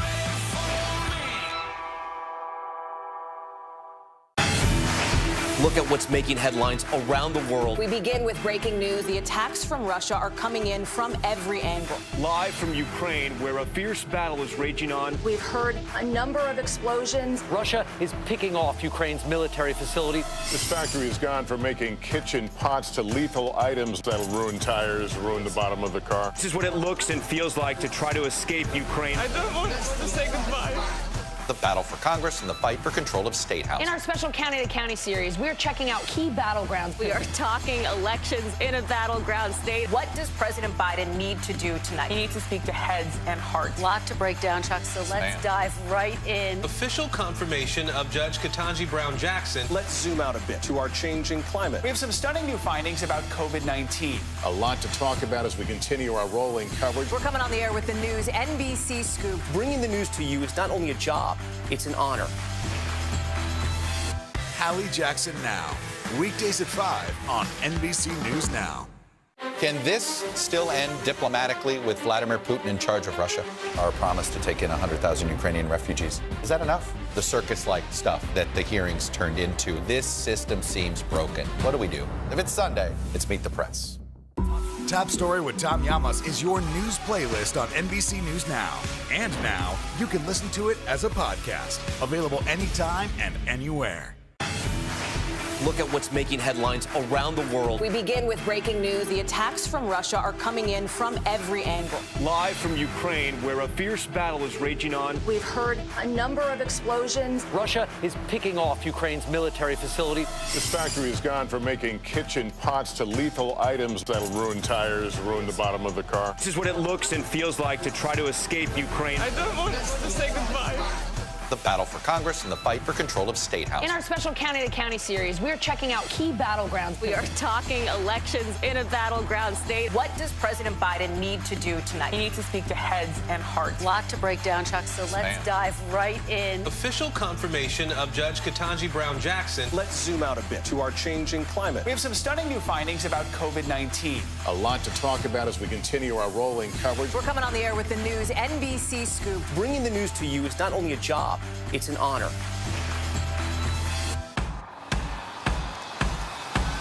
News is happening now. Look at what's making headlines around the world. Right now on Morning News Now. We're coming on the air with breaking news. And this is a significant moment. Whenever it happens, wherever you are, NBC News, streaming free now.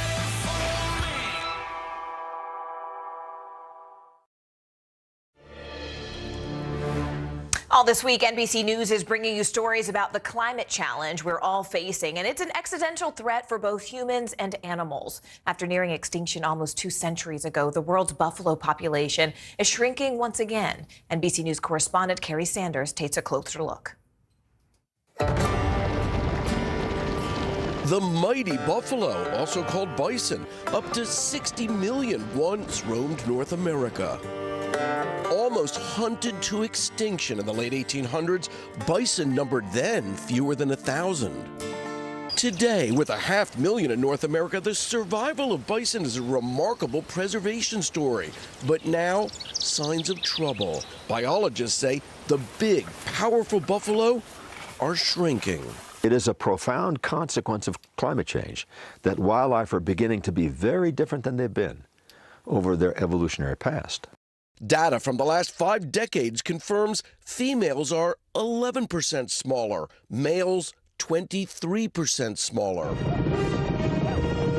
When the seminal movie Dances with Wolves was released 32 years ago, ranchers feared that troubling trend had already started. Bison are definitely a more wild animal than cattle. Rancher Jeremy Gingrich says those brown grasses reflect National Weather Service data for the last 22 years, where the buffalo roam has fluctuated from abnormally dry to exceptional drought. What concerns me when I see the dry range is, are we going to have enough grass to maintain the bison herd through the summer? A rancher's goal is straightforward. Big animals, big herd. Here, their meat ends up at one of Ted's Montana Grill restaurants. I think Ted had a vision, and that vision was to restore bison to the Great Plains and North America the way it belonged. It all started 20 years ago when media tycoon and conservationist Ted Turner decided raising buffalo to eat buffalo would save buffalo. It is a little bit counterintuitive that we need to eat bison to save them, but what that does is creates a market that incentivizes more ranchers to raise bison, so we have more bison. And if we didn't have that market? Bison might be just relegated to being in zoos. Saved, but now climate change. Records in Montana show in just one generation, temperatures have risen 2.7 degrees. Bison can't sweat like we do. What they have to do instead is pump their blood faster and harder. That takes energy. Energy that saps their iconic bulk. Ted Turner's ranches once supported more than 55,000 bison. Now it's down to 45,000. Bison are just one of many saying to us, we need to change our ways. We need to address climate change as the real and pressing problem that it is. Buffalo, in no danger today of extinction, but now shape-shifting before our very eyes. Right now on NBC News Now, mask confusion. Just days after air travelers were allowed to take off their face coverings, the Justice Department is now appealing that decision. What the CDC is recommending for your next flight. Ukraine aid. President Biden speaking today about the heartbreak across Ukraine and what the U.S. is doing to help. What we know about Russia's test launch of a missile capable of reaching America. And taking the stand, movie star Johnny Depp facing cross-examination from his ex-wife's attorneys. The new details he's revealing about their painful relationship. And grounds for concern. This Virginia island community is slowly sinking. Experts say in a matter of years, it'll be unlivable. The urgent lessons it's teaching us about climate change.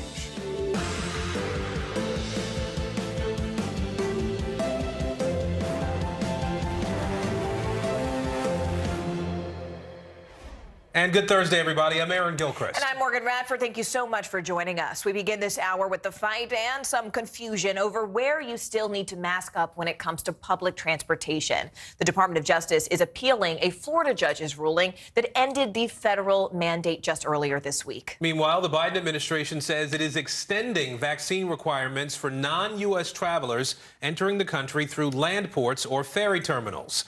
Let's take a look at the latest COVID data. It shows cases are rising on the West Coast, in the Midwest, and here in the Northeast. Let's go ahead and begin with CNBC's Meg Terrell. Meg Terrell, what have you been hearing from the medical community about dropping these public transportation mask mandates, especially, Meg, when it comes to making sure that we are still able to protect kids and immunocompromised populations?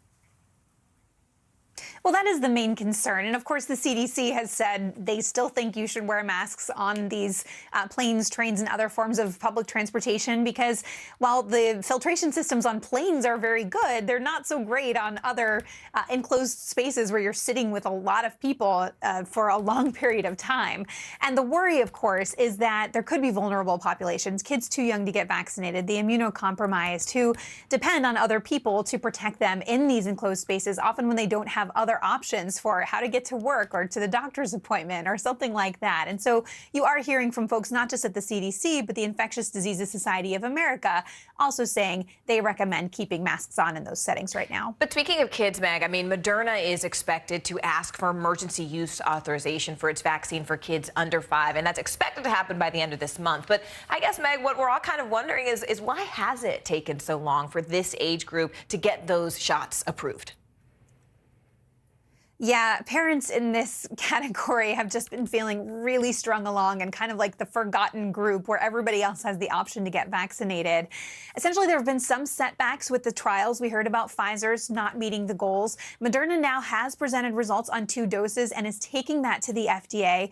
So there's a question of how quickly the FDA will review that. But Politico is out with a story this morning citing some sources saying there's essentially potentially disagreement in the administration over whether health authorities should wait for the Pfizer data and review those at the same time, essentially making these vaccines available at the same time and being able to message around both of them rather than have one come out, which has slightly different dosing from the other one, and then 3 weeks later or however long, have a second vaccine available. That is annoying a lot of parents who want a vaccine now. They just want one that works and that is safe. And if it gets through, they'd take it. So it's a big debate, and parents are really tired of waiting. Yeah, I can only imagine. All right, Meg Terrell for us from CNBC. Meg, as always, thank you so much. Let's bring in NBC News Justice correspondent Pete Williams now. So, Pete, we talked about this yesterday. Obviously, the CDC has now said, yeah, we still need this mandate on public transit. The DOJ said, all right, we're on it. Help us understand what happens next in this process in the Court of Appeals as DOJ tries to get this mask mandate, I guess, reinstated. Sure. Well, I think the bottom line here is that none of this court action is going to bring masks back in the short term. The Justice Department is not seeking a stay of the judge's order to block its effect and give the government authority again, so they're not seeking that.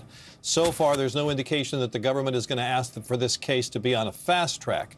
So if it proceeds in the garden variety way that federal appeals go, there'll be an exchange of written briefs, there'll be argument, and at some point the appeals court will issue a decision months from now, maybe 9 months, maybe a year from now, before we get a decision. That's if it proceeds in the normal way. But there is another possibility here. Now, this is my own speculation. This is not anybody in the government telling me that this is why they're doing it. But I've talked to a couple of appeals court lawyers who think that this may be what the government is really hoping to achieve here. The government could start the appeal, and then at some point, if the CDC says, you know what, we don't need masks anymore, the virus is now at a state where we don't need masks, then the government could go to the federal appeals court and say, this case is now moot. There's no live controversy anymore. The government isn't trying to put masks, so let's declare this case moot. If that happened, then the government could also ask that the judge's order be wiped off the books as though it never existed.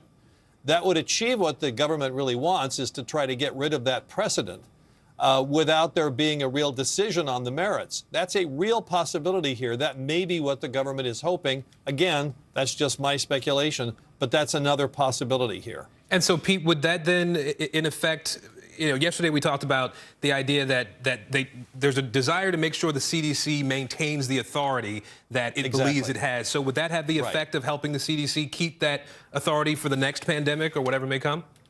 Yes, because the original judge's decision earlier this week that said the CDC can't do this would go poof. It would be as though it never existed. It would be wiped off the books. It couldn't ever be cited as precedent. It would simply be wiped away.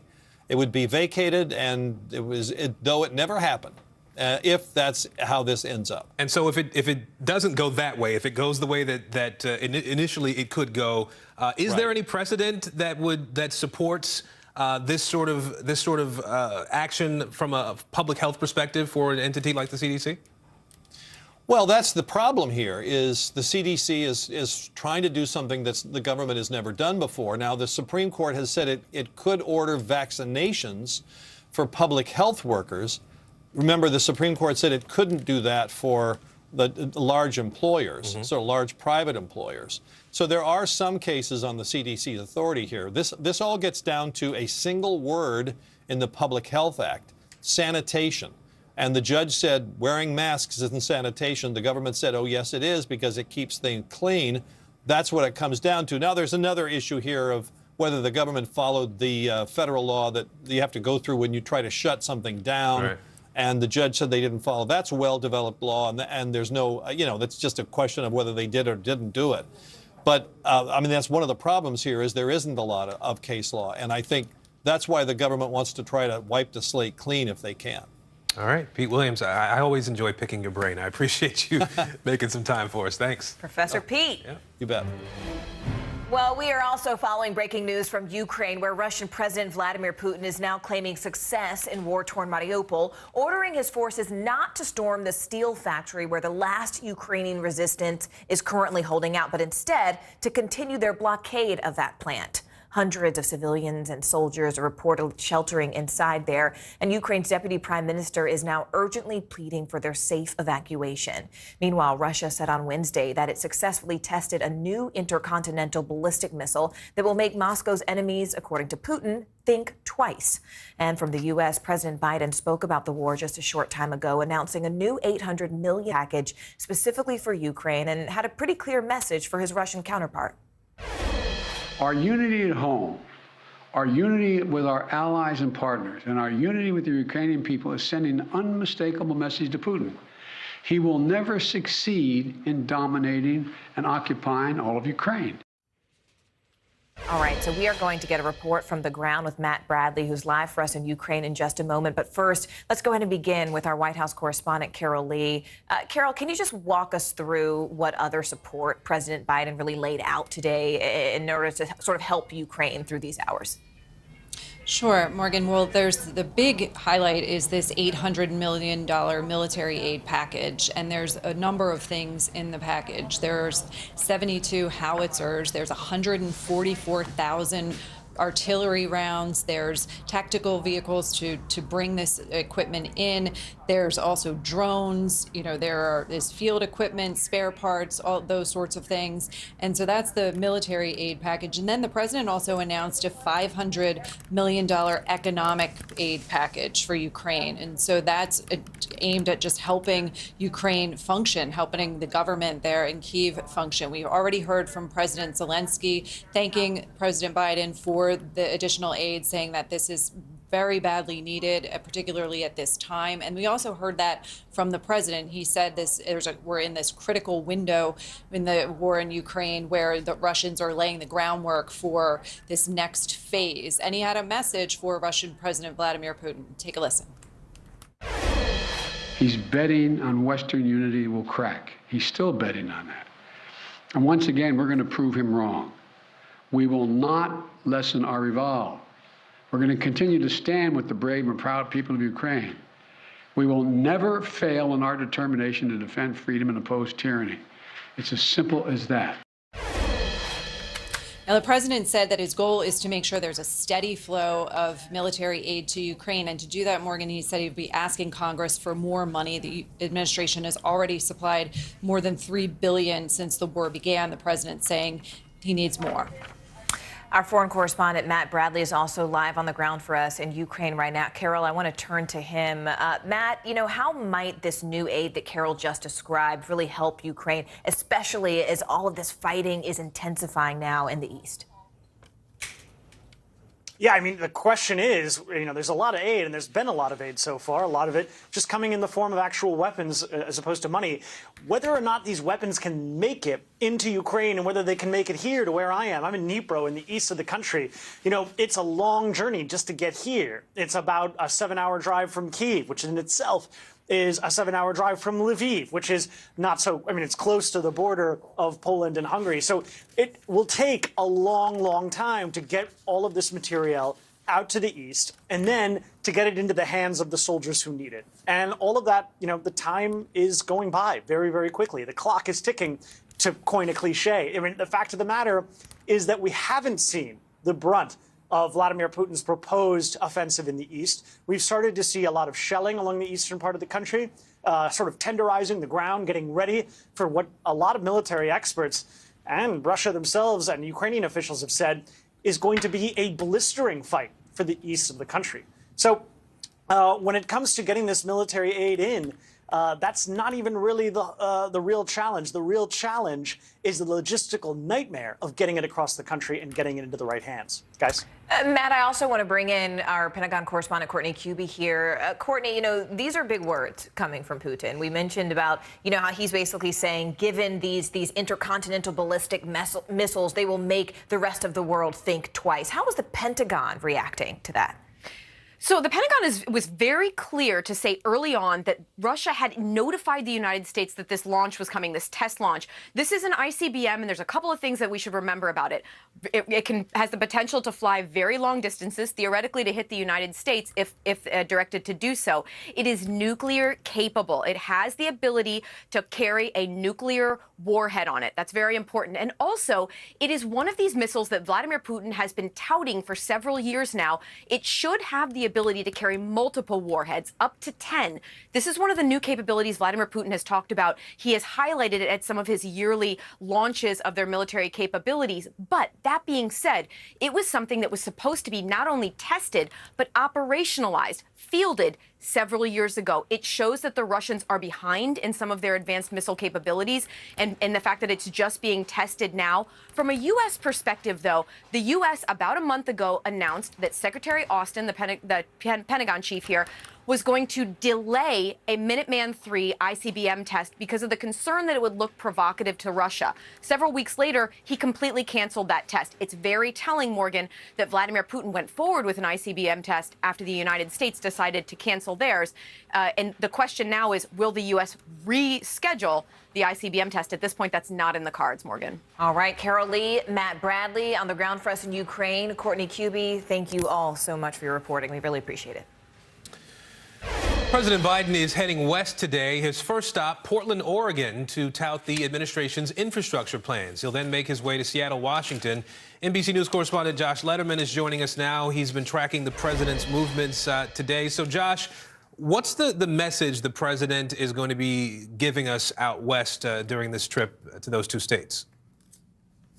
Well, Aaron, all this week, the White House and President Biden have been trying to put a spotlight on what they've accomplished over the last year and a half or so on the environment, on climate change, but also on building up America's infrastructure. And sometimes that can be a hard balancing act because we've seen the way the president's climate priorities have in some ways been complicated by the issues of high gas prices and steps the administration wants to take to boost energy production in the short term.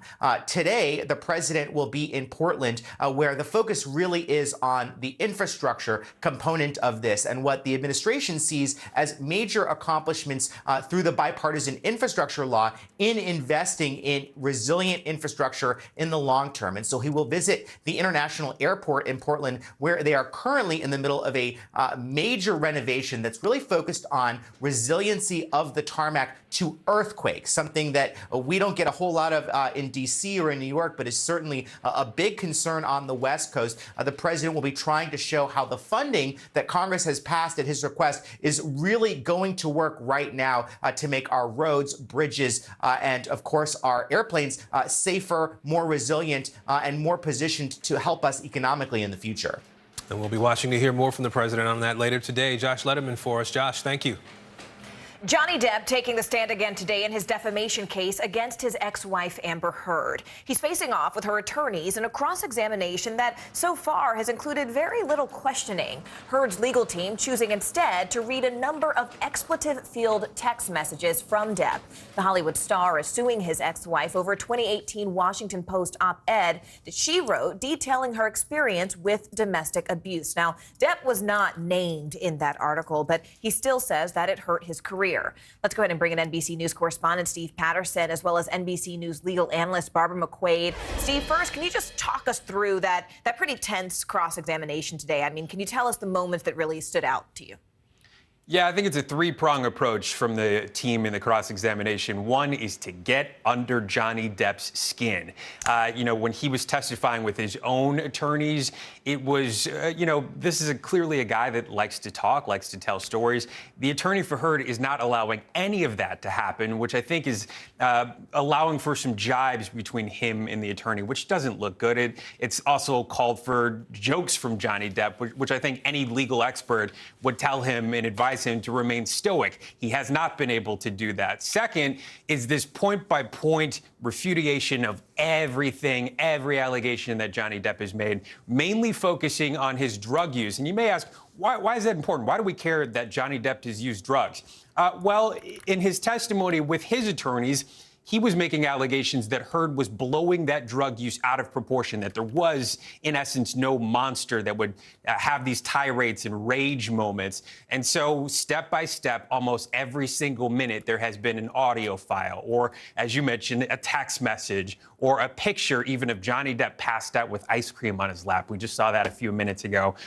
These things combined with, I think, the third approach, which will be to focus on why there's a trial in the first place, which is that 2018 op-ed. And all Heard has to do, essentially, is to make the case to the jury that she wasn't trying to libel, wasn't trying to defame, and there is no instance of actual malice that can be shown to the jury. I think they will do those in order, and that we will get there. But right now, they are just hammering Johnny Depp every single minute of this trial. Yeah, it's interesting, Barbara. I want to bring you in here because, you know, as Steve mentioned, we're seeing Johnny Depp sort of get hammered here. But why do this? I mean, we heard these comments about cocaine coming in a bag or in another form. I mean, why is his legal team dedicating so much time to just reading those text messages instead of sort of more traditionally asking questions?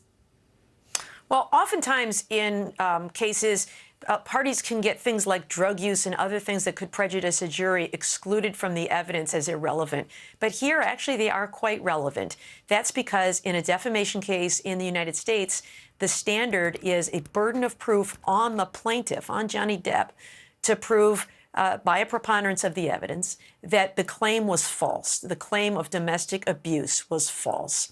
And so the theory of his former wife is that he would become intoxicated on various substances, illegal substances, and become a monster when that happened, perhaps not allowing him even to remember what he may have said or done or, in this case, inflicted abuse. And so in this case, it actually becomes very relevant. When a plaintiff brings a lawsuit on defamation grounds in the United States, this is what they sign up for. They know that they are going to be taken through the ringer. And so I think, as horrible as it must be for Johnny Depp to sit there and go through this, he didn't get there without a lawyer explaining to him exactly how this was going to go down. So I think he's prepared for this, but it'll be ugly, and I think it'll continue to be ugly. Any piece of ammunition they have, they will use here. Yeah, a lot of real-life drama playing out in that courtroom. Steve Patterson, Barbara McQuaid, thank you both so much. We really appreciate it. The House of Mouse is under threat from the Sunshine State today. Florida lawmakers are discussing a bill that would dissolve Disney's special tax district and strip the company of its self-governing status. It's just the latest blow in the heated fight between the two sides over the state's new Don't Say Gay law.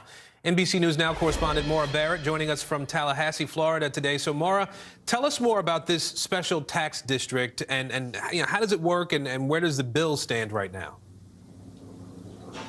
Well, Aaron, if you've ever been to Disney World, it can feel like its own city because it basically is. It's 40 square miles. It's as big as San Francisco. And it was put into place as this special tax district back in the 1960s before any of Walt Disney World came together. And Disney had promised Florida that it was going to build a futuristic type city. And that's why they needed these tax exemptions and this special district. And basically, it allows them now, as these theme parks have developed, to have their own water system, roadway system, emergency vehicle services, fire department, utility services. And so they get to make any decisions they want to do to expand on those grounds and how they build up those theme parks all on their own. They don't have to answer to any municipal services like any other entity in the state. And that's what these lawmakers are so frustrated about right now. But we should point out that obviously this is coming at a time where they're pushing back against Disney because Disney expressed concern and actually spoke out against that law that you mentioned known as the Don't Say Gay bill here in Florida. And so lawmakers frustrated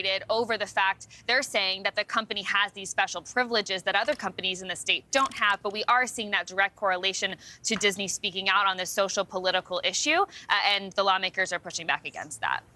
And so, Maura, I know you had a chance to talk to the representative who introduced this bill to begin with. What did he have to say about how Disney's acting here? Well, he's like I said, very frustrated, and it's showing how much support he's getting by how quickly this has come into play just this week. It was only introduced in the beginning of the week, and it's expected to pass through the House today, could be signed into law as soon as tomorrow or early next week. I wanted to hear some of my conversation with him where he said that Disney basically kicked the hornet's nest. And what makes me sad is Disney is going to face a massive lawsuit. a massive lawsuit because they have breached their fiduciary duty to act in the best interest of their shareholders. Messing around with how we educate 5 and 6 and 7-year-olds in the state of Florida has nothing to do with the business that Disney is in. And it is very unfortunate they have chosen to do that. And so this, if it takes effect, wouldn't actually apply until June of 2023. So Disney has some time to push back. But right now, what a lot of surrounding counties are concerned about is if the Disney dissolves into the surrounding counties, if taxpayers, residents in those counties will bear the brunt of that debt that will carry over into the counties. Lawmakers here telling me today that they don't anticipate that to be the case, that this dissolution right now is just the first step. All right, Maura Barrett for us in Tallahassee today. Thank you. An elite all-women team is closing cold cases all across New York City.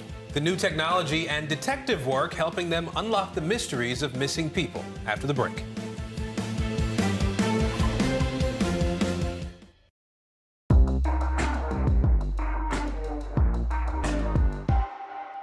All this month, how urgent is our position as far as our climate's concerned? Exploring innovative new steps to save our wildlife. We're going to go find some bison and protect our planet.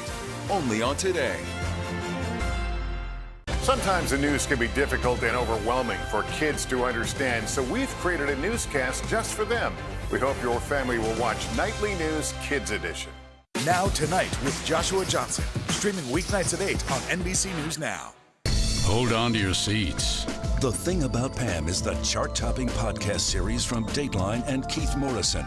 A strange story and a career of strange stories. All episodes are available now, wherever you get your podcasts.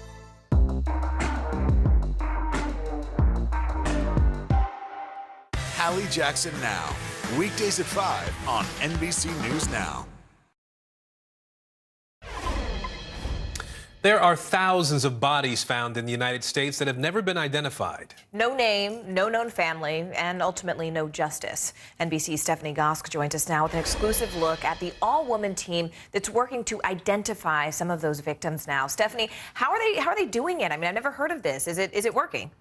It is working, Morgan, but it's tricky. And, you know, I think people might assume with all the technology that's out there today that there aren't any unidentified bodies, that today if a body is discovered, at least there's some ID or a phone or, you know, something that will allow them to very quickly figure out who this person is. But the reality is that's not the case for about 1,000 bodies that are discovered across the country over the course of a very typical year. And a lot of those unidentified bodies are here in New York City, over 1,000 of them, and these women are doing their best in their spare time, effectively, to try to identify them. In the winter of 2016, a young man's body was found behind a building in Brooklyn with a T-shirt on and a backpack filled with kid stuff, a novel, a notebook, some art supplies. And we have no leads on his name. We don't know who he is. We don't know very much about him, but I know he was reading that comic. I mean, it's haunting. Yeah, I think about him all the time. It's cold cases like this one motivating the all-women team in the New York City Medical Examiner's Office. Aiden Naka, Siobhan Hudson, Dr. Angela Soler. Going back to, the 1990s, we're currently managing about 1,300 cases of unidentified individuals. The vast majority of cases these women investigate involve people whose identities are known. But when they have time, they turn to the mysteries. You start to wonder, do they have a family member out there? I wonder if they had kids. Is there someone looking for them? You can't help to think about that stuff. It becomes deeply personal, doesn't it? It does. And we all have unidentified individuals that we just constantly think about. In the last 2 years, they have solved 20 cold cases. New technology, together with good old-fashioned detective instincts, can paint a remarkably vivid picture. A woman found in Brooklyn in 2011 tells a whole story just with her teeth, including this denture. And this is quite typical in Central American and Mexican communities. Isotopes in the teeth she still has reveal even more. Everything that you ingest, the water you drink, the food you eat, gets incorporated into your living tissue. Bone is living tissue. So you literally are what you eat. As a child, she frequently traveled from the coast to the mountains. And some regions where that might be occurring are actually in Central America. We're seeing the signatures overlap over Honduras. The team also reconstructs faces when all they have is a skull. A 3D printer creates the model. Art students apply the clay. Nothing replaces seeing that person's face, and so it's been a really useful tool. And how accurate is it? It's variable. So it's based on science in terms of the depth of tissue, the shape of your features, the features of your face. But there's a lot of artistic license involved. Always in the back of their minds, they say, is the anguish families are feeling. There's nobody to go home to. She's not there. Aaliyah Boomer was 27 when she went missing in 2015. Her mother says she loved to write and was outgoing. The family has no idea what happened. It's painful. It's very painful not knowing where your child is at, and she's a baby. The medical examiners urged families to search the government database Name Us, which is also used by law enforcement, and to consider, as painful as it may be, that medical examiners can help. A cold case that may be years and years old, why does it matter so much? For me, it's just heartbreaking to know that somebody is still unidentified because somebody loved them, somebody cared for them, and we should too. It really matters to me that that person gets their name back and goes back to their home and their family. So, Stephanie, first off, my kudos to you, because I really love the way that you wrote that story, humanizing the people who were missing, who love to write, and reminding us that they had full, real lives before they went missing. Also, awesome team. I mean, diverse, all women. We love to see it. You know, but Stephanie, I mean, is there a typical profile for these cases? You know, I asked them that question, wondering if they could, before they even get started, know something about the person they're looking into, and they said no. That actually these cases, like New York City itself, are diverse. These people come from all socioeconomic and cultural backgrounds. Dr. Angela Soler, who heads up the team, said to me, you know, I've been working in the city for a long time, and if I've learned anything, it's that in New York, you cannot make any assumptions. Morgan. That's probably true all across the country, right? Stephanie Gosk, as always, we really appreciate your time and excellent reporting. Thank you. And to our viewers, stay with us, because it's a nuclear missile called Satan II, and Russia says it's capable of hitting the United States. Still ahead, Vladimir Putin's latest warning to the West and what this means for the ongoing war in Ukraine. NBC News, streaming free now. Can this still end diplomatically with Vladimir Putin in charge of Russia? Our promise to take in 100,000 Ukrainian refugees. Is that enough? The circus-like stuff that the hearings turned into. This system seems broken. What do we do? If it's Sunday, it's Meet the Press. Hallie Jackson Now, weekdays at 5 on NBC News Now. To cover the news, you have to be in it. These are families trying to board those trains to Poland. I also want to get home. You'll get home. Every night, it's your news playlist. Top Story with Tom Yamas, weeknights at 7 on NBC News Now. Hallie Jackson Now, weekdays at 5 on NBC News Now. We'll meet Ukrainians who are defending their country one block at a time. When you were still in Kiev, could you hear the bombing? My name is Lester. Who's this?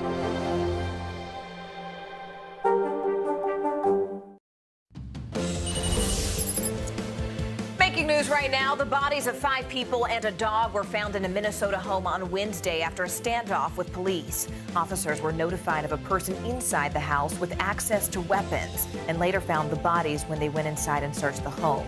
The suspect was among the dead. Officials called it an unimaginable tragedy and are currently investigating what happened. Meanwhile, in upstate New York, a spring nor'easter has left thousands without power, dropping more than a foot of snow on Tuesday and leaving more than 170,000 people in the dark. And Broadway star Robert Morse has died. Born in Newton, Massachusetts, Morse had a distinguished career, including a 1962 Tony win for the famous musical comedy How to Succeed in Business Without Really Trying. He also had a 1993 Emmy win for the one-man show True about Truman Capote. Morse most recently starred in the hit AMC series Mad Men and was 90 years old. Bottom of the hour now, and here are the latest headlines in the war on Ukraine. Overnight, Russian President Vladimir Putin ordered Russian forces not to storm the Mariupol steel plant where Ukrainian troops are holed up. Instead, he's ordering a blockade. 4 busloads of civilians were able to leave Mariupol on Wednesday, marking the first significant evacuation from the city in nearly 2 weeks. Meanwhile, Putin's test of a new ballistic missile that's capable of reaching the United States is leading to growing fears over what Russia might do next. We begin our coverage with Sky News correspondent Diana Magay in Moscow. Russia's Defense Minister Sergei Shoigu announces the successful launch of Russia's most powerful long-range missile to date to his commander-in-chief. The Sarmat intercontinental ballistic missile, dubbed Satan II in the West, launched from the Plezhetsky Cosmodrome in Russia's northwest, landing in Kamchatka, 6,000 kilometers away in Russia's far east. But it can go much further than that. Это действительно уникальное оружие будет укреплять боевой потенциал наших вооруженных сил. Надежно обеспечит безопасность России от внешних угроз. И заставит задуматься тех, кто в полуоголтелой агрессивной риторике пытается угрожать нашей стране. The Sarmat missile has a range of between 10 and 18,000 kilometers and can carry between 10 and 15 warheads, including nuclear ones. That's far enough to reach any of the US's largest cities, probably via the North or South Poles. It's also designed, Russia says, to avoid detection by missile defense systems. If these missiles were ever used, it would be in the context of a massive exchange between East and West. These are not missiles that can be used on the battlefield. They can't be used in any small-scale operation. They can't do only a small amount of damage. These missiles are designed to destroy whole societies if they're ever used. With the US sending heavy artillery now to Ukraine, including howitzer guns, as Russia ramps up its offensive in Donbass, Vladimir Putin is flexing his muscles in response. Russia told the US about the launch, as it's required to do, and the Pentagon says that it does not consider this to be a threat to the United States. But it's quite clear that by testing this missile out now, Vladimir Putin is issuing a warning to the West and showing to his own people quite how big and powerful he is. Russia's nuclear forces are already on high alert. The hope that the man with his finger on the button knows that there can be no good outcomes to a nuclear war. Diana Magnay, Sky News, Moscow. Let's bring in Alexander Krebet now. He's the international desk editor at Ukrainian news website ZNUA. He's joining us from Lviv. Alexander, Russia has intensified its attacks, we know, in the Donbass region. From your reporting, how well have Ukrainian troops been able to hold up, to stand up against the Russian forces there? Ukrainian troops are much successful in the Donetsk province, whether it's in Luhansk region. Russian troops are occupying around 80% of the land. In Donbass, much less, and the Ukrainian army is repelling better over there. You know, I know that Russia is going to be commemorating the end of World War II on May 9th in a couple of weeks here. How much is that date being used as a deadline to try to achieve a victory in Ukraine for the Russians? How significant is that date? The Kremlin is like symbolic dates, and it will push certainly the victory in Donbass, but it's less than 3 weeks left, and Russia will have much more losses if they push faster and faster over there. Are the Ukrainians planning to sort of push back in any particular way as a result of that date? Is there an effort in Ukraine, on the Ukrainian side, to try to make sure that that isn't something that the Russians can use as a piece of propaganda? Sure. Ukrainian army is entrenched in the region in Donbass since 2014, and they well know the area and they know the place, every corner to fight against Russians. Mariupol's mayor has called for a ceasefire, Alexander, to let more civilians leave that city. Is there any indication at this point that that ceasefire is under consideration, that it might happen? It will not happen probably because Russia, even though the President Putin ordered to stop the assault of this Azovstal steel plant, Mariupol officials just a couple hours ago reported that Mariupol steel plant is under the constant shellings and bombings, and the same is with the green corridors for the civilians. All right, Alexander Krebet, we appreciate your time today and your reporting as well there in Ukraine. Thank you. Well, today the Garden State is growing even greener. New Jersey is legalizing recreational use of marijuana. Customers lined up overnight at some of the 13 dispensaries that are opening up all across the state. Now, back in 2020, voters passed the law with the largest margin of victory for any marijuana measure in U.S. history. NBC News correspondent Antonia Hilton joins us now from one of those newly opened stores there in Maplewood, New Jersey. First off, Antonia, I mean, what is it looking like out there? Are people lined up still? Oh, yes. People are still lined up. They're shopping around. There's a long line outside. There is a designated smoking area for people after they pick up their products. There's a lot of enthusiasm. People are wandering around, checking out what the store has to offer, and expressing extreme excitement. I mean, as you mentioned, this passed with a vote back in 2020, and it was more than 67% of people here in the state were in support of that, which, as you mentioned, was the largest margin of victory for that kind of measure. And all of that excitement is reflected here on the ground today. Many of the people who I've talked to have said that this was really a long time coming. In fact, that they felt like it came a little bit too late, that people in the state of New Jersey have deserved this, particularly in communities that are black and brown and that have been over-criminalized for the use of this very plant. Take a listen to some of the conversations that we've had. I was waiting for this moment, just for the fact to be able to have choices. This should have happened years ago, decades ago, but it's finally come to New Jersey. It's ridiculous to me that there are states where it's not legal, and there are people, being, thrown in jail every single day for something that are making people a booming business in other states.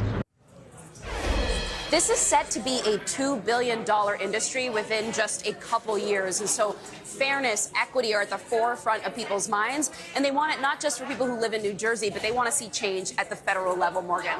You know, it's interesting, Antonia, hearing that last person say that people are still going to jail every single day over these nonviolent offenses. And as you and I both know, we've done tons of reporting on the fact that black and brown communities, as you mentioned, are overrepresented when it comes to jail populations and criminal sentences for marijuana possession or sale. State leaders, though, they promised that this industry would be diverse, that it would be fair, that it would be equitable.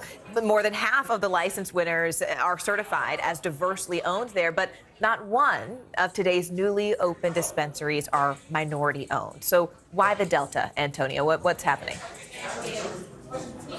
Yeah, that's a major question on folks' minds, too. Look, this is a tough industry to break in for anyone, but it's particularly hard for minorities because this is a capital-intensive business. You need to have a lot of cash on hand. So if you don't have money or come from money, it's really hard to get in and to open up a site like this one.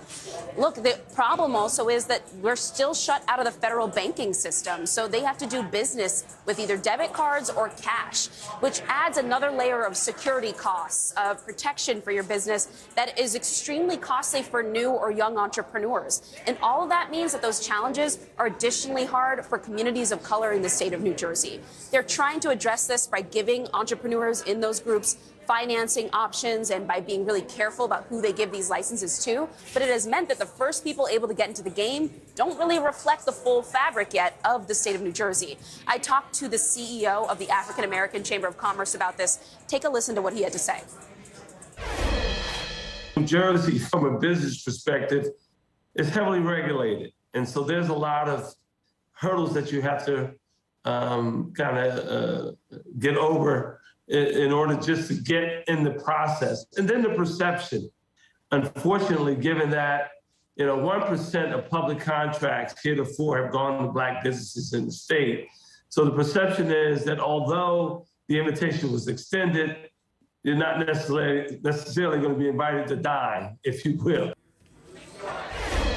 The other point that Harmon made to me is that it's not just about who owns the shops like this one. It's also about who owns the marketing firm that gets to do all the marketing and advertising for them, who gets to do the electricity, the plumbing, who are all the businesses and contractors who get in on the ground level of this business, and they want to see diversity reflected in all parts of this industry, Morgan.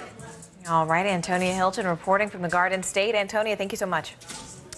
The Pennsylvania Senate race is heating up on both sides of the aisle. The Republican primary features Dr. Mehmet Oz, fresh off of getting former President Donald Trump's endorsement. Oz faces rival hedge fund manager David McCormick. On the Democratic side, the packed primary coming down to, it seems, moderate Congressman Connor Lamb and progressive Lieutenant Governor John Fetterman. Both races are highlighting the divisions within each party. NBC News Now correspondent Dasha Burns joining us now from the state capitol, Harrisburg, Pennsylvania. Let's start with the Republican primary, Dasha. McCormick's loss on the Trump endorsement obviously is something that is significant, but he still has some big names behind him, right? Tell us about that. Yeah, Aaron, both frontrunners in the GOP primary, Mehmet Oz and Dave McCormick, were pushing hard for that Trump endorsement. It did go to Oz, but last night we were at a Dave McCormick rally where what we saw was very much a candidate styling himself in the mold of the America First candidate. And his headliner was Trump's former Secretary of State, Mike Pompeo, who at one point was one of Trump's favorite cabinet members. So he does have a lot of that Trump circle on his side while not having the Trump endorsement itself. I spoke briefly to Mike Pompeo after that rally. Here's what he told me. President Trump did not endorse Mr. McCormick. Do you think that was a mistake? Dave McCormick's the right person to be the next senator for Pennsylvania. He's a good friend and a great patriot and a hardcore conservative who will put the American agenda first. So the question is, can you be the America First candidate without the backing of the guy who originated the brand? Well, I talked to some of the voters at that rally about that as well. All of them voted for Trump, voted for him twice. But here is their take on Trump's endorsement of Oz. Did you all vote for President Trump? Yes, I did. Yes, twice. We all did twice. Were you surprised that he didn't endorse Dave? Very surprised that he did not endorse Dave because Dr. Oz is Hollywood.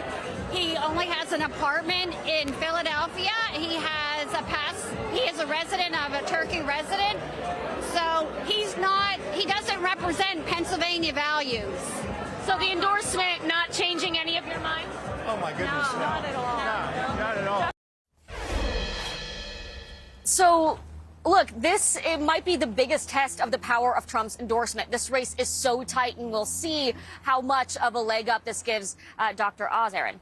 Yeah, I do want to turn quickly, if we can, to the Democratic race as well here, Dasha. The top contenders there are facing off tonight in a televised debate, their first televised debate. Tell us about that matchup.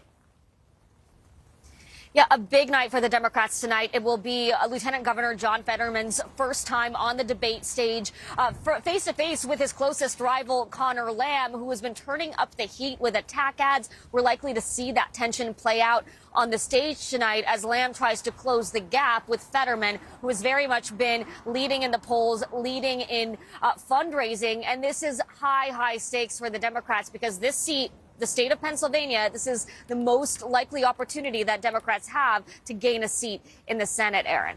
All right, Dasha Burns for us in Harrisburg today. Dasha, thank you.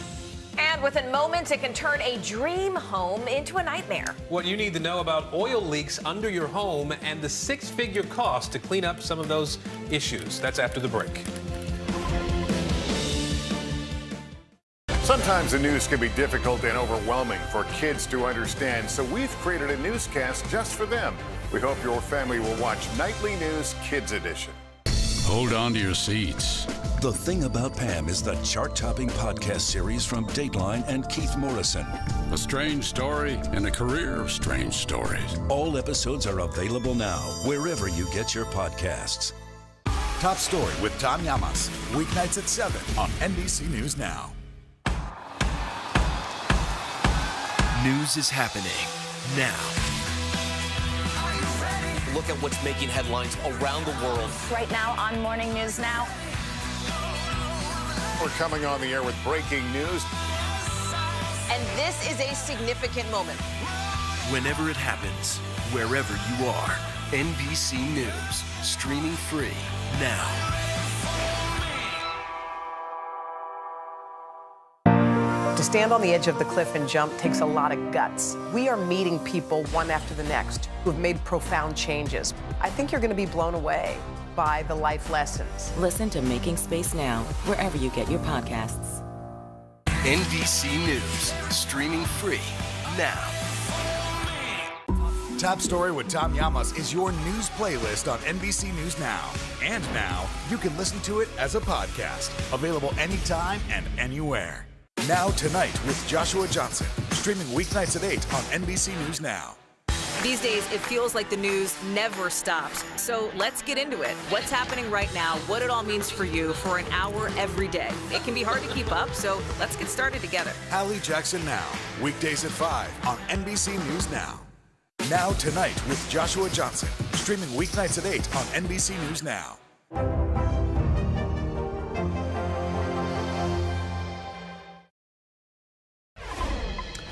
Well, here in the U.S., millions of people rely on oil tanks to heat their homes. That's right, but few people actually realize that having one underground on your property can be a hidden financial risk. NBC's Vicki Nguyen joins us now with more on this. Hi there, Vicki. Hey, Morgan and Aaron. You may have an oil tank that heats your home. They can be above ground or buried underground. They were commonly installed 80 to 100 years ago, and that's about the time now that they're deteriorating. They were made of heavy steel, but nothing lasts forever, and some are probably degrading under your feet right now. When a tank leaks, it can turn someone's dream home into a living nightmare. For Catherine Hamlin, home is now where the heartbreak is. I've completely emotionally removed myself from what would be home. It feels more like it's a hotel room. After the death of her husband, Hamlin purchased this home in Sutton, Massachusetts, ready for a fresh start. Instead, and without warning, she found an environmental disaster right under her feet. All of a sudden, oil had seeped through the seams in my finished basement floor. My belongings were actually sitting in puddles of red oil. A tank containing home heating oil leaked, quickly turning Hamlin's home into a hazmat site. Within hours, crews started what would become a 4-year remediation process to remove the contaminated soil. It's still emotional for me, I have to be honest with you. It was a crazy moment. When a crew needs to dig out contaminated soil, a homeowner can find themselves in over their heads very quickly. Depending on the size of that oil tank leak, cleanup costs can be upwards of $100,000. And as Hamlin discovered, her homeowner's insurance didn't automatically cover oil tank leaks, so she had to dig deep to come up with $140,000. According to one insurer trade group, most policies don't cover property damages caused by oil leaks. How did you manage to cover these expenses? At the beginning, I was just putting everything on credit cards. This hurts the most. I was 60 years old and I had to accept financial help from my elderly parents. Hamlin eventually took legal action against her insurance company, and after a 17-month battle, it finally agreed to pay for the cleanup. She says an estimated 100 gallons of oil was removed from her property. Right in here, take a look. David Sulak, managing director of Current Environmental, responds to oil tank leaks in several states across the Northeast, home to 85% of the nation's 5.3 million households that heat with oil. What's the problem with these oil tanks? The issue with oil tanks is they're steel. Rust never sleeps, so they're eventually going to corrode and they're going to fail. It's a fact of science. So this is sort of a ticking time bomb, if you will. It is, yes. If you have an underground tank, Sulak recommends removing it as soon as possible and installing an above-ground tank or another form of heat entirely, like gas or electric. He explains, since homeowners have no way to regularly inspect these underground tanks, they won't notice a problem until it's too late. No tree is going to die. You're never going to detect it. There's no chirping of an alarm like a smoke detector. Like at this site, Sulak says it's undergoing a nearly $50,000 remediation. Sulak says his home's converted from oil to natural gas. Some homeowners just left their tanks buried. It's a buyer beware. If you are a home buyer, what kinds of questions should you ask? If you're a home buyer, look at the home. Assume it had oil heat. Prove to me it didn't. Scan the property for a tank because maybe the current owner doesn't know. So do your homework. A tank scan costs around $400, a small fee for peace of mind, something Catherine Hamlin finally has 4 years later. What do you plan to do now that it is finally resolved? I plan to leave. It just brings back too many memories now. If you suspect your home was heated with oil, check your local building department and ask for the planning documents. That may give you an idea of what was actually on your property. And if you're like millions of people who are in the market for a home now, ask for that tank scan or proof that there isn't a buried tank on the land. Morgan? But Vicki, why don't most home insurance companies even offer coverage for these types of oil tank leaks?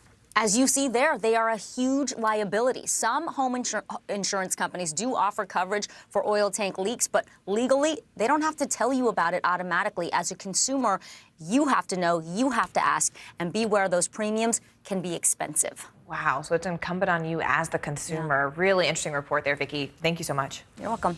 And a climate change crisis just off the coast of Virginia. After the break, I take you to the island that could be underwater and unlivable within the next 30 years.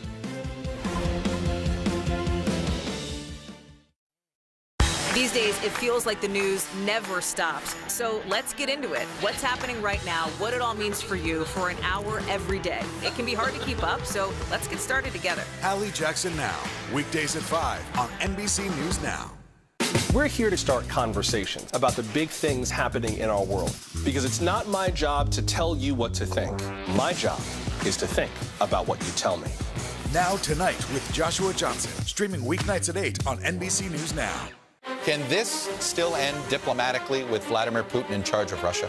Our promise to take in 100,000 Ukrainian refugees. Is that enough? The circus-like stuff that the hearings turned into. This system seems broken. What do we do? If it's Sunday, it's Meet the Press. We're here to start conversations about the big things happening in our world, because it's not my job to tell you what to think. My job is to think about what you tell me. Now Tonight with Joshua Johnson, streaming weeknights at 8 on NBC News Now. Sometimes the news can be difficult and overwhelming for kids to understand, so we've created a newscast just for them. We hope your family will watch Nightly News Kids Edition. Now Tonight with Joshua Johnson, streaming weeknights at 8 on NBC News Now. The fire has grown leaps and bounds. What you see behind me is typical. How you doing? Pretty bad.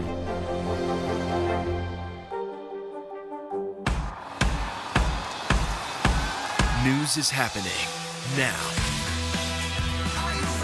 Look at what's making headlines around the world. Right now on Morning News Now. We're coming on the air with breaking news. And this is a significant moment. Whenever it happens, wherever you are, NBC News, streaming free now. Now Tonight with Joshua Johnson, streaming weeknights at 8 on NBC News Now.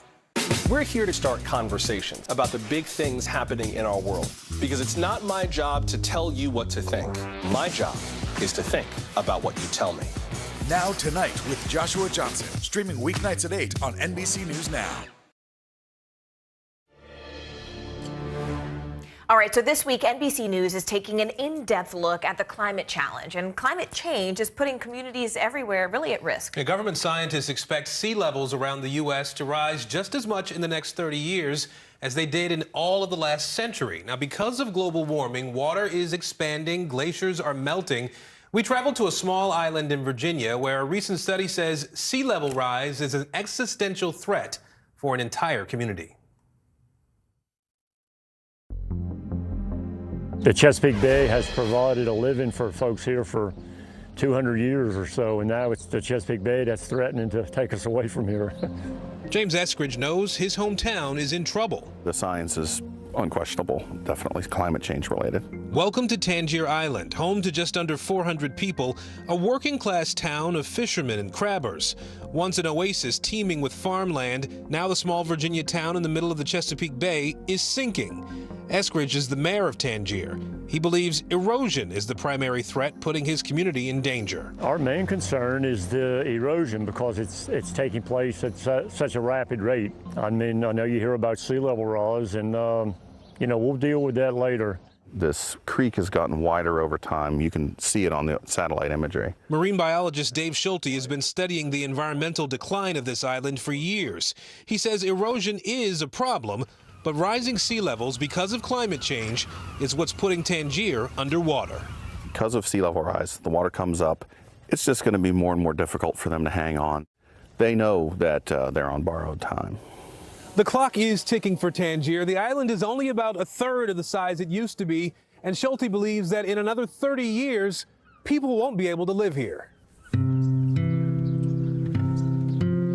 Schulte and his son recently published a study in the peer-reviewed journal Frontiers in Climate. Examining satellite imagery taken over time, they predict Tangier will be unlivable by 2051. You see the houses over there is raised. The front steps are raised, and there's standing water underneath. That means the water table has risen high enough to turn this all into wetlands. And that's the water that's coming up through the ground? Yes. That's sea level rise in action. Sea level rise in action, yes. Not erosion. Yeah. Other parts of the country are facing similar concerns. NOAA says sea level rise is accelerating, and U.S. coasts could see another foot of water by 2050. Evan Bush covers climate issues for NBCNews.com. 40% of Americans live in a coastal county, right? And so there's a huge population centers that face this threat. Miami, Charleston, and New York City are all in danger. So are places along the Gulf Coast and in California and Alaska. This is a problem that will persist for decades and centuries with the warming that we've already created today. Some big cities will be able to weather the coming storm. But with no federal or state dollars earmarked in the near future, Schulte believes Tangier can't survive. The school right now is up on stilts. It was on land at one point, but they had to raise it because now that whole area is marsh. Schulte and his son predict it will take $150 million to relocate the town and as much as $350 million to save the island. That's where we disagree. I believe it could be maybe, I don't know, 15 million. Something like that, 20 at the most. The Army Corps of Engineers installed a jetty on the western side of the island a few years ago, protecting it from storms. The mayor wants another. And so you think if you could build a jetty here... Yep. That would stop the wave action from a nor'easter coming into the harbor. But it wouldn't stop the water from rising, and without major action to shore up America's shorelines, over time, some land will simply disappear. Climate change is here. Sea level rise is directly impacting American citizens, and we're going to have to decide as a people what we're going to do about it.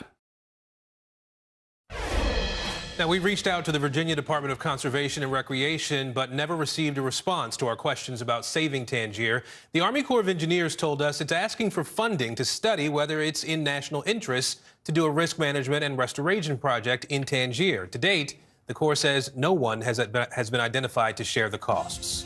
Really good story. Important reporting. Thanks. Yeah. All right. Thank you so much for being with us this hour. I'm Morgan Radford. And I'm Aaron Gilchrist. The news continues right now. Right now on NBC News Now, mask confusion. Just days after air travelers were allowed to take off their face coverings, the Justice Department is now appealing that decision. What the CDC is recommending for your next flight. Ukraine aid. President Biden speaking today about the heartbreak across Ukraine and what the U.S. is doing to help. What we know about Russia's test launch of a missile capable of reaching America. And taking the stand, movie star Johnny Depp facing cross-examination from his ex-wife's attorneys. The new details he's revealing about their painful relationship. And grounds for concern. This Virginia island community is slowly sinking. Experts say in a matter of years, it'll be unlivable. The urgent lessons it's teaching us about climate change.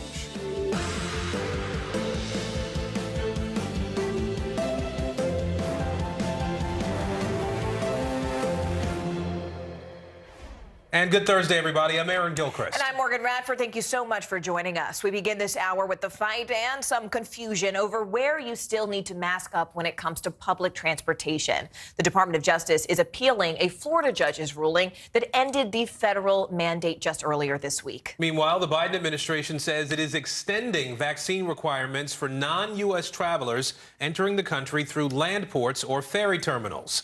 Let's take a look at the latest COVID data. It shows cases are rising on the West Coast, in the Midwest, and here in the Northeast.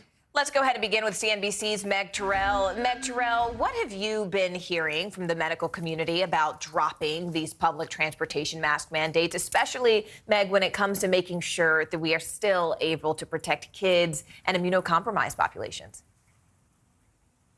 Well, that is the main concern. And of course, the CDC has said they still think you should wear masks on these planes, trains, and other forms of public transportation, because while the filtration systems on planes are very good, they're not so great on other enclosed spaces where you're sitting with a lot of people for a long period of time. And the worry, of course, is that there could be vulnerable populations, kids too young to get vaccinated, the immunocompromised, who depend on other people to protect them in these enclosed spaces, often when they don't have other options for how to get to work or to the doctor's appointment or something like that. And so you are hearing from folks not just at the CDC, but the Infectious Diseases Society of America also saying they recommend keeping masks on in those settings right now. But speaking of kids, Meg, I mean, Moderna is expected to ask for emergency use authorization for its vaccine for kids under 5, and that's expected to happen by the end of this month. But I guess, Meg, what we're all kind of wondering is why has it taken so long for this age group to get those shots approved? Yeah, parents in this category have just been feeling really strung along and kind of like the forgotten group where everybody else has the option to get vaccinated.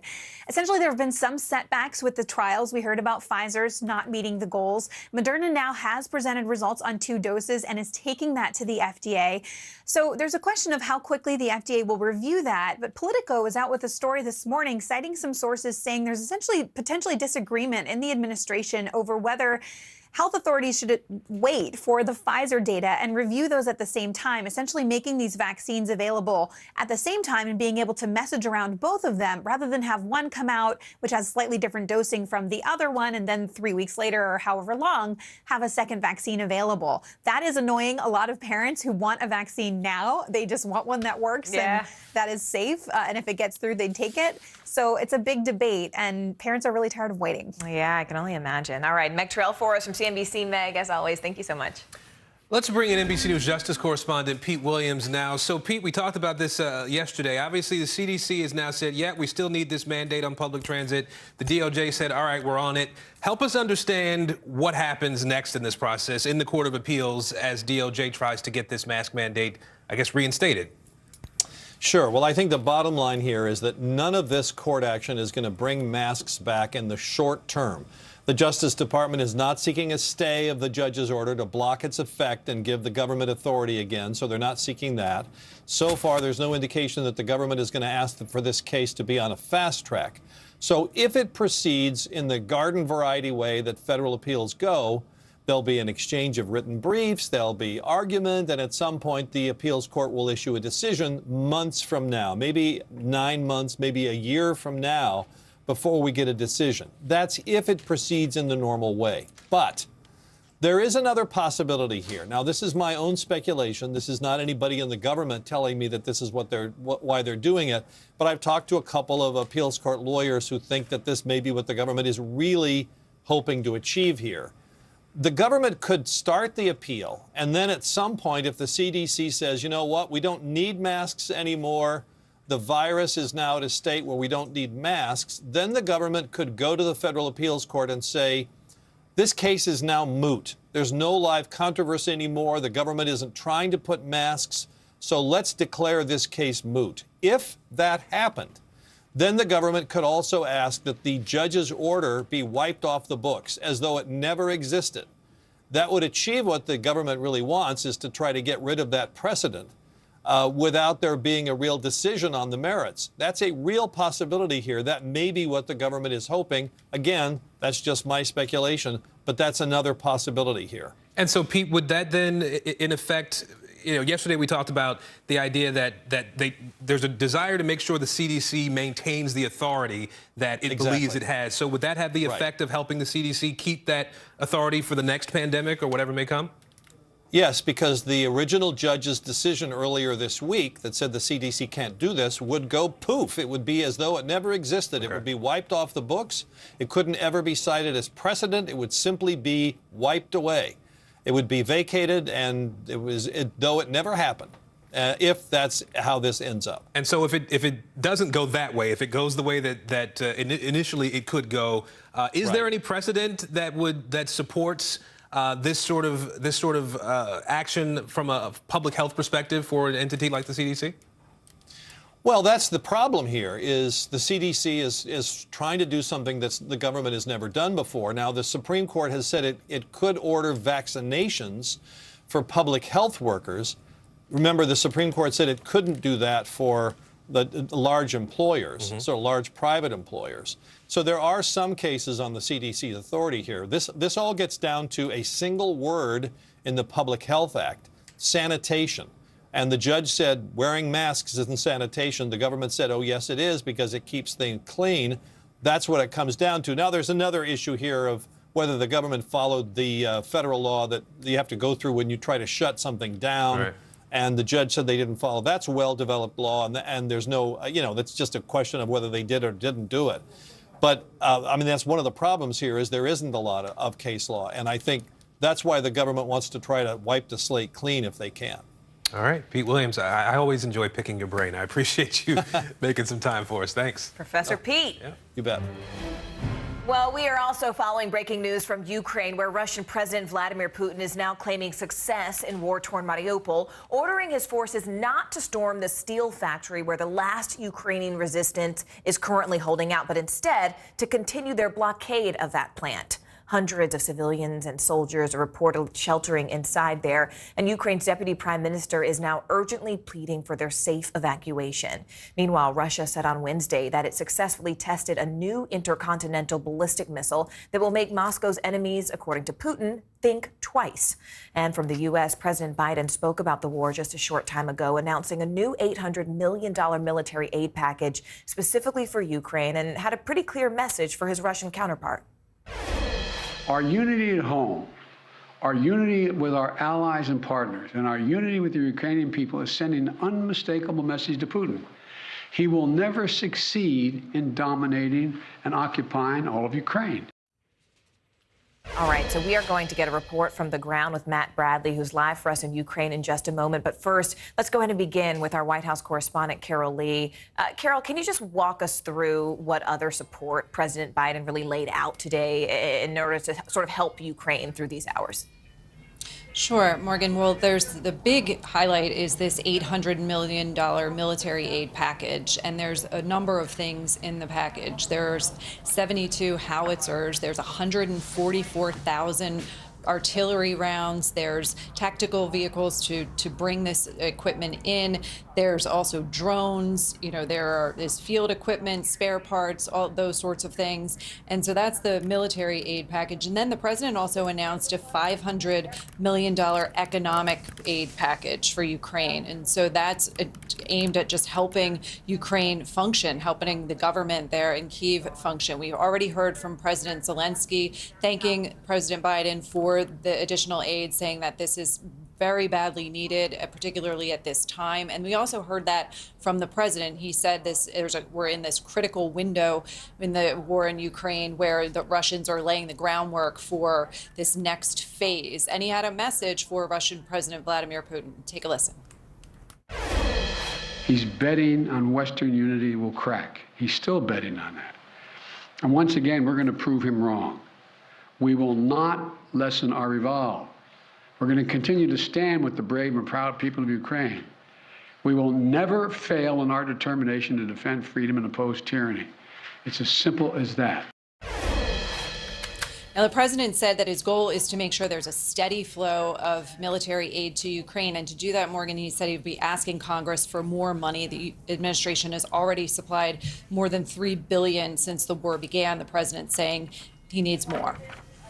Our foreign correspondent, Matt Bradley, is also live on the ground for us in Ukraine right now. Carol, I want to turn to him. Matt, how might this new aid that Carol just described really help Ukraine, especially as all of this fighting is intensifying now in the east?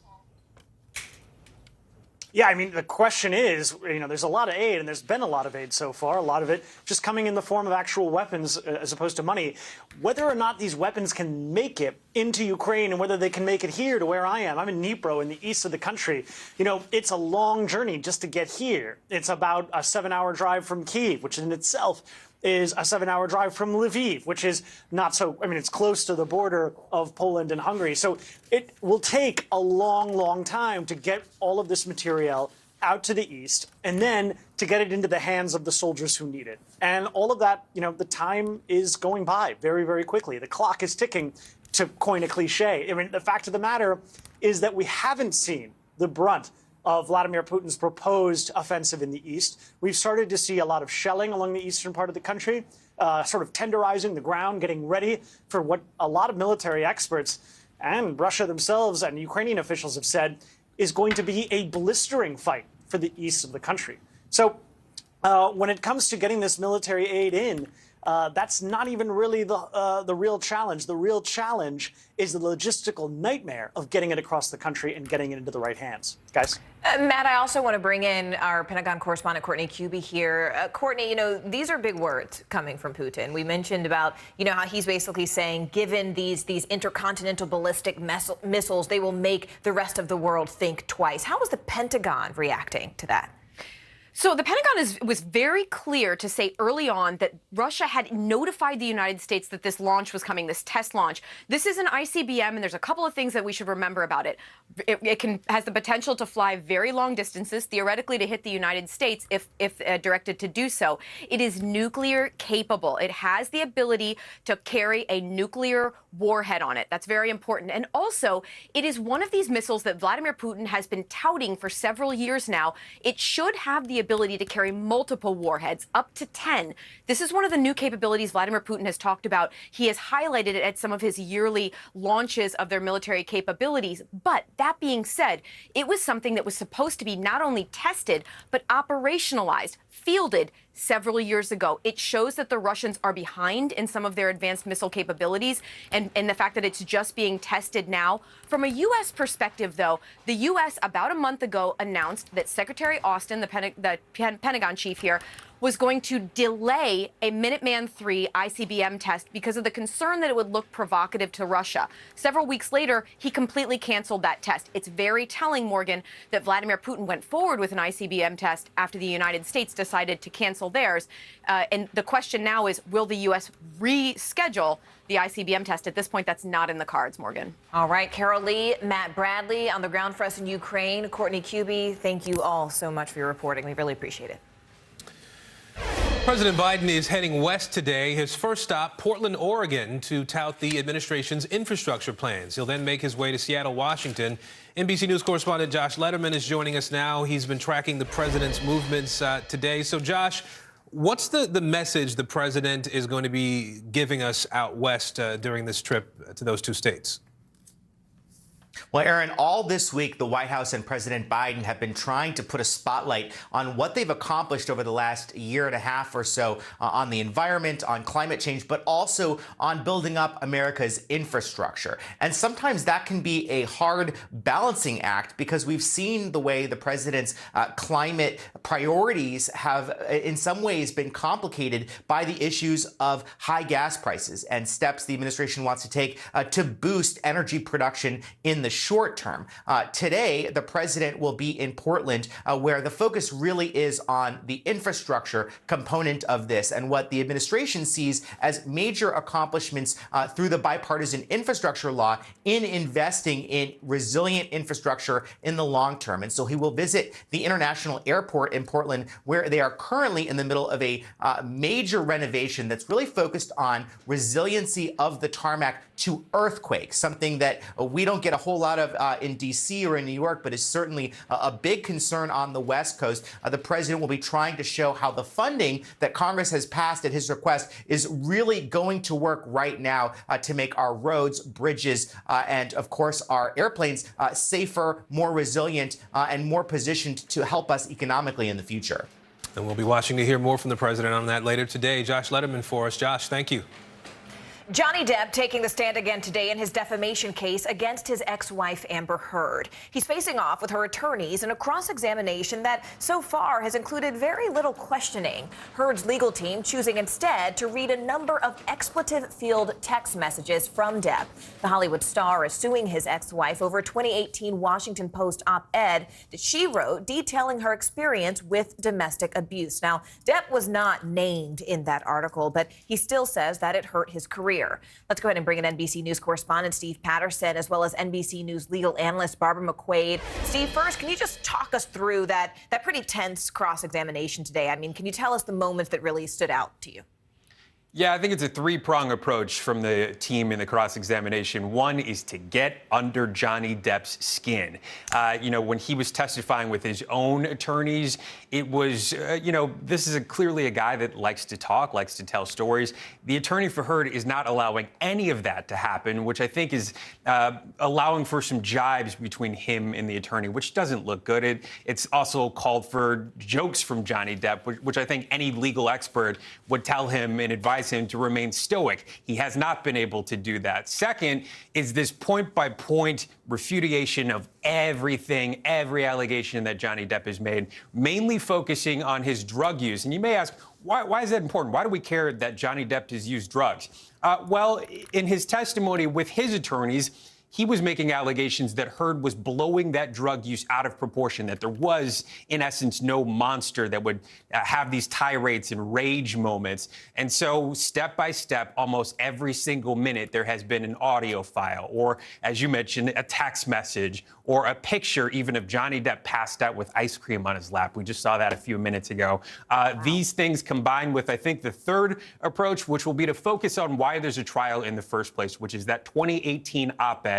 And all Heard has to do, essentially, is to make the case to the jury that she wasn't trying to libel, wasn't trying to defame, and there is no instance of actual malice that can be shown to the jury. I think they will do those in order, and that we will get there. But right now, they are just hammering Johnny Depp every single minute of this trial. Yeah, it's interesting, Barbara. I want to bring you in here because, as Steve mentioned, we're seeing Johnny Depp sort of get hammered here. But why do this? I mean, we heard these comments about cocaine coming in a bag or in another form. I mean, why is his legal team dedicating so much time to just reading those text messages instead of sort of more traditionally asking questions?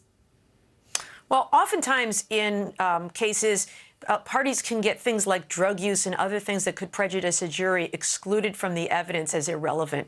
But here, actually, they are quite relevant. That's because in a defamation case in the United States, the standard is a burden of proof on the plaintiff, on Johnny Depp, to prove by a preponderance of the evidence that the claim was false. The claim of domestic abuse was false. And so the theory of his former wife is that he would become intoxicated on various substances, illegal substances, and become a monster when that happened, perhaps not allowing him even to remember what he may have said or done or, in this case, inflicted abuse. And so in this case, it actually becomes very relevant. When a plaintiff brings a lawsuit on defamation grounds in the United States, this is what they sign up for. They know that they are going to be taken through the ringer. And so I think, as horrible as it must be for Johnny Depp to sit there and go through this, he didn't get there without a lawyer explaining to him exactly how this was going to go down. So I think he's prepared for this, but it'll be ugly, and I think it'll continue to be ugly. Any piece of ammunition they have, they will use here. Yeah, a lot of real-life drama playing out in that courtroom. Steve Patterson, Barbara McQuaid, thank you both so much. We really appreciate it. The House of Mouse is under threat from the Sunshine State today. Florida lawmakers are discussing a bill that would dissolve Disney's special tax district and strip the company of its self-governing status. It's just the latest blow in the heated fight between the two sides over the state's new Don't Say Gay law. NBC News Now correspondent Maura Barrett joining us from Tallahassee, Florida today. So, Maura, tell us more about this special tax district and how does it work and where does the bill stand right now? Well, Aaron, if you've ever been to Disney World, it can feel like its own city because it basically is. It's 40 square miles. It's as big as San Francisco. And it was put into place as this special tax district back in the 1960s before any of Walt Disney World came together. And Disney had promised Florida that it was going to build a futuristic type city. And that's why they needed these tax exemptions and this special district. And basically, it allows them now, as these theme parks have developed, to have their own water system, roadway system, emergency vehicle services, services, fire department, utility services. And so they get to make any decisions they want to do to expand on those grounds and how they build up those theme parks all on their own. They don't have to answer to any municipal services like any other entity in the state. And that's what these lawmakers are so frustrated about right now. But we should point out that obviously this is coming at a time where they're pushing back against Disney because Disney expressed concern and actually spoke out against that law that you mentioned known as the Don't Say Gay bill here in Florida. And so lawmakers frustrated over the fact they're saying that the company has these special privileges that other companies in the state don't have. But we are seeing that direct correlation to Disney speaking out on this social political issue. And the lawmakers are pushing back against that. And so, Mara, I know you had a chance to talk to the representative who introduced this bill to begin with. What did he have to say about how Disney's acting here? Well, he's like I said, very frustrated, and it's showing how much support he's getting by how quickly this has come into play just this week. It was only introduced in the beginning of the week, and it's expected to pass through the House today, could be signed into law as soon as tomorrow or early next week. I wanted to hear some of my conversation with him where he said that Disney basically kicked the hornet's nest. And what makes me sad is Disney is going to face a massive lawsuit because they have breached their fiduciary duty to act in the best interest of their shareholders. Messing around with how we educate 5 and 6 and 7-year-olds in the state of Florida has nothing to do with the business that Disney is in. And it is very unfortunate they have chosen to do that. And so this, if it takes effect, wouldn't actually apply until June of 2023. So Disney has some time to push back. But right now, what a lot of surrounding counties are concerned about is if the Disney dissolves into the surrounding counties, if taxpayers, residents in those counties will bear the brunt of that debt that will carry over into the counties. Lawmakers here telling me today that they don't anticipate that to be the case, that this dissolution right now is just the first step. All right, Maura Barrett for us in Tallahassee today. Thank you. An elite all-women team is closing cold cases all across New York City. The new technology and detective work helping them unlock the mysteries of missing people. After the break.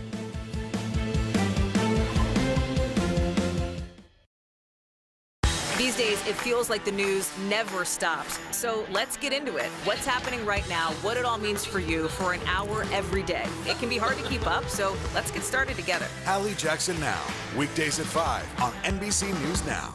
Sometimes the news can be difficult and overwhelming for kids to understand. Ukraine and Russia. Could you help me understand what's going on? So to help make sense of it, we've created a newscast just for them. We hope your family will watch Nightly News Kids Edition. These days, it feels like the news never stops. So let's get into it. What's happening right now, what it all means for you for an hour every day. It can be hard to keep up, so let's get started together. Hallie Jackson Now, weekdays at 5 on NBC News Now. Top Story with Tom Llamas, weeknights at 7 on NBC News Now. Sometimes the news can be difficult and overwhelming for kids to understand. Ukraine and Russia. Could you help me understand what's going on? So to help make sense of it, we've created a newscast just for them. We hope your family will watch Nightly News Kids Edition. Top Story with Tom Llamas, weeknights at 7 on NBC News Now. NBC News, streaming free now. There are thousands of bodies found in the United States that have never been identified. No name, no known family, and ultimately no justice. NBC's Stephanie Gosk joins us now with an exclusive look at the all-woman team that's working to identify some of those victims now. Stephanie, how are they doing it? I mean, I've never heard of this. Is it working? It is working, Morgan, but it's tricky. And, you know, I think people might assume with all the technology that's out there today that there aren't any unidentified bodies, that today if a body is discovered, at least there's some ID or a phone or, something that will allow them to very quickly figure out who this person is. But the reality is that's not the case for about 1,000 bodies that are discovered across the country over the course of a very typical year. And a lot of those unidentified bodies are here in New York City, over 1,000 of them, and these women are doing their best in their spare time, effectively, to try to identify them. In the winter of 2016, a young man's body was found behind a building in Brooklyn with a T-shirt on and a backpack filled with kid stuff, a novel, a notebook, some art supplies. And we have no leads on his name. We don't know who he is. We don't know very much about him, but I know he was reading that comic. I mean, it's haunting. Yeah, I think about him all the time. It's cold cases like this one motivating the all-women team in the New York City Medical Examiner's Office. Aiden Naka, Siobhan Hudson, Dr. Angela Soler. Going back to, the 1990s, we're currently managing about 1,300 cases of unidentified individuals. The vast majority of cases these women investigate involve people whose identities are known. But when they have time, they turn to the mysteries. You start to wonder, do they have a family member out there? I wonder if they had kids. Is there someone looking for them? You can't help to think about that stuff. It becomes deeply personal, doesn't it? It does. And we all have unidentified individuals that we just constantly think about. In the last 2 years, they have solved 20 cold cases. New technology, together with good old-fashioned detective instincts, can paint a remarkably vivid picture. A woman found in Brooklyn in 2011 tells a whole story just with her teeth, including this denture. And this is quite typical in Central American and Mexican communities. Isotopes in the teeth she still has reveal even more. Everything that you ingest, the water you drink, the food you eat, gets incorporated into your living tissue. Bone is living tissue. So you literally are what you eat. As a child, she frequently traveled from the coast to the mountains. And some regions where that might be occurring are actually in Central America. We're seeing the signatures overlap over Honduras. The team also reconstructs faces when all they have is a skull. A 3D printer creates the model. Art students apply the clay. Nothing replaces seeing that person's face, and so it's been a really useful tool. And how accurate is it? It's variable. So it's based on science in terms of the depth of tissue, the shape of your features, the features of your face. But there's a lot of artistic license involved. Always in the back of their minds, they say, is the anguish families are feeling. There's nobody to go home to. She's not there. Aaliyah Boomer was 27 when she went missing in 2015. Her mother says she loved to write and was outgoing. The family has no idea what happened. It's painful. It's very painful. Not knowing where your child is at, and she's a baby. The medical examiners urged families to search the government database Name Us, which is also used by law enforcement, and to consider, as painful as it may be, that medical examiners can help. A cold case that may be years and years old, why does it matter so much?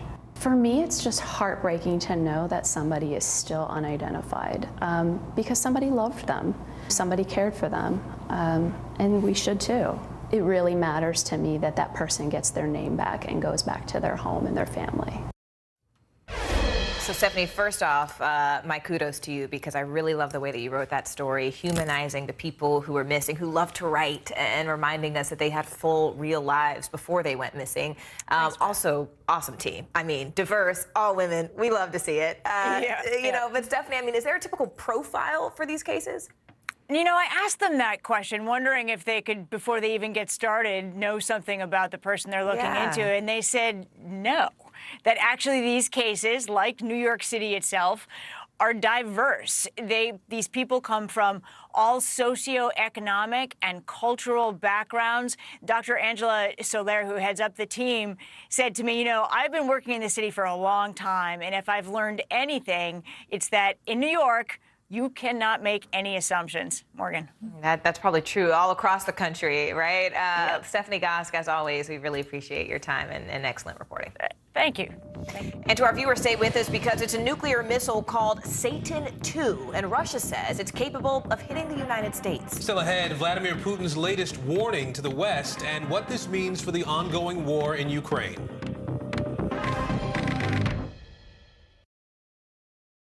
Hallie Jackson Now, weekdays at 5 on NBC News Now. Our world is facing some complex issues. Chuck Todd breaks them down. Every Thursday, a deep dive into a new subject. Instead of trying to cover a lot of topics in one episode, we're going to focus on one and take a deeper look at how it impacts America. Exploring and explaining the critical stories that affect our future. Meet the Press Reports. Thursdays at 10:30 p.m. Streaming on NBC News Now and on demand next day on Peacock. To cover the news, you have to be in it. This is how so many towns and cities are protecting themselves. You can actually see they're pushing the gates open Every night, it's your news playlist. Top Story with Tom Llamas, weeknights at 7 on NBC News Now. NBC News, streaming free now. Hallie Jackson Now, weekdays at 5 on NBC News Now. Making news right now, the bodies of 5 people and a dog were found in a Minnesota home on Wednesday after a standoff with police. Officers were notified of a person inside the house with access to weapons and later found the bodies when they went inside and searched the home. The suspect was among the dead. Officials called it an unimaginable tragedy and are currently investigating what happened. Meanwhile, in upstate New York, a spring nor'easter has left thousands without power, dropping more than a foot of snow on Tuesday and leaving more than 170,000 people in the dark. And Broadway star Robert Morse has died. Born in Newton, Massachusetts, Morse had a distinguished career, including a 1962 Tony win for the famous musical comedy How to Succeed in Business Without Really Trying. He also had a 1993 Emmy win for the one-man show True about Truman Capote. Morse most recently starred in the hit AMC series Mad Men and was 90 years old. Bottom of the hour now, and here are the latest headlines in the war on Ukraine. Overnight, Russian President Vladimir Putin ordered Russian forces not to storm the Mariupol steel plant where Ukrainian troops are holed up. Instead, he's ordering a blockade. 4 busloads of civilians were able to leave Mariupol on Wednesday, marking the first significant evacuation from the city in nearly 2 weeks. Meanwhile, Putin's test of a new ballistic missile that's capable of reaching the United States is leading to growing fears over what Russia might do next. We begin our coverage with Sky News correspondent Diana Magay in Moscow. Russia's Defense Minister Sergei Shoigu announces the successful launch of Russia's most powerful long-range missile to date to his commander-in-chief.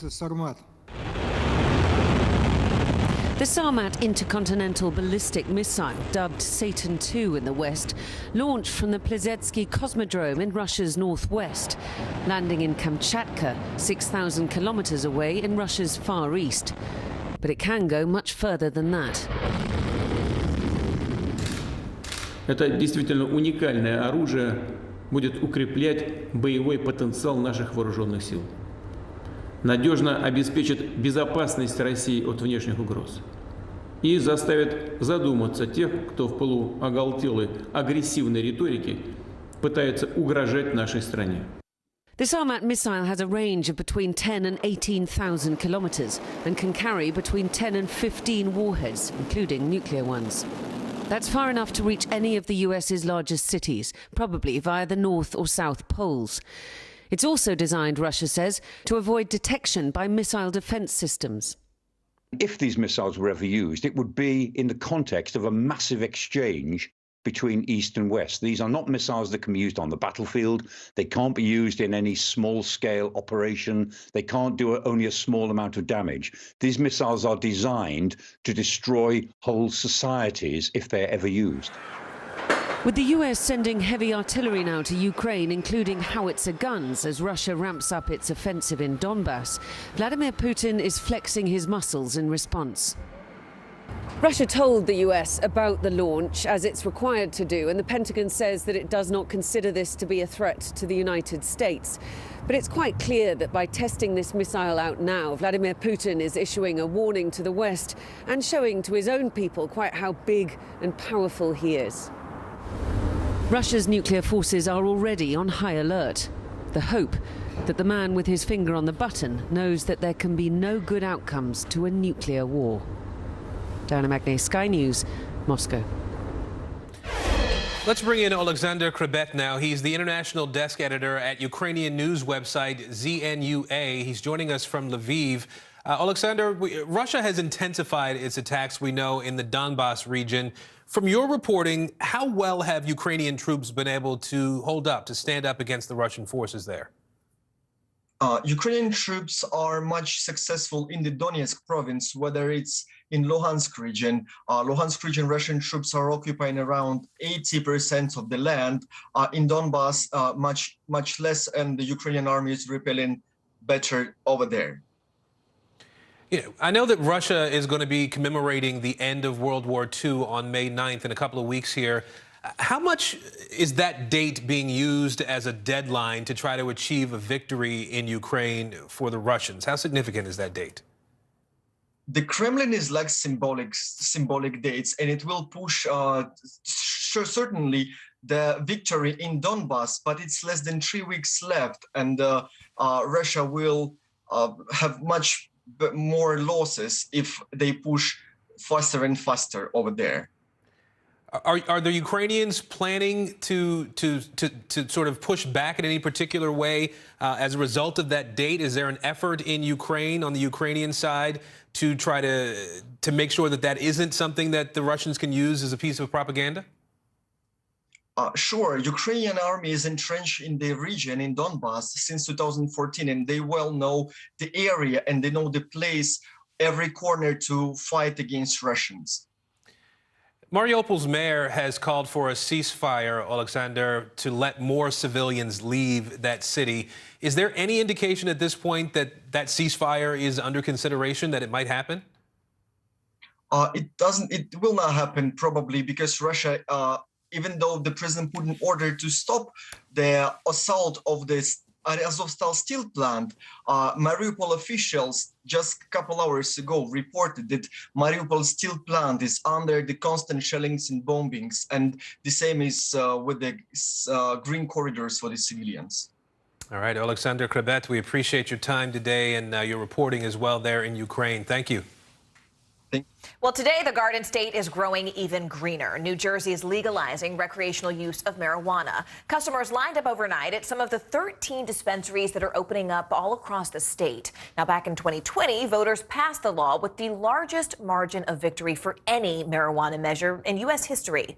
NBC News correspondent Antonia Hilton joins us now from one of those newly opened stores there in Maplewood, New Jersey. First off, Antonia, I mean, what is it looking like out there? Are people lined up still?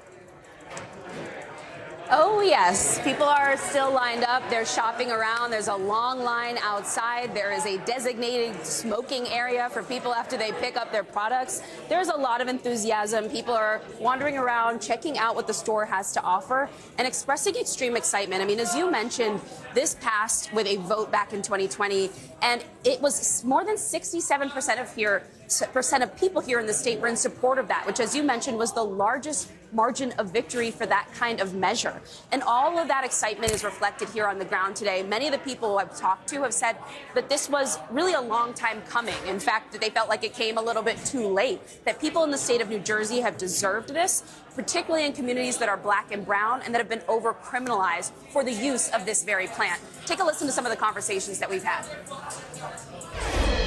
I was waiting for this moment, just for the fact to be able to have choices.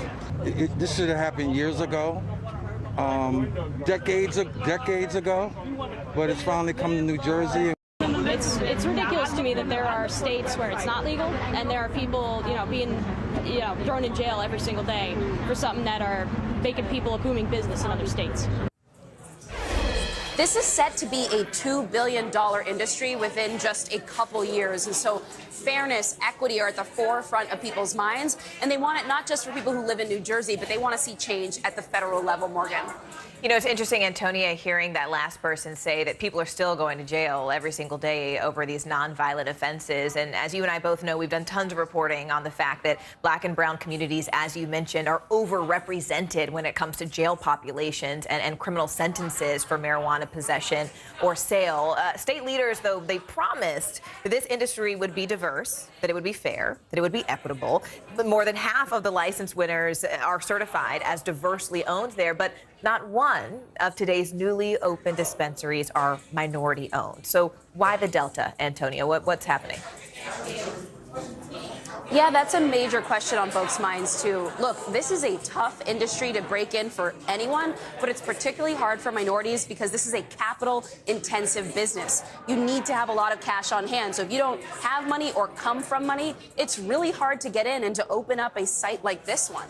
Look, the problem also is that we're still shut out of the federal banking system, so they have to do business with either debit cards or cash, which adds another layer of security costs, protection for your business. business that is extremely costly for new or young entrepreneurs. And all of that means that those challenges are additionally hard for communities of color in the state of New Jersey. They're trying to address this by giving entrepreneurs in those groups financing options and by being really careful about who they give these licenses to. But it has meant that the first people able to get into the game don't really reflect the full fabric yet of the state of New Jersey. I talked to the CEO of the African American Chamber of Commerce about this. Take a listen to what he had to say. New Jersey, from a business perspective, is heavily regulated. And so there's a lot of hurdles that you have to get over in order just to get in the process. And then the perception. Unfortunately, given that 1% of public contracts heretofore have gone to Black businesses in the state. So the perception is that although the invitation was extended, you're not necessarily going to be invited to dine, if you will. The other point that Harmon made to me is that it's not just about who owns the shops like this one. It's also about who owns the marketing firm that gets to do all the marketing and advertising for them, who gets to do the electricity, the plumbing, who are all the businesses and contractors who get in on the ground level of this business, and they want to see diversity reflected in all parts of this industry, Morgan. All right, Antonia Hilton reporting from the Garden State. Antonia, thank you so much. The Pennsylvania Senate race is heating up on both sides of the aisle. The Republican primary features Dr. Mehmet Oz, fresh off of getting former President Donald Trump's endorsement. Oz faces rival hedge fund manager David McCormick. On the Democratic side, the packed primary coming down to, it seems, moderate Congressman Conor Lamb and progressive Lieutenant Governor John Fetterman. Both races are highlighting the divisions within each party. NBC News Now correspondent Dasha Burns joining us now from the state capitol, Harrisburg, Pennsylvania. Let's start with the Republican primary, Dasha. McCormick's loss on the Trump endorsement obviously is something that is significant, but he still has some big names behind him, right? Tell us about that. Yeah, Aaron, both frontrunners in the GOP primary, Mehmet Oz and Dave McCormick, were pushing hard for that Trump endorsement. It did go to Oz, but last night we were at a Dave McCormick rally where what we saw was very much a candidate styling himself in the mold of the America First candidate. And his headliner was Trump's former Secretary of State, Mike Pompeo, who at one point was one of Trump's favorite cabinet members. So he does have a lot of that Trump circle on his side while not having the Trump endorsement itself. I spoke briefly to Mike Pompeo after that rally. Here's what he told me. President Trump did not endorse Mr. McCormick. Do you think that was a mistake? Dave McCormick's the right person to be the next senator for Pennsylvania. He's a good friend and a great patriot and a hardcore conservative who will put the American agenda first. So the question is, can you be the America First candidate without the backing of the guy who originated the brand? Well, I talked to some of the voters at that rally about that as well. All of them voted for Trump, voted for him twice. But here is their take on Trump's endorsement of Oz. Did you all vote for President Trump? Yes, I did. Yes. Twice. We all did twice. Were you surprised that he didn't endorse Dave? Very surprised that he did not endorse Dave because Dr. Oz is Hollywood. He only has an apartment in Philadelphia. He is a resident of a Turkey resident. So he doesn't represent Pennsylvania values. So the endorsement not changing any of your mind? Oh my goodness, no. Not at all. No, not at all. So look, it might be the biggest test of the power of Trump's endorsement. This race is so tight, and we'll see how much of a leg up this gives Dr. Oz, Aaron. Yeah, I do want to turn quickly, if we can, to the Democratic race as well here, Dasha. The top contenders there are facing off tonight in a televised debate, their first televised debate. Tell us about that matchup.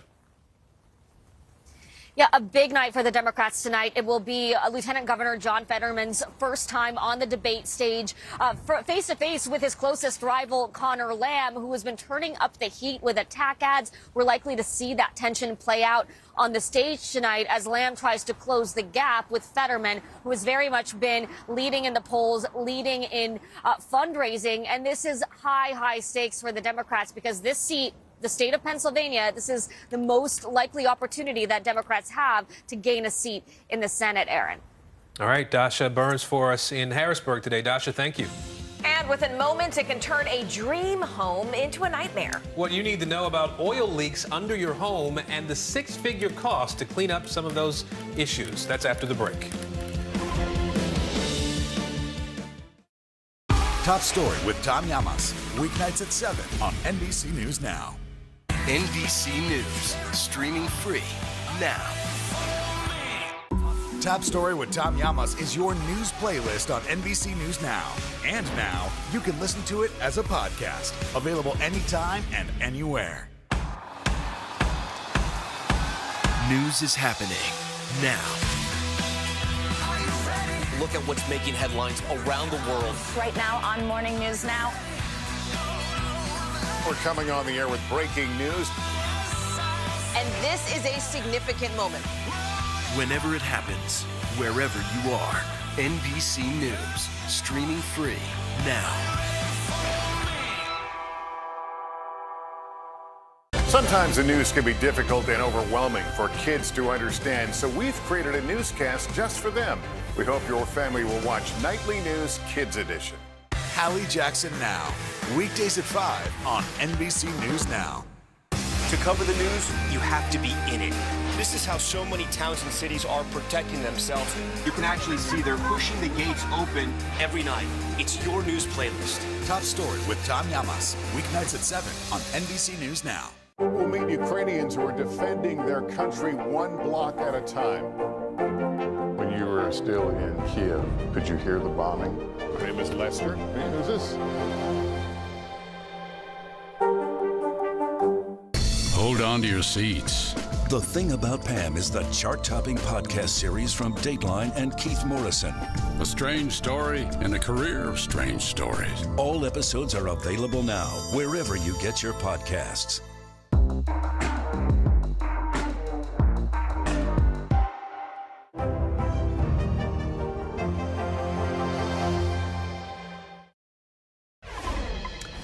Well, here in the U.S., millions of people rely on oil tanks to heat their homes. That's right, but few people actually realize that having one underground on your property can be a hidden financial risk. NBC's Vicki Nguyen joins us now with more on this. Hi there, Vicki.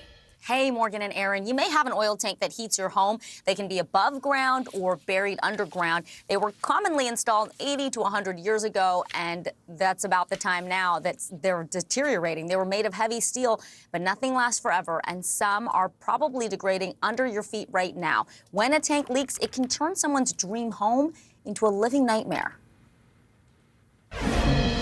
For Catherine Hamlin, home is now where the heartbreak is. I've completely emotionally removed myself from what would be home. It feels more like it's a hotel room. After the death of her husband, Hamlin purchased this home in Sutton, Massachusetts, ready for a fresh start. Instead, and without warning, she found an environmental disaster right under her feet. All of a sudden, oil had seeped through the seams in my finished basement floor. My belongings were actually sitting in puddles of red oil. A tank containing home heating oil leaked, quickly turning Hamlin's home into a hazmat site. Within hours, crews started what would become a 4-year remediation process to remove the contaminated soil. It's still emotional for me, I have to be honest with you. It was a crazy moment. When a crew needs to dig out contaminated soil, a homeowner can find themselves in over their heads very quickly. Depending on the size of that oil tank leak, cleanup costs can be upwards of $100,000. And as Hamlin discovered, her homeowner's insurance didn't automatically cover oil tank leaks, so she had to dig deep to come up with $140,000. According to one insurer trade group, most policies don't cover property damages caused by oil leaks. How did you manage to cover these expenses? At the beginning, I was just putting everything on credit cards. This hurts the most. I was 60 years old and I had to accept financial help from my elderly parents. Hamlin eventually took legal action against her insurance company, and after a 17-month battle, it finally agreed to pay for the cleanup. She says an estimated 100 gallons of oil was removed from her property. Right in here, take a look. David Sulak, managing director of Current Environmental, responds to oil tank leaks in several states across the Northeast, home to 85% of the nation's 5.3 million households that heat with oil. What's the problem with these oil tanks? The issue with oil tanks is they're steel. Rust never sleeps, so they're eventually going to corrode and they're going to fail. It's a fact of science. So this is sort of a ticking time bomb, if you will. It is, yes. If you have an underground tank, Sulak recommends removing it as soon as possible and installing an above-ground tank or another form of heat entirely, like gas or electric. He explains, since homeowners have no way to regularly inspect these underground tanks, they won't notice a problem until it's too late. No tree is going to die. You're never going to detect it. There's no chirping of an alarm like a smoke detector. Like at this site, Sulak says it's undergoing a nearly $50,000 remediation. Sulak says his home's converted from oil to natural gas. Some homeowners just left their tanks buried. It's a buyer beware. If you are a home buyer, what kinds of questions should you ask? If you're a home buyer, look at the home. Assume it had oil heat. Prove to me it didn't. Scan the property for a tank because maybe the current owner doesn't know. So do your homework. A tank scan costs around $400, a small fee for peace of mind, something Catherine Hamlin finally has 4 years later. What do you plan to do now that it is finally resolved? I plan to leave. It just brings back too many memories now. If you suspect your home was heated with oil, check your local building department and ask for the planning documents. That may give you an idea of what was actually on your property. And if you're like millions of people who are in the market for a home now, ask for that tank scan or proof that there isn't a buried tank on the land. Morgan? But Vicki, why don't most home insurance companies even offer coverage for these types of oil tank leaks? As you see there, they are a huge liability. Some home insurance companies do offer coverage for oil tank leaks, but legally, they don't have to tell you about it automatically. As a consumer, you have to know, you have to ask, and beware those premiums can be expensive. Wow, so it's incumbent on you as the consumer. Yeah. Really interesting report there, Vicki. Thank you so much. You're welcome. And a climate change crisis just off the coast of Virginia. After the break, I take you to the island that could be underwater and unlivable within the next 30 years.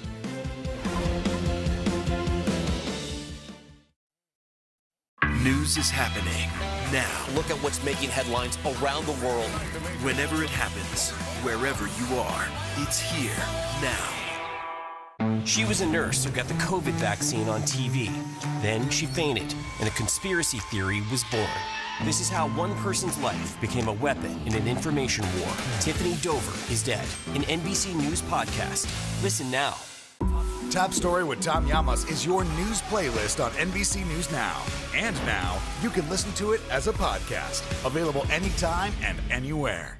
Still to come on the Channel 2 News. Well, the waters are certainly receding now. Still too close to call. Lester Holt reporting from Ground Zero, as it's being referred to. It is, in fact, a taste of freedom. The Haitian people know a little something about resiliency. What's the biggest risk right now? Some of the troops who have been proud. I want to welcome you to the first presidential debate. In fact, we've been told we can't go any farther. You with some resilient folks, let me get in.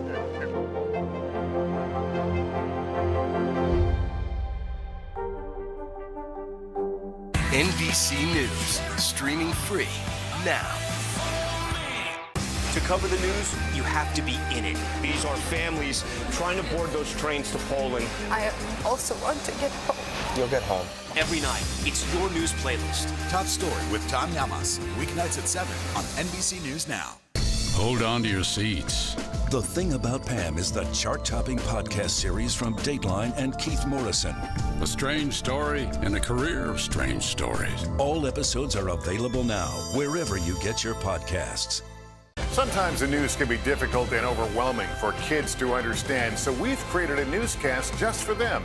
We hope your family will watch Nightly News Kids Edition. Now Tonight with Joshua Johnson, streaming weeknights at 8 on NBC News Now. Top Story with Tom Llamas, weeknights at 7 on NBC News Now. All right, so this week, NBC News is taking an in-depth look at the climate challenge, and climate change is putting communities everywhere really at risk. Yeah, government scientists expect sea levels around the U.S. to rise just as much in the next 30 years as they did in all of the last century. Now, because of global warming, water is expanding, glaciers are melting, We traveled to a small island in Virginia where a recent study says sea level rise is an existential threat for an entire community. The Chesapeake Bay has provided a living for folks here for 200 years or so, and now it's the Chesapeake Bay that's threatening to take us away from here.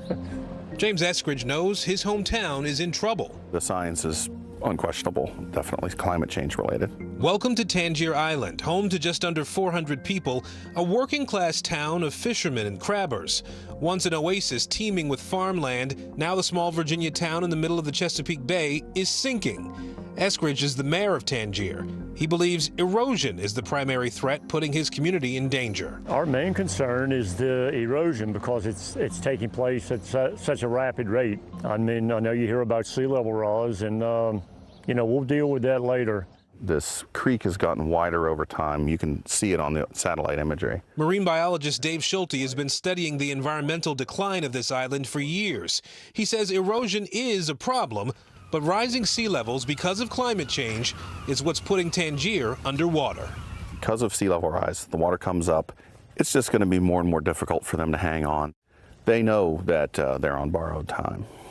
The clock is ticking for Tangier. The island is only about a third of the size it used to be, and Schulte believes that in another 30 years, people won't be able to live here. Schulte and his son recently published a study in the peer-reviewed journal Frontiers in Climate. Examining satellite imagery taken over time, they predict Tangier will be unlivable by 2051. You see the houses over there is raised. The front steps are raised, and there's standing water underneath. That means the water table has risen high enough to turn this all into wetlands. And that's the water that's coming up through the ground? Yes. That's sea level rise in action. Sea level rise in action, yes. Not erosion. Yeah. Other parts of the country are facing similar concerns. NOAA says sea level rise is accelerating, and U.S. coasts could see another foot of water by 2050. Evan Bush covers climate issues for NBCNews.com. 40% of Americans live in a coastal county, right? And so there's a huge population centers that face this threat. Miami, Charleston, and New York City are all in danger. So are places along the Gulf Coast and in California and Alaska. This is a problem that will persist for decades and centuries with the warming that we've already created today. Some big cities will be able to weather the coming storm. But with no federal or state dollars earmarked in the near future, Schulte believes Tangier can't survive. The school right now is up on stilts. It was on land at one point, but they had to raise it because now that whole area is marsh. Schulte and his son predict it will take $150 million to relocate the town and as much as $350 million to save the island. That's where we disagree. I believe it could be maybe, I don't know, 15 million. Something like that, 20 at the most. The Army Corps of Engineers installed a jetty on the western side of the island a few years ago, protecting it from storms. The mayor wants another. And so you think if you could build a jetty here... Yep. That would stop the wave action from a nor'easter coming into the harbor. But it wouldn't stop the water from rising, and without major action to shore up America's shorelines, over time, some land will simply disappear. Climate change is here. Sea level rise is directly impacting American citizens, and we're going to have to decide as a people what we're going to do about it. Now, we've reached out to the Virginia Department of Conservation and Recreation, but never received a response to our questions about saving Tangier. The Army Corps of Engineers told us it's asking for funding to study whether it's in national interest to do a risk management and restoration project in Tangier. To date, the Corps says no one has been identified to share the costs. Really good story. Important reporting. Thanks. Yeah. All right. Thank you so much for being with us this hour. I'm Morgan Radford. And I'm Aaron Gilchrist. The news continues right now. Right now on NBC News Now, mask confusion. Just days after air travelers were allowed to take off their face coverings, the Justice Department is now appealing that decision. What the CDC is recommending for your next flight. Ukraine aid. President Biden speaking today about the heartbreak across Ukraine and what the U.S. is doing to help. What we know about Russia's test launch of a missile capable of reaching America. And taking the stand, movie star Johnny Depp facing cross-examination from his ex-wife's attorneys. The new details he's revealing about their painful relationship. And grounds for concern. This Virginia island community is slowly sinking. Experts say in a matter of years, it'll be unlivable. The urgent lessons it's teaching us about climate change.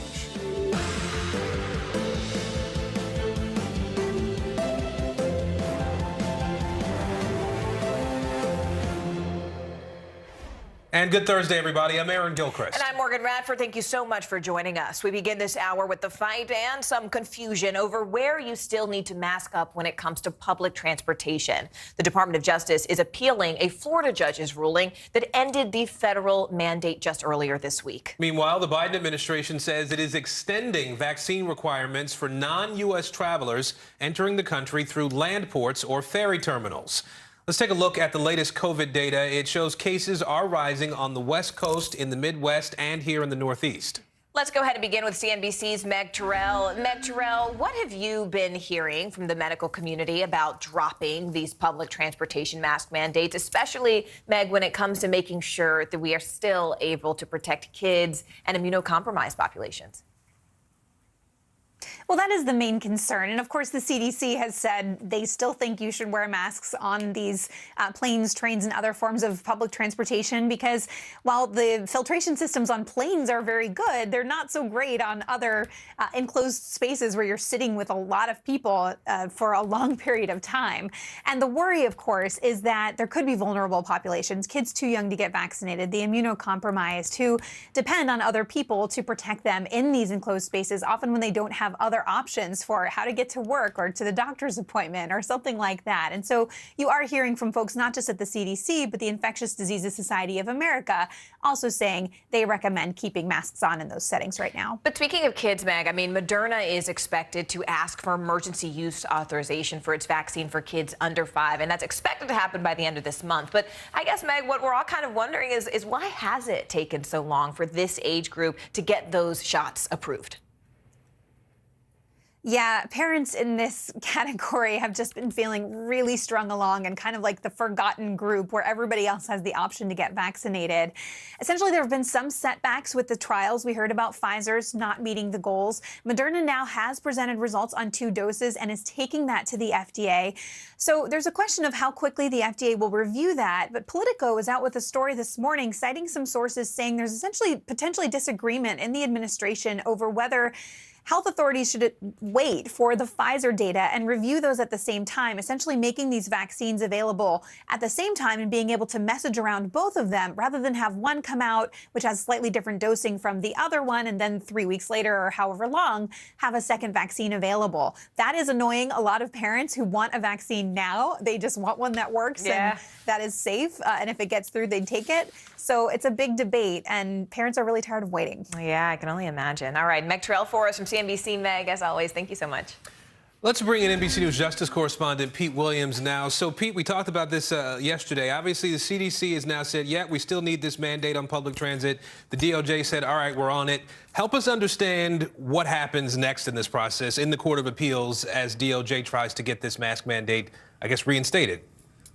Sure. Well, I think the bottom line here is that none of this court action is going to bring masks back in the short term. The Justice Department is not seeking a stay of the judge's order to block its effect and give the government authority again, so they're not seeking that.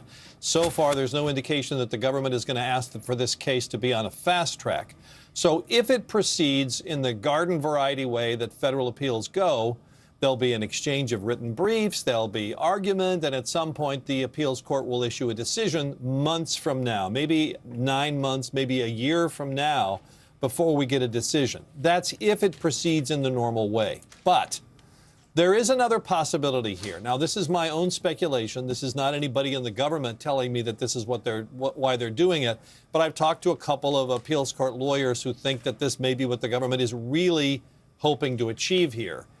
The government could start the appeal, and then at some point, if the CDC says, you know what, we don't need masks anymore, the virus is now at a state where we don't need masks, then the government could go to the federal appeals court and say, this case is now moot. There's no live controversy anymore. The government isn't trying to put masks, so let's declare this case moot. If that happened, then the government could also ask that the judge's order be wiped off the books as though it never existed.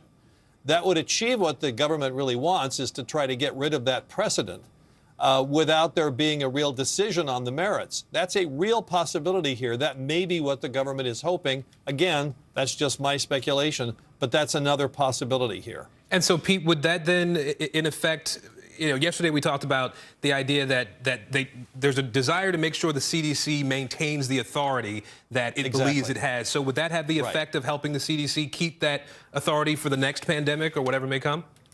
Yes, because the original judge's decision earlier this week that said the CDC can't do this would go poof. It would be as though it never existed. It would be wiped off the books. It couldn't ever be cited as precedent. It would simply be wiped away. It would be vacated, and though it never happened, if that's how this ends up. And so if it doesn't go that way, if it goes the way that initially it could go, is there any precedent that supports this sort of action from a public health perspective for an entity like the CDC? Well, that's the problem here, is the CDC is trying to do something that the government has never done before. Now, the Supreme Court has said it could order vaccinations for public health workers. Remember, the Supreme Court said it couldn't do that for the large employers, so large private employers. So there are some cases on the CDC's authority here. This all gets down to a single word in the Public Health Act: sanitation.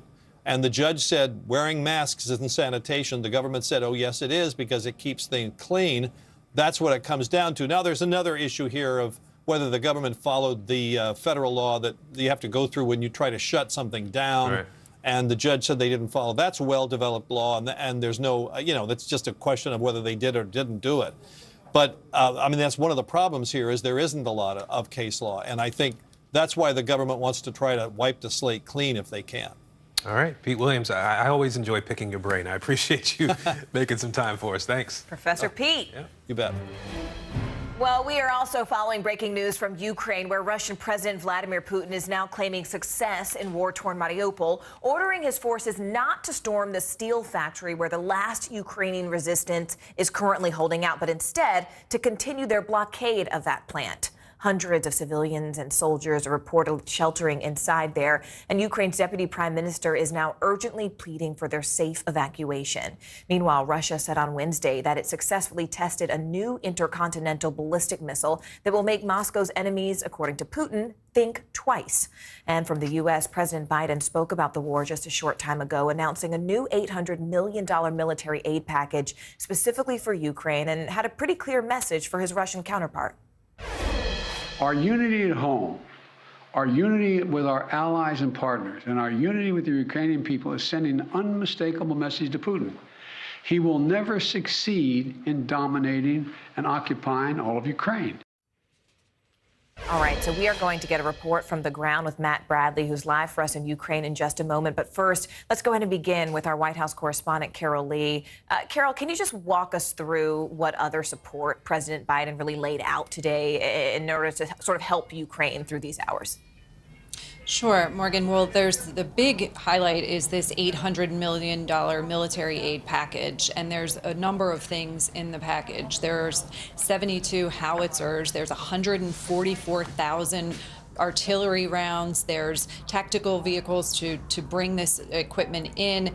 There's also drones, there is field equipment, spare parts, all those sorts of things. And so that's the military aid package. And then the president also announced a $500 million economic aid package for Ukraine. And so that's aimed at just helping Ukraine function, helping the government there in Kyiv function. We've already heard from President Zelensky thanking President Biden for the additional aid, saying that this is very badly needed, particularly at this time. And we also heard that from the president. He said we're in this critical window in the war in Ukraine where the Russians are laying the groundwork for this next phase. And he had a message for Russian President Vladimir Putin. Take a listen. He's betting on Western unity will crack. He's still betting on that. And once again, we're going to prove him wrong. We will not lessen our resolve. We're going to continue to stand with the brave and proud people of Ukraine. We will never fail in our determination to defend freedom and oppose tyranny. It's as simple as that. Now, the president said that his goal is to make sure there's a steady flow of military aid to Ukraine. And to do that, Morgan, he said he'd be asking Congress for more money. The administration has already supplied more than $3 billion since the war began. The president saying he needs more. Our foreign correspondent, Matt Bradley, is also live on the ground for us in Ukraine right now. Carol, I want to turn to him. Matt, how might this new aid that Carol just described really help Ukraine, especially as all of this fighting is intensifying now in the east? Yeah, I mean, the question is, there's a lot of aid, and there's been a lot of aid so far, a lot of it just coming in the form of actual weapons as opposed to money. Whether or not these weapons can make it into Ukraine and whether they can make it here to where I am. I'm in Dnipro in the east of the country. It's a long journey just to get here. It's about a 7-hour drive from Kyiv, which in itself is a 7-hour drive from Lviv, which is not so, it's close to the border of Poland and Hungary. So it will take a long, long time to get all of this material out to the east and then to get it into the hands of the soldiers who need it. And all of that, the time is going by very, very quickly. The clock is ticking, to coin a cliche. The fact of the matter is that we haven't seen the brunt of Vladimir Putin's proposed offensive in the east. We've started to see a lot of shelling along the eastern part of the country, sort of tenderizing the ground, getting ready for what a lot of military experts and Russia themselves and Ukrainian officials have said is going to be a blistering fight for the east of the country. So when it comes to getting this military aid in, that's not even really the real challenge. The real challenge is the logistical nightmare of getting it across the country and getting it into the right hands. Guys? Matt, I also want to bring in our Pentagon correspondent, Courtney Kube here. Courtney, these are big words coming from Putin. We mentioned about, how he's basically saying, given these intercontinental ballistic missiles, they will make the rest of the world think twice. How is the Pentagon reacting to that? So the Pentagon was very clear to say early on that Russia had notified the United States that this launch was coming, this test launch. This is an ICBM, and there's a couple of things that we should remember about it. It has the potential to fly very long distances, theoretically to hit the United States if directed to do so. It is nuclear capable. It has the ability to carry a nuclear warhead on it. That's very important. And also, it is one of these missiles that Vladimir Putin has been touting for several years now. It should have the ability to carry multiple warheads, up to 10. This is one of the new capabilities Vladimir Putin has talked about. He has highlighted it at some of his yearly launches of their military capabilities. But that being said, it was something that was supposed to be not only tested, but operationalized, fielded several years ago. It shows that the Russians are behind in some of their advanced missile capabilities, and the fact that it's just being tested now. From a U.S. perspective, though, the U.S. about a month ago announced that Secretary Austin, the Pentagon chief here, was going to delay a Minuteman III ICBM test because of the concern that it would look provocative to Russia. Several weeks later, he completely canceled that test. It's very telling, Morgan, that Vladimir Putin went forward with an ICBM test after the United States decided to cancel theirs. And the question now is, will the U.S. reschedule the ICBM test? At this point, that's not in the cards, Morgan. All right, Carol Lee, Matt Bradley on the ground for us in Ukraine. Courtney Kube, thank you all so much for your reporting. We really appreciate it. President Biden is heading west today, his first stop, Portland, Oregon, to tout the administration's infrastructure plans. He'll then make his way to Seattle, Washington. NBC News correspondent Josh Letterman is joining us now. He's been tracking the president's movements today. So, Josh, what's the message the president is going to be giving us out west during this trip to those two states? Well, Aaron, all this week, the White House and President Biden have been trying to put a spotlight on what they've accomplished over the last year and a half or so on the environment, on climate change, but also on building up America's infrastructure. And sometimes that can be a hard balancing act because we've seen the way the president's climate priorities have in some ways been complicated by the issues of high gas prices and steps the administration wants to take to boost energy production in the short term.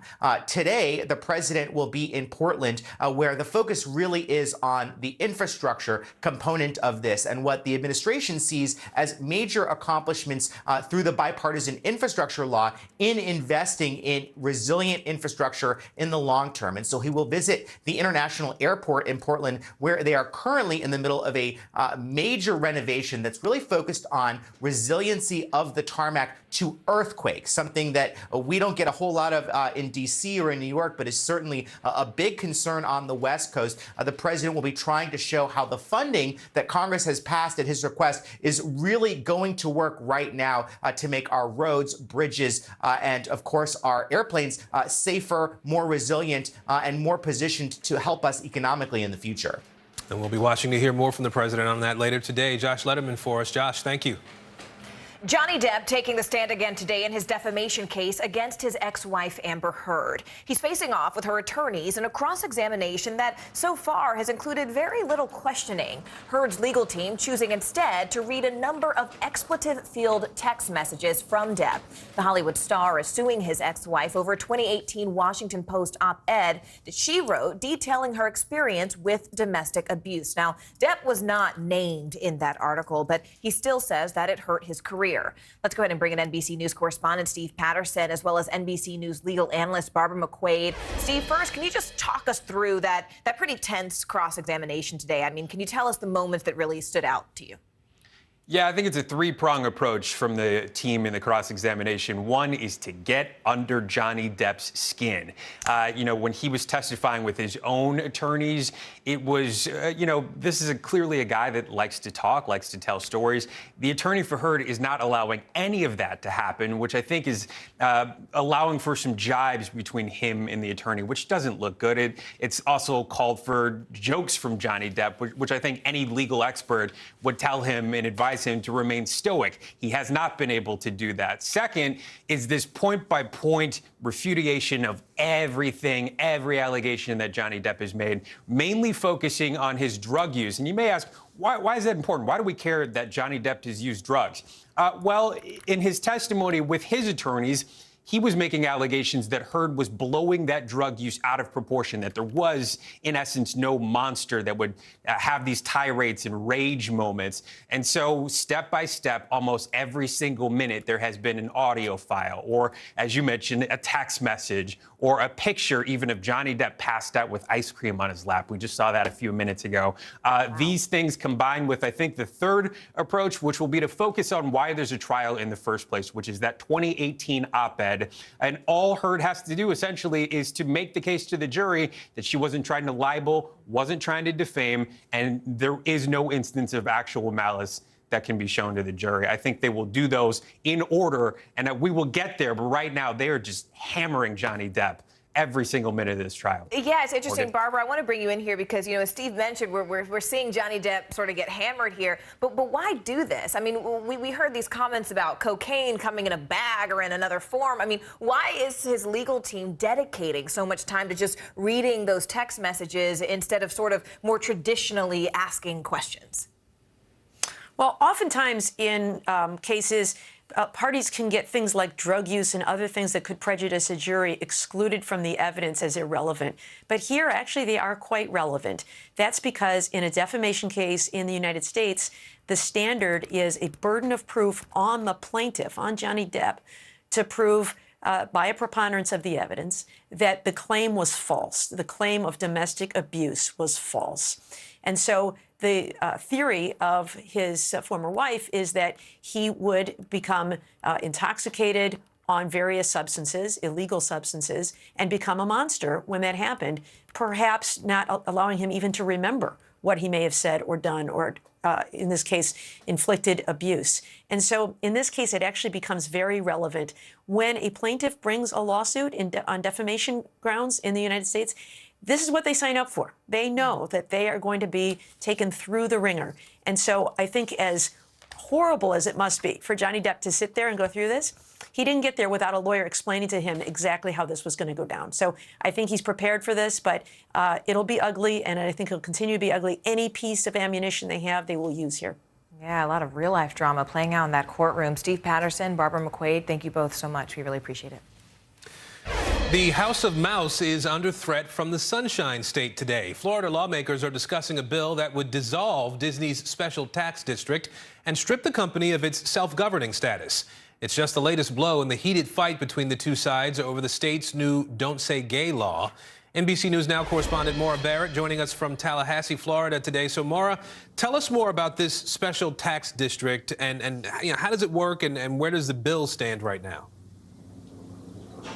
Well, Aaron, if you've ever been to Disney World, it can feel like its own city because it basically is. It's 40 square miles. It's as big as San Francisco. And it was put into place as this special tax district back in the 1960s before any of Walt Disney World came together. And Disney had promised Florida that it was going to build a futuristic type city. And that's why they needed these tax exemptions and this special district. And basically, it allows them now, as these theme parks have developed, to have their own water system, roadway system, emergency vehicle services, fire department, utility services. And so they get to make any decisions they want to do to expand on those grounds and how they build up those theme parks all on their own. They don't have to answer to any municipal services like any other entity in the state. And that's what these lawmakers are so frustrated about right now. But we should point out that obviously this is coming at a time where they're pushing back against Disney because Disney expressed concern and actually spoke out against that law that you mentioned known as the Don't Say Gay bill here in Florida. And so lawmakers frustrated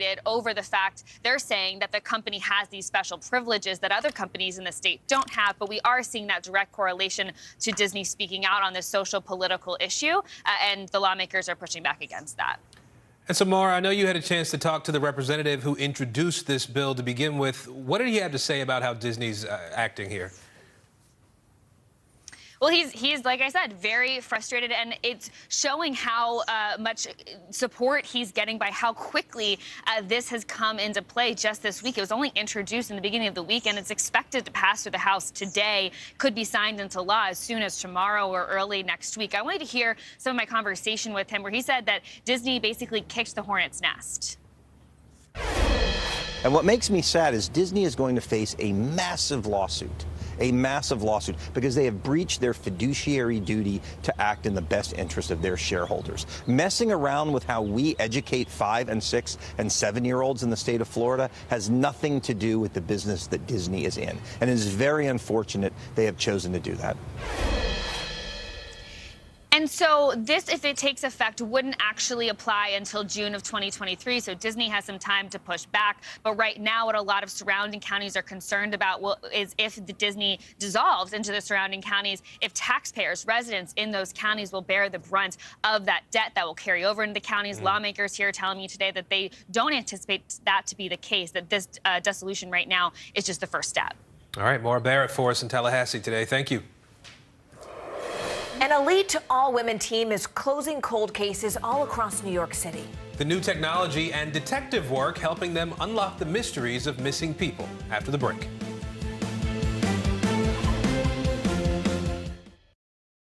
NBC News, streaming free now. We're here to start conversations about the big things happening in our world, because it's not my job to tell you what to think. My job is to think about what you tell me. Now Tonight with Joshua Johnson, streaming weeknights at 8 on NBC News Now. To cover the news, you have to be in it. These are families trying to board those trains to Poland. I also want to get home. You'll get home. Every night, it's your news playlist. Top Story with Tom Llamas, weeknights at 7 on NBC News Now. Sometimes the news can be difficult and overwhelming for kids to understand. Ukraine and Russia. Could you help me understand what's going on? So to help make sense of it, we've created a newscast just for them. We hope your family will watch Nightly News Kids Edition. To cover the news, you have to be in it. These are families trying to board those trains to Poland. I also want to get home. You'll get home. Every night, it's your news playlist. Top Story with Tom Llamas, weeknights at 7 on NBC News Now. All this month, how urgent is our position as far as our climate's concerned? Exploring innovative new steps to save our wildlife. We're going to go find some bison and protect our planet. Only on Today. Top Story with Tom Llamas, weeknights at 7 on NBC News Now.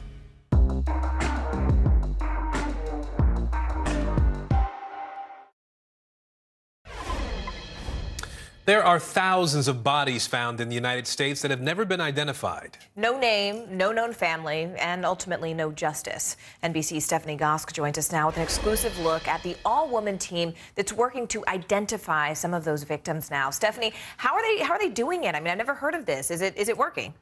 It is working, Morgan, but it's tricky. And, you know, I think people might assume with all the technology that's out there today that there aren't any unidentified bodies, that today if a body is discovered, at least there's some ID or a phone or, you know, something that will allow them to very quickly figure out who this person is. But the reality is that's not the case for about 1,000 bodies that are discovered across the country over the course of a very typical year. And a lot of those unidentified bodies are here in New York City, over 1,000 of them, and these women are doing their best in their spare time, effectively, to try to identify them. In the winter of 2016, a young man's body was found behind a building in Brooklyn with a T-shirt on and a backpack filled with kid stuff, a novel, a notebook, some art supplies. And we have no leads on his name. We don't know who he is. We don't know very much about him, but I know he was reading that comic. I mean, it's haunting. Yeah, I think about him all the time. It's cold cases like this one motivating the all-women team in the New York City Medical Examiner's Office. Aiden Naka, Siobhan Hudson, Dr. Angela Soler. Going back to, the 1990s, we're currently managing about 1,300 cases of unidentified individuals. The vast majority of cases these women investigate involve people whose identities are known. But when they have time, they turn to the mysteries. You start to wonder, do they have a family member out there? I wonder if they had kids. Is there someone looking for them? You can't help to think about that stuff. It becomes deeply personal, doesn't it? It does. And we all have unidentified individuals that we just constantly think about. In the last 2 years, they have solved 20 cold cases. New technology, together with good old-fashioned detective instincts, can paint a remarkably vivid picture. A woman found in Brooklyn in 2011 tells a whole story just with her teeth, including this denture. And this is quite typical in Central American and Mexican communities. Isotopes in the teeth she still has reveal even more. Everything that you ingest, the water you drink, the food you eat, gets incorporated into your living tissue. Bone is living tissue. So you literally are what you eat. As a child, she frequently traveled from the coast to the mountains. And some regions where that might be occurring are actually in Central America. We're seeing the signatures overlap over Honduras. The team also reconstructs faces when all they have is a skull. A 3D printer creates the model. Art students apply the clay. Nothing replaces seeing that person's face, and so it's been a really useful tool. And how accurate is it? It's variable.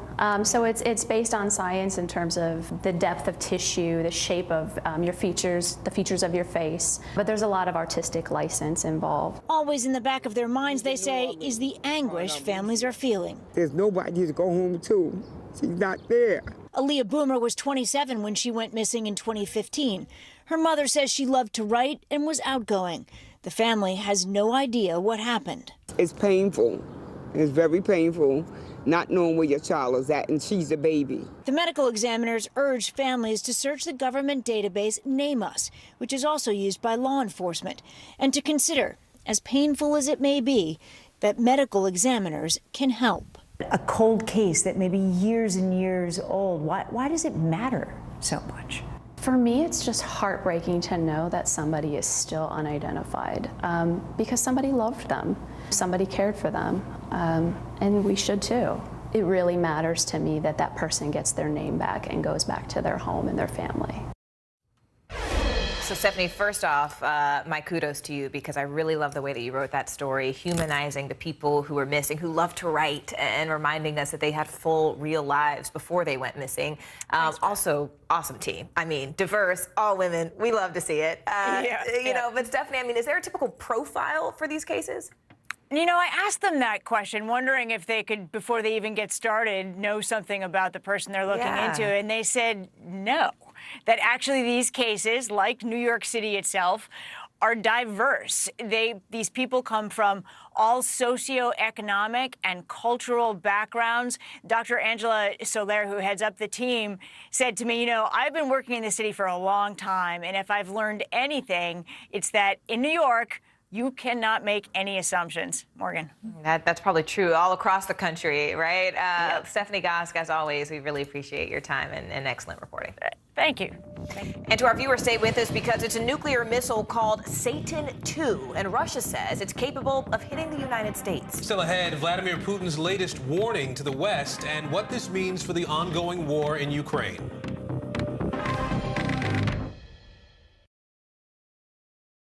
Top Story with Tom Llamas, weeknights at 7 on NBC News Now. To stand on the edge of the cliff and jump takes a lot of guts. We are meeting people one after the next who've made profound changes. I think you're going to be blown away by the life lessons. Listen to Making Space Now, wherever you get your podcasts. All this month, How urgent is our position as far as our climate's concerned? exploring innovative new steps to save our wildlife. We're going to go find some bison and protect our planet. Only on Today.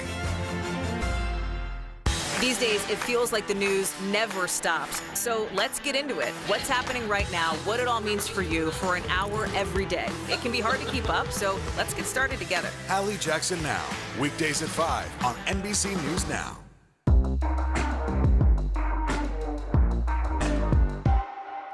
Now Tonight with Joshua Johnson, streaming weeknights at 8 on NBC News Now.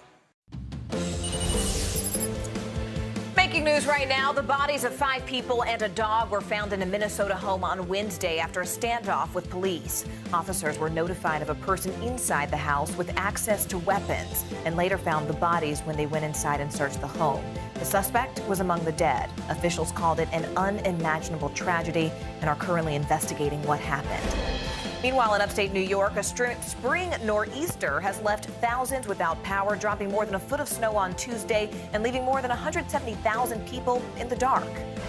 And Broadway star Robert Morse has died. Born in Newton, Massachusetts, Morse had a distinguished career, including a 1962 Tony win for the famous musical comedy How to Succeed in Business Without Really Trying. He also had a 1993 Emmy win for the one-man show True about Truman Capote. Morse most recently starred in the hit AMC series Mad Men and was 90 years old. Bottom of the hour now, and here are the latest headlines in the war on Ukraine. Overnight, Russian President Vladimir Putin ordered Russian forces not to storm the Mariupol steel plant where Ukrainian troops are holed up. Instead, he's ordering a blockade. 4 busloads of civilians were able to leave Mariupol on Wednesday, marking the first significant evacuation from the city in nearly 2 weeks. Meanwhile, Putin's test of a new ballistic missile that's capable of reaching the United States is leading to growing fears over what Russia might do next. We begin our coverage with Sky News correspondent Diana Magay in Moscow. Russia's Defense Minister Sergei Shoigu announces the successful launch of Russia's most powerful long-range missile to date to his commander-in-chief.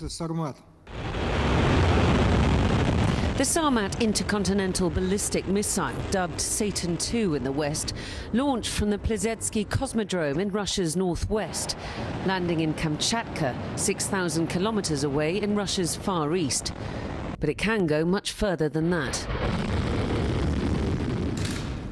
Это действительно уникальное оружие будет укреплять боевой потенциал наших вооруженных сил.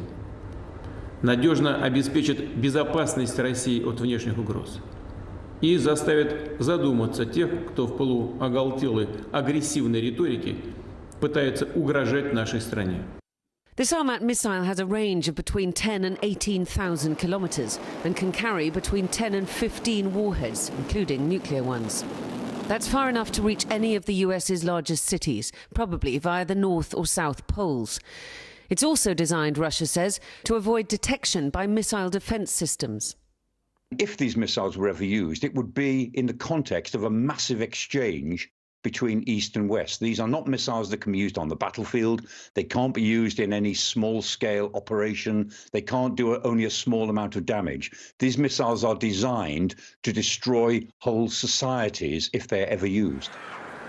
With the US sending heavy artillery now to Ukraine, including howitzer guns, as Russia ramps up its offensive in Donbass, Vladimir Putin is flexing his muscles in response. Russia told the US about the launch, as it's required to do, and the Pentagon says that it does not consider this to be a threat to the United States. But it's quite clear that by testing this missile out now, Vladimir Putin is issuing a warning to the West and showing to his own people quite how big and powerful he is. Russia's nuclear forces are already on high alert. The hope that the man with his finger on the button knows that there can be no good outcomes to a nuclear war. Diana Magnay, Sky News, Moscow. Let's bring in Alexander Krebet now. He's the international desk editor at Ukrainian news website ZNUA. He's joining us from Lviv. Alexander, Russia has intensified its attacks, we know, in the Donbas region. From your reporting, how well have Ukrainian troops been able to hold up, to stand up against the Russian forces there? Ukrainian troops are much successful in the Donetsk province, whether it's in Luhansk region. Luhansk region, Russian troops are occupying around 80% of the land. In Donbas, much less, and the Ukrainian army is repelling better over there. You know, I know that Russia is going to be commemorating the end of World War II on May 9th in a couple of weeks here. How much is that date being used as a deadline to try to achieve a victory in Ukraine for the Russians? How significant is that date?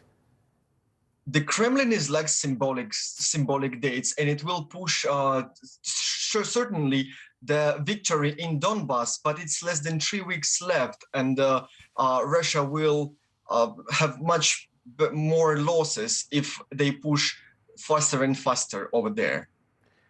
Are the Ukrainians planning to sort of push back in any particular way as a result of that date? Is there an effort in Ukraine, on the Ukrainian side, to try to make sure that that isn't something that the Russians can use as a piece of propaganda? Sure. Ukrainian army is entrenched in the region in Donbas since 2014, and they well know the area and they know the place, every corner to fight against Russians. Mariupol's mayor has called for a ceasefire, Alexander, to let more civilians leave that city. Is there any indication at this point that that ceasefire is under consideration, that it might happen? It will not happen probably because Russia, even though the president put an order to stop the assault of this Azovstal steel plant, Mariupol officials just a couple hours ago reported that Mariupol steel plant is under the constant shellings and bombings, and the same is with the green corridors for the civilians. All right, Alexander Krebet, we appreciate your time today and your reporting as well there in Ukraine. Thank you. Well, today the Garden State is growing even greener. New Jersey is legalizing recreational use of marijuana. Customers lined up overnight at some of the 13 dispensaries that are opening up all across the state. Now, back in 2020, voters passed the law with the largest margin of victory for any marijuana measure in U.S. history. NBC News correspondent Antonia Hilton joins us now from one of those newly opened stores there in Maplewood, New Jersey. First off, Antonia, I mean, what is it looking like out there? Are people lined up still? Oh, yes. People are still lined up. They're shopping around. There's a long line outside. There is a designated smoking area for people after they pick up their products. There's a lot of enthusiasm. People are wandering around, checking out what the store has to offer, and expressing extreme excitement. I mean, as you mentioned, this passed with a vote back in 2020, and it was more than 67% of people here in the state were in support of that, which, as you mentioned, was the largest margin of victory for that kind of measure. And all of that excitement is reflected here on the ground today. Many of the people who I've talked to have said that this was really a long time coming. In fact, that they felt like it came a little bit too late, that people in the state of New Jersey have deserved this, particularly in communities that are black and brown and that have been over-criminalized for the use of this very plant. Take a listen to some of the conversations that we've had. I was waiting for this moment, just for the fact to be able to have choices. This should have happened years ago, decades ago, but it's finally come to New Jersey. It's ridiculous to me that there are states where it's not legal, and there are people, being, thrown in jail every single day for something that are making people a booming business in other states. This is set to be a $2 billion industry within just a couple years. And so fairness, equity are at the forefront of people's minds. And they want it not just for people who live in New Jersey, but they want to see change at the federal level, Morgan. You know, it's interesting, Antonia, hearing that last person say that people are still going to jail every single day over these nonviolent offenses. And as you and I both know, we've done tons of reporting on the fact that black and brown communities, as you mentioned, are overrepresented when it comes to jail populations and criminal sentences for marijuana possession or sale. State leaders, though, they promised that this industry would be diverse, that it would be fair, that it would be equitable. But more than half of the license winners are certified as diversely owned there. But not one of today's newly opened dispensaries are minority owned. So why the Delta, Antonia? What's happening? Yeah, that's a major question on folks' minds, too. Look, this is a tough industry to break in for anyone, but it's particularly hard for minorities because this is a capital-intensive business. You need to have a lot of cash on hand. So if you don't have money or come from money, it's really hard to get in and to open up a site like this one. Look, the problem also is that we're still shut out of the federal banking system, so they have to do business with either debit cards or cash, which adds another layer of security costs, of protection for your business that is extremely costly for new or young entrepreneurs. And all of that means that those challenges are additionally hard for communities of color in the state of New Jersey. They're trying to address this by giving entrepreneurs in those groups financing options and by being really careful about who they give these licenses to. But it has meant that the first people able to get into the game don't really reflect the full fabric yet of the state of New Jersey. I talked to the CEO of the African American Chamber of Commerce about this. Take a listen to what he had to say. New Jersey, from a business perspective, is heavily regulated. And so there's a lot of hurdles that you have to get over in order just to get in the process. And then the perception. Unfortunately, given that 1% of public contracts heretofore have gone to black businesses in the state. So the perception is that although the invitation was extended, you're not necessarily going to be invited to dine, if you will. The other point that Harmon made to me is that it's not just about who owns the shops like this one. It's also about who owns the marketing firm that gets to do all the marketing and advertising for them, who gets to do the electricity, the plumbing, who are all the businesses and contractors who get in on the ground level of this business. And they want to see diversity reflected in all parts of this industry, Morgan. All right, Antonia Hilton reporting from the Garden State. Antonia, thank you so much.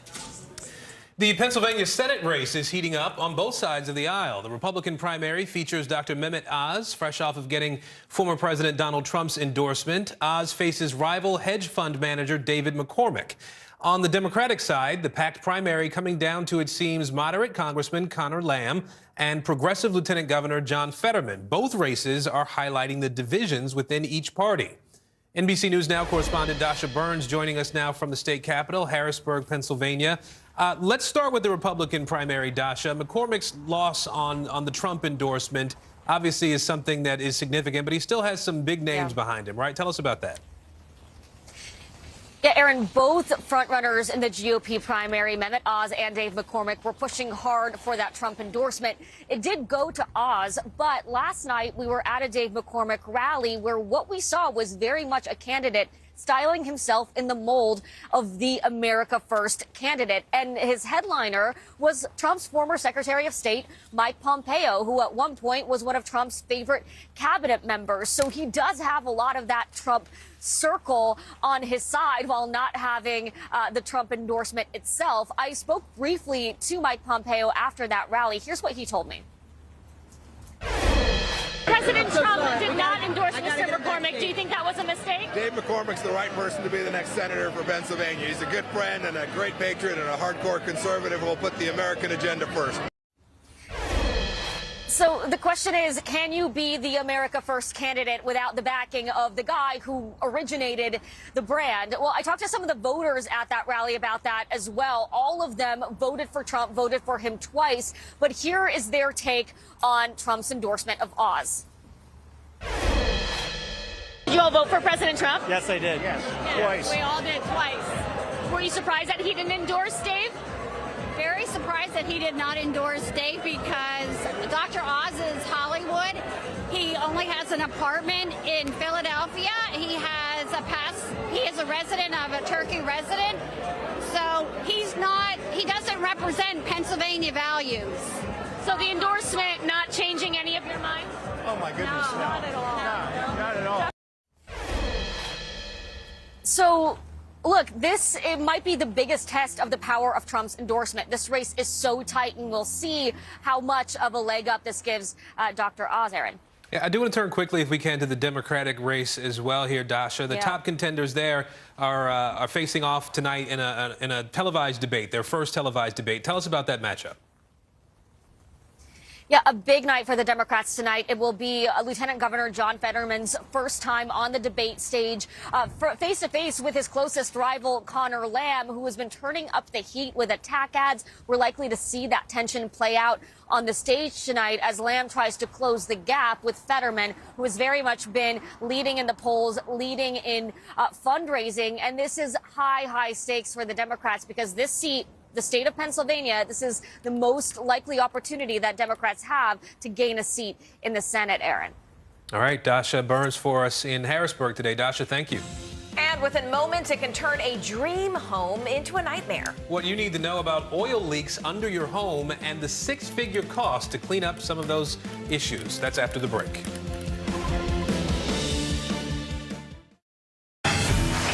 Look at what's making headlines around the world. We begin with breaking news. The attacks from Russia are coming in from every angle. Live from Ukraine, where a fierce battle is raging on. We've heard a number of explosions. Russia is picking off Ukraine's military facility. This factory has gone from making kitchen pots to lethal items that'll ruin tires, ruin the bottom of the car. This is what it looks and feels like to try to escape Ukraine. I don't want to say goodbye. The battle for Congress and the fight for control of State House. In our special County to County series, we're checking out key battlegrounds. We are talking elections in a battleground state. What does President Biden need to do tonight? He needs to speak to heads and hearts. A lot to break down, Chuck, so let's dive right in. Official confirmation of Judge Ketanji Brown Jackson. Let's zoom out a bit to our changing climate. We have some stunning new findings about COVID-19. A lot to talk about as we continue our rolling coverage. We're coming on the air with the news NBC Scoop. Bringing the news to you is not only a job, it's an honor. To cover the news, you have to be in it. These are families trying to board those trains to Poland. I also want to get home. You'll get home. Every night, it's your news playlist. Top Story with Tom Yamas. Weeknights at 7 on NBC News Now. News is happening now. Look at what's making headlines around the world. Right now on Morning News Now. We're coming on the air with breaking news. And this is a significant moment. Whenever it happens, wherever you are, NBC News, streaming free now. She was a nurse who got the COVID vaccine on TV. Then she fainted, and a conspiracy theory was born. This is how one person's life became a weapon in an information war. Tiffany Dover is dead. An NBC News podcast. Listen now.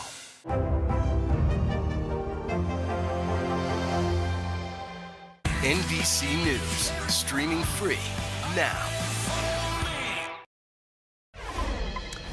Well, here in the U.S., millions of people rely on oil tanks to heat their homes. That's right, but few people actually realize that having one underground on your property can be a hidden financial risk. NBC's Vicki Nguyen joins us now with more on this. Hi there, Vicki.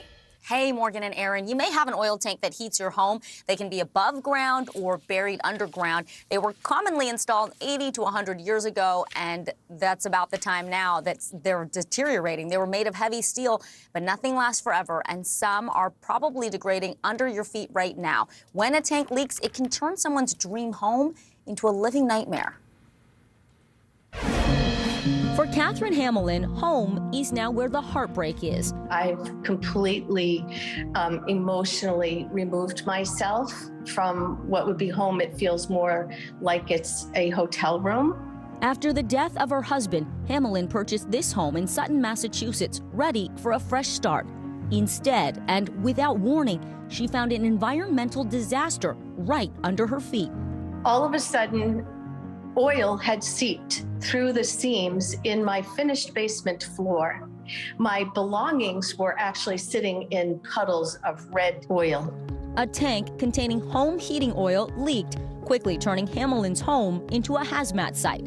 Within hours, crews started what would become a 4-year remediation process to remove the contaminated soil. It's still emotional for me, I have to be honest with you. It was a crazy moment.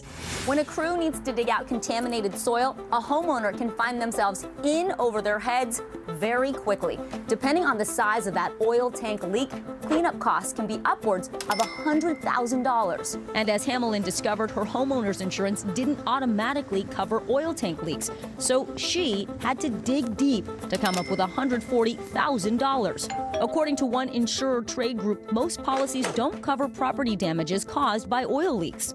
How did you manage to cover these expenses? At the beginning, I was just putting everything on credit cards. This hurts the most. I was 60 years old and I had to accept financial help from my elderly parents. Hamelin eventually took legal action against her insurance company, and after a 17-month battle, it finally agreed to pay for the cleanup. She says an estimated 100 gallons of oil was removed from her property. Right in here. Take a look. David Sulak, managing director of Current Environmental, responds to oil tank leaks in several states across the Northeast, home to 85% of the nation's 5.3 million households that heat with oil. What's the problem with these oil tanks? The issue with oil tanks is they're steel. Rust never sleeps, so they're eventually going to corrode and they're going to fail. It's a fact of science. So this is sort of a ticking time bomb, if you will. It is, yes. If you have an underground tank, Sulak recommends removing it as soon as possible and installing an above-ground tank or another form of heat entirely, like gas or electric. He explains, since homeowners have no way to regularly inspect these underground tanks, they won't notice a problem until it's too late. No tree is going to die. You're never going to detect it. There's no chirping of an alarm like a smoke detector.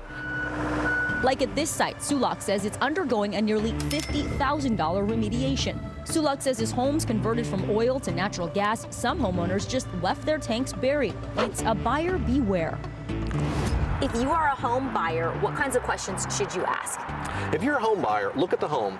Assume it had oil heat. Prove to me it didn't. Scan the property for a tank because maybe the current owner doesn't know. So do your homework. A tank scan costs around $400, a small fee for peace of mind, something Catherine Hamelin finally has 4 years later. What do you plan to do now that it is finally resolved? I plan to leave.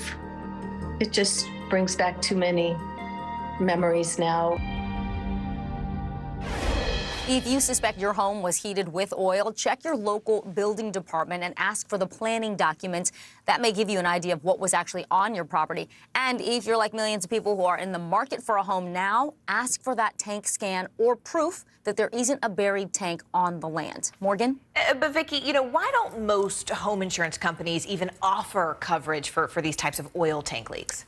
As you see there, they are a huge liability. Some home insurance companies do offer coverage for oil tank leaks, but legally, they don't have to tell you about it automatically. As a consumer, you have to know, you have to ask, and beware those premiums can be expensive. Wow, so it's incumbent on you as the consumer. Yeah. Really interesting report there, Vicki. Thank you so much. You're welcome.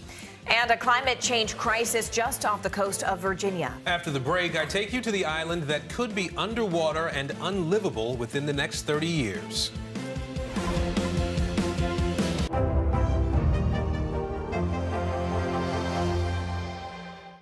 News is happening now. Look at what's making headlines around the world. We're coming on the air with breaking news. This is a significant moment. Whenever it happens, wherever you are, NBC News, streaming free now.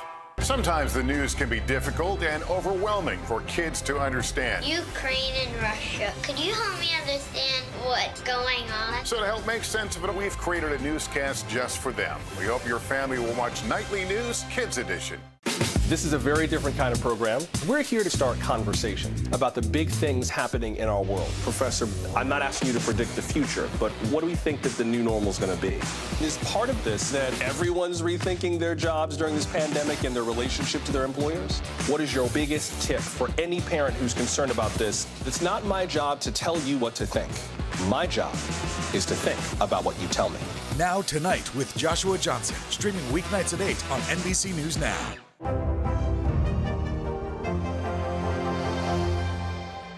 Sometimes the news can be difficult and overwhelming for kids to understand, so we've created a newscast just for them. We hope your family will watch Nightly News Kids Edition. Good morning, everybody. Welcome to Today. Future's looking bright. Time to give yourself an entire body reset. Okay, let's go. The new approach to saving our planet. Simple life swaps, great for the environment. We're celebrating greatness, redefining what it means to be a family. They say it takes a village, and you guys actually have created your own village. We are ready, ready, ready. We got a little spring in our step. Spring! This is quite the spring break crowd. Hallie Jackson Now, weekdays at 5 on NBC News Now. Top Story with Tom Llamas, weeknights at 7 on NBC News Now. All right, so this week, NBC News is taking an in-depth look at the climate challenge, and climate change is putting communities everywhere really at risk. Yeah, government scientists expect sea levels around the U.S. to rise just as much in the next 30 years as they did in all of the last century. Now, because of global warming, water is expanding, glaciers are melting.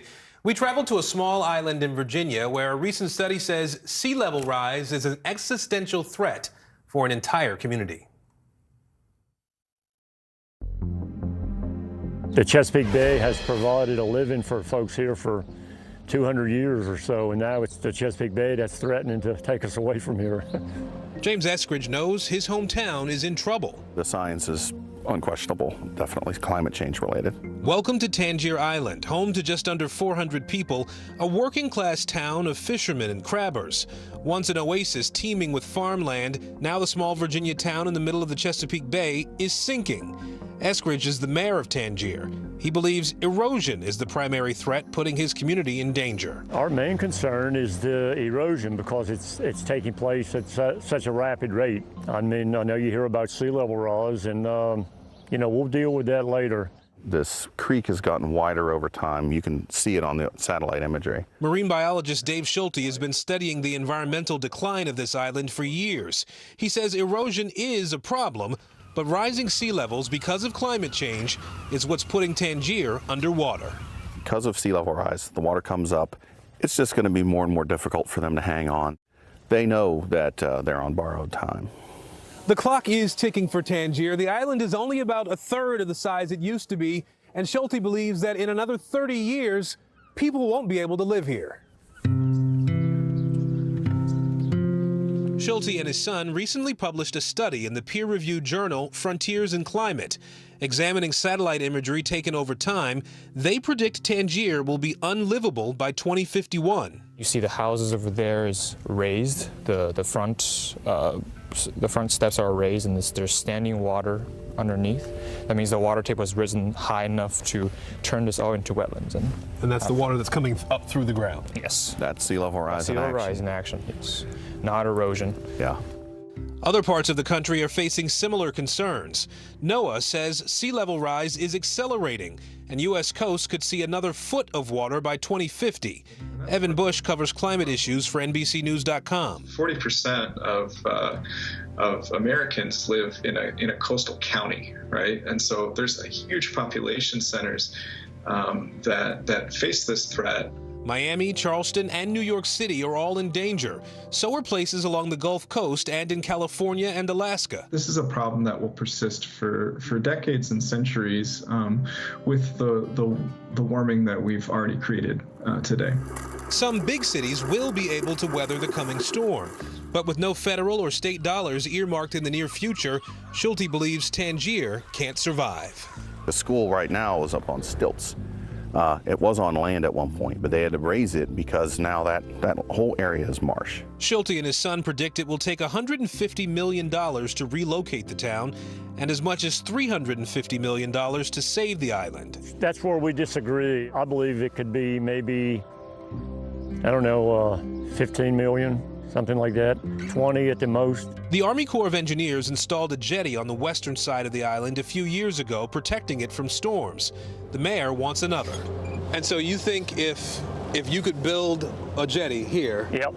That would stop the wave action from a nor'easter coming into the harbor. But it wouldn't stop the water from rising, and without major action to shore up America's shorelines, over time, some land will simply disappear. Climate change is here. Sea level rise is directly impacting American citizens, and we're going to have to decide as a people what we're going to do about it. Now, we reached out to the Virginia Department of Conservation and Recreation, but never received a response to our questions about saving Tangier. The Army Corps of Engineers told us it's asking for funding to study whether it's in national interest to do a risk management and restoration project in Tangier. To date, the Corps says no one has been identified to share the costs. Really good story. Important reporting. Thanks. Yeah. All right. Thank you so much for being with us this hour. I'm Morgan Radford. And I'm Aaron Gilchrist. The news continues right now. Hi, everyone. I'm Stephanie Gosk in for Allison Morris. You're watching NBC News Now. Here's what's happening. Mask appeal. The Justice Department challenging the federal ruling that overturned the CDC's mask mandate for public transportation, how it could affect your next trip. And breaking in the last hour, Florida lawmakers ending Disney's self-governing power, the impact on the company and the state. And Depp under cross, Amber Heard's attorneys grilling the actor about past behavior, what he said on the stand today.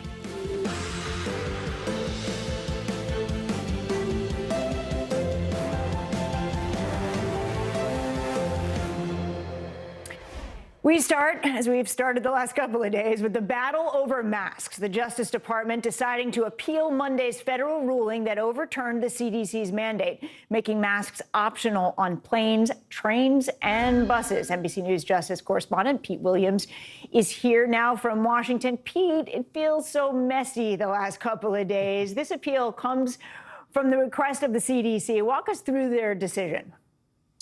So I want to answer the question you asked at the very beginning. How will this affect your next trip? And the answer is not at all, because the Justice Department is not seeking a stay of the judge's order. It's going to remain in effect while this appeal works its way through the courts, and that's going to take months.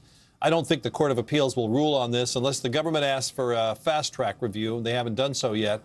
It's going to take, maybe till the end of the year, maybe even a full year for the appeals court to decide this. So I think the reason to challenge file the appeal, to challenge the lower court ruling, is the government doesn't want a ruling on the books that questions the CDC's authority, and that would make the CDC gun shy if in the future in some public health emergency or a reemergence of COVID that the CDC feels they can't act because of this ruling. Now, having said all that, Stephanie, let me tell you what I think is really going on here. I have to make it clear, this is my own speculation. This is not something that any government lawyer has told me, but I've run this past a couple of appeals court lawyers, and they don't think I'm nuts. So, or at least not on this point anyway. So what I think is really going to happen is, or what may happen is this. The government will file the appeal, and then maybe several months from now, the government will say, you know what? COVID has changed. We don't need masks anymore for the nation. We think this case is now moot. We want you to dismiss this appeal, and while you're at it, we want you to wipe out the lower court ruling. Take it off the books as though it never existed. Now, there is a procedure for doing that in federal court. It happens before. The Supreme Court has okayed this in some cases. It's a bit of a long shot, but frankly, I think it's the only way to understand what the Justice Department is doing that makes any sense. Well, Pete, in my book, at least, your speculation I will treat as fact as ever. I don't know about everybody else. We'll see. But that seems pretty plausible. I guess the other thing that I would ask you, too, is they didn't ask for a stay. How unusual is it to appeal a decision like this and not ask for a stay? Of course, there hasn't been a decision like this before. Yeah, not unusual to appeal without asking for a stay. But I think it's pretty unusual not to ask for a stay on something when the government has said this is so important. Frankly, I think they either didn't want to ask for a stay for political reasons or they just waited too long. I mean, this happened so fast that the word got out of what the judge had ordered. And, of course, that became the law. TSA told the airlines, we can't enforce this anymore. And there was such jubilation among airline passengers, not all, but many. And I think by then the government just thought, well, it would just be neck snapping to try to get this back again. Let me ask you this, too, just hypothetically, moving this forward, if there were to be even, let's say, a Supreme Court decision that completely undermined the CDC's ability to make a law like this, what does this mean for the federal government's ability to pass similar things or have mandates like this down the road in a pandemic? And do you ultimately leave it up to states to decide whether mandates should be put in place? Well, as a general matter, sort of from the 50,000-foot level, that's what the law is anyway. The Constitution does not give the federal government very broad powers to do this sort of thing. States, on the other hand, do have broad public health authorities, what are generally called police powers, to do this sort of thing. The federal government doesn't. And so the CDC's authority comes explicitly from Congress in the Public Health Services Act. And what this judge in Florida said is, I've read that act and I don't find the authority in here for nationwide masking. And that's really the issue that the government is appealing. All right, Pete, well, thank you for your expertise, as speculative as it may be. I appreciate it. Have a good day. You bet. Thanks. You too.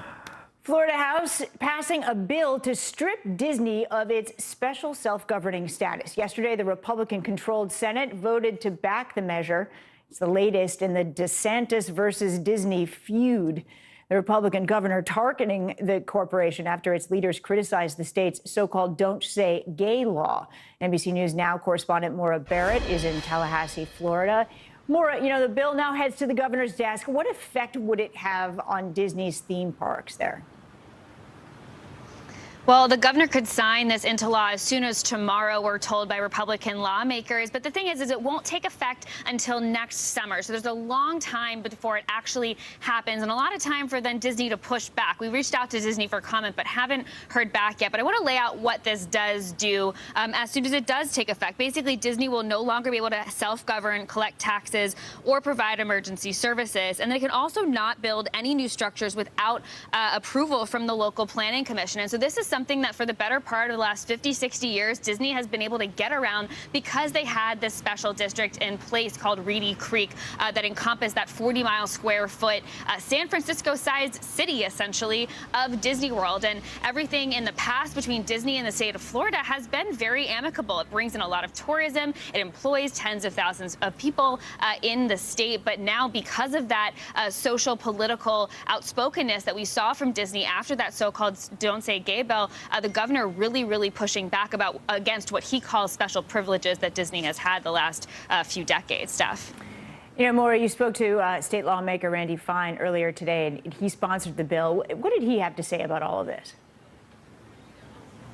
Well, he shares a frustration that a lot of Republican lawmakers were pointing out. But again, I really want to emphasize that there is that direct correlation between the pushback against the legislation that they just pushed through, the anti-LGBTQ legislation, and what's going on here today. Because I want to remind you, this week was supposed to be about passing congressional maps, redistricting. But this was introduced just earlier this week and already pushed through. I want you to hear a little bit more from Representative Fine. Disney had created this special district where they effectively seceded from the state, and they could do whatever they wanted. They could build roads that didn't have to abide by our state road codes. They didn't have to have zoning or safety codes. They could build a nuclear power plant on their property without our permission. And we said, this is a problem. Now, I should note there is no indication that Disney was planning on building a nuclear power plant, but it just is them explaining what they had, what were they able to do on their own property. And with this law, once it's fully signed into effect, that will no longer be the case. Now, one thing that counties surrounding Disney, Orange and Osceola, are really concerned about will be how this impacts taxpayers, right? Disney has a lot of debt right now, a lot of expenditures that they're afraid will trickle down to taxpayers in those counties, as well as then when they distribute their emergency services or other infrastructure products that are in place right now. Representative Fine says that they're going to take another step to make sure that Disney pays off its debt, that it doesn't get passed down to taxpayers. But that's something that residents are extremely concerned about right now, Stephanie. Yeah, I bet they are. What are Disney's options now that this bill is passed? I mean, they really don't have any legal recourse, do they? Well, they could always appeal the decision and push back against it. That's what they're trying to accomplish with the Don't Say Gay bill as well. But the key thing that would work best for them at this point is compromise and working with the legislature to make those allowances that they're looking to do. If they want to build a new structure, they're going to have to go through the process, just like Universal does just next door, or other theme parks in the state as well. And so they really do have a unique opportunity here that has evolved over the decades. And so it really remains to be seen on how firmly this will take effect, because it's not going to be as simple as just signing this into action. It's going to take a lot of work to dismantle what's taken decades to build up. Well, Maura, you point out that this is not just about this pushback against Disney today, that Florida lawmakers approved new congressional map today as well. It happened just after Democratic lawmakers shut down the state's special legislative session for more than an hour. What can you tell about all this new redistricting that's going on? Well, this is something that the governor has been pushing for a little bit now. It wasn't something that was necessarily surprising, since state legislatures had actually handed over the ability to redraw that map to the governor, and that's really atypical. But the map that he approved basically gives 4 additional Republican-leaning districts and then takes away the Democratic national redistricting advantage that we've seen here in Florida. And you saw this point of contention on the House floor because from a black lawmaker's perspective, this redistricting is going to strip representation from the black community here in Florida, and they're worried about how much progress that takes away from the voting rights that they've been pushing for the last 10 years here. And so we saw a bit of commotion on the House floor that led to a recess. Then even when the vote was pushed forward and approved, you heard all this protest on the House floor. And so this is something that will definitely be challenged, but remains to be seen how much it'll actually affect before primaries in August. All right, we'll have to watch. Thanks, Maura. Appreciate your help today. Thank you. Turning now to President Biden, he announced a new $800 million military aid package for Ukraine today. This is on top of a separate $800 million package announced last week. NBC News correspondent Josh Letterman joins me now. Josh, what's included in this new round of aid, and what is the president saying about helping Ukrainian forces? Well, Stephanie, this new round of aid is specifically orchestrated to try to help the Ukrainians with what the fight is going to look like in the east, where there is a new offensive from Russia that Ukraine has been bracing for days now. That's not going to look like the fights in urban areas of Ukraine that we saw over the last 6 weeks, but is more going to be about open battle, essentially, on wide swaths of land, thousands of tanks. And so the U.S. now saying it will give Ukraine $800 million more worth of security assistance, including 72 howitzers. This is heavy artillery, and the U.S. will be providing about 144,000 rounds for that artillery as well. The other key piece of security assistance being announced today are more than 120 tactical drones. And the interesting thing is these drones have been specifically designed by the U.S. military in the last couple of months to help Ukraine. This is a brand new product. The U.S. military not wanting to give too many details about it for that very reason. But these are one-way drones, meaning essentially they're on kamikaze missions. They go out to hit a target and they do not come back. President Biden today discussing exactly why he feels it is important to be increasing the types of assistance that we're providing to Ukraine right now. Take a look. The Battle of Kyiv was a historic victory for the Ukrainians. It was a victory for freedom, won by the Ukrainian people with unprecedented assistance by the United States and our allies and our partners. Now we have to accelerate that assistance package to help prepare Ukraine for Russia's offensive that's going to be more limited in terms of geography, but not in terms of brutality. Not in terms of brutality. Combined with our recent drawdowns, it will ensure a steady flow of weapons and equipment into Ukraine over the next few weeks. And Stephanie, President Biden is also warning today that the U.S. is almost eaten up all of the security assistance that it's already gotten Congress to approve, several $1 billion worth that were included in a broader $13.5 billion package for Ukraine passed recently. And so President Biden says he is going to be going back to Congress to ask for their authority to give even more dollars to Ukraine in the future. Josh, President Biden met with Ukraine's prime minister at the White House before that announcement. Do we know much about that conversation? How did it go?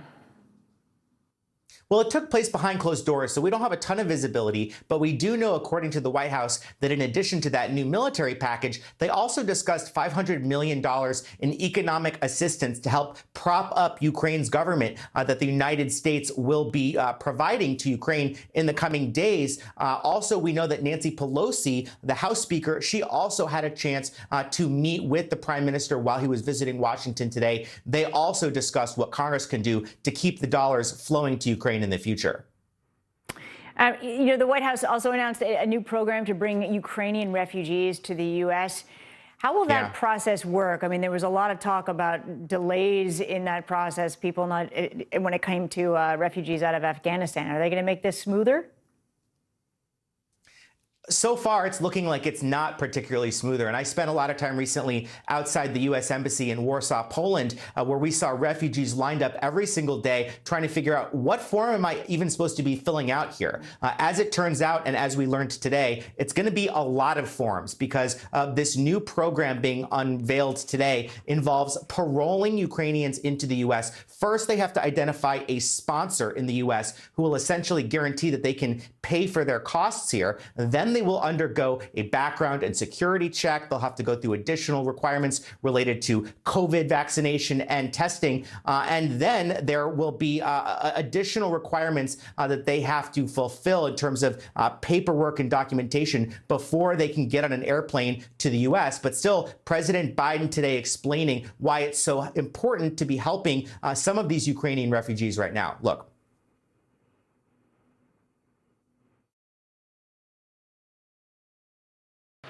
You know, these past weeks have seen a terrible human cost of Putin's ambition for conquest and control.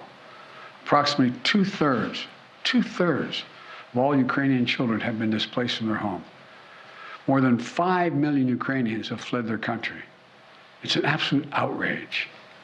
The idea this is happening, approaching the second quarter of the 21st century, is just,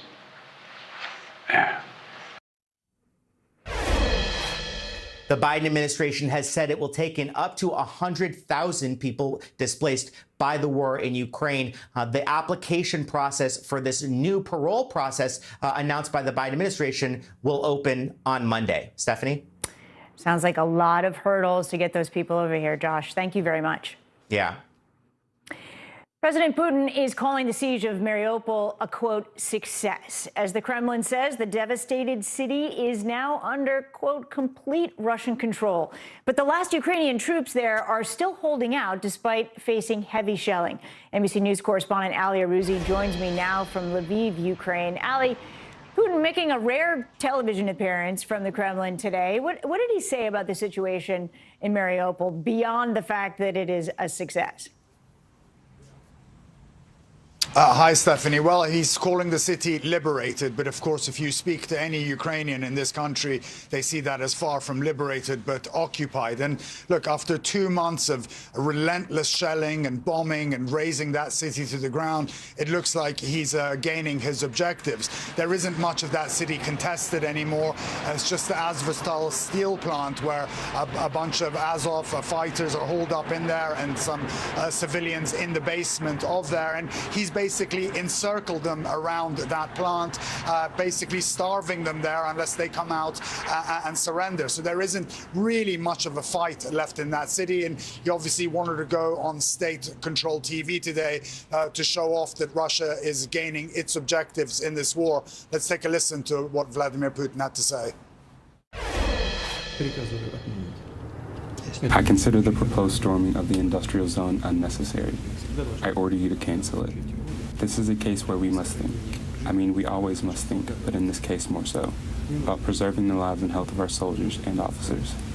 There is no need to climb into these catacombs and crawl underground through these industrial facilities. Block off this industrial area so that a flight cannot pass through.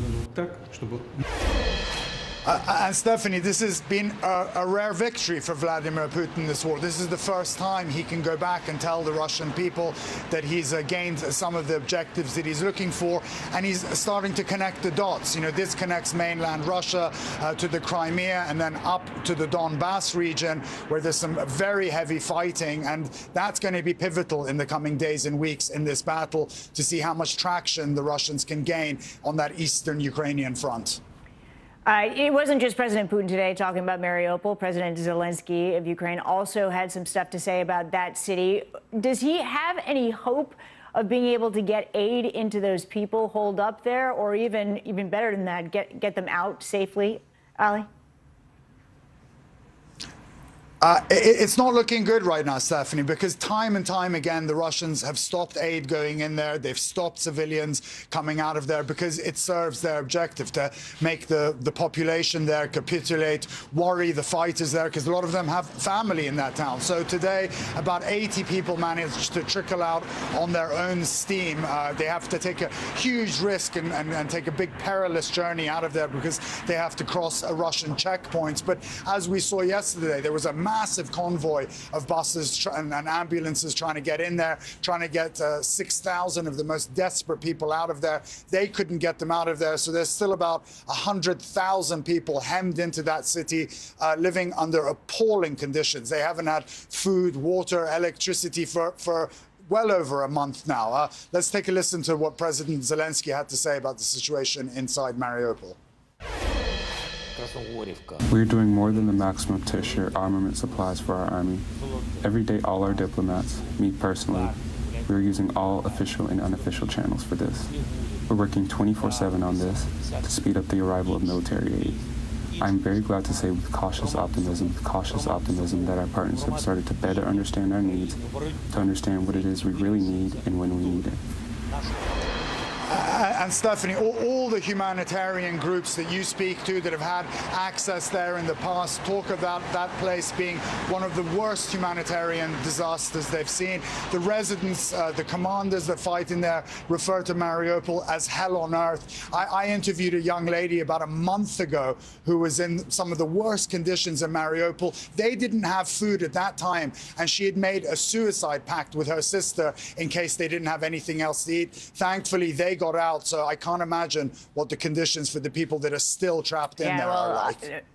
Ali, certainly some of the grimmest images out of this war have been out of Mariupol, but it's not the only place where the war is raging. The mayor of Kharkiv says today that his city is under intense bombardment. What's the latest out of there? That's right, Stephanie. They have been relentlessly bombing Kharkiv over the last week or so. And that one of the reasons for that is that the Ukrainian fighters managed to push the Russians out of 3 surrounding villages there. So this is another tactic of the Russians. If they can't gain momentum on the ground, they start terrorizing the civilian population of these cities. So they've been shelling the city center of Kharkiv relentlessly. We've seen shells land on the rooftops of residential buildings with debris flying everywhere, again, making very little distinction between the military fighters there and the civilians. And that's part of the line of attack that the Russians are following on the Eastern Front, which goes all the way down the south, about 300 miles up to the northern tip of Ukraine, where Kharkiv is. And that's part of their strategy to keep pushing forward. But, you know, the Ukrainians have some of their best fighters along that line because they know how important it is to hold it. For sure. Well, Ali, thanks for keeping on top of all of this for us. And coming up, an intense day on the stand for Johnny Depp as he's cross-examined by Amber Heard's attorneys. The latest on the defamation trial against his ex-wife. Next.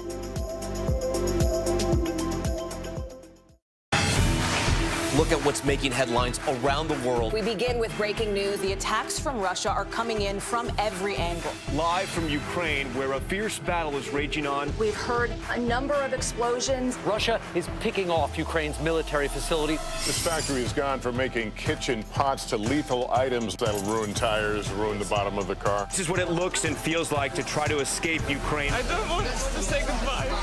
The battle for Congress and the fight for control of State House. In our special County to County series, we're checking out key battlegrounds. We are talking elections in a battleground state. What does President Biden need to do tonight? He needs to speak to heads and hearts. A lot to break down, Chuck, so let's dive right in. Official confirmation of Judge Ketanji Brown Jackson. Let's zoom out a bit to our changing climate. We have some stunning new findings about COVID-19. A lot to talk about as we continue our rolling coverage. We're coming on the air with the news NBC Scoop. Bringing the news to you is not only a job, it's an honor. She was a nurse who got the COVID vaccine on TV. Then she fainted, and a conspiracy theory was born. This is how one person's life became a weapon in an information war. Tiffany Dover is dead. An NBC News podcast. Listen now. Top Story with Tom Llamas is your news playlist on NBC News Now. And now, you can listen to it as a podcast. Available anytime and anywhere. Good morning, everybody. Welcome to Today. Future's looking bright. Time to give yourself an entire body reset. Let's go. The new approach to saving our planet. Simple life swaps, great for the environment. We're celebrating greatness, redefining what it means to be a family. They say it takes a village, and you guys actually have created your own village. We are ready, ready, ready. We got a little spring in our step. Spring! This is quite the spring break crowd. Still to come on the Channel 2 News. Well, the waters are certainly receding now. Still too close to call. Lester Holt reporting from Ground Zero, as it's being referred to. It is, in fact, the taste of freedom. The Haitian people know a little something about resiliency. What's the biggest risk right now? Some of the troops who have been proud. I want to welcome you to the first presidential debate. In fact, we've been told we can't go any farther. You are some resilient folks. Let me get a hint.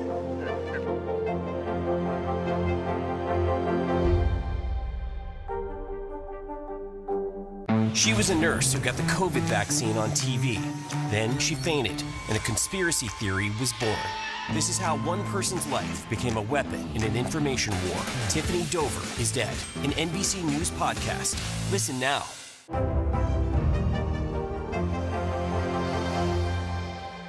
NBC News, streaming free now. Top Story with Tom Llamas, weeknights at 7 on NBC News Now.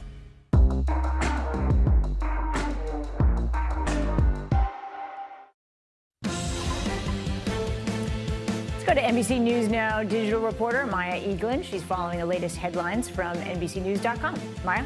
Hi, Stephanie. We start in South Carolina, where a man is being charged after shooting a performer at a haunted house over the weekend. He said he thought the gun was a prop and hit the performer's shoulder. Mad Men actor and Broadway star Robert Morse has died. He was nominated for an Emmy 5 times for his role in the hit AMC show. Morse was 90 years old. A fully vaxxed and boosted healthcare worker in Spain reportedly testing positive for the Omicron variant just 20 days after testing positive for the Delta variant. That's the shortest known gap ever between COVID infections. French voters head to the polls this weekend in a winner-takes-all runoff between centrist incumbent Emmanuel Macron and far-right nationalist Marine Le Pen. This will wrap up a campaign that's been dominated by discrimination. And Dorothy's iconic dress worn in The Wizard of Oz by Judy Garland could go for more than $1 million at auction next month. It had been missing for decades before being found at Catholic University last year. Stephanie, back to you. Wow, over $1 million. You probably don't even get the ruby slippers with that dress. Maya, thank you very much. Turning now to Johnny Depp on the stand for a third day in the $50 million defamation suit against his ex-wife, Amber Heard. This time being cross-examined by Heard's attorneys about everything from alleged drug use to violent text messages. NBC News correspondent Steve Patterson is covering the trial. Steve, a lot of text messages read in court today. What can you tell us about them? A tome of text messages. And in fact, I would say maybe 80% of the entirety of the cross-examination has been Heard's attorney going over exhibits with Depp. And this has ranged anywhere from pictures of Johnny Depp reportedly passed out, reportedly high on drugs, pictures of drugs reportedly in Johnny Depp's custody, allegedly in Johnny Depp's custody, and most notably, as you mentioned, just dozens and dozens of text messages, some showing an apparent pattern of Johnny Depp's drug use. And they want to establish that because central to Heard's argument is that the drugs would often fuel the rage, and the rage would lead to physical abuse, where central to Depp's argument is that those claims were overblown, that there was a large period of sobriety, that he was constantly trying to get sober, and that he was prevented to do so by Amber Heard. But then the text messages, some of them got even more grotesque. We can play a little segment from the trial there where he's describing some text messages that went out to actor Paul Bettany about what allegedly he wanted to do to Amber Heard. Listen to this. The next text down, you say, "Let's drown her before we burn her." 3 exclamation points. Did I read that right? Yes, it's referring to the text prior to. You didn't stop when you said, "Let's drown her before we burn her." After that, you made another comment. After you said, "Let's drown her before we burn her," Mr. Depp, you said, "I will her burnt corpse afterwards to make sure she is dead." That's what you said that you would do after you burned her and after you drowned her. Did I read that right? You certainly did, yes. And you wrote that about the woman who would later become your wife? Yes, I did. Okay. Oof. Brutal to hear. It has been hours and hours of just that. Amber Heard's attorney presenting an exhibit that has a bunch of text messages, Johnny Depp responding to those text messages and confirming that he either did write them or didn't write them, and then moving on to the next exhibit. The court has just adjourned for a 15-minute break, but right up until that point, that's what we were seeing. Steph? Well, it's pretty intense stuff, Steve. Let's keep in mind that this is a lawsuit filed by Depp himself. He has put himself in this position. He is suing his ex-wife, saying her claims of surviving domestic abuse ruined his career. How did Heard's attorneys counter those claims today?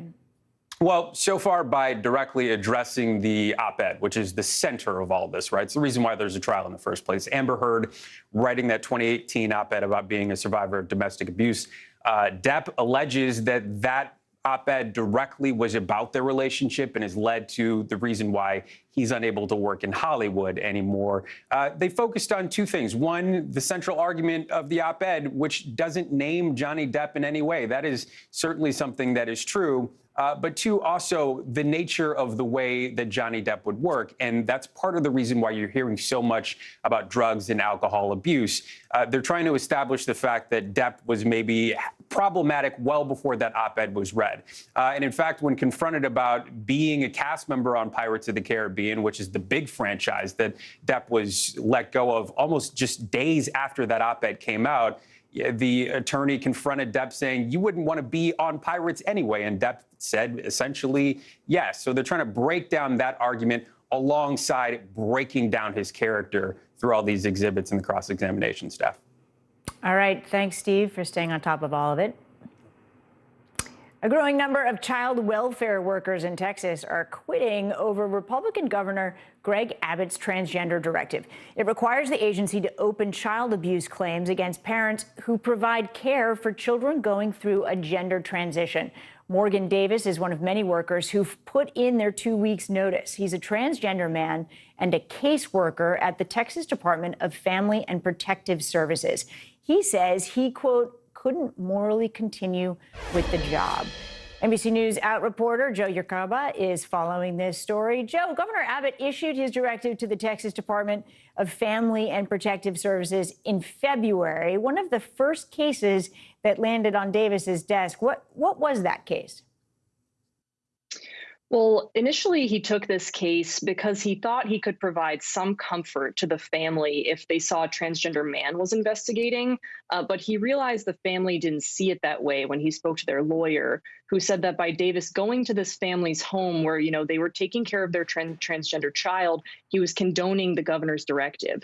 And Davis told the Texas Tribune that the lawyer's statement, quote, hit me like a thunderbolt. It's true, he said. By me being there for even a split second, a child could think they've done something wrong. So he resigned shortly after that, which was earlier this month. Are there other cases open right now? What could potentially happen to the parents who are accused of child abuse?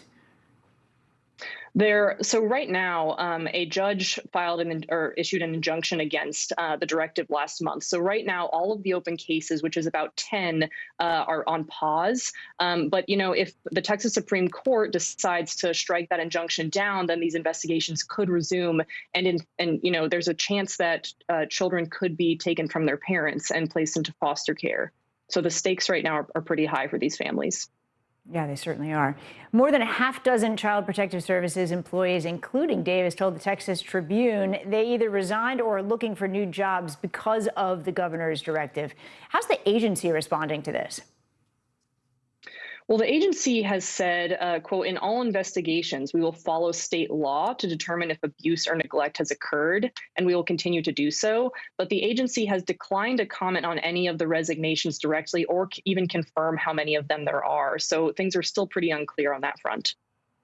Yeah, that's for sure. You know, a week after the directive came out, the ACLU and Lambda Legal filed a lawsuit on behalf of one of their employees who was under investigation for child abuse for providing gender-affirming care to her 16-year-old daughter. Tell us more about that case. Sure, yeah. So according to the lawsuit, one of the first investigations the Child Protective Services Agency opened was into one of its own employees, as you said, who is referred to in the lawsuit as Jane Doe. And she was placed on leave from her job just a few days after the governor issued his directive. And the lawsuit said that the directive, quote, has wreaked havoc on the Doe family. So right now, that investigation is paused like all of the others as part of the injunction. But Attorney General Ken Paxton has appealed that, and the Texas Supreme Court could rule on it any day. And that investigation could resume. All right. Thanks for keeping an eye on it. Thanks, Joe. We appreciate it. Moving on. Who were they? People whose bodies were found, but whose names are unknown. Each year, millions of cold cases go unsolved.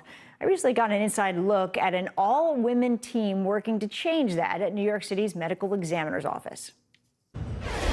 In the winter of 2016, a young man's body was found behind a building in Brooklyn with a T-shirt on and a backpack filled with kid stuff, a novel, a notebook, some art supplies. And we have no leads on his name. We don't know who he is. We don't know very much about him, but I know he was reading that comic. I mean, it's haunting. Yeah, I think about him all the time. It's cold cases like this one motivating the all-women team in the New York City Medical Examiner's Office. Aiden Naka, Siobhan Hudson, Dr. Angela Soler. Going back to, the 1990s, we're currently managing about 1,300 cases of unidentified individuals. The vast majority of cases these women investigate involve people whose identities are known. But when they have time, they turn to the mysteries. You start to wonder, do they have a family member out there? I wonder if they had kids. Is there someone looking for them? You can't help to think about that stuff. It becomes deeply personal, doesn't it? It does. And we all have unidentified individuals that we just constantly think about. In the last 2 years, they have solved 20 cold cases. New technology, together with good old-fashioned detective instincts, can paint a remarkably vivid picture. A woman found in Brooklyn in 2011 tells a whole story just with her teeth, including this denture. And this is quite typical in Central American and Mexican communities. Isotopes in the teeth she still has reveal even more. Everything that you ingest, the water you drink, the food you eat, gets incorporated into your living tissue. Bone is living tissue. So you literally are what you eat. As a child, she frequently traveled from the coast to the mountains. And some regions where that might be occurring are actually in Central America. We're seeing the signatures overlap over Honduras. The team also reconstructs faces when all they have is a skull. A 3D printer creates the model. Art students apply the clay. Nothing replaces seeing that person's face. And so it's been a really useful tool. And how accurate is it? It's variable. So it's based on science in terms of the depth of tissue, the shape of your features, the features of your face. But there's a lot of artistic license involved. Always in the back of their minds, they say, is the anguish families are feeling. There's nobody to go home to. She's not there.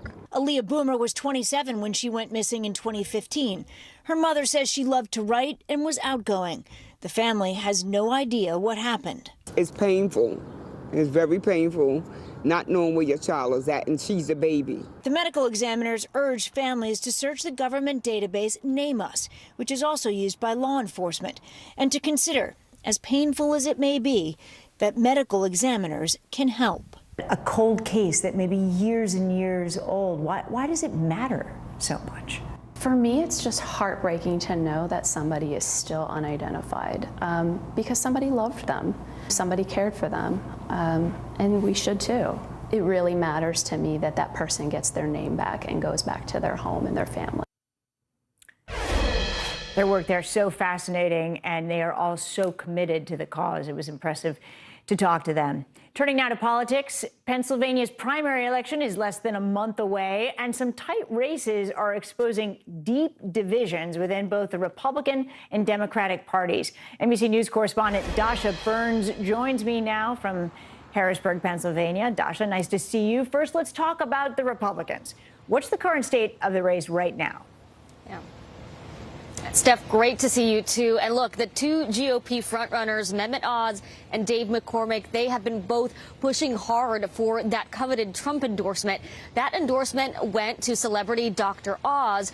But last night, we were at a rally for Dave McCormick, where what we saw was very much a candidate molding himself in the shape of the America First candidate, the Trumpian-style candidate. And the headliner for that event was Trump's former Secretary of State, Mike Pompeo. So you see within McCormick circles a lot of those former Trump folks, people close to the Trump camp. I had a moment to pull Pompeo aside to ask him about his support of McCormick. Take a listen. Don't let anybody gaslight you. You can tell character when you see it. You can smell it from 100 miles away. A little less time on TV, a little more time on the corner helping Dave gather votes. Obviously, a little bit of a dig at Dr. Oz there. And look, the question at hand here, though, is can you really be the America First candidate without the support of the guy that originated that brand? And the jury's still out on that one, Steph. Yeah, I mean, what does it do to this argument that Donald Trump is the chief influencer in the Republican Party if Dr. Oz doesn't pull this out? Right. I mean, I think this is going to be the biggest test of the power of a Trump endorsement. This is one of the tightest GOP primaries in the midterms right now. So we'll see as the polling comes out in the next few weeks that takes into account that time that Oz has had to campaign on this endorsement. How much of a leg up does it really give him? How much sway does Trump support have right now? When it comes to voters, at least at the McCormick rally, of course, that is a very specific subset. They were there to support the candidate. But I asked some of the voters there, all of them voted for Trump. And I asked them what they thought of Mr. Trump's choice in the Senate primary. Take a listen to what I heard. Did you all vote for President Trump? Yes, I did. Yes, twice. We all did twice. Were you surprised that he didn't endorse Dave? Very surprised that he did not endorse Dave because Dr. Oz is Hollywood. He only has an apartment in Philadelphia. He is a resident of a Turkey resident. So he doesn't represent Pennsylvania values. So the endorsement not changing any of your minds? Oh my goodness, no. Not at all. And Stephanie, we are going to see both Dr. Oz and Dave McCormick on stage together on Monday night for a big debate, high stakes all around, Steph. Yeah, but first we've got the Democrats tonight debating, right? What can we expect there? What's going on in that team? Yeah, I mean, look, both of these races are perhaps the most exemplary of the divides within both of the parties that we're seeing, both on the Republican side and on the Democratic side. And tonight is going to be big. This is going to be the first time that Lieutenant Governor John Fetterman is taking the debate stage among his rivals, Connor Lamb, who is trying to close that gap. Fetterman has been ahead in the polls. He's been ahead in fundraising. And the Lamb campaign has really been turning up the heat on the airwaves. Attacks targeting Fetterman, trying to make him look more extreme, as both candidates are very much trying to show that they can have broad appeal to Democrats across the board and maybe even pull over some undecided, some purples, and maybe even some conservatives. We're going to see those tensions on display tonight, Steph. Well, Dasha, Pennsylvania never disappoints when it comes to politics. It's going to be quite a battleground in November. Thank you. That's right. Okay. Up next, New Jersey is going green. Recreational marijuana is legal to buy. We go inside one of the 13 dispensaries now open.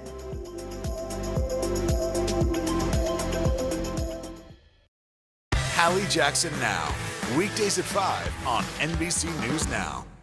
News is happening now. Look at what's making headlines around the world. Whenever it happens, wherever you are, it's here now. To stand on the edge of the cliff and jump takes a lot of guts. We are meeting people one after the next who have made profound changes. I think you're going to be blown away by the life lessons. Listen to Making Space Now, wherever you get your podcasts. News is happening now. look at what's making headlines around the world. Right now on Morning News Now. We're coming on the air with breaking news. And this is a significant moment. Whenever it happens, wherever you are, NBC News, streaming free now. She was a nurse who got the COVID vaccine on TV. Then she fainted, and a conspiracy theory was born. This is how one person's life became a weapon in an information war. Tiffany Dover is dead. An NBC News podcast. Listen now. Top Story with Tom Llamas. Weeknights at 7 on NBC News Now. All this month, how urgent is our position as far as our climate's concerned? Exploring innovative new steps to save our wildlife. We're going to go find some bison and protect our planet. Only on Today. Sometimes the news can be difficult and overwhelming for kids to understand, so we've created a newscast just for them. We hope your family will watch Nightly News Kids Edition. Top Story with Tom Llamas. Weeknights at 7 on NBC News Now.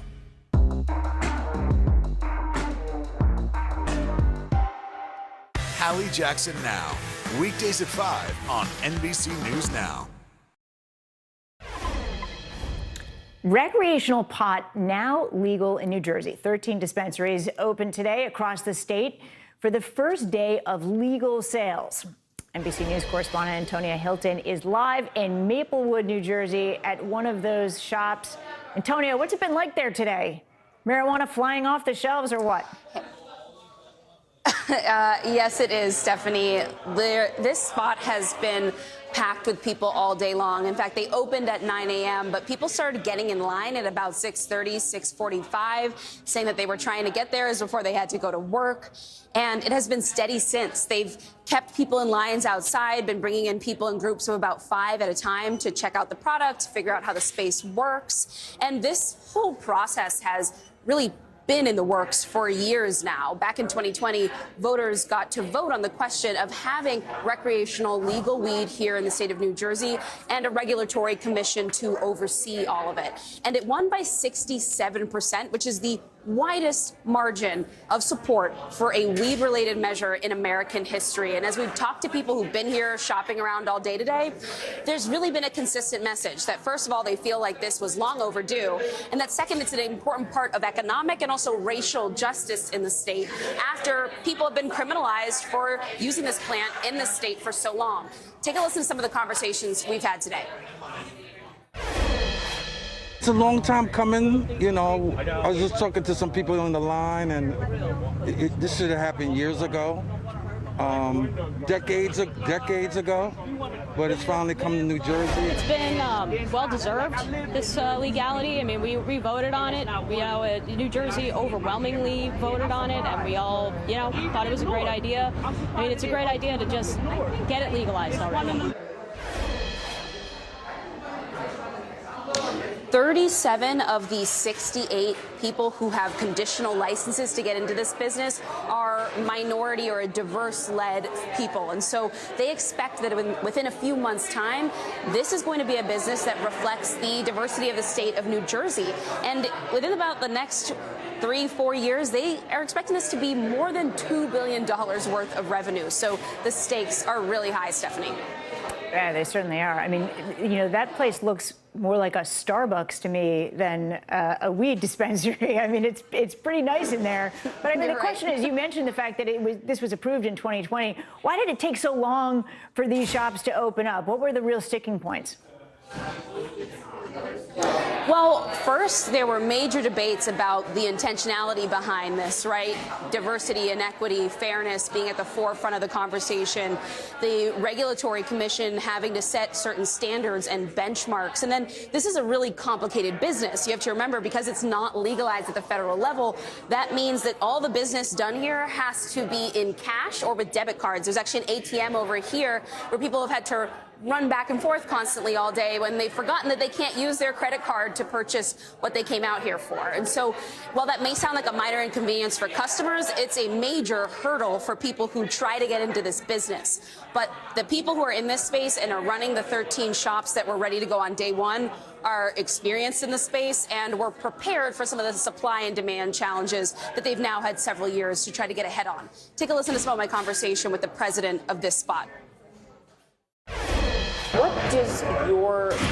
What do stores like this one represent economically to the communities that they're in? Yeah, it is. It's a great question. It's very important. It's you know, the customers that we see and the patients that we see are part of the town that we are in. So they are the same mom who goes to the shop, to the coffee shop. They are the same dad who picks up the kids in the morning. So really, the economy of the town. And Stephanie, it's been really interesting as our team has walked around this neighborhood in Maplewood all day. All of the businesses around the Apothecarium are excited that it's here. And it's not so much about what they're selling, but the fact that having this here in the neighborhood, knowing this is going to bring in millions of dollars of tax revenue, they're excited because they're going to benefit from it. The coffee shop has new customers they've never met before. The people selling things in boutiques nearby know people are going to come through and shop because they've come out of their way to come to this store here. And so there's a lot of community support around this specific site and the other 12 around the state today. Yeah, there's certainly some trickle-down effects that will be beneficial for everybody. Antonia, thank you so much. A call to clean up the ocean is going viral online. Up next, how two influencers are raising millions of dollars for the environment. Next.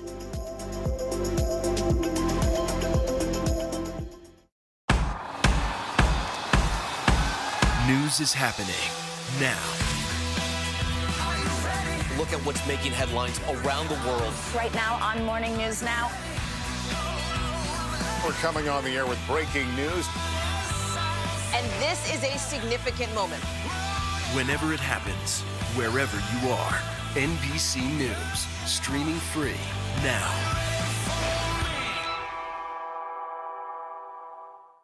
Good morning, everybody. Welcome to Today. Future's looking bright. Time to give yourself an entire body reset. The new approach to saving our planet. Simple life swaps, great for the environment. We're celebrating greatness, redefining what it means to be a family. They say it takes a village, and you guys actually have created your own village. We are ready, ready, ready. We got a little spring in our step. Spring! This is quite the spring break crowd.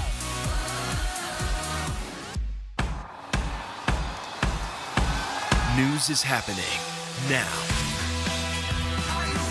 Look at what's making headlines around the world. Right now on Morning News Now. We're coming on the air with breaking news. And this is a significant moment. Whenever it happens, wherever you are, NBC News, streaming free now. She was a nurse who got the COVID vaccine on TV. Then she fainted, and a conspiracy theory was born. This is how one person's life became a weapon in an information war. Tiffany Dover is dead. An NBC News podcast. Listen now. News is happening now. Look at what's making headlines around the world.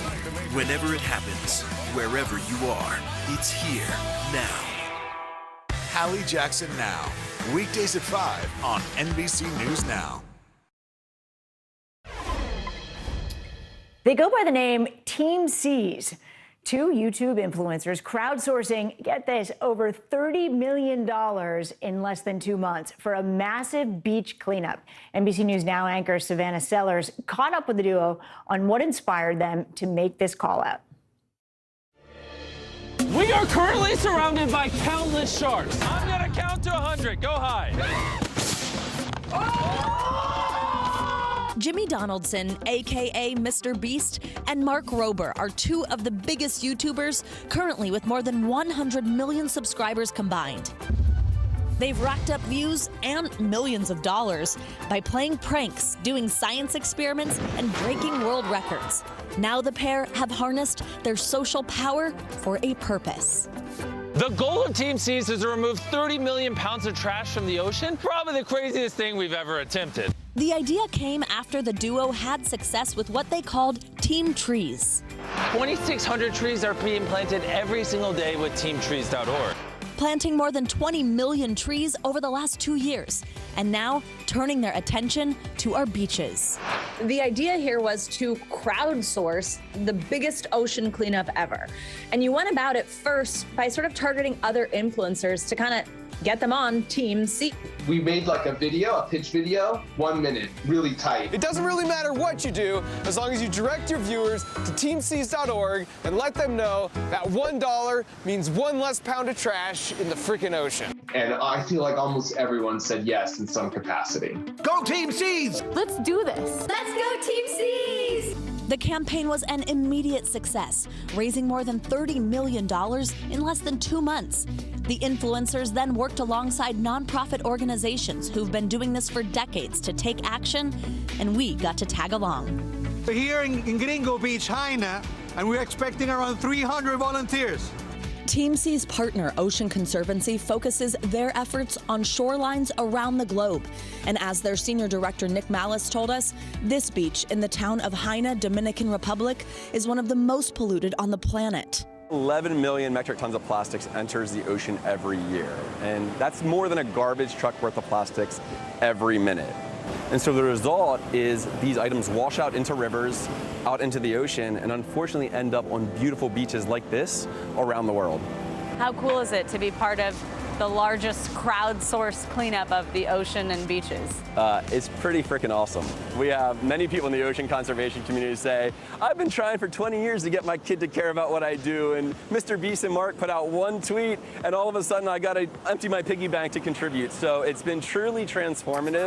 Emmy Oviedo is a volunteer and an avid Mr. Beast fan.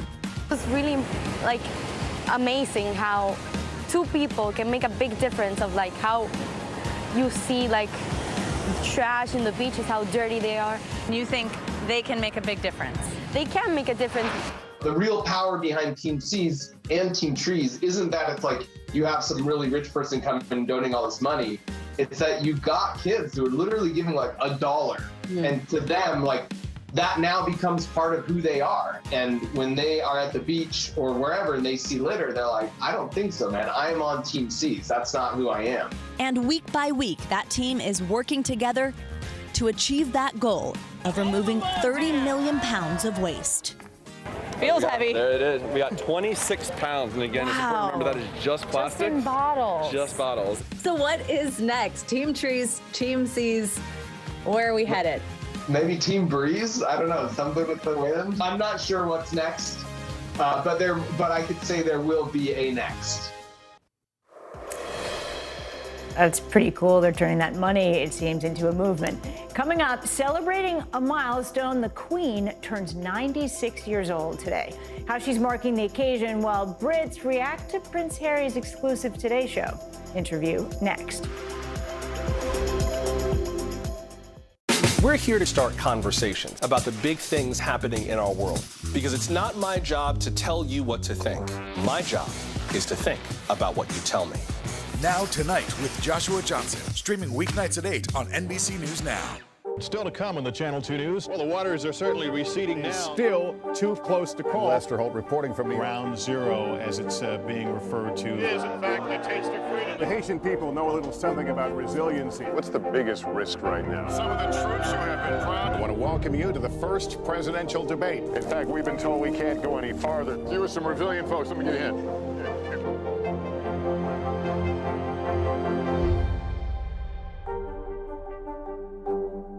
News is happening now. Look at what's making headlines around the world. We're coming on the air with breaking news. This is a significant moment. Whenever it happens, wherever you are, NBC News, streaming free now. Now Tonight with Joshua Johnson, streaming weeknights at 8 on NBC News Now. Sometimes the news can be difficult and overwhelming for kids to understand, so we've created a newscast just for them. We hope your family will watch Nightly News Kids Edition. She was a nurse who got the COVID vaccine on TV. Then she fainted, and a conspiracy theory was born. This is how one person's life became a weapon in an information war. Tiffany Dover is dead. An NBC News podcast. Listen now. all this month.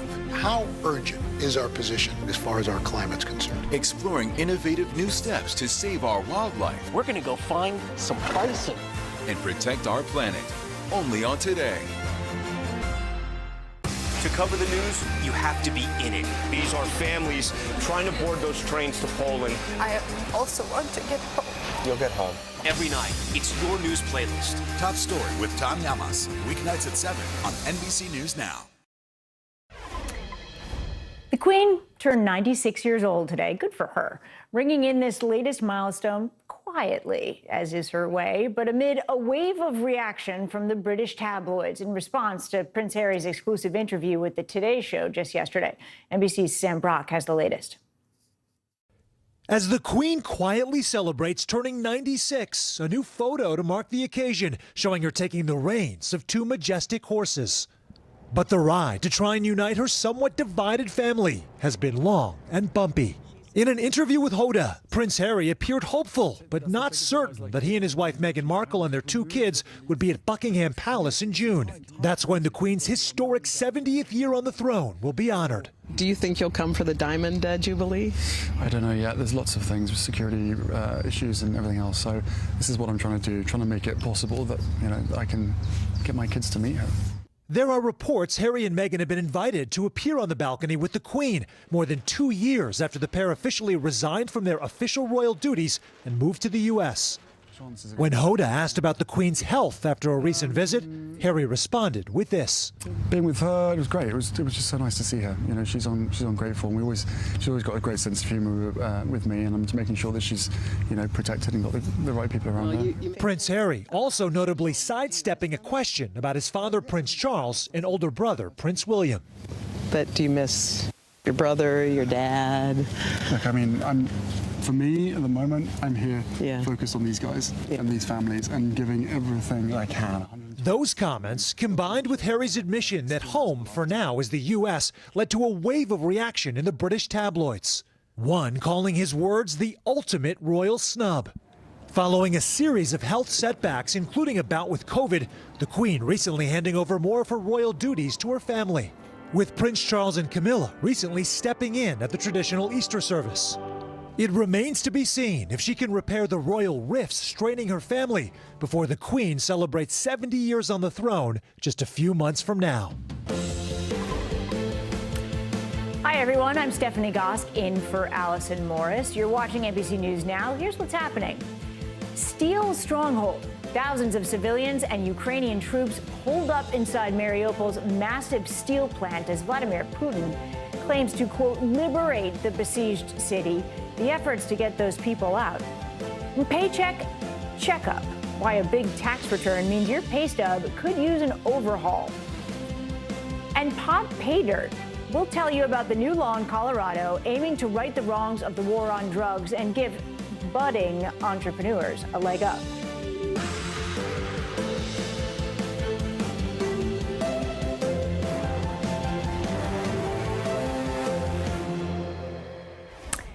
We start today with the battle for Mariupol. Ukrainian officials are calling for an evacuation corridor out of the besieged port city. They say 1,500 wounded soldiers and civilians are still trapped at a steel plant there and are facing a heavy Russian bombardment. NBC News correspondent Ali Arouzi joins me now from Lviv, Ukraine. Ali, Ukraine's deputy prime minister said today that this is a key moment for humanitarian efforts in Mariupol. Tell us more about what that means. Is there still a chance these people could be evacuated safely from the city? Hey, Stephanie. Well, it's a key moment because the Russians pretty much have control of that city, and everybody that's left in there will be completely at the whim of the Russians. We've seen how they've tried to control the narrative of liberating that city. They've forcibly deported many people from that city, and through state-controlled media, they can say or force these people to say that, you know, the Russians saved them. So this is why it's a real key moment to get them out of there. But to answer your question about whether it'll happen, sadly, the Russians are controlling all of the exit points in and out of there. So it's really in their hands how many people can get out in large numbers. And as we've seen time and time again, they haven't honored those green zones for people to get out. They've made it very difficult for those buses to get in and get large numbers of people out of there. So unfortunately, the Russians have not been very honorable in any of the things they said. So it's entirely up to them how many people get out of there or have to stay in there while they occupy the rest of the place. 4 evacuation buses did manage to leave Mariupol on Wednesday. Did the Deputy Prime Minister have anything to say about that? That's right. I think we have a statement we can put up on the screen from the Deputy Prime Minister. She said that, 4 buses did manage to get out of Mariupol. They are spending the night in Berdansk, and then from there they will go to Zaporizhia, which is where so many of the people that have managed to get out of Mariupol go to, and then from there they try and get to a more westerly point of this country. But as I was saying earlier, Stephanie, there was only about 79 people in those buses, and there's over 100,000 people still hemmed into that city, which has completely been flattened. Yeah, concern grows certainly for those people that are still there. We're learning also more about the effort in eastern Ukraine from the British Defense Ministry. They say Russian troops are now moving towards Kramatorsk in eastern Ukraine. What's going on there, and where else are they advancing, Ali?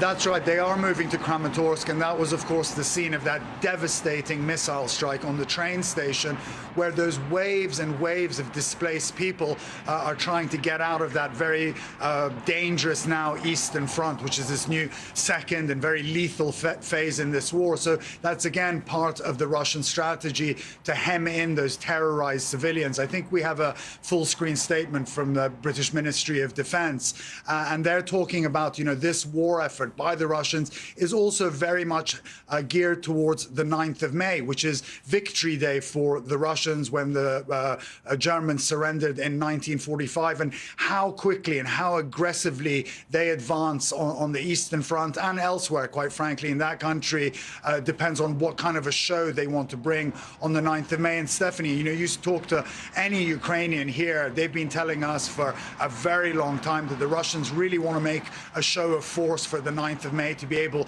to sell this at home as a big victory for Russia, to suit their narrative that this war is going in their way, that they are gaining the objectives that they set out. So everybody in this country is terrified about what the Russians are going to try and do to claim as a victory for the 9th of May. And obviously the British Ministry of Defense is very cognizant of that as well. Yeah, the 9th of May is not that far away. It's going to be an intense few weeks. Thanks, Ali. President Biden arriving in Oregon moments ago, where he'll be talking infrastructure this afternoon. The president also announcing new aid for Ukraine before heading to the West Coast. NBC News White House correspondent Mike Memley is live in Portland, traveling with the president. Mike, President Biden is highlighting Portland International Airport today. Why did he choose to go there? What is it about Portland International Airport? Well, Stephanie, you and I spoke just a couple of days ago when I was at the port of Portsmouth in New Hampshire. The president then was highlighting how some of the $17 billion from the bipartisan infrastructure law were going to projects like one at the port of Portsmouth. Well, today is a similar story. $15 billion in the bipartisan law are for airport improvements across the country. And so the president is coming here to put a spotlight on one of those projects, $20 million going towards a larger $2 billion renovation of Portland International Airport. It's interesting because what we're seeing is the president is not able to yet highlight projects that are entirely funded by the infrastructure law, because the president, especially as the midterms approach, wants to get out there and show some results to deliver to voters. He's having to sort of come instead to projects like this one where, yes, they are getting some money from the infrastructure law, but these are not shovel-ready projects. These were projects that were already underway. I should also mention, Stephanie, the president is also here because he's raising money. Today, the president will have 2 fundraisers, one here in Portland and one in Seattle. These are the first in-person fundraising events that President Biden has done for the Democratic National Committee outside of Washington since becoming president. Money is also a very important part of the midterm equation for Democrats. Yeah, it certainly is. Well, he's talking infrastructure, but he's also Talking about Ukraine, the White House announced more than $1 billion in funding for Ukraine today, $800 million in military support, and $500 million in direct economic assistance. But the president says he needs help from Congress to keep the money flowing. Is he going to get that support? Well, Stephanie, what the president said today is that this is a critical moment heading into a critical phase of this war in Ukraine, one in which the U.S. is really hoping to turn the tide from not just Ukraine sustaining the Russian advance and aggression, but also to push them back, to actually win this war. And so the president has already now, with the announcement today, expended the $3.5 billion that Congress has already appropriated for defensive assistance to the Ukrainians. But they're spending that money so quickly, and clearly more is needed. And so the president today making the case to Congress to provide him more when they come back in just a few weeks. Let's listen to part of the president's remarks. In order to sustain Ukraine for the duration of this fight, next week I'm going to have to be sending to Congress a supplemental budget request to keep weapons and ammunition flowing without interruption to the brave Ukrainian fighters and continue to deliver economic assistance to the Ukrainian people. My hope is, and my expectation is, Congress would move and act quickly. So the president said he didn't have a specific dollar amount yet that he's going to ask for Congress, depending on his working on coming up with that now. But it is interesting because I think when Congress passed a larger $15 billion package for both humanitarian assistance and military assistance, I think the sense was that that would be enough to at least slow the Russian invasion, to give the Ukrainians a chance to fight. Well, what have we seen? The Ukrainians doing more than just holding their own, but showing some real successes, pushing Russia back. And so now they need to continue to do more in terms of assistance from the U.S. And war is expensive. Mike Memley, thank you so much. And turning now, a Ukrainian tattoo artist recounting violence in Bucha claims Russian troops forced him to collect dead bodies. Now, as people return to the city, Human Rights Watch says it's investigating potential war crimes committed there. NBC News foreign correspondent Molly Hunter takes a look at the devastation through the experience of one local resident.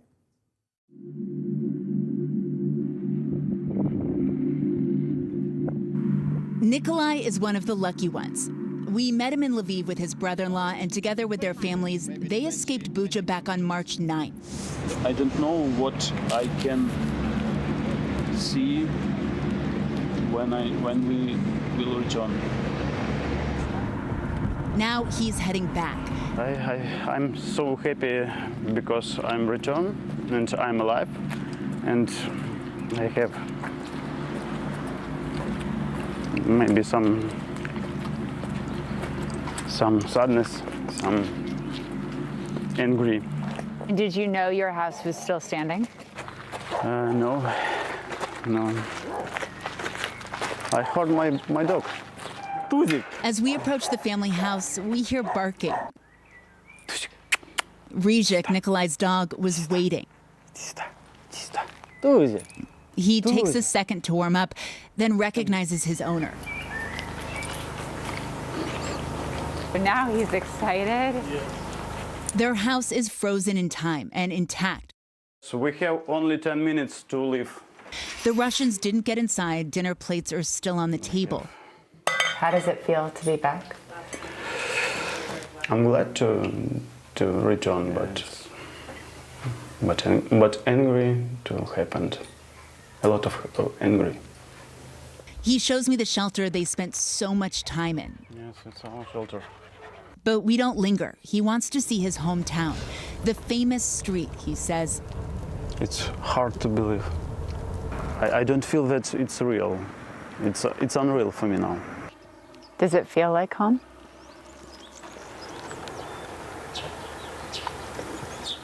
Maybe no. Just no. I think that I don't understand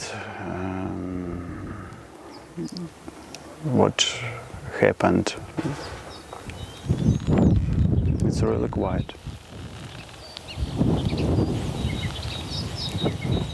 He's quietly stunned every corner we turn. Then he wants to go see this place he's heard about. It's like a cemetery of cars. I mean, these are all civilian cars. These are not military cars. Yes, it's totally civilian. It's hard to imagine what happened with these people. How scared they must have been. Yes, it's scary. Most of them have signs on them, children, civilians. Not that anyone could confuse these cars with military vehicles. What does that sign say? Люди, people. People. It means not military, not troops. It's Civilians, just civilians. people. Just civilians. Humans. Yes. And look at the bullet holes Yeah. in the windshield. Right across the people sign. Yeah. On the other side, Russian tanks left behind. Are you glad that you came back today to see? Maybe yes. Maybe. Because despite all of this, it's still home. Molly Hunter there in Ukraine. Turning now to former President Obama, who is talking about misinformation at Stanford University this afternoon, calling it a threat to democracy. One of the biggest reasons for democracy's weakening is the profound change that's taken place in how we communicate and consume information. We see that our new information ecosystem is turbocharging some of humanity's worst impulses. NBC News senior reporter Ben Collins joins me now. Ben, nice to see you. Does Obama have any chance of breaking through the politics with this message? How is he trying to do that? Well, I'll say nobody's been successful yet. But if you can frame this as less a political debate and more about what we're taking in, the information disorder that we have in this country, you might have a better chance. That's what he's trying to say here. And what he said, he basically laid this out as a problem of sensationalism on every side. This is a political issue. I think we have some audio from him here specifically about this, too. When it came to the news, at least, citizens across the political spectrum tended to operate using a shared set of facts. What they saw, what they heard from Walter Cronkite or David Brinkley or others. Today, of course, we occupy entirely different media realities, fed directly into our phones. Don't even have to look up. Inside our personal information bubbles, our assumptions, our blind spots, our prejudices aren't challenged, they're reinforced. And naturally, we're more likely to react negatively to those consuming different facts and opinions. And that's what you see from President Obama today, is talking about those filter bubbles, those spaces that we can't seem to get out of because we don't have that shared monoculture, that shared reality anymore. And that's what he's saying, is there are these algorithmic feeds that we have that are changeable, that could be less sensational and less driven towards what he called hate and conspiracy theories, and more towards facts and reality and community building. And that's on the companies. And that's where right now he's really placing the blame, is on these companies for amplifying the hate on their platforms. You know, Ben, this beat is really your specialty. You spend a lot of time looking at these conspiracy theories and on these forums and in social media and looking at posts and things. Do you think President Obama fairly lays out what's at stake here? Does he put it into reasonable terms that, regardless of political persuasion, people will connect with? It's possible. You know, he's called himself in this speech as close to a free speech absolutist as you can be. He said it's not about banning more accounts. It's not about any of that. It's about finding rules and finding ways that these social media companies can tilt more towards democracy than to hate and division and nationalism.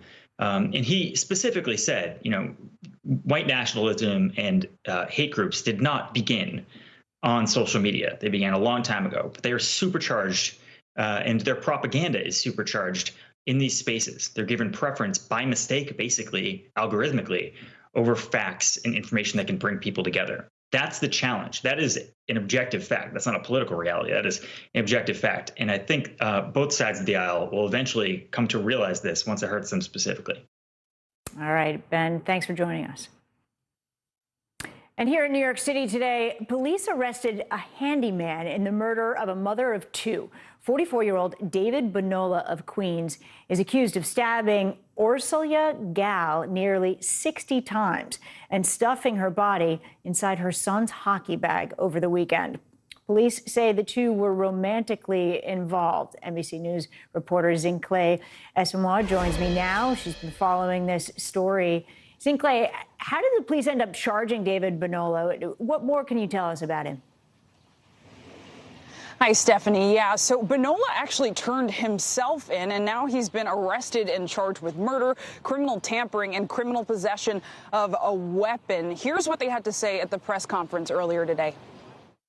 They had been off and on, and they had broken up prior, but had reunited early in the month of April, and their relationship was considered at an end. So as you mentioned, Stephanie, it appears that the two did have an affair. Police say that it went on and off for 2 years. David, as we know, is 44 years old, and police say that the family was, in fact, familiar with him as well. So Ursula Gal's body was discovered about a half-mile from her home inside a duffel bag, but investigators say she was stabbed in her basement. So do we know how it got there?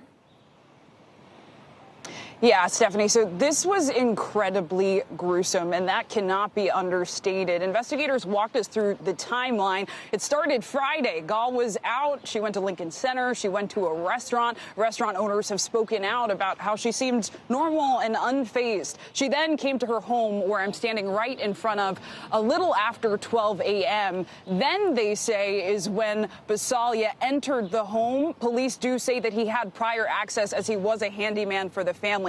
He entered the home. It seems the two got into a heated exchange, which ended with her being stabbed at least 58 times in the house. Police also add that her youngest son seemed to have been inside the home when this was happening, though they say he was unaware. Then he put her body in a duffel bag and rolled it about half a mile from this home to a busy intersection. It was there that her body was found by a passerby, and law enforcement was able to link her body to this house because of a trail of blood. So a really gruesome scene, Stephanie, and something that we're still learning more about. Yeah, you know, you're there in the neighborhood right now. This has to have been incredibly shocking for the people that live on that street. What do they have to say today about this arrest? They must be relieved. Yeah, Stephanie, I've been here all week, and the tone has been multifold, right? People have been shocked. This is a relatively quiet neighborhood. I know there are a lot of cars going past me, but they say there's not a lot of crime that happens here, but also a lot of grief. She was a mother of two and a wife. Here's what some said to me this afternoon after they heard about the suspect being taken into custody. I was a little relieved. I felt glad for the family that they caught the guy. It's just a horrible, horrifying incident. I feel terrible for the husband and the two boys. Did you know that the suspect has actually been found? You just told me. How did you feel about that? Well, it's always a relief, and you hope that that's the end of it. Things can happen anywhere, and they seem to be happening more and more. So we hear people saying they're relieved, but of course the community has also been on edge. And I think ultimately the sentiment is mourning, because at the end of the day, they lost a neighbor in a really gruesome way. Stephanie? Yeah, it's a terrible story. Zincle, thank you so much. Never say never. Coming up, what Senator Bernie Sanders' team is saying about another presidential run in 2024.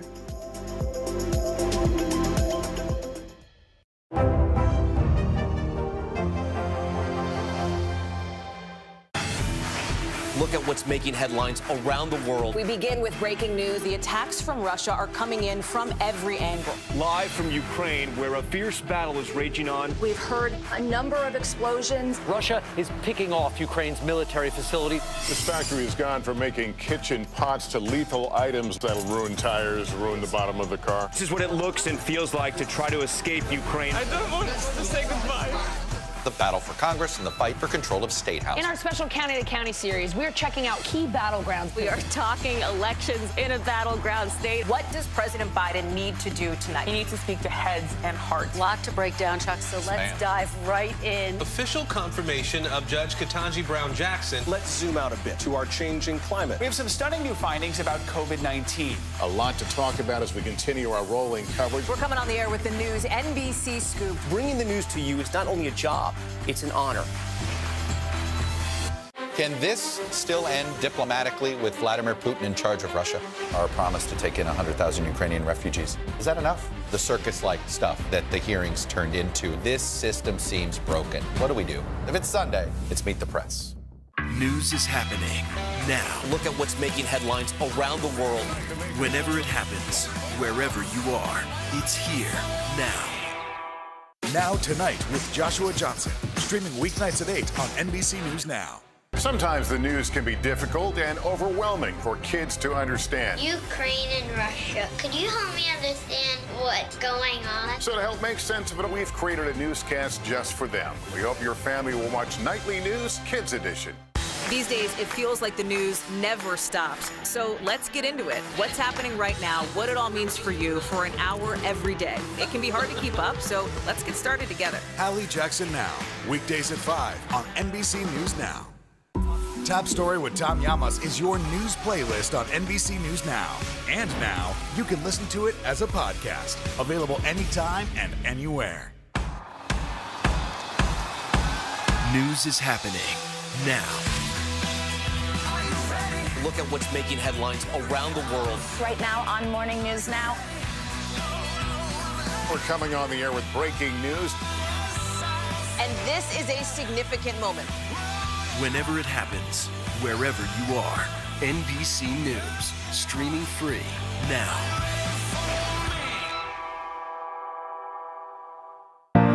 To stand on the edge of the cliff and jump takes a lot of guts. We are meeting people one after the next who have made profound changes. I think you're going to be blown away by the life lessons. Listen to Making Space Now, wherever you get your podcasts.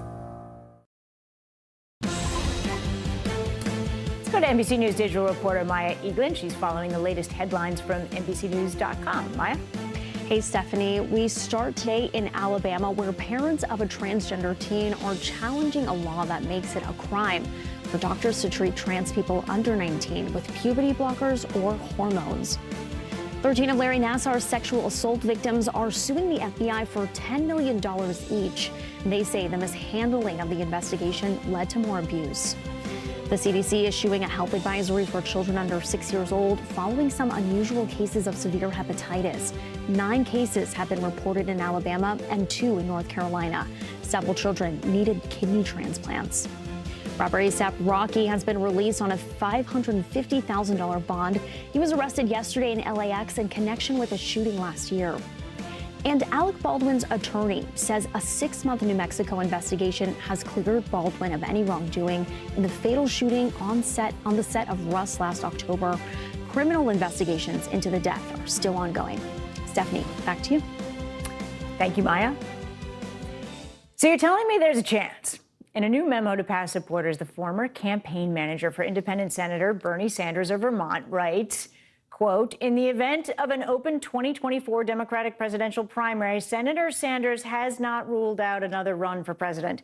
So we advise that you answer any questions about 2024 with that in mind.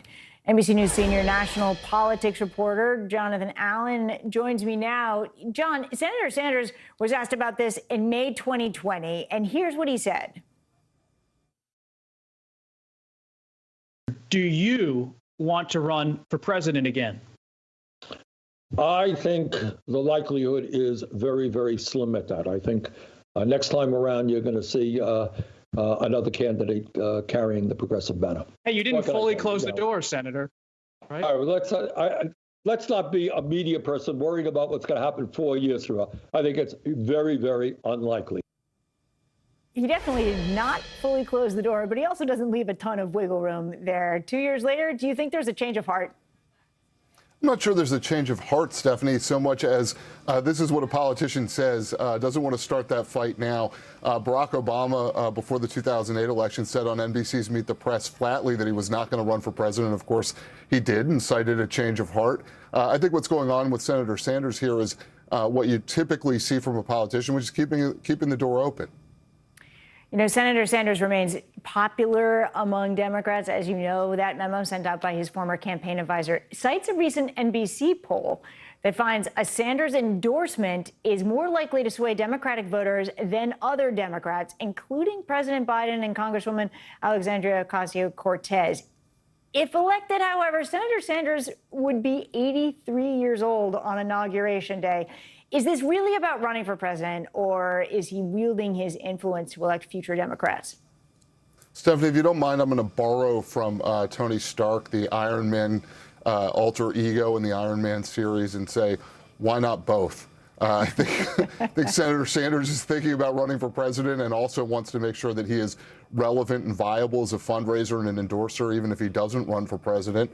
You know, that memo says that he hasn't closed the door if there's an open primary. But the other thing that's interesting about that memo, Faz Shakir, his former campaign manager, raises in a frequently asked questions section of the memo the possibility of Sanders running against Biden and then doesn't knock it down.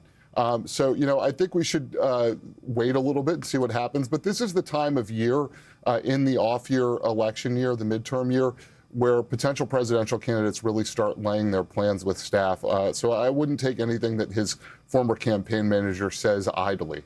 Well, you make an interesting point there, and you suggest that it may not be, if President Biden runs again, he may not be doing it unopposed, that there could be other people who jump into that race. Anyone else talking about it?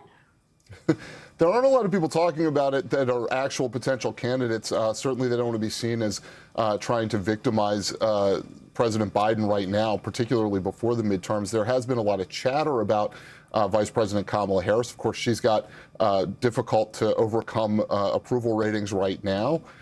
Pete Buttigieg, the Secretary of Transportation, is somebody who's also been mentioned pretty frequently as a potential contender. And there are, of course, governors who might look at it. Governor Gavin Newsom of California. If Gretchen Whitmer of Michigan were to win re-election, I think there would be some Democrats that might look to her as a potential candidate. But of course, everything is going to wait at least until the midterms and see where Democrats are after that before you start to see candidates actually gearing up and potentially getting in or deferring to President Biden. The midterms, as ever, a pivotal moment for that presidential race. John, thank you so much. Good to see you, Stephanie. Police in Syracuse, New York, facing criticism over the way they apprehended an 8-year-old accused of stealing a bag of chips.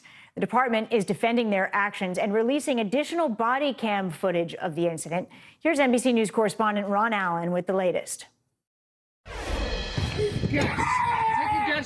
you're like a baby to me. The video clip of Syracuse police taking an 8-year-old boy into custody went viral, shared more than 1 million times. The officers responding to a 911 call about juveniles stealing items from a local grocery store. The man recording with his phone, angry about what he's seeing.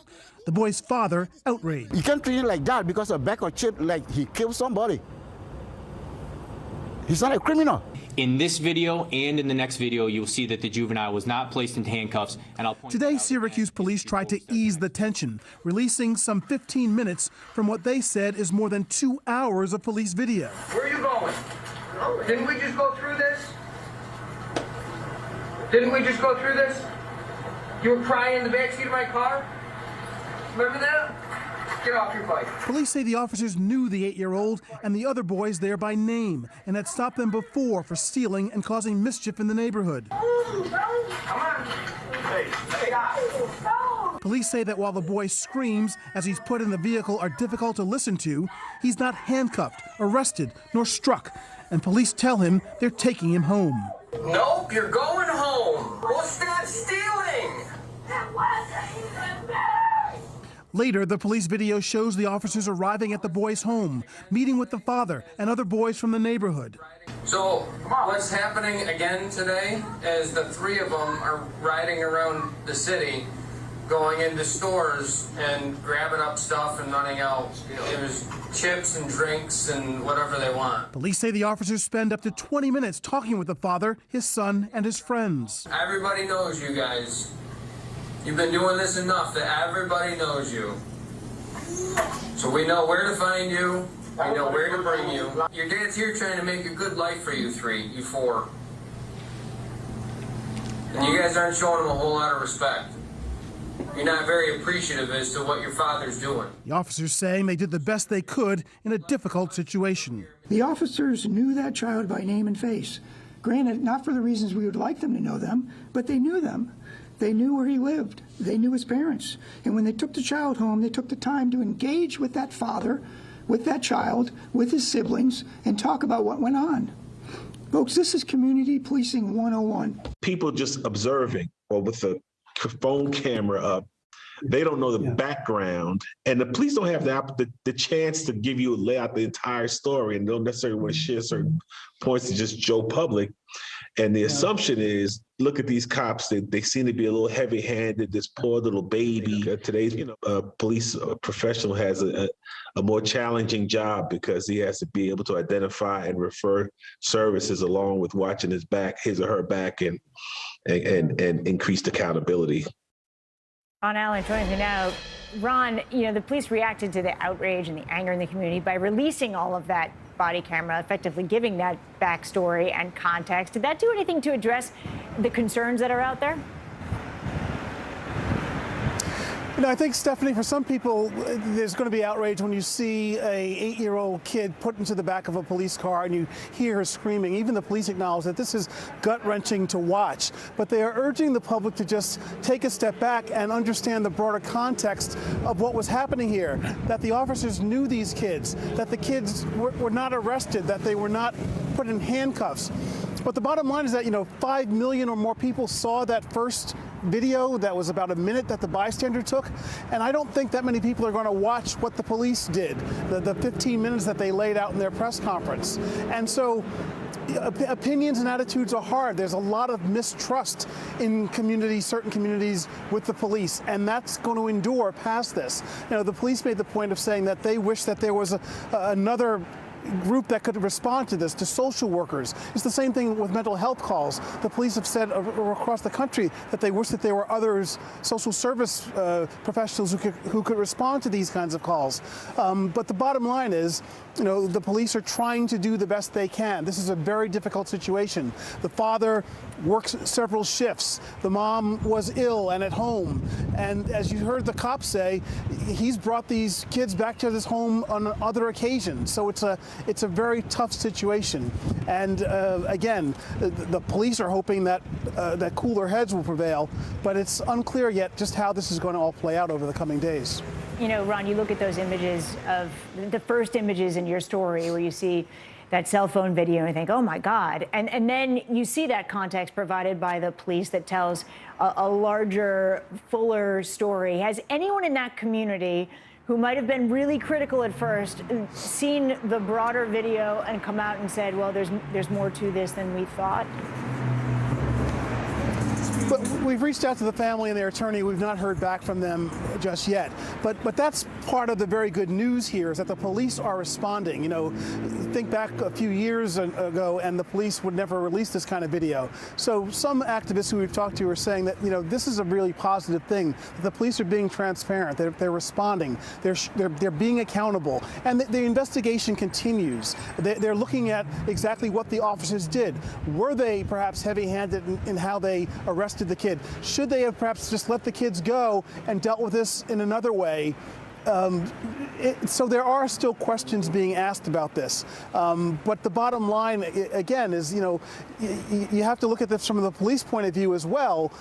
What are they to do? They say they tried to de-escalate the situation. They talked to the kids. They took them home. They told them what was going on. They spent 20 minutes with the father and the kids out there on the street going through this. You heard the officer say something to the effect of, this is an immigrant family. Your father's trying to put together a good life for you, and you need to show some respect.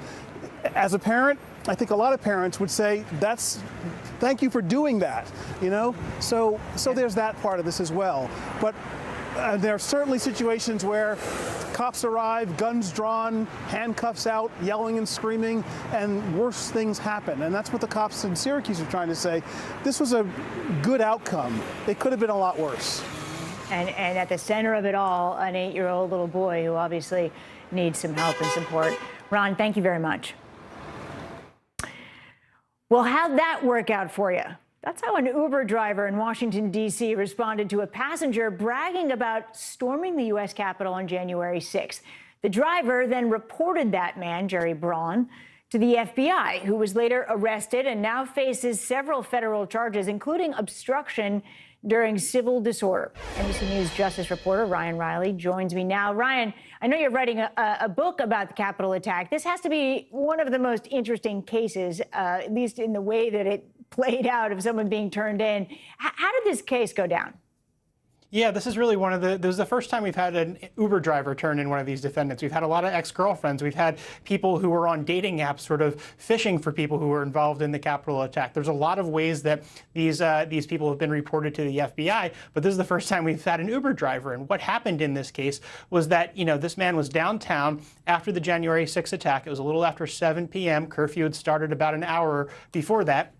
And he goes and hops in the back of this Uber to be driven to his hotel in Virginia. And the Uber driver just struck up a conversation with him, and the man just admitted that he tore down the barricades. So what this Uber driver ended up doing was giving the information to the FBI. The FBI eventually got, the next month, the video of this exchange. And then actually online sleuths played a role here, I learned. Online sleuths who have identified hundreds of these people who have yet to be arrested identified this man because he actually had a business card sticking out of his pocket during the Capitol attack. And in some of those high quality images, you could make out what his web address was, what his first name was. And so they found that information. And eventually, 15 months after the Capitol attack, using that video and using this information that sleuths had, they were able to put together a case here.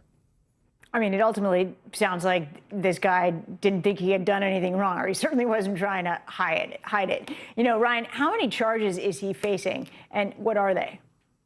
Yeah, so he faces a number of charges. He's civil disorder is this charge that's been around actually since the 60s. It was originally actually aimed at essentially black activists. It was passed with the Fair Housing Act. So that's a charge that has been now brought up in a lot of these cases that, a lot of people didn't necessarily know was on the books. It's been sitting around for decades really without getting used to much. But yeah, he's facing some serious charges that give him significant prison time exposure essentially here. So he might end up being one of these given the amount of evidence against him, he could very well end up being one of these defendants, rather, who end up taking a plea deal. We've now seen over 250 plea deals out of nearly 800 cases, and still hundreds and hundreds of cases to go ahead in this Capitol investigation. All right, well, Ryan, get cracking on that book. I want to read it. Thank you. Thanks so much. Coming up, time for a paycheck checkup. Whether you got some money or had to pony up the cash this tax season, you may want to give your income withholdings a second look. CNBC's Sharon Epperson is here to explain why. Next.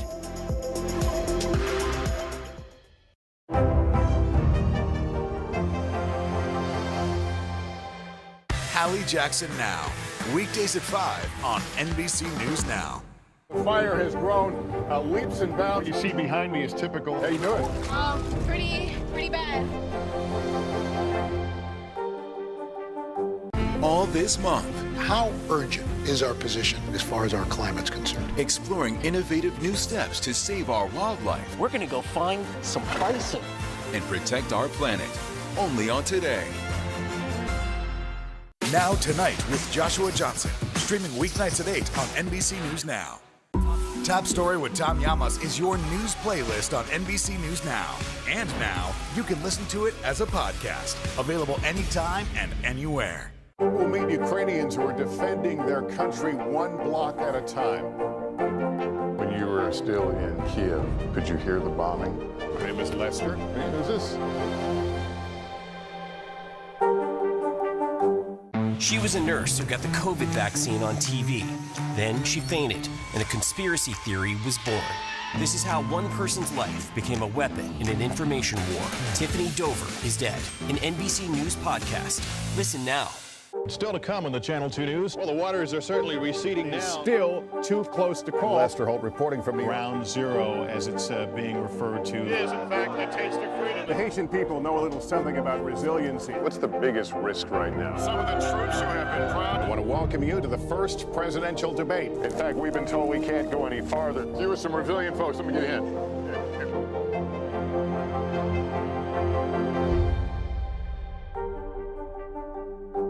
Live from Ukraine, from Mayfield, Kentucky, from Waukesha, Wisconsin. To cover the news, you have to be in it.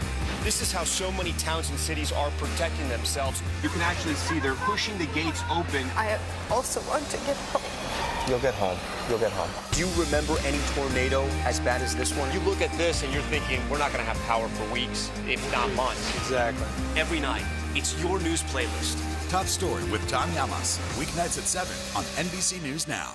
Still to come on the Channel 2 News. Well, the waters are certainly receding now. Still too close to call. Lester Holt reporting from the Ground Zero, as it's being referred to. It is, in fact, the taste of freedom. The Haitian people know a little something about resiliency. What's the biggest risk right now? Some of the troops who have been proud. I want to welcome you to the first presidential debate. In fact, we've been told we can't go any farther. You are some resilient folks. Let me get a hint.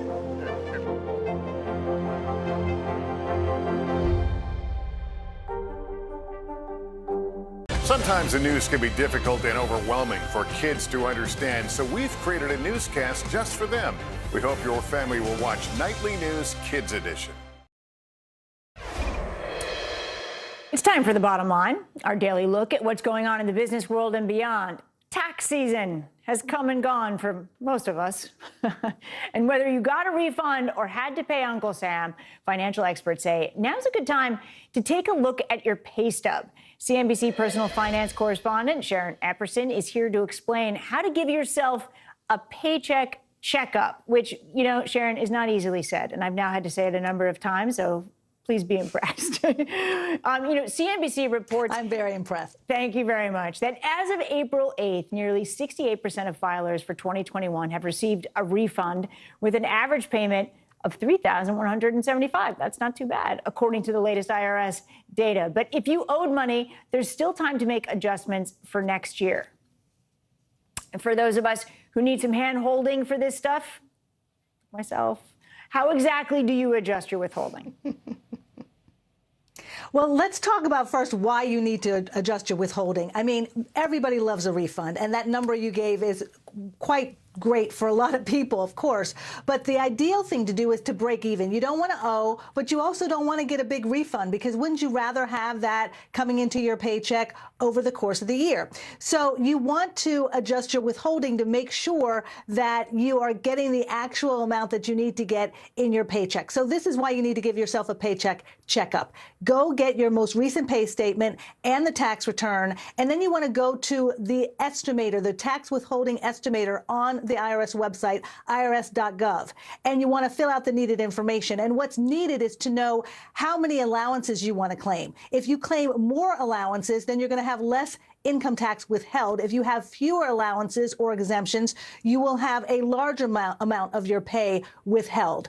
And then that information will then allow you to submit a new Form W-4, that's what it's called, to your employer to make sure you have the accurate amount of tax withheld, and therefore you're not having too much tax withheld, giving you that having too much tax withheld, giving you the fact that you then are going to get that refund, or not too little tax withheld, meaning you're going to have to owe. You want to just break even. That's the bottom line.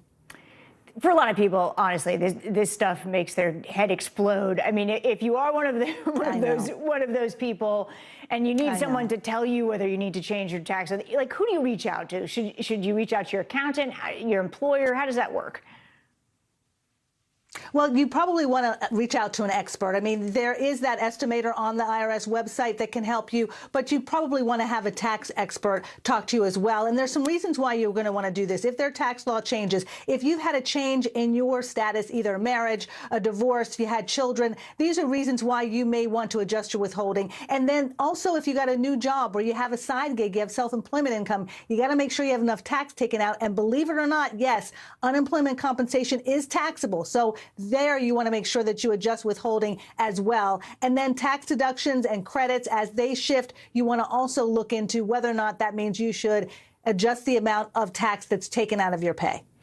And Sharon, just quickly, for those people who were lucky enough to get a refund, what should they do with the money? I mean, aside from going and blowing it in one go, what should they do once they get it? Exactly. Right now you're thinking about a vacation or anything besides taxes, so you just want to spend all that money as soon as you can. But try to put it in several different places. You want to pay off your high interest debt. You want to make sure that you keep some cash on hand and put some money perhaps in a Roth IRA or in your retirement plan for longer term savings. But you really want to, the most important thing to do is to make sure that you don't just put it in all in one place. Don't just spend it all and don't necessarily put it all in one place. You want to divide it up a bit to make sure that you're accomplishing a couple different financial goals at the same time. That's a great way to use your tax refund. Oh, man, Sharon, so I got to shelve the Bora Bora idea for the year. I know. I love that idea, Stephanie. I'm with you on that. I am. But maybe you take a little bit and save a little bit about that. You get a lower cost ticket than you thought, you can save some money. All right. Okay. Good advice. Thanks, Sharon. Amazon is opening up its Prime delivery service to other retailers. Today, the company launched Buy with Prime. It allows third-party sellers to use its shipping and logistics network to fulfill orders on their own sites. It means new competition, however, for major carriers like UPS, FedEx, and the U.S. Postal Service. CNBC technology reporter Annie Palmer is here with me now. Hi, Annie. So how does this service work, and which retailers is it going to be available to?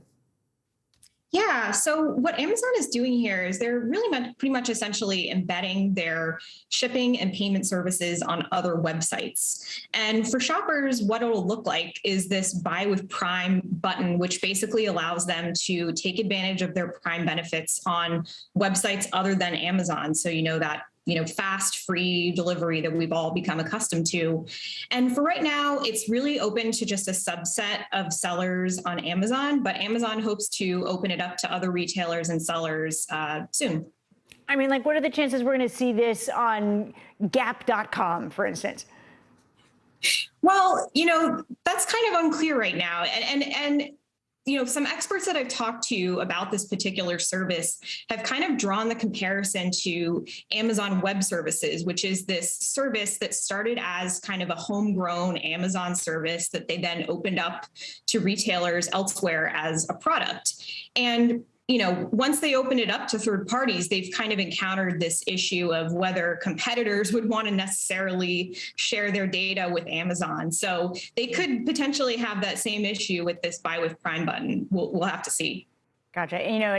It could affect UPS, FedEx, the U.S. Postal Service, which is already struggling, as you know. I mean, what could this mean for some of those services?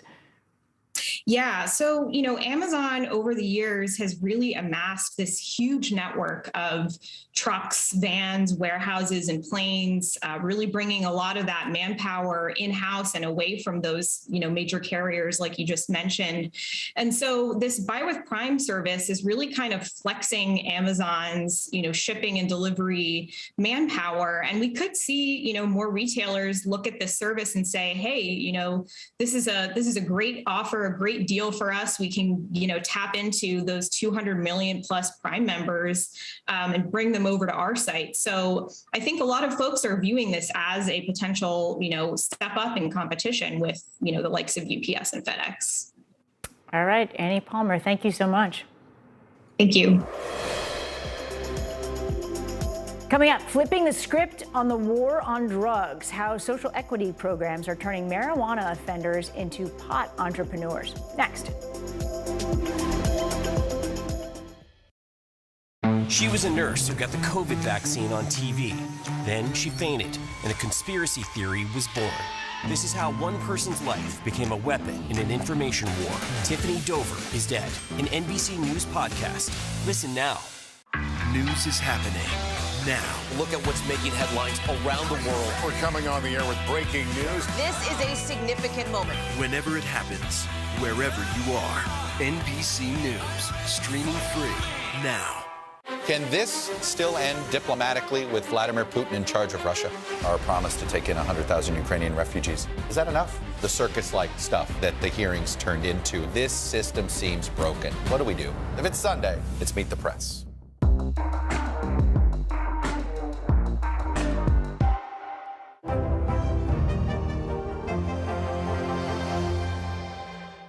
Top Story with Tom Llamas, weeknights at 7 on NBC News Now. Sometimes the news can be difficult and overwhelming for kids to understand, so we've created a newscast just for them. We hope your family will watch Nightly News Kids Edition.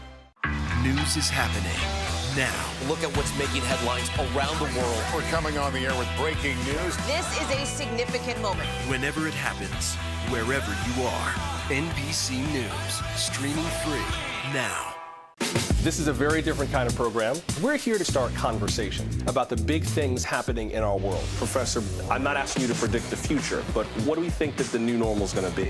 Is part of this that everyone's rethinking their jobs during this pandemic and their relationship to their employers? What is your biggest tip for any parent who's concerned about this? It's not my job to tell you what to think. My job is to think about what you tell me. Now Tonight with Joshua Johnson, streaming weeknights at 8 on NBC News Now. Top Story with Tom Llamas, weeknights at 7 on NBC News Now. I literally saw yesterday that today was the first day Jersey was becoming recreationally legal, so I decided to make the venture out early in the morning and see what it was all about. Sorry about that. Should have let that poor guy talk. If you're 21 or over, you can now buy pot legally in New Jersey. The state opening 13 dispensaries today for recreational use. New Jersey is just one of the states embracing a social equity approach to the industry, allowing people, particularly minorities, who were once convicted of marijuana offenses to now participate. NBC News correspondent Maura Barrett went to Denver, Colorado, where they're already approving social equity licenses. 20 years ago, Dwayne Benjamin got caught smoking pot. Those marijuana charges from back then now are giving him and his business a lift. Who else paid? He's the founder of Tetra Lounge, a social club of sorts. It's the first of its kind, at least legally. This is in Colorado for the last 10 plus years. You've been able to purchase marijuana as a visitor, as a tourist, and there's never been a safe place or legal space for you to consume cannabis. A new Denver business license lets customers actually light up and smoke on site, sparking new opportunity in this big industry. But this license came with a catch. The social equity license gives people with the opportunity that have been affected by the war on drugs and been pretty much shut out of the industry for so many years, the opportunity to build. In an effort to right the wrongs of the past, for the first 5 years, the city of Denver is only accepting applicants whose families have faced marijuana-related convictions or who live in low-income neighborhoods. So the house is from 1891. Chris Chiari's hotel also qualified, as he says the war on drugs affected his family. And I would say very clearly that we are putting the cart before the horse. We do need to expunge and let everyone out of prison for marijuana crimes now, before we go any further towards nationalizing this industry and this market. According to the ACLU, Black people are nearly 4 times more likely to get arrested for marijuana possession. Racial disparities in convictions like this have historically prevented minorities from getting licensed to run a legit cannabis business. Out of over 700 dispensaries in Colorado, the fact that 4 are owned by people of color is dismal. Social equity was put into place to be able to balance the idea that we have 1,667 white owners, and at the time, maybe 10 Black owners, maybe 15 Latino owners. Benjamin predicts he'll make at least $600,000 this year, while Chiari plans to increase his daily rate at the hotel by 40%, all because of this new license. This being a social equity push, you see this as a good first step? I do. I think it's not a good first step. I think it's necessary to really rectify some of the things that the war on drugs caused. All right, there's marijuana going to good use out there in Colorado. We're going to turn now to a fight between Gen X and millennials who are getting into this TikTok tussle with Gen Z over the question, Is Nirvana and other 90s music considered oldies? Yes, it's definitely old, by the way. NBC News youth and internet culture reporter Caroline Rosenblatt is talking to experts who say the debate over what is and isn't an oldie can be attributed to one major factor, whether or not you were raised on radio. Caroline is here to talk about all this now. Caroline, first off, how in the world did this debate even get started? Well, there is one thing that Gen Z loves to do, Stephanie, and that is antagonize millennials. Now, this in particular is sort of antagonizing millennials and Gen Xers who feel that, you know, my music from when I was growing up is not considered an oldie. It actually kicked off with a TikTok from this user, Ari Elkins, and we actually have that TikTok here for you now. Oldies You Should Know, Part 1. So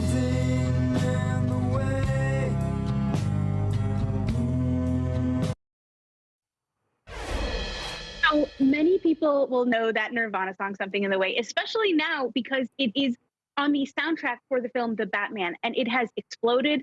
But young people are saying, oh, that's a real throwback. That's real oldie. While millennials are saying, absolutely not. That is not count as an oldie. That is my music, and I am not old yet, which, sad to say, some of us are old now. Yeah, some of us are old. Caroline, you don't need to point it out. If you were in high school listening to Nirvana, you're old now, and Nirvana is an oldie. But who am I to say? Anyway, you know, you spoke to one expert who said oldies radio started as this kind of answer to classic rock radio. So how did they define an oldie, and do Nirvana and Pearl Jam fall into that category? Yeah, so Stephanie, the way that you and I make just call something colloquially an oldie actually is maybe not exactly right, because an oldie does refer to a very specific style on the radio. Think like late 50s, early 60s, Chuck Berry, early Beatles, you know, the Shirelles, things like of that nature. As this very specific sound. And we may define something like Nirvana or Pearl Jam more into the grunge genre. So while you may be able to call this music old, it is 30 years old. Technically, oldie has a very specific definition, and it's not part of this sliding scale of, well, you know, 30 years ago was the 90s, and the 90s 30 years ago was the 70s. It doesn't really work that way, so to speak. So, Caroline, I mean, this feud between generations online has been going on for a little while. Some Zoomers on TikTok intentionally try to, quote, rage bait older users into engaging with their content. But is being called an oldie necessarily a bad thing? I mean, come on, seasoned, wizened, oldie. I think it's good. I think it's good too. I don't mind being called an oldie, and I actually tweeted about this saying like, hey, I don't mind being an oldie. I feel better than I've ever felt being in my 30s. And a lot of millennials also said that they felt the same way too. I don't think it's a problem being an oldie, and I like that my music is now sort of classic and is in the canon. But also, you know, for Gen Z, I don't know that they necessarily feel that this stuff is old either. They just know that if they get you to think that they're calling you old, you're going to click on their content, they're going to get more engagement, and then their posts are going to get boosted to the top of whatever algorithm they're using at the moment. So they know it's a really good trick to sort of get us to engage with their content. The headline, Caroline, you're going to get old, whether you think it's good or whether you think it's bad. Thank you very much. Absolutely. That does it for us. Vicky Wynn is next on Hallie Jackson Now.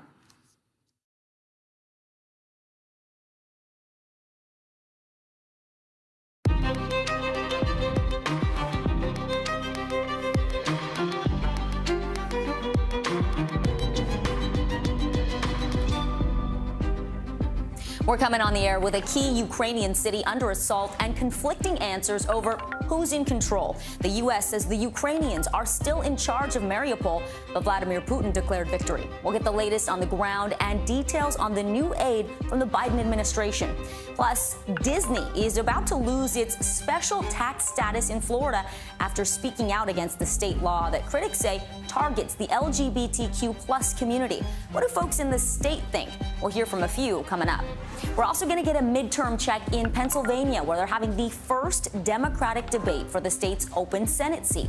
And on the Republican side, Dr. Oz is touting former President Trump's endorsement. We're breaking down what's at stake. Plus, as we look at the impact of climate change all week on NBC News, we go inside a Michigan community that is dealing with a ton of chemicals in their water that are linked to cancer. How the EPA is responding in tonight's Original. And in our backstory, how NBC News got access to an all-female team in the New York City Medical Examiner's Office working around the clock to solve thousands of missing persons cold cases. Hi, I'm Vicki Wynn, in for Hallie tonight. Millions more in U.S. aid is now on its way to Ukraine, even as it is unclear who exactly controls the key Ukrainian port city of Mariupol. We've been telling you about it for days now. Russians laying siege there with buses of refugees just getting out now. Vladimir Putin is claiming victory in the city, and Volodymyr Zelensky says Russians do have control over a major part of Mariupol. But President Biden says not so fast. It's questionable whether he does control Mariupol. There is no evidence yet that Mariupol is completely fallen. And here's what the president is doing to help. Russian ships now banned at American ports. $800 million in new military aid, plus $500 million in economic aid, and a new program to streamline the refugee process. Ali Arouzi is in Lviv tonight. Ali, the Ukrainians were given a deadline to surrender days ago. They basically said, no, we won't. We've heard a lot about the steel factory that has now become a last stand with intense fighting there now. About 2,000 Ukrainian troops still holding out. Give us the latest on the situation there right now, Ali. Hi, Vicky. That's right. Look, the Russians have been closing in and in on that city. They've, bombed and destroyed it to oblivion, basically. And the last stand is at the Azovstal steel plant, where a handful of Ukrainian fighters are holed up in there. And from everything we understand, the Russians have encircled that plant. They're not letting anything in or anything out. And just to show you how desperate the situation was there, some of those fighters were making a plea through a third party saying, look, if you can get the civilians and the fighters out of here, we're willing to go, because this may be their last days, if not hours, according to them. So right now, maybe the Russians don't control the entire city, but a pretty much large swathe of it is in their hands, and they've encircled that plant. As Vladimir Putin said, not even a fly can get in there, so they're probably trying to make those siege and starvation tactics around that plant. Yeah, if a fly can't get in, people can't get out too. Ali, in the Donbas region, the governor of Luhansk is saying there are no food warehouses left, and 80% of the region has been captured by Russia. What's happening for the Ukrainian citizens there who have no food, and do they have a way to get out? Again, it's a very desperate situation in the east. I actually spoke to the governor of Luhansk a couple of days ago, and he was saying that, the Russians are targeting civilians. They're making it very hard for them to get out. You'll, of course, remember the Kramatorsk railway station that got bombed a couple of weeks ago. The Russians are now attacking that city, and that is a vital way out of the east for those besieged residents to get out. So then that, again, is becoming a very difficult situation for citizens trying to get out of the east of the country, many of them having to get into their own cars and drive out on their own steam. Ali, let's turn to this refugee program that President Biden has announced. He's planning to streamline the process to welcome up to 100,000 people who are running from the violence. Do we have a sense of how many Ukrainians are trying to come here to the U.S. versus those who are staying closer in Europe? Well, I was actually speaking to a couple of our Ukrainian producers here to get a gauge of that, and they said probably more than 100,000 would want to go to the U.S., but that they wouldn't want to stay there permanently. These are very proud people. They want to come back to their homes. They want to get back to their lives. They want to see if their homes are standing. So it would be a temporary respite for them from this war. And of course, Europe is much easier for them. They have connections. They have circles of support in Poland. It's just across the border. The U.S. is a long way away for them, but it's still an opening that they would more than happily take in these very desperate times. Well, it's good to see that they're being welcomed. Ali Arouzi, thank you so much for your reporting. Florida today voted to strip Disney of its special tax status after House lawmakers passed the bill in a 68-38 vote. Governor Ron DeSantis is expected to sign it as early as tomorrow. The 55-year-old deal allowed Disney to build theme parks and hotels with little to no oversight. It is a deal that's not been given to other theme parks like Universal, Legoland, or SeaWorld. Republican lawmakers say this vote is, well, it seems like retribution for Disney's feud with DeSantis over the parental rights in education bill that's also been dubbed the Don't Say Gay bill by its critics. The law bans classroom instruction on sexual orientation or gender identity in kindergarten through 3rd grade. Now, Maura Barrett has been following this all along. She's in Florida's capital in Tallahassee, where it wasn't just the weather that got heated today. Maura, we heard a little bit about it there, but this really did not go over well with some folks who think this is political, that it's unfair, and that basically it is retaliation against one of the area's biggest employers and sources of tax revenue. So what are the people who actually live there saying about this new bill? Well, this is something that impacts everybody in Florida, right? And the ultimate issue, aside from the tourism that gets brought in because of Disney World, is the people that live in the surrounding areas employed by Disney World, tens of thousands of them, but also the people that live there. Because the issue is taxes and debt that could be transferred from Disney World to the surrounding counties of Osceola and Orange counties as Disney World gets dissolved will then just transfer themselves to those surrounding counties and those taxpayers. Disney has about $1 billion in debt in the form of a bond that could then be transferred. I spoke, though, with Representative Randy Fine today, who sponsored the bill, and he actually says that they're planning that this is just the first step, and that they'll ultimately transfer the tax revenue that would have come directly to Disney to those taxpayers in those surrounding counties. So he sees it actually as a positive, but there's a lot of concern right now, obviously, when you talk about raising someone's taxes. Vicki? Yeah, that's interesting. That's the first I've heard, because I had read that it'd be on average maybe $2,000 in taxes, a higher tax bill for the citizens there. But now maybe they're going to try to make it a bonus. We'll see. Well, let's talk about Disney's actual options now. This legislation, we talked about it, it would dismantle Disney's special district at the beginning of June next year. So that's over a year away. Walk us through the things Disney would lose. And then, like, is there any more clarity on what this means for the residents in Osceola and Orange County?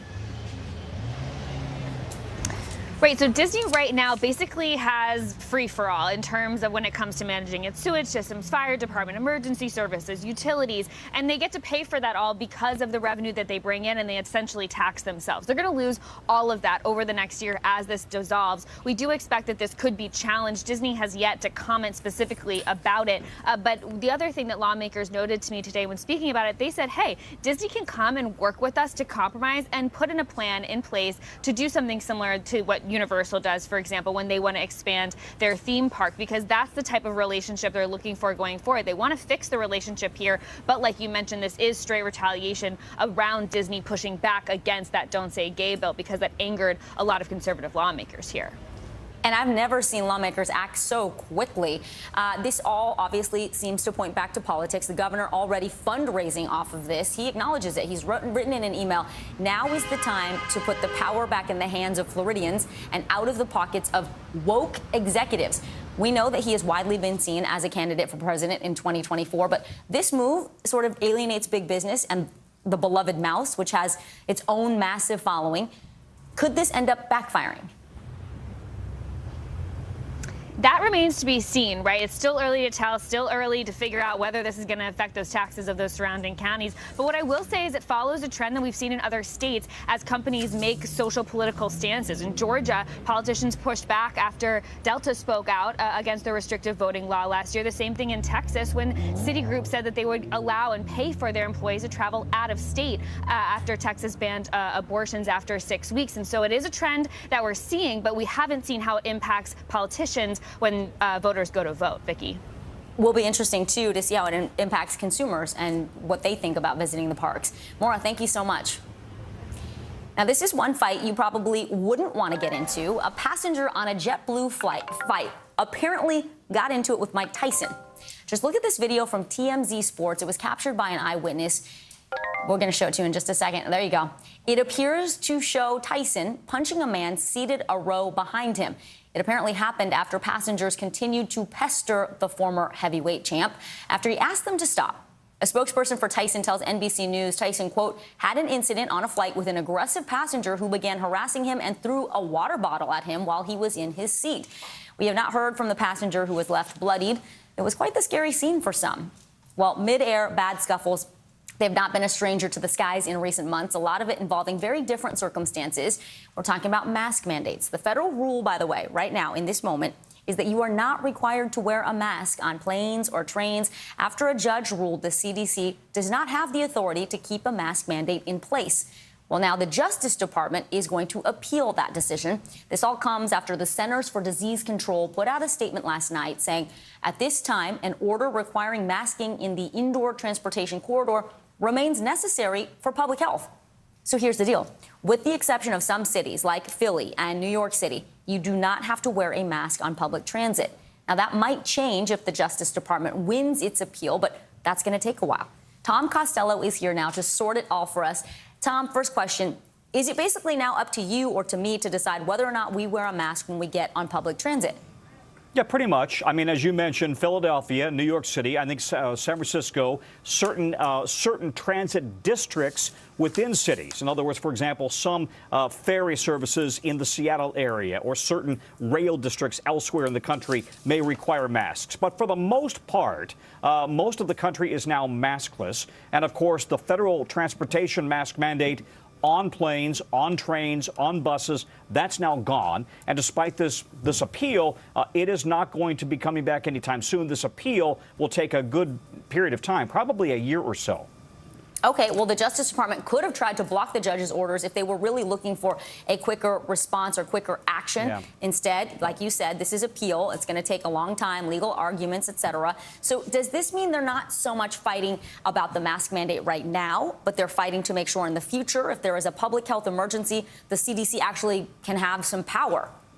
Yeah, I think that's exactly right. Listen, DOJ was a little bit, and the administration was a little bit caught off guard by this decision and maybe should have been ready to request an emergency stay if they felt strongly that they needed to keep the mask order in place. They didn't do that. The cat was out of the bag. Airlines announcing that they're dropping the mask mandate. And so as a result, the administration, the DOJ, was left kind of flat-footed. Now they're trying to catch up. But you're absolutely right. This is about trying to essentially protect the CDC, at least its authority, for the next pandemic, God forbid, or the next mass emergency, healthcare emergency, where you need the CDC to act. And which, by the way, could happen not under this administration. It could be under another administration. So it could be a very apolitical issue, frankly. What about the airlines, Tom? You're tight with them. What are they saying travelers should do? Well, first of all, the airlines, by and large, embrace this decision to drop the masks. They've been calling for this for some time. Earlier this morning, we had Scott Kirby, the CEO of United Airlines, on the Today Show, and he insisted it is very safe to fly. Take a listen. An airplane is really the safest place you can be indoors with anyone because of the airflow. It's literally 10 times more airflow than in a hospital ICU. So it is the safest place you can be. And we're really confident that an aircraft in particular is safe for our customers and our employees to be on. Bottom line, if you're not comfortable, wear a mask. And if you're going a long distance, maybe double mask, but wear an N95 or a KN95. The other masks simply are not nearly as effective. Vicki? And make sure it's a snug fit. Tom Costello, thank you so much. You bet. Just moments ago, court wrapped for the day in Fairfax, Virginia, after some contentious moments with Johnny Depp back on the stand for cross-examination. The defense going through profanity-filled text messages Depp exchanged with his friends, highlighting his history of substance abuse and threats toward his ex-wife, Amber Heard. They were trying to paint him as an angry person. You've trashed hotel rooms before simply because you've had a bad couple days and an unpleasant time, correct? I have assaulted a couch or two, yes, sir. You'd agree that at times in your life you've expressed yourself through destructive behavior? Yes. Depp's spokesperson saying in part today that Depp is a victim himself of abuse and that, quote, colorful texts, which Johnny has already apologized for, do not equate to physical actions. Depp is suing Heard for $50 million over a 2018 op-ed she wrote in the Washington Post, where she said she was a survivor of domestic abuse. Depp claims the article ruined his reputation, even though he was not mentioned specifically by name. Heard is countersuing him for $100 million. Joining me now is Steve Patterson. Steve, the defense really went after Depp's substance abuse history. They asked him about his special box with the letters JD and was it his container for cocaine. Now, Depp has already said he experimented with all sorts of drugs by the time he was 15 years old. So what do you think the jury thought of this cross-examination today? Is it going to leave a mark?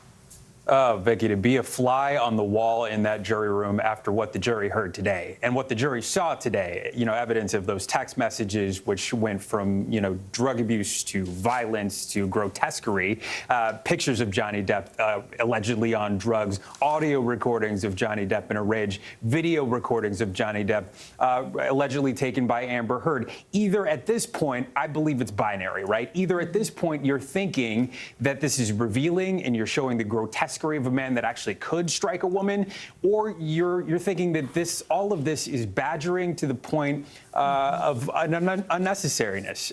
And I think the jury could go either way, depending on what they believe about Depp's story that was set up before we got to the cross-examination, because talking and being honest about his history of drug use, about abuse that he suffered as a child, all part of the strategy to deal with this point in the testimony, this cross-examination, which has just been, as you mentioned, just hot and heavy since minute one today. Vicky? Yes, Steve, that leads me to my next question, talking about the strategy. I watched a lot of the testimony today. Sometimes it was repetitive. Other times, as you said, graphic. Some of the text obviously did not paint a flattering picture of Depp and his substance abuse or how he spoke of Heard in various text exchanges. And at times, he appeared to get really irritated with the defense attorney. Do you think that's part of their strategy, to get under his skin, to try to reveal a different side of Johnny Depp to the jury that they may not have seen before? I mean, he is a public figure. Clearly. Clearly a strategy from Heard's attorneys, especially considering the fact that, as we saw earlier in the testimony before it got to the cross-examination, Johnny Depp is a guy that likes to tell stories. He's very verbose. He's very meandering in the way that he presented his information and the way he described his relationship with Heard. This attorney not allowing him to do that whatsoever. And in doing so, you can see the annoyance on his face. You can see those flashes of fight in his eyes, essentially, with that attorney, and even jibing with him, going back and forth. I want to play for you just one exchange. Listen to this. Mr. Depp, with respect, trying to respect the court's time and the jury's time, that was not my question. My question was simply, when you would take agree, 5 minutes to look for a you would agree. document. You can hear the contention there. Depp also cracking jokes and feeling frustrated. Certainly, I would think legal strategists or analysts would consider that not a good thing. You want to remain stoic when you're in court on trial, especially when you're the plaintiff. Vicky? And keep the answer short is what every attorney always says. This case, I want to turn to the fact that it is shedding light on how domestic violence affects men. The National Coalition Against Domestic Violence says 1 in 10 men experience sexual, physical violence or stalking by an intimate partner. We don't often hear from men about being abused, and Depp has talked not only about himself, but also about how his mother yelled at his father and at times was physical with him too, Steve. Yeah, part of Depp's strategy, and I think it's important to hear because we don't often hear about men being abused. Men certainly internalize that more than they verbalize that. But again, I think it's important to know it is part of the strategy, absolutely.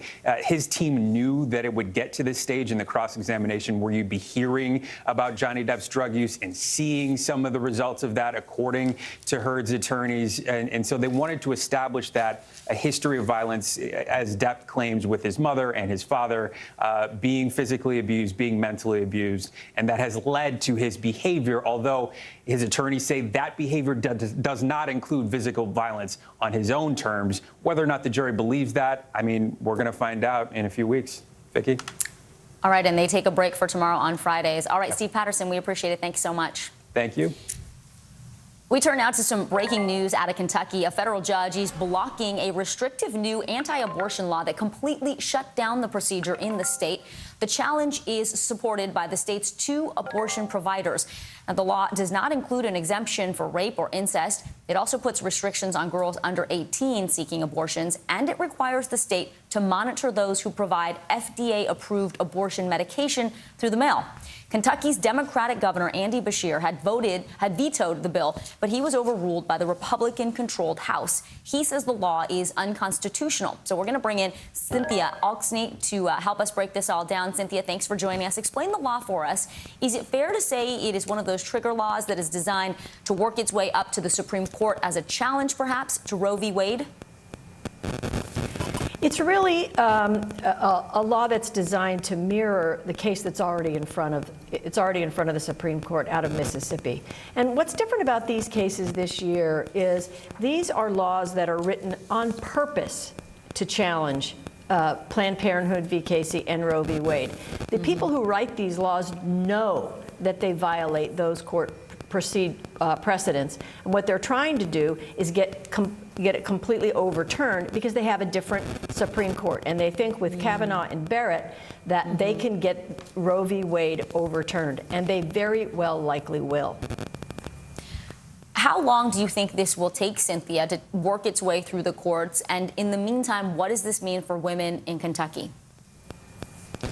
Well, it's all bad news. I mean, I think we need to face the fact as women that we're about not to have a right to control our own bodies after a bare minimum of 15 weeks.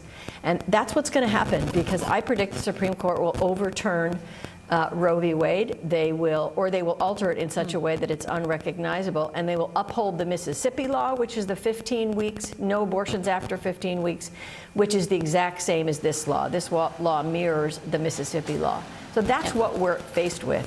In this particular case, the judge is going to have a hearing within the next 2 weeks, and so we'll see what she does then. But the Supreme Court should be ruling in June or July, and we'll have some finality about the demise of our rights by then.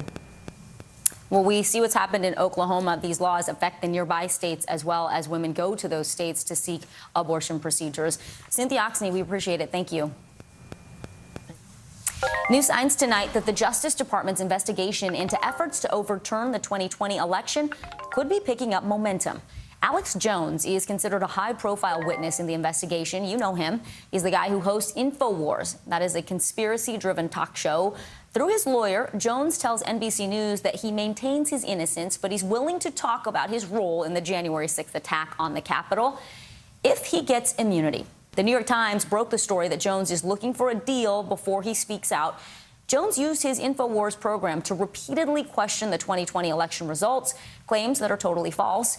He got people riled up on January 6th, too. He was there with a bullhorn. He helped lead a crowd of Trump supporters to the Capitol.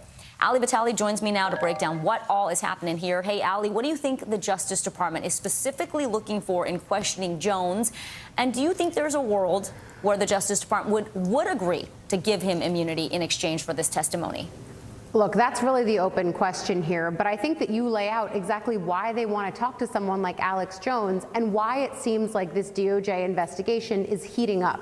When you see people who you often talk about in the same breath as Alex Jones, people like Ali Alexander, who played parts in fomenting that big lie, but also planning the rallies that led to what happened here on January 6th. In Jones's case, as you mentioned, leading people here with a bullhorn, that's exactly why he's a key target in this investigation. It's unclear whether or not they'll give him immunity. We do know that in the way that this DOJ investigation is separate, but in some ways intersects and overlaps with the conversations that the House Committee to investigate January 6th are having. Jones has similarly pled the fifth in those conversations when he's been in front of the committee. So it is a moment to look at the ways that these two separate investigations actually overlap. And in the case of Jones, again, he's saying he didn't do anything wrong, but he'd cooperate if he had immunity. You do sort of have to wonder, if you didn't do anything wrong, why do you need immunity? And that's one of the open questions here as well.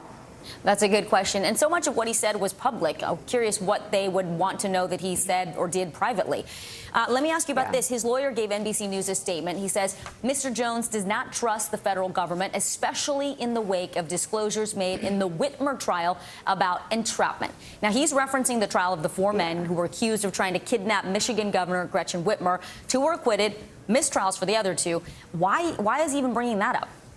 Yeah, look, it's also part of like trying to muddy the waters here a little bit, bringing in this case, which is frankly separate and apart and doesn't have anything to do with what's happening with Alex Jones.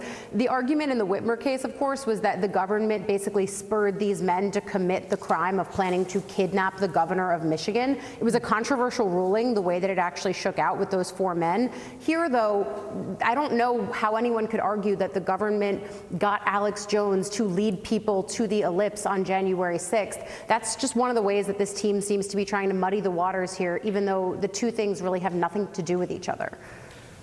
It seems that way. Ali Vitali, thank you. You got it. Former President Obama today is calling for more regulation on tech companies and more transparency from them on how they operate. In a speech he just finished at Stanford University, Mr. Obama talked about how the internet was key to getting him elected, but also says it came with a price. And over time, we lose our capacity to distinguish between fact, opinion, and wholesale fiction. People are dying because of misinformation. Today's speech, quite different from the last time he was at Stanford back in 2016 when he talked about diversity and entrepreneurship. He was moderating a panel back then with Facebook founder Mark Zuckerberg. Ben Collins joins me now. Ben, great reporter on disinformation. You've been following this for years now. Mr. Obama started his speech today by talking about all the benefits of the internet and social media before taking a turn and talking about the danger of disinformation. I mean, you heard what he just said there. What stands out to you from his comments today? And he actually brought up former President Trump as well. Yeah, he said there's, quote, a grimness to social media right now, which I don't think anybody can disagree with. It's a different reality than the platforms that got him elected, over a decade ago. So it is a different space in a different world. And what he's saying is there's a problem with the pipes here. There's a problem with the very systems that make it so the sensational and the ugly and the angry and the hateful stuff gets to you before regular communal-based stuff that could prop up and help democracies. That's the larger point of his speech. Something should be done from a government level to try to rein in all of the hate speech and stuff, but not just to ban accounts and not to do it piecemeal, but to talk about this from an algorithmic standpoint. I love how you said that. The problem is with the pipes. What information is being out there, what's being shared, what's being pumped up in our feeds, right? The stuff that gets people upset, the stuff that gets people mad, that's divisive, that may not be true, but gets a lot of engagement is what rises to the top. And then it comes out into our real life. Talk to me about the reaction in Silicon Valley from the big companies. You've got Twitter, you have Meta. I mean, they're the ones that can make this information go viral. What are they saying? How are they responding?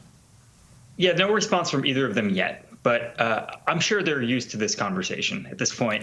They know that they are platforms for several years, really without any governor on it, pushed lies and conspiracy theories and sensationalism first. They have since taken some steps to rein that in. It's become a political issue because one side believes that they are benefiting from that more than the other. But I would say the most interesting part of this speech is that he said that there's a supply problem as well as a demand problem here, where you can talk about the social media networks all you want, but at the end of the day, there is a massive market for hate and conspiracy, and that's what drives fear of the other in our brains. And Obama said basically, in so many words, it's a social media problem, but it's a problem problem culturally. And it's a problem with our media that pushes this stuff into the forefront. Ben, we've seen Washington hesitate when it comes to regulating these companies. With Mr. Obama now making the rounds, expressing his opinions, do you think that is going to have any impact on the debate? Does it move the needle at all in terms of legislation? Yeah, it's really hard to know if anything is going to change fundamentally here. But I will say that, he has taken a more moderate position in general about this stuff. He called himself as close to a free speech absolutist as possible in this speech. I know a lot of people on the right won't believe that, but he's much closer to the center than a lot of people on the left in these conversations in the past. So it's possible that his word might be taken more seriously than a standard Democrat right now. Ben Collins, we appreciate the perspective. Thank you so much. Coming up, a Senate race showdown in Pennsylvania, how things are heating up for the candidates and their parties. And spoiler alert, Rudy Giuliani was revealed on The Masked Singer last night. Didn't go over too well with some people, including one judge. That's next in The 5 Things.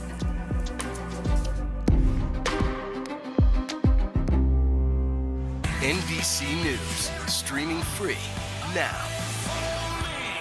We're here to start conversations about the big things happening in our world, because it's not my job to tell you what to think. My job is to think about what you tell me. Now Tonight with Joshua Johnson, streaming weeknights at 8 on NBC News Now. To cover the news, you have to be in it. This is how so many towns and cities are protecting themselves. You can actually see they're pushing the gates open every night. It's your news playlist. Top Story with Tom Llamas, weeknights at 7 on NBC News Now. We'll meet Ukrainians who are defending their country one block at a time. When you were still in Kiev, could you hear the bombing? My name is Lester. Who's this? These days, it feels like the news never stops. So let's get into it. What's happening right now, what it all means for you for an hour every day. It can be hard to keep up, so let's get started together. Hallie Jackson Now, weekdays at 5 on NBC News Now. We're here to start conversations about the big things happening in our world, because it's not my job to tell you what to think. My job is to think about what you tell me. Now Tonight with Joshua Johnson, streaming weeknights at 8 on NBC News Now. The fire has grown leaps and bounds. What you see behind me is typical. How you doing? Pretty bad.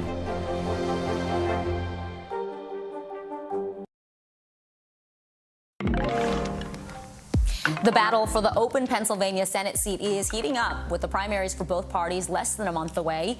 Tonight, a Democratic debate between Lieutenant Governor John Fetterman and Congressman Connor Lamb.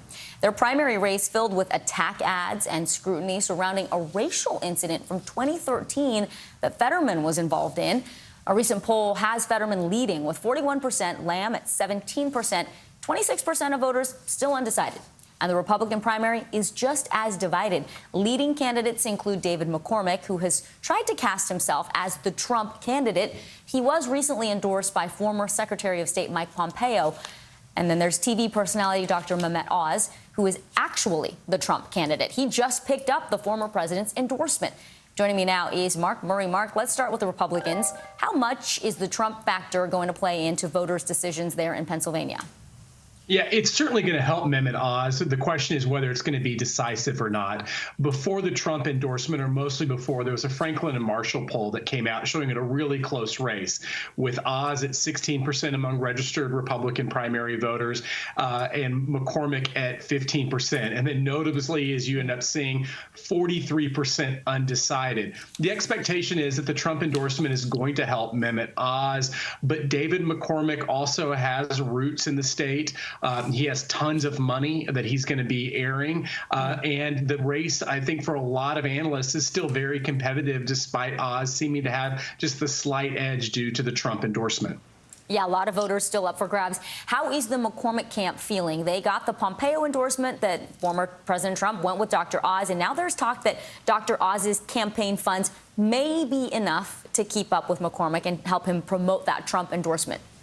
Yeah, the McCormick side definitely is going to have enough money at their disposal, and so will Oz. But it is notable that McCormick and his super PAC have been outspending Oz and his super PAC. And so money is still going to keep McCormick in the race. Another advantage that McCormick might be able to have to defeat Oz is just geography, where McCormick comes from the western part of Pennsylvania. Oz has residency in the eastern part near Philadelphia and its suburbs, as do the other Republicans who are vying for this Senate seat. And so if McCormick is somehow able to dominate the western part of the state, maybe that gives him a shot.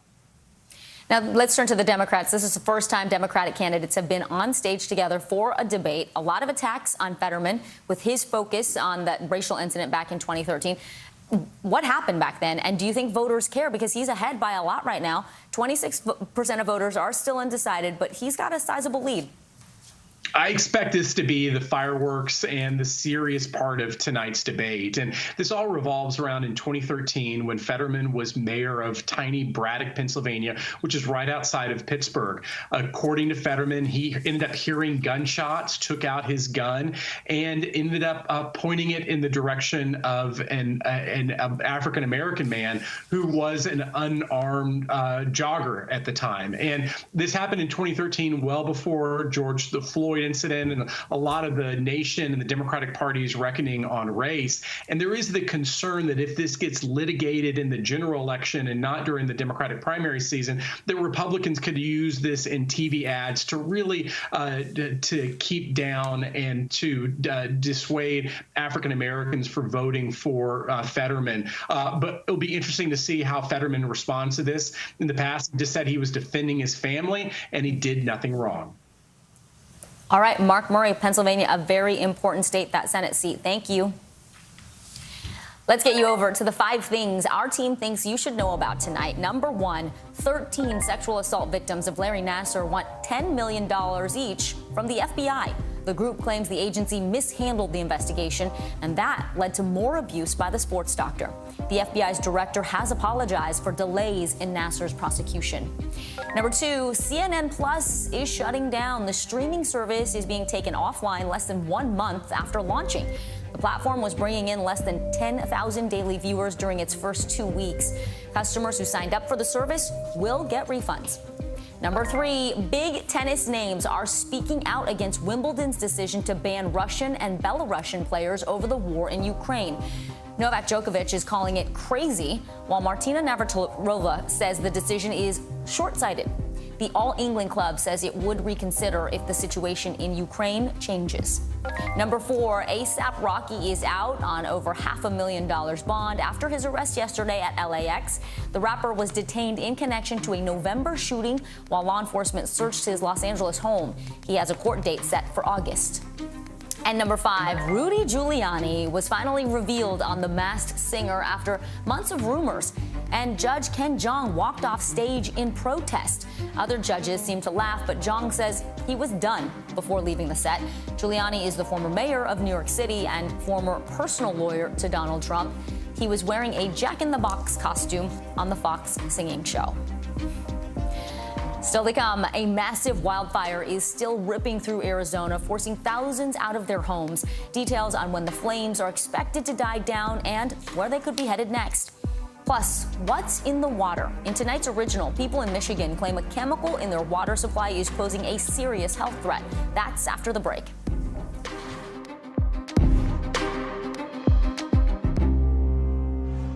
NBC News, streaming free now. We'll meet Ukrainians who are defending their country one block at a time. When you were still in Kiev, could you hear the bombing? My name is Lester. And who's this? Can this still end diplomatically with Vladimir Putin in charge of Russia? Our promise to take in 100,000 Ukrainian refugees. Is that enough? The circus-like stuff that the hearings turned into. This system seems broken. What do we do? If it's Sunday, it's Meet the Press. The fire has grown leaps and bounds. What you see behind me is typical. How you doing? Pretty bad. News is happening now. Look at what's making headlines around the world. We're coming on the air with breaking news. This is a significant moment. Whenever it happens, wherever you are, NBC News, streaming free now.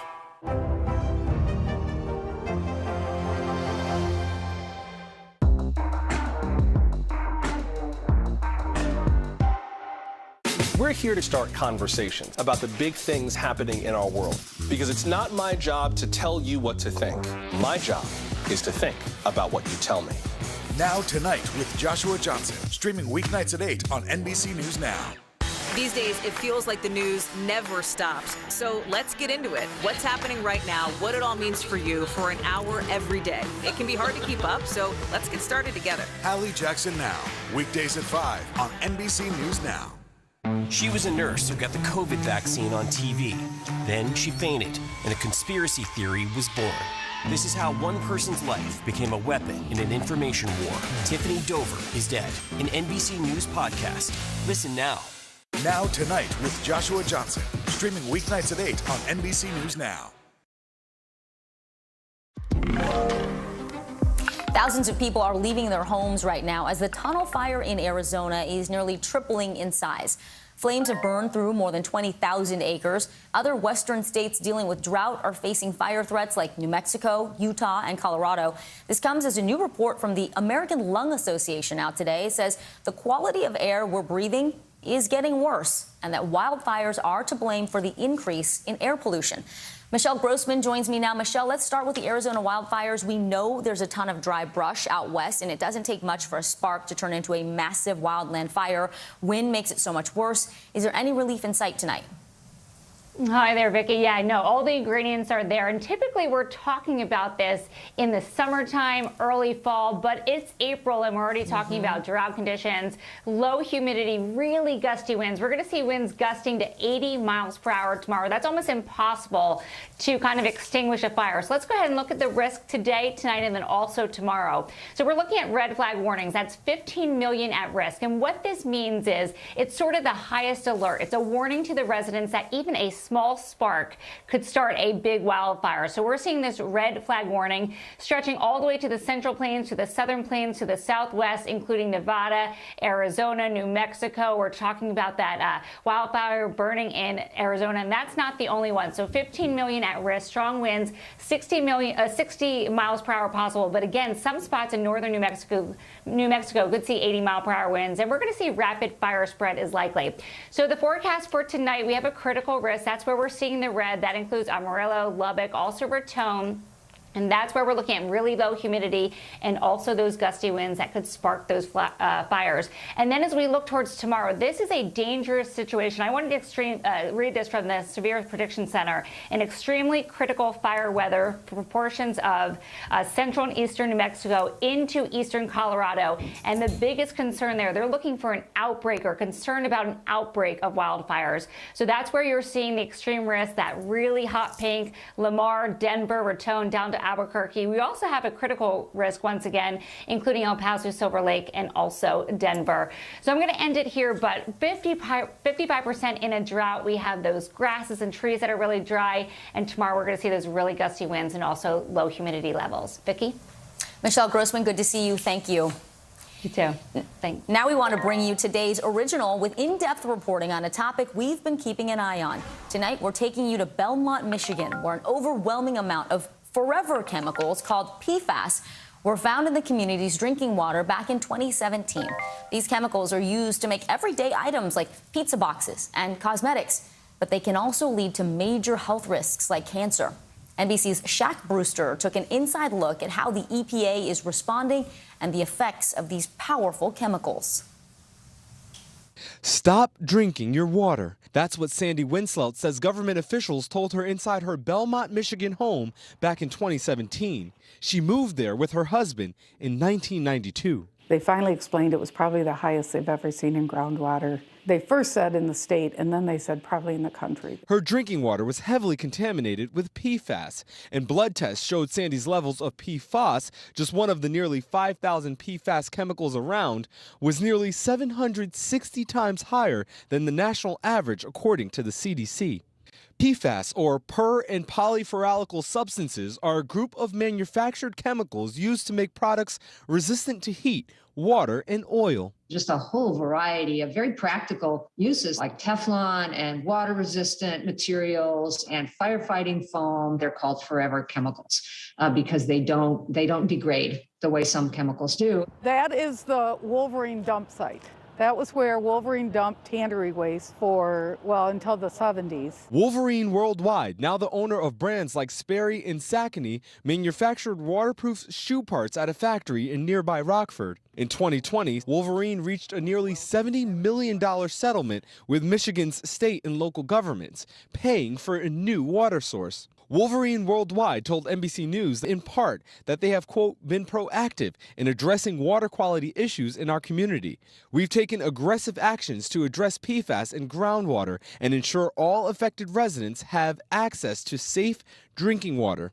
While research is still developing, the CDC has linked PFAS exposure to liver and thyroid disorders and certain forms of cancer. In 2020, Sandy started experiencing unusual throat pain. She said her doctor knew high PFAS levels were linked to thyroid disease. They found thyroid cancer that had metastasized into my lymph nodes. Are you cancer-free now?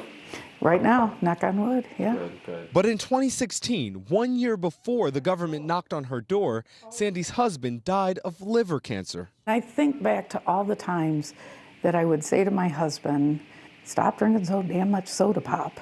Drink some water. Here, I'll make you some lemonade. Those kind of things haunt you, even now, even 5 years later. Every time I was doing that, I was poisoning him. Last fall, the Environmental Protection Agency released a PFAS roadmap, a comprehensive plan focused on researching the impact of chemicals, restricting their use, and remediation once contamination is identified. There's billions of dollars in the infrastructure bill to help move along faster the cleanup at these Superfund sites. They're extremely complex. Wolverine Worldwide's dump is officially designated a Superfund site, a federally declared toxic waste site that requires long-term cleanup. But even with that designation, Sandy says it's a waiting game to see how EPA's current cleanup efforts pan out. They're saying all the right things. I don't need pretty words. I don't need pretty documents. I need action.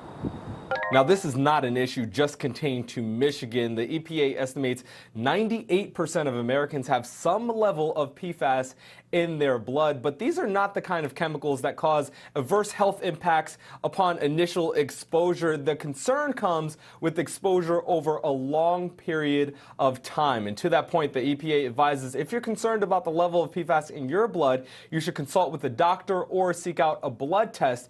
But again, they warn that these chemicals are so pervasive in our society that it is highly unlikely they'll ever be completely removed from our environment. Vicki? Learned a lot there. Shaq Brewster, thank you.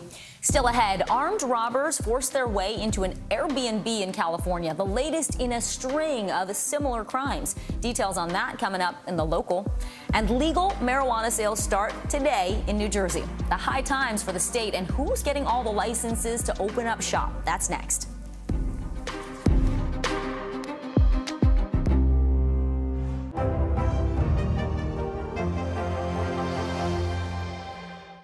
News is happening now. Look at what's making headlines around the world. We're coming on the air with breaking news. This is a significant moment. Whenever it happens, wherever you are, NBC News, streaming free now. She was a nurse who got the COVID vaccine on TV. Then she fainted, and a conspiracy theory was born. This is how one person's life became a weapon in an information war. Tiffany Dover is dead. An NBC News podcast. Listen now.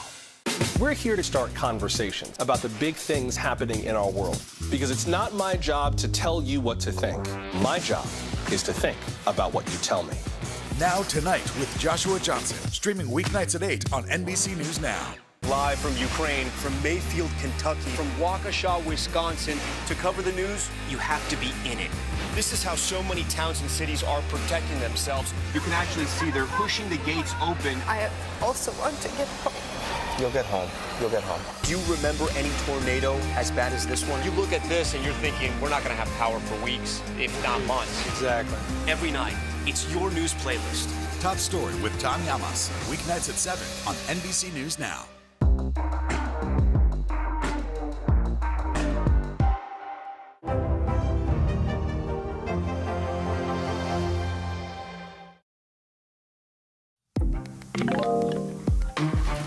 In tonight's backstory, we're going to introduce you to a team of women working together to crack cold cases in New York City. That's coming up in just a bit. You want to be here for that.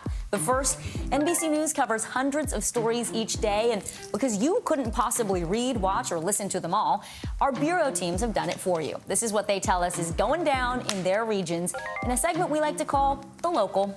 From our West Coast Bureau, the LAPD is on the lookout for 3 armed men who robbed an Airbnb. The thieves apparently got away with an estimated $75,000 in cash, jewelry, and electronics. It is the latest in a string of crimes that officials are now calling follow home robberies. From our Washington Bureau, Capitol Police defending their decision to evacuate lawmakers from the Capitol last night after a pre-game show at Nationals Park caused a brief panic. The event was pre-planned, but apparently the FAA never told officials who thought it was a terror threat. House Speaker Nancy Pelosi says Congress is going to review what happened. And from our Northeast Bureau, police in Philadelphia are cracking down on stolen shopping carts. One official says it's a quality of life issue because the carts are being left on streets, they're rolling into traffic. Shopping cart theft actually cost the country, get this, $800 million a year. A cart once ran into our new car, put a dent in it, but that's neither here nor there. While a lot of the country may be coming down from the high of 420, it looks like it's just getting started in New Jersey. Legal cannabis sales starting there today. New Jersey is one of 18 states that has legalized the use of both medical and recreational marijuana.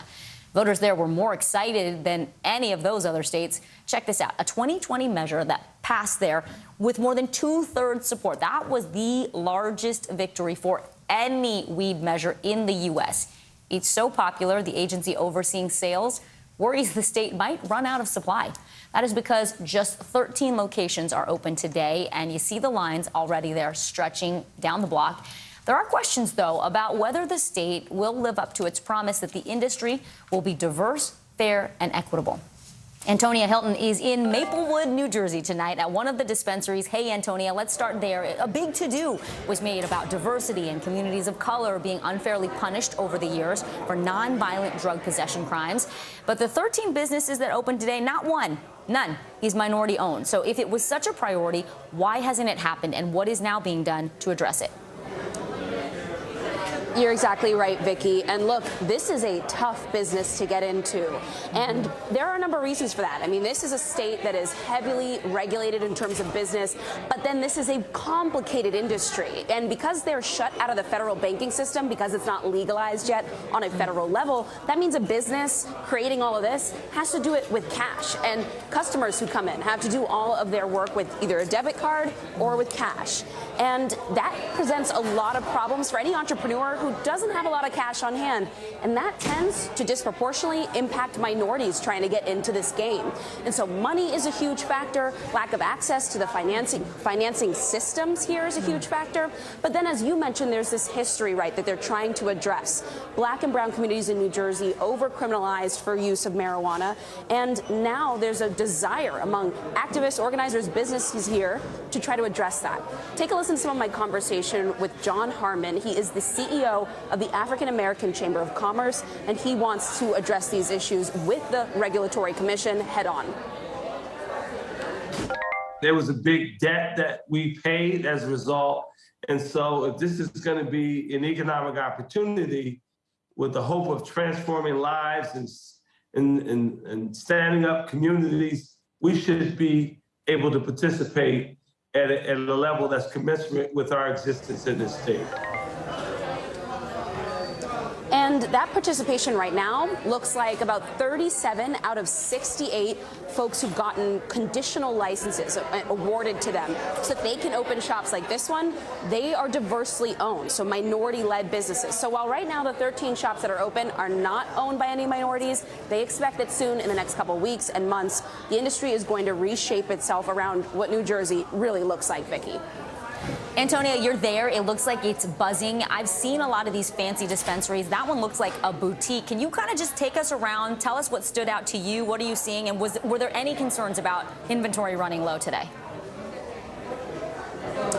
Well, in terms of inventory, absolutely, there were concerns because people got in line at 6:45 a.m., even though this place didn't open until 9.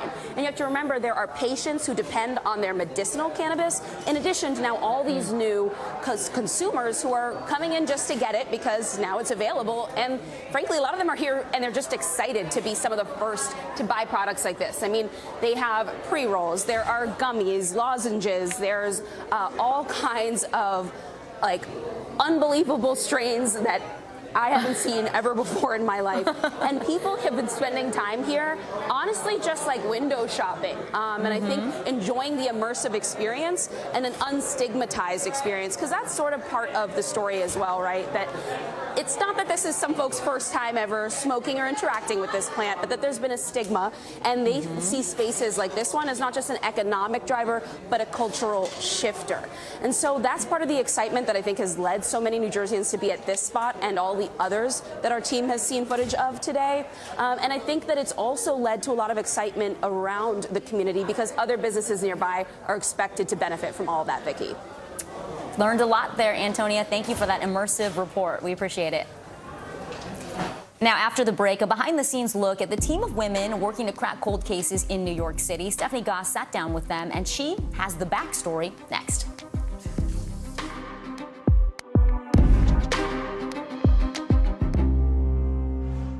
She was a nurse who got the COVID vaccine on TV.